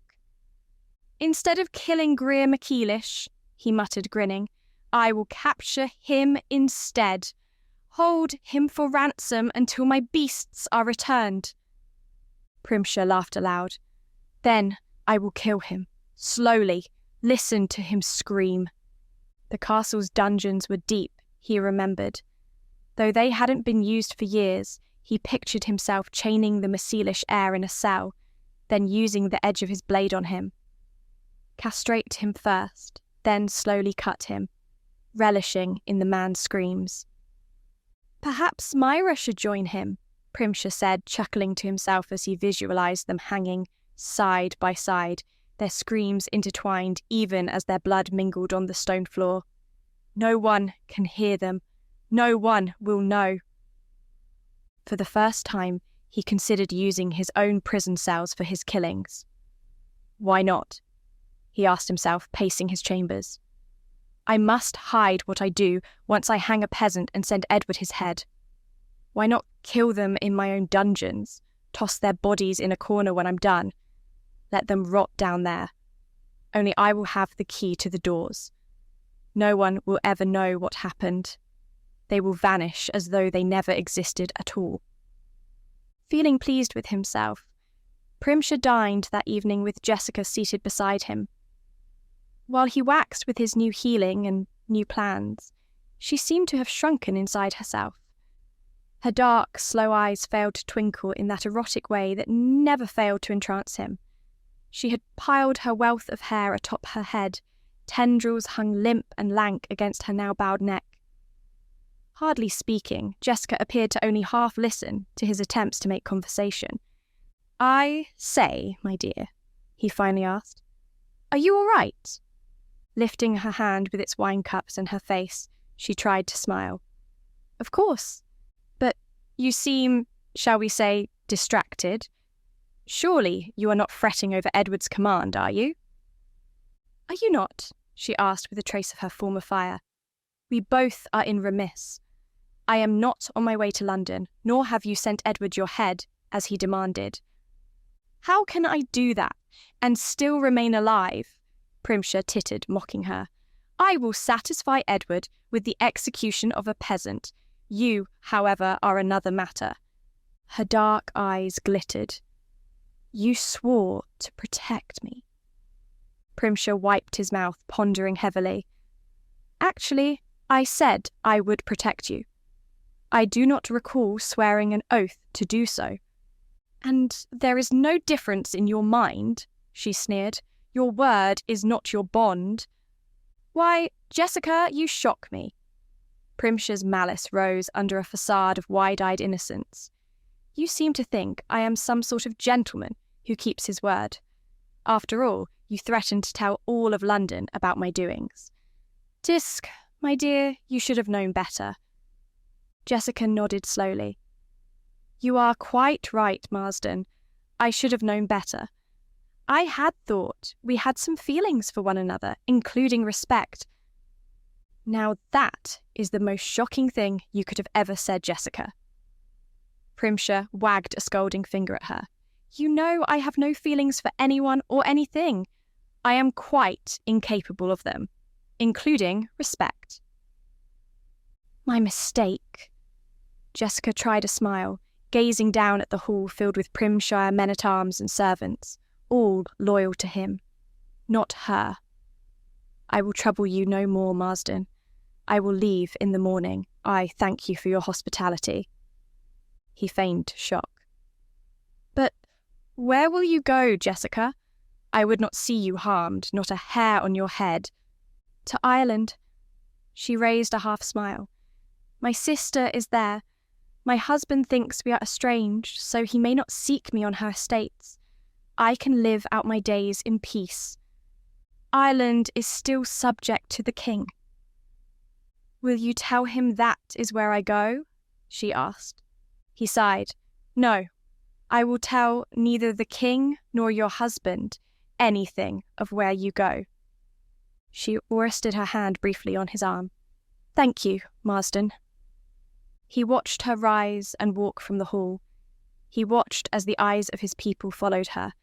If asked to do so, they would swear under any oath they saw her leave his side unmolested. They would also swear under any oath that their lord, the Earl of Primshire, remained at the tables for some time before leaving the hall. He drank his wine, mentally planning his story that the Duchess of Greenbrier left his estates in good health to stay with her sister in Ireland. The hall had emptied by the time he finally rose from his table and stepped down from the dais. What few servants who still remained within it bowed low as he passed them, but he barely noticed. The excitement of the hunt filled him. He was now the wolf, the predator. Though he did not now chase his prey across the moors, he stalked it within his own walls. And this time he must take down 2 victims, not 1. Climbing the stairs, he mentally planned his strategy. With the hour late, his prey no doubt slept. He would need to be quick and silent, a true wolf.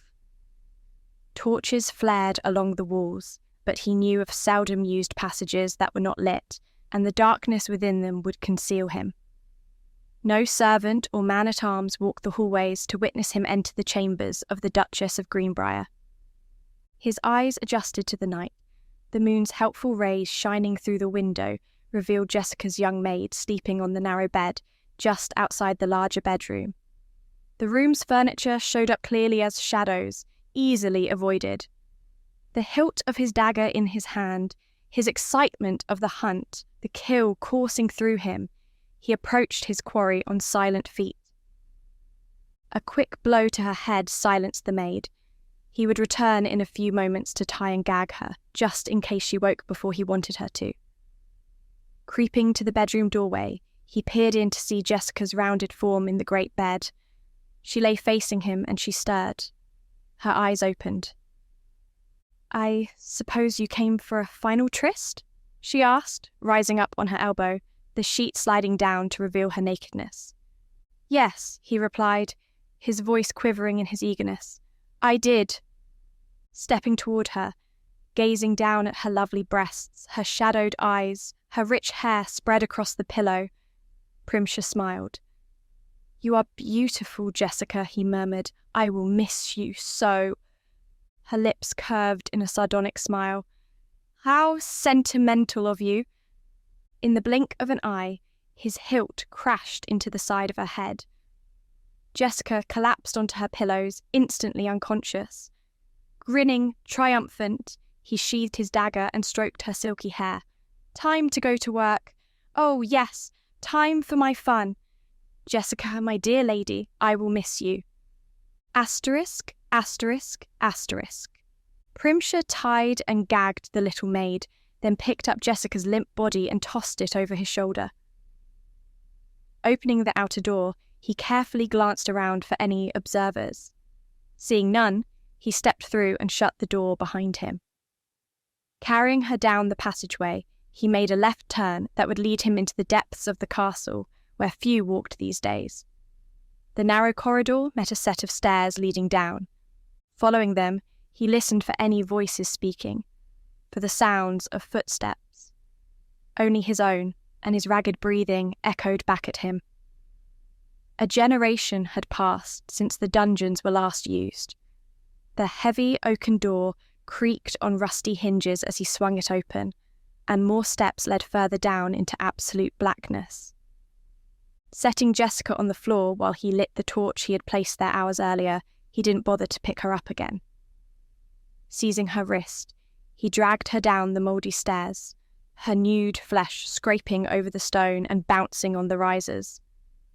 The scent of mildew and dank water filled his nostrils.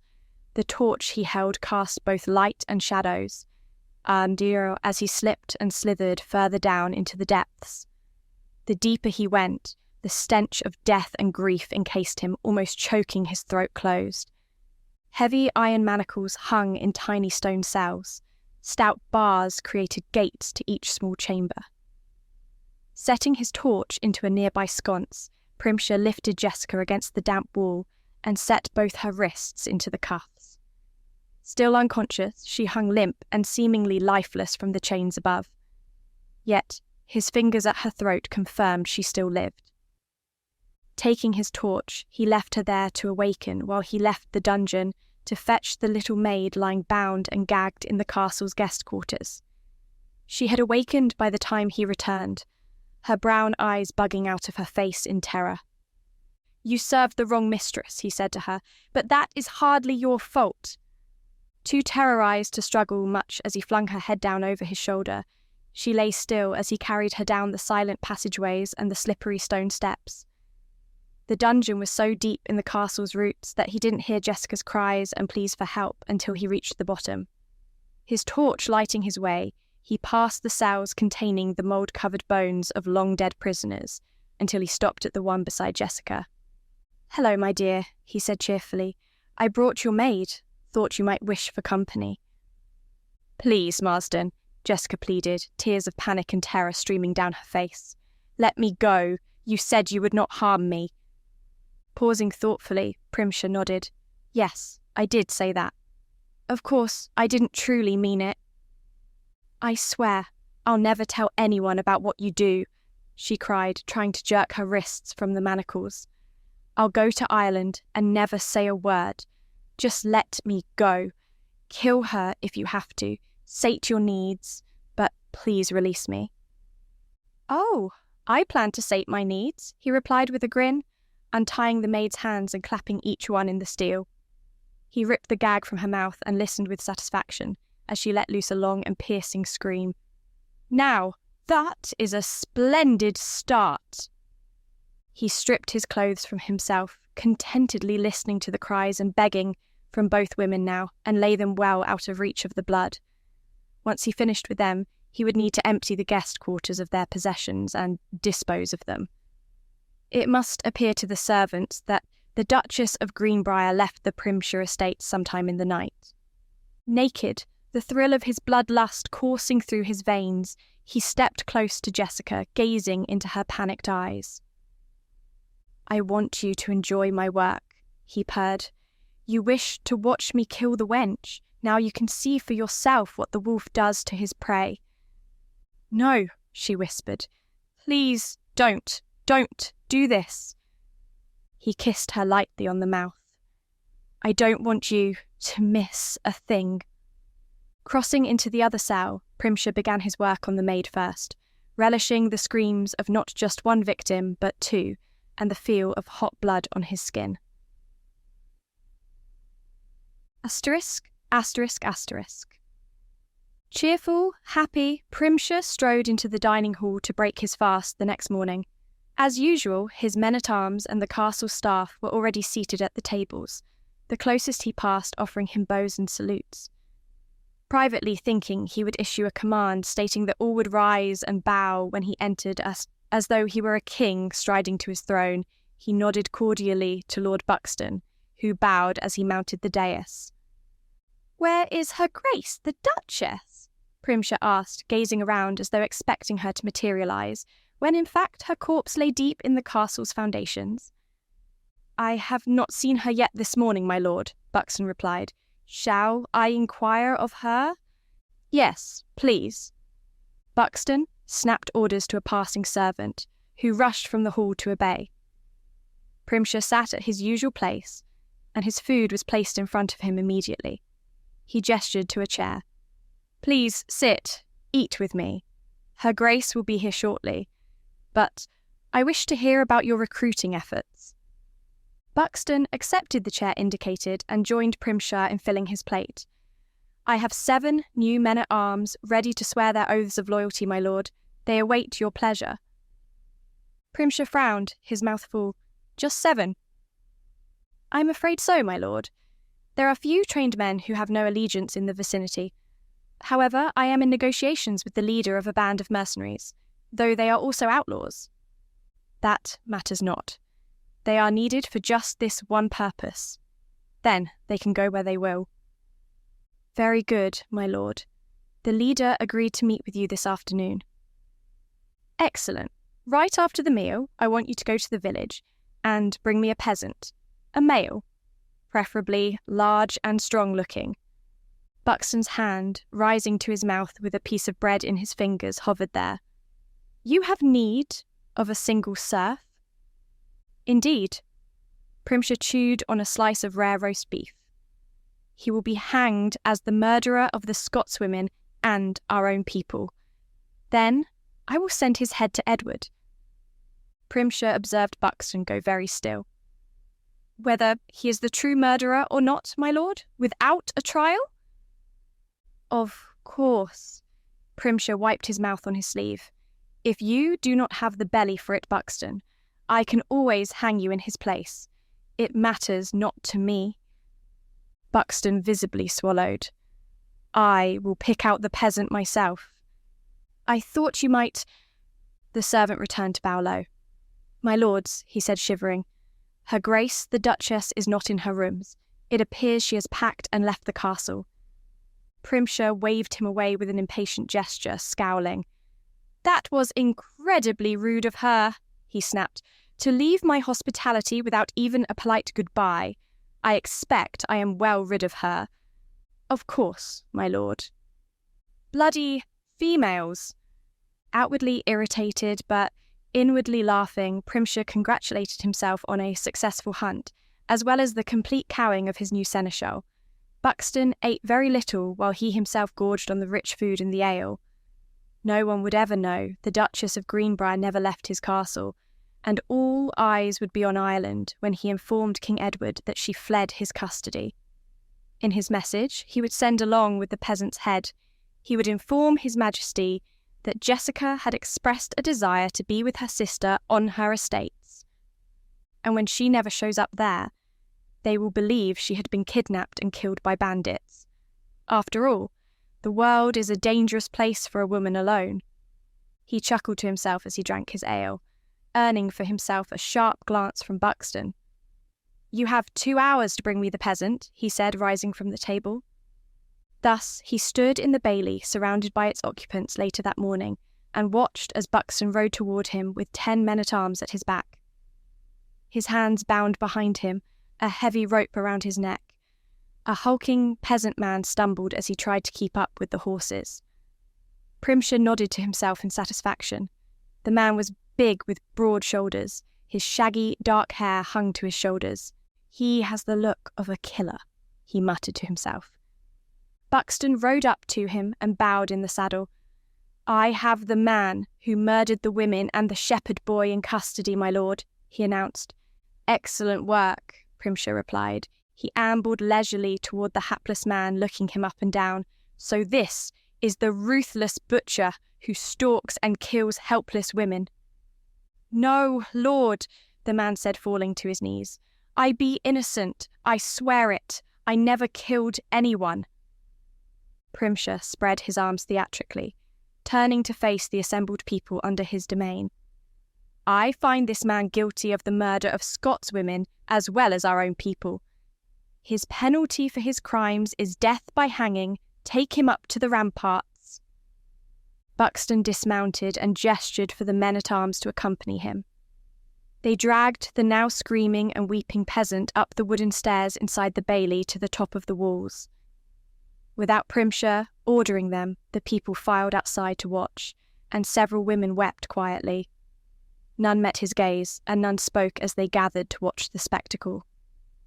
He liked his people like this, quiet, terrified, and willing to do anything at all to survive his rule. Stalking out after them, he stood aside, gazing up to see Buxton and the soldiers stand the wailing peasant near the edge, awaiting his signal. "Observe my justice," he roared, pointing. "Just as I hang traitors and cowardly deserters, so I hang a villain who slaughtered the innocent. I am your lord and your protector. Hear me and know that I alone keep you safe." He slashed his arm down. Above, Buxton pushed the crying peasant off the wall to snap at the end of the rope. Strangling, the man kicked and struggled, taking long minutes to die. At last, his life left him, his corpse still twitching with last spasms. "Cut him down!" Primshire bellowed. "Then cut off his head! I want a messenger ready to ride to the king." Chapter 32. With the stolen stock now legally belonging to the MacEilish clan, and no further attempts by Primshire made to reclaim them, Greer brought the black stallion to the castle to begin breaking him to saddle. With Myra, Jared, Gavin, and many other clansmen watching him teach the horse to accept the saddle. The stallion's nature was as quiet as Greer hoped, and the animal learned quickly. "'Tis almost as if he be broke once already," Jared called to him. Greer agreed. "Aye, maybe as a youngster, afore being used for stud." "He's beautiful," Myra said. "Perhaps I can ride him some day." "Dependin' on his gentleness and your skills," Greer told her. "Stallions be unpredictable." He worked the horse 3 times a day for an hour each time, still amazed at the stud's incredible conformation and athletic ability. Myra spent time caressing the soft black nose, asking questions as Greer taught her what made the horse's qualities exceptional and why they were important enough to pass to his offspring. "He makes my mare look like a beggar's donkey, doesn't he?" she commented. "Ah, your mare be good," Greer replied, "but if bred ta him, she'd make a foal nearly as equal ta him."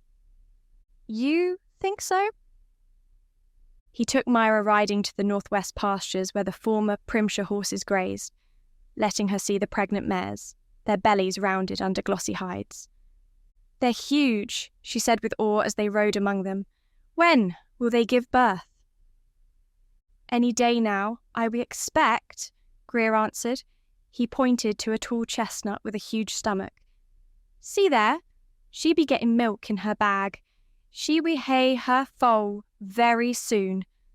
Myra swung to him, her blue eyes shining. "This is so exciting.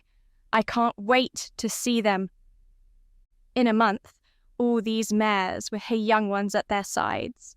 Then I would turn the lad loose, let him breed them again. "I imagine he will be exhausted," Myra said with a wicked grin. Greer laughed. "Aye, he may." Though no more lasses were killed on the moors in recent weeks, Kerr ordered his clansmen to remain near the villages. "We dinna ken what is Primshire's condition," he told Greer and Myra. "I doubt he be dead, and I fear he be planning a retaliation. We did steal his prizes from under his nose, remember."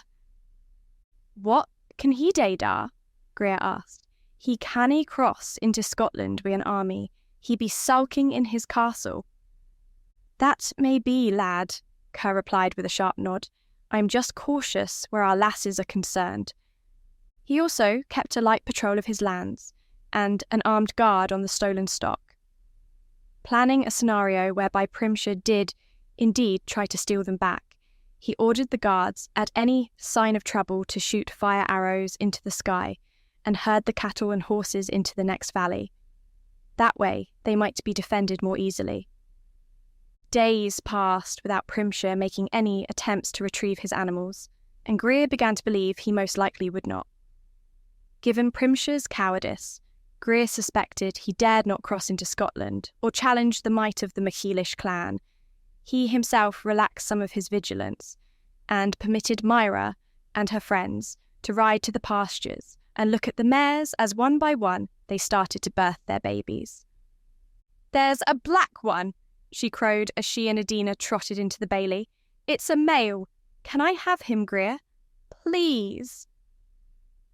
"Dinny pick until you see what else there be," he warned her as she dismounted. There may be others with better qualities be born soon. Pouting, Myra hugged him, gazing up into his eyes.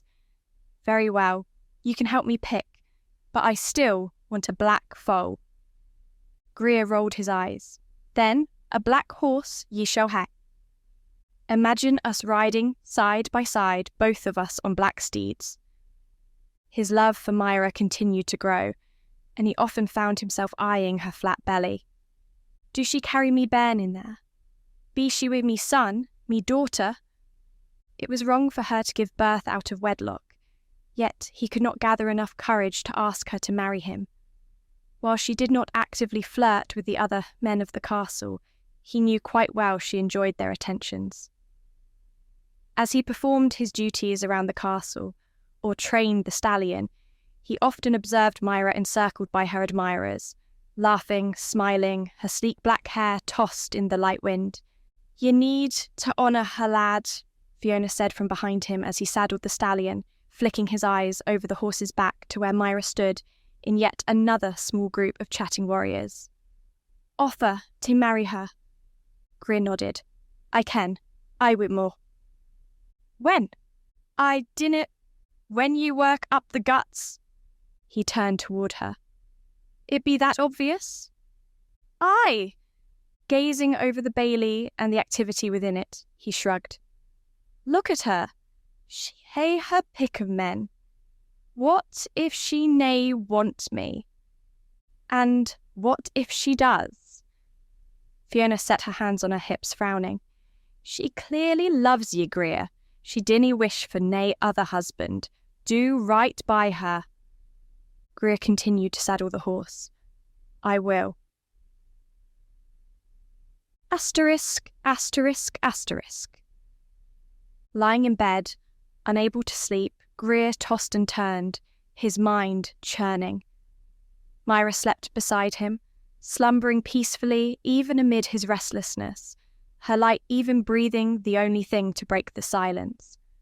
Propping his head on his elbow, he gazed at her flawless features, her black hair spilling around the pillows. His guilt at his inability to ask her to marry him nudged at his gut. "It is nae that hard. Just ask her, ye fool. Of course she will say yes." Despite his stern order to himself, he could not force the words from him. Not that day, nor the day before that. Tomorrow, he vowed. Tomorrow he would take her riding to see the mares and their long-legged foals. He would kneel in the grass, take her by the hand, and ask her to marry him. Or tomorrow, I swear it. Rising, he paced naked to the window and leaned his hands on the sill. The sliver of the moon rode high in the inky night, the stars glittering like diamonds resting on black velvet. A great owl ghosted past his window on silent wings, nearly invisible, and he turned his head to watch its flight until it disappeared within seconds of his spotting it. The light breeze tickled his nose with the scents of heather and wild flowers, ruffling through his hair like tiny fingers.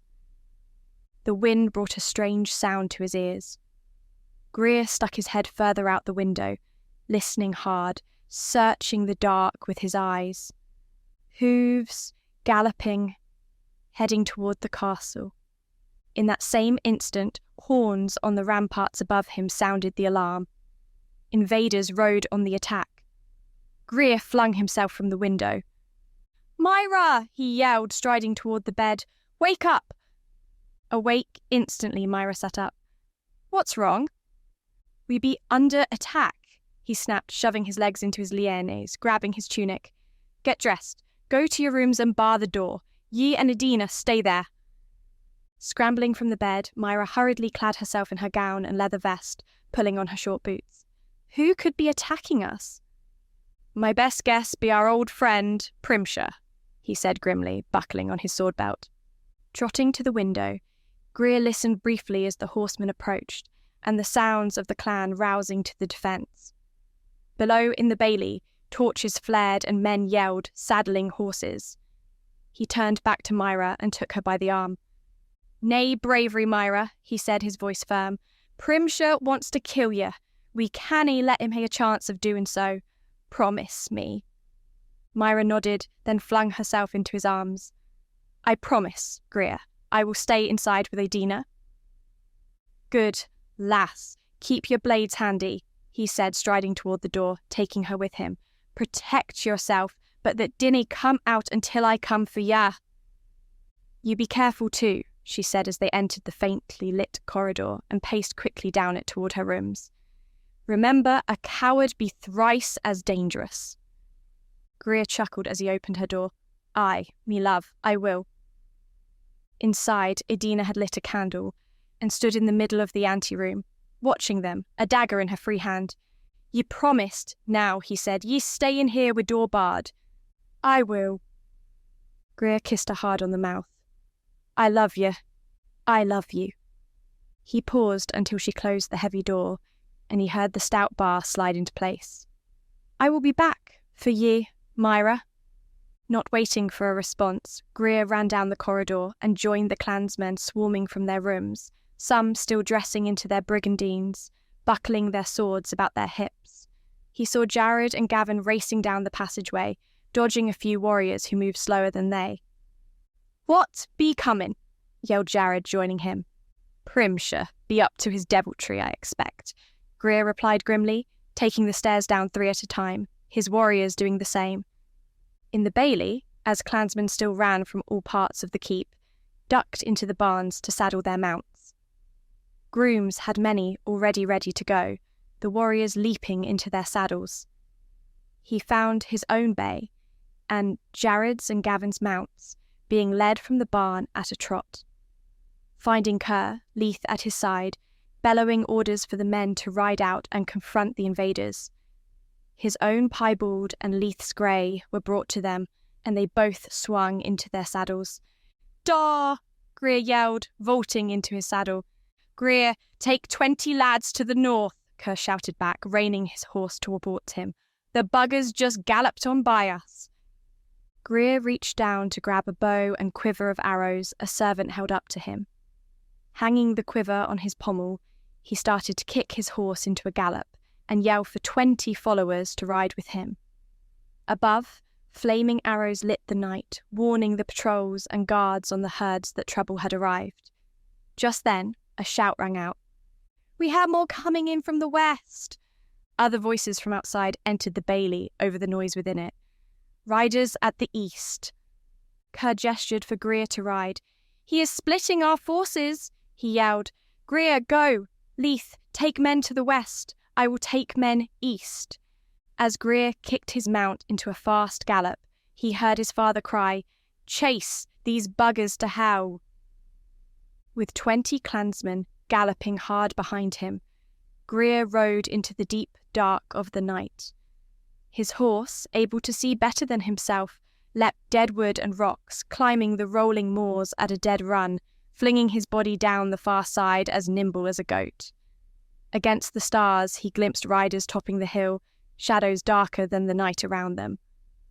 "What are they doing?" he asked Jared, who galloped his mount hard beside him. "We passed the horses and cattle." "They are not making any effort to get them back," Jared replied. "Maybe they want us to chase them until we think they are gone, then circle back," Gavin offered from just behind him. "Nay." Greer took his right hand from his reins to point. "They are swinging around to fight." Raising his voice to the warriors behind him, he yelled, "Spread out, circle them around, use your bows till we close with them."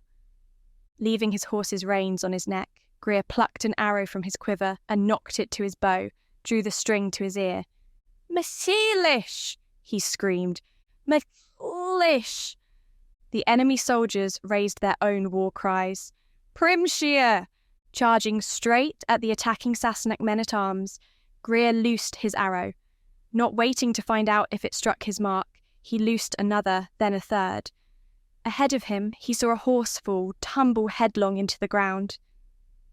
Arrows flew past him, striking men and horses alike. Whinnies and screams met his ears, and then he was riding straight at the enemy. Dropping his bow to his pommel, he drew his sword and seized his bay's reins again. Spurring hard, he yanked back on the horse's bit at the same time.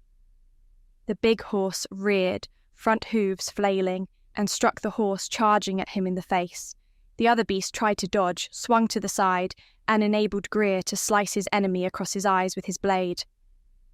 The Sassenach screamed, his blade falling, then he tumbled from his saddle, lost in the dark. Wheeling his mount, Greer charged into the mix of men fighting, cursing, hacking at one another with their swords. He sank his steel into a chest through the soldier's leather jerkin and yanked it out, then spun to slash another's arm open to the bone. The soldier tried to lift his arm and defend himself, but torn muscles and tendons failed to obey him. With a wicked slash, Greer cut his throat and didn't bother to watch him fall to the ground. Turning his horse, seeking another enemy, Greer discovered the survivors of the short and bitter fight fleeing in all directions, scattered like chaff on the wind. On the ground, the wounded moaned and screamed, but he had eyes only for his own. "Jared! Gavin! Do we have casualties?" "Aye," Jared called back from the ground. "Gavin is Trotting his horse across the fallen, Greer found Gavin, also standing, cursing under Jared's ministrations. "I am fine, you damn bastard," Gavin groused. "It is a wee cut." "How wee?" Greer asked, gazing down. Jared laughed. "Well, the lasses do like a scarred warrior. It is on his face." Greer raised his voice. "Clansmen, any dead or wounded?" He found 2 badly injured enough that they needed immediate care, men to bind their wounds and help them back to the castle. 10 of you, stay with the wounded," Greer ordered. "Keep them safe in case the Sassenach come back. The rest come with me. Gavin, can you ride?" "Of course I can ride, you bloody nitwits." Kicking his horse southwards, something nagged at Greer. If this was an attack on the castle, why did they ride so far north, only to turn and fight miles away? It made little sense to him that Primshire would divide his men, and yet not truly attack the MacEilish stronghold. What is he up to, he wondered aloud, galloping hard for the south. He cannot get into the castle without his soldiers. "Aye," Jared replied grimly, "he can." "What do you mean?" "He is after Myra, Greer," Jared went on, his voice harsh. "He cannot attack in force, but he can sneak in with a handful of men." "Nay," Greer shook his head. "Too many would see him, raise the alarm." "Who would respond? We are out here chasing his soldiers to hell and back, while he is stalking Myra in our own castle." "All this is a distraction." Greer's heart sank as he realised Myra and Adina would be trapped in their rooms. He had placed her there. If he had let her... He shook his head fiercely. "I have no way of knowing," he growled. "None of us did," Gavin said. "He will have to find her, break her door down. That takes time." "And us riding back to save her will take as much," Greer replied, wanting to howl his rage and fears to the sky. Lifting his voice, he said, "We ride now. Kill these buggers if we have to. But we will get there before that bastard gets to Myra." Chapter 33. Clutching her dagger, gazing down into the torchlit bailey, Myra listened to the yells and shouts as the clansmen rode out to protect the castle and its occupants. Riders flowed like water out of it to vanish into the darkness. Turning, she met Adina's fierce blue eyes and set expression, her own dagger ready in her hand. "We'll be safe enough here." "Aye." Nervous, restless, Myra paced her rooms, unable to halt the feeling that she had trapped herself here. If that truly was Primshire out there, it didn't appear that he was attacking the castle. The clan rode out into the night to confront the invaders. Why would he have his men scatter only to be chased down by the Scottish warriors? That didn't make sense if he wanted his stock back. Neither motivation for Primshire's behaviour, either to attack the castle or retrieve his animals, made any sense to her. Pacing, she frowned, thinking hard. The castle is all but undefended, she muttered.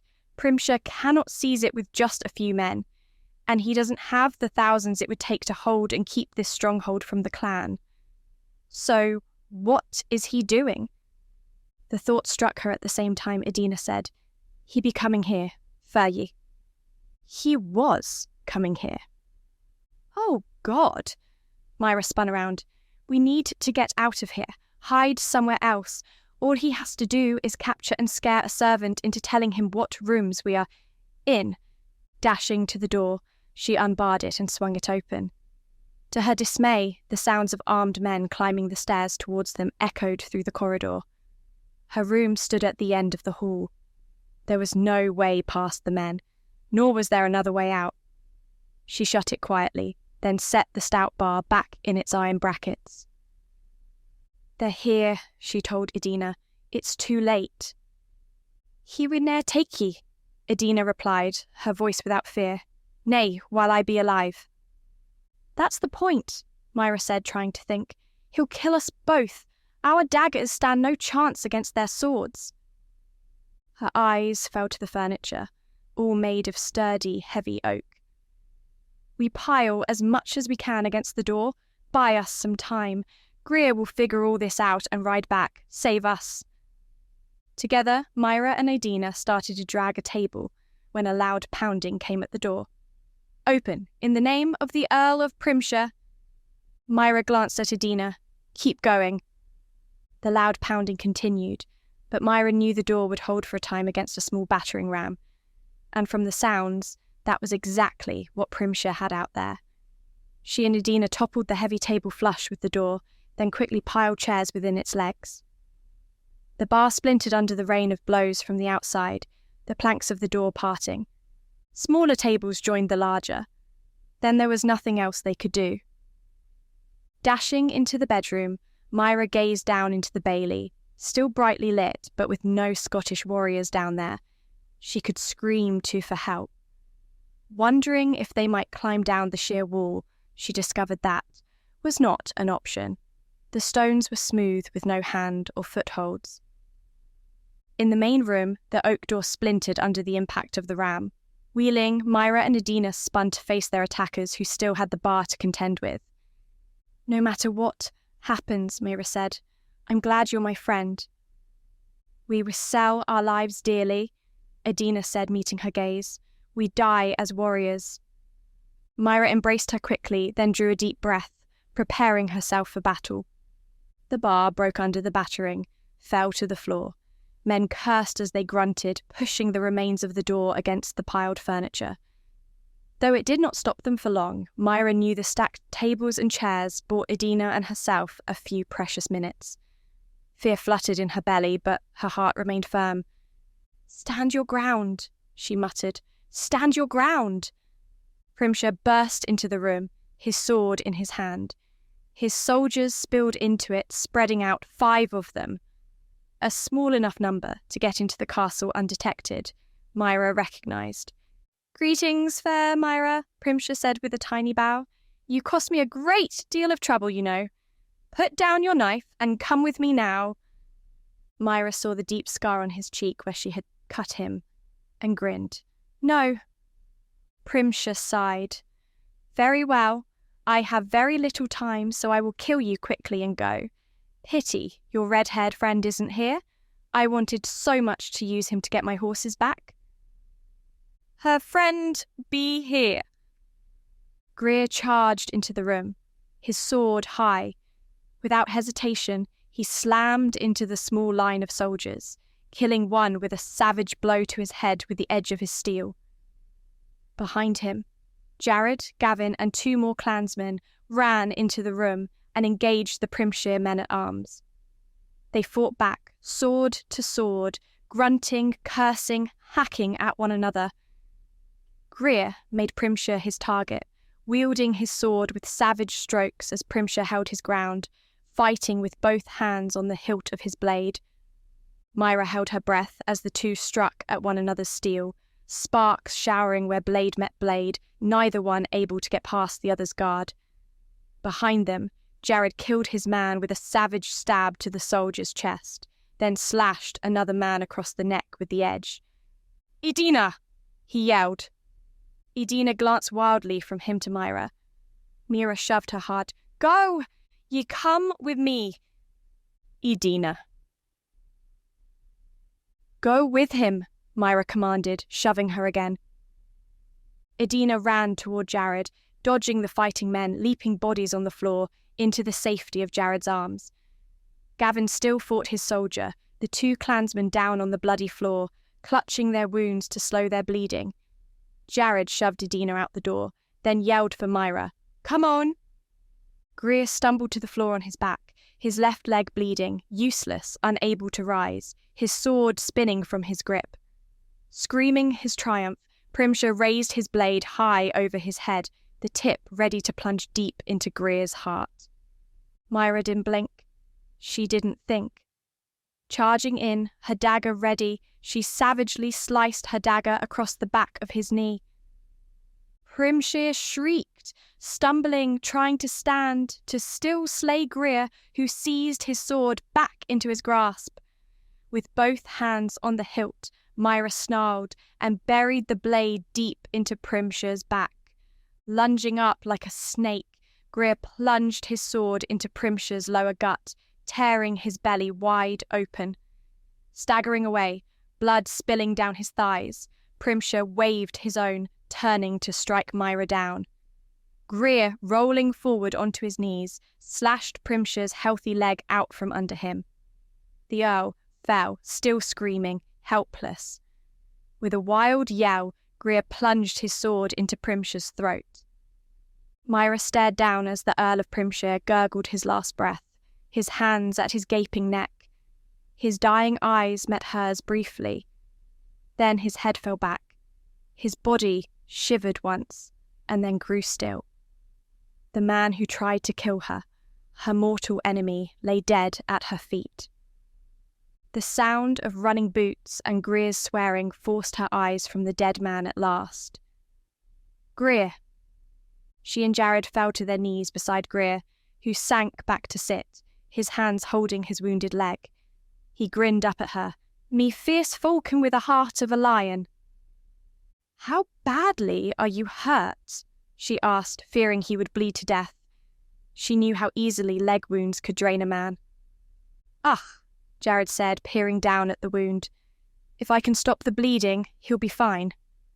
With her dagger still in her hand, Myra cut a length of cloth from her skirt.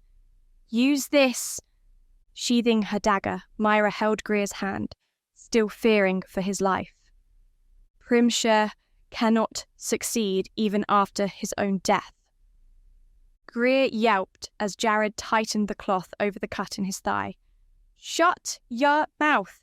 This be but a scratch," Jared ordered. After Jared tied off the knot, Greer jerked his head toward the other room. "Tend to them. Right." Jared rose from his knees and trotted into the anteroom. Myra stroked Greer's scarred cheek, smiling. "You saved my life. Again." "I expect I did," Greer replied, taking her fingers. "I must ask you something before I lose me nerve." "Ask me what?" Myra gazed down at his bound leg, trying to determine if his bleeding was slowing or not, distracted. "Will you marry me, Myra?" Stunned, she gazed into his face. "What?" His fingers tightened on hers. "Marry me and make me the happiest of men." She observed the tension in his face and recognized that it was not all from the pain of his wound. He feared her rejection, but her annoyance took control of her mouth. "You are asking me now," she snapped, "while you're bleeding all over the floor? I had to..." "Well, you certainly aren't the romantic sort." Myra sat back and stared at him, at his growing smile and the love in his green eyes. She grinned, feeling her irritation pass and her love for him grow. "Yes, Greer, I will marry you." Pulling her to him, he kissed her slowly, deeply. Then he gazed into her eyes. "Good. Now I can cease fretting, or ye saying nay." Myra snorted. You're a fool if you thought that I could ever say no to marrying you. Too many warriors would a tie wife, he said, but now ye be mine, me wee falcon. When you learn to fly, Myra replied with a grin, I just hope you can keep up. Epilogue. After Sondra stitched and bound the long gash on his thigh, Greer was bedridden for only a few days before he was determined to be up and putting weight on it.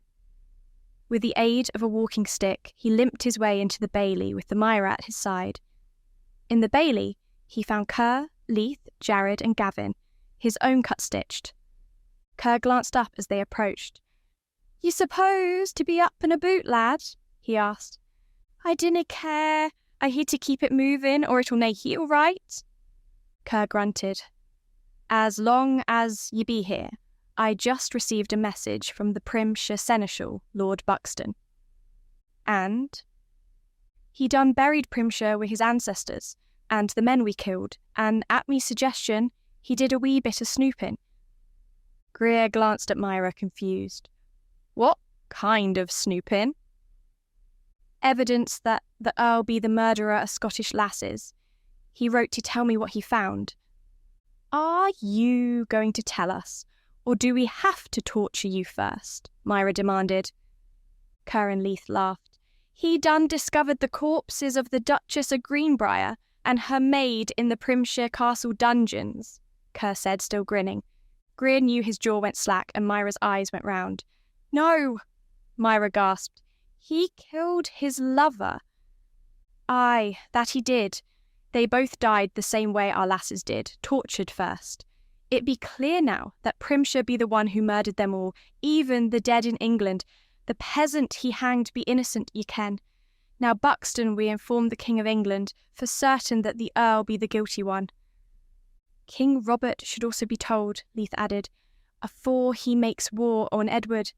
"Aye, I will send a messenger to Robert." Greer finally shut his jaw. "What will happen to the Primshire lands?" Kerr shrugged. "The king may give them to a loyal noble, as the Earl be dead and a criminal. Or he may permit Primshire's nearest blood to inherit." "We should sneak across the border and steal more stock," Gavin added with a smirk, "while nae one be in charge." "That's nae a bad idea," Greer replied and grinned. Kerr shrugged. "Perhaps." He glanced at Myra. "But we have a wedding to plan, day we nae. Fiona would rip me head off if we dinna begin preparations to get these two married." Myra snuggled under Greer's arm. "He finally asked, which is all I wanted. We can take our time, maybe be married in a few months. And I want Lilibet to come."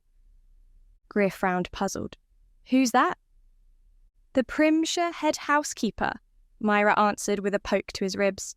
"She raised me, is like my mother." "Ah, aye, of course she should come." "Maybe, now that Primshire is gone, I can go see her?" Myra gazed up at him. "Please, I do miss her." Greer glanced at Kerr, who shrugged and nodded.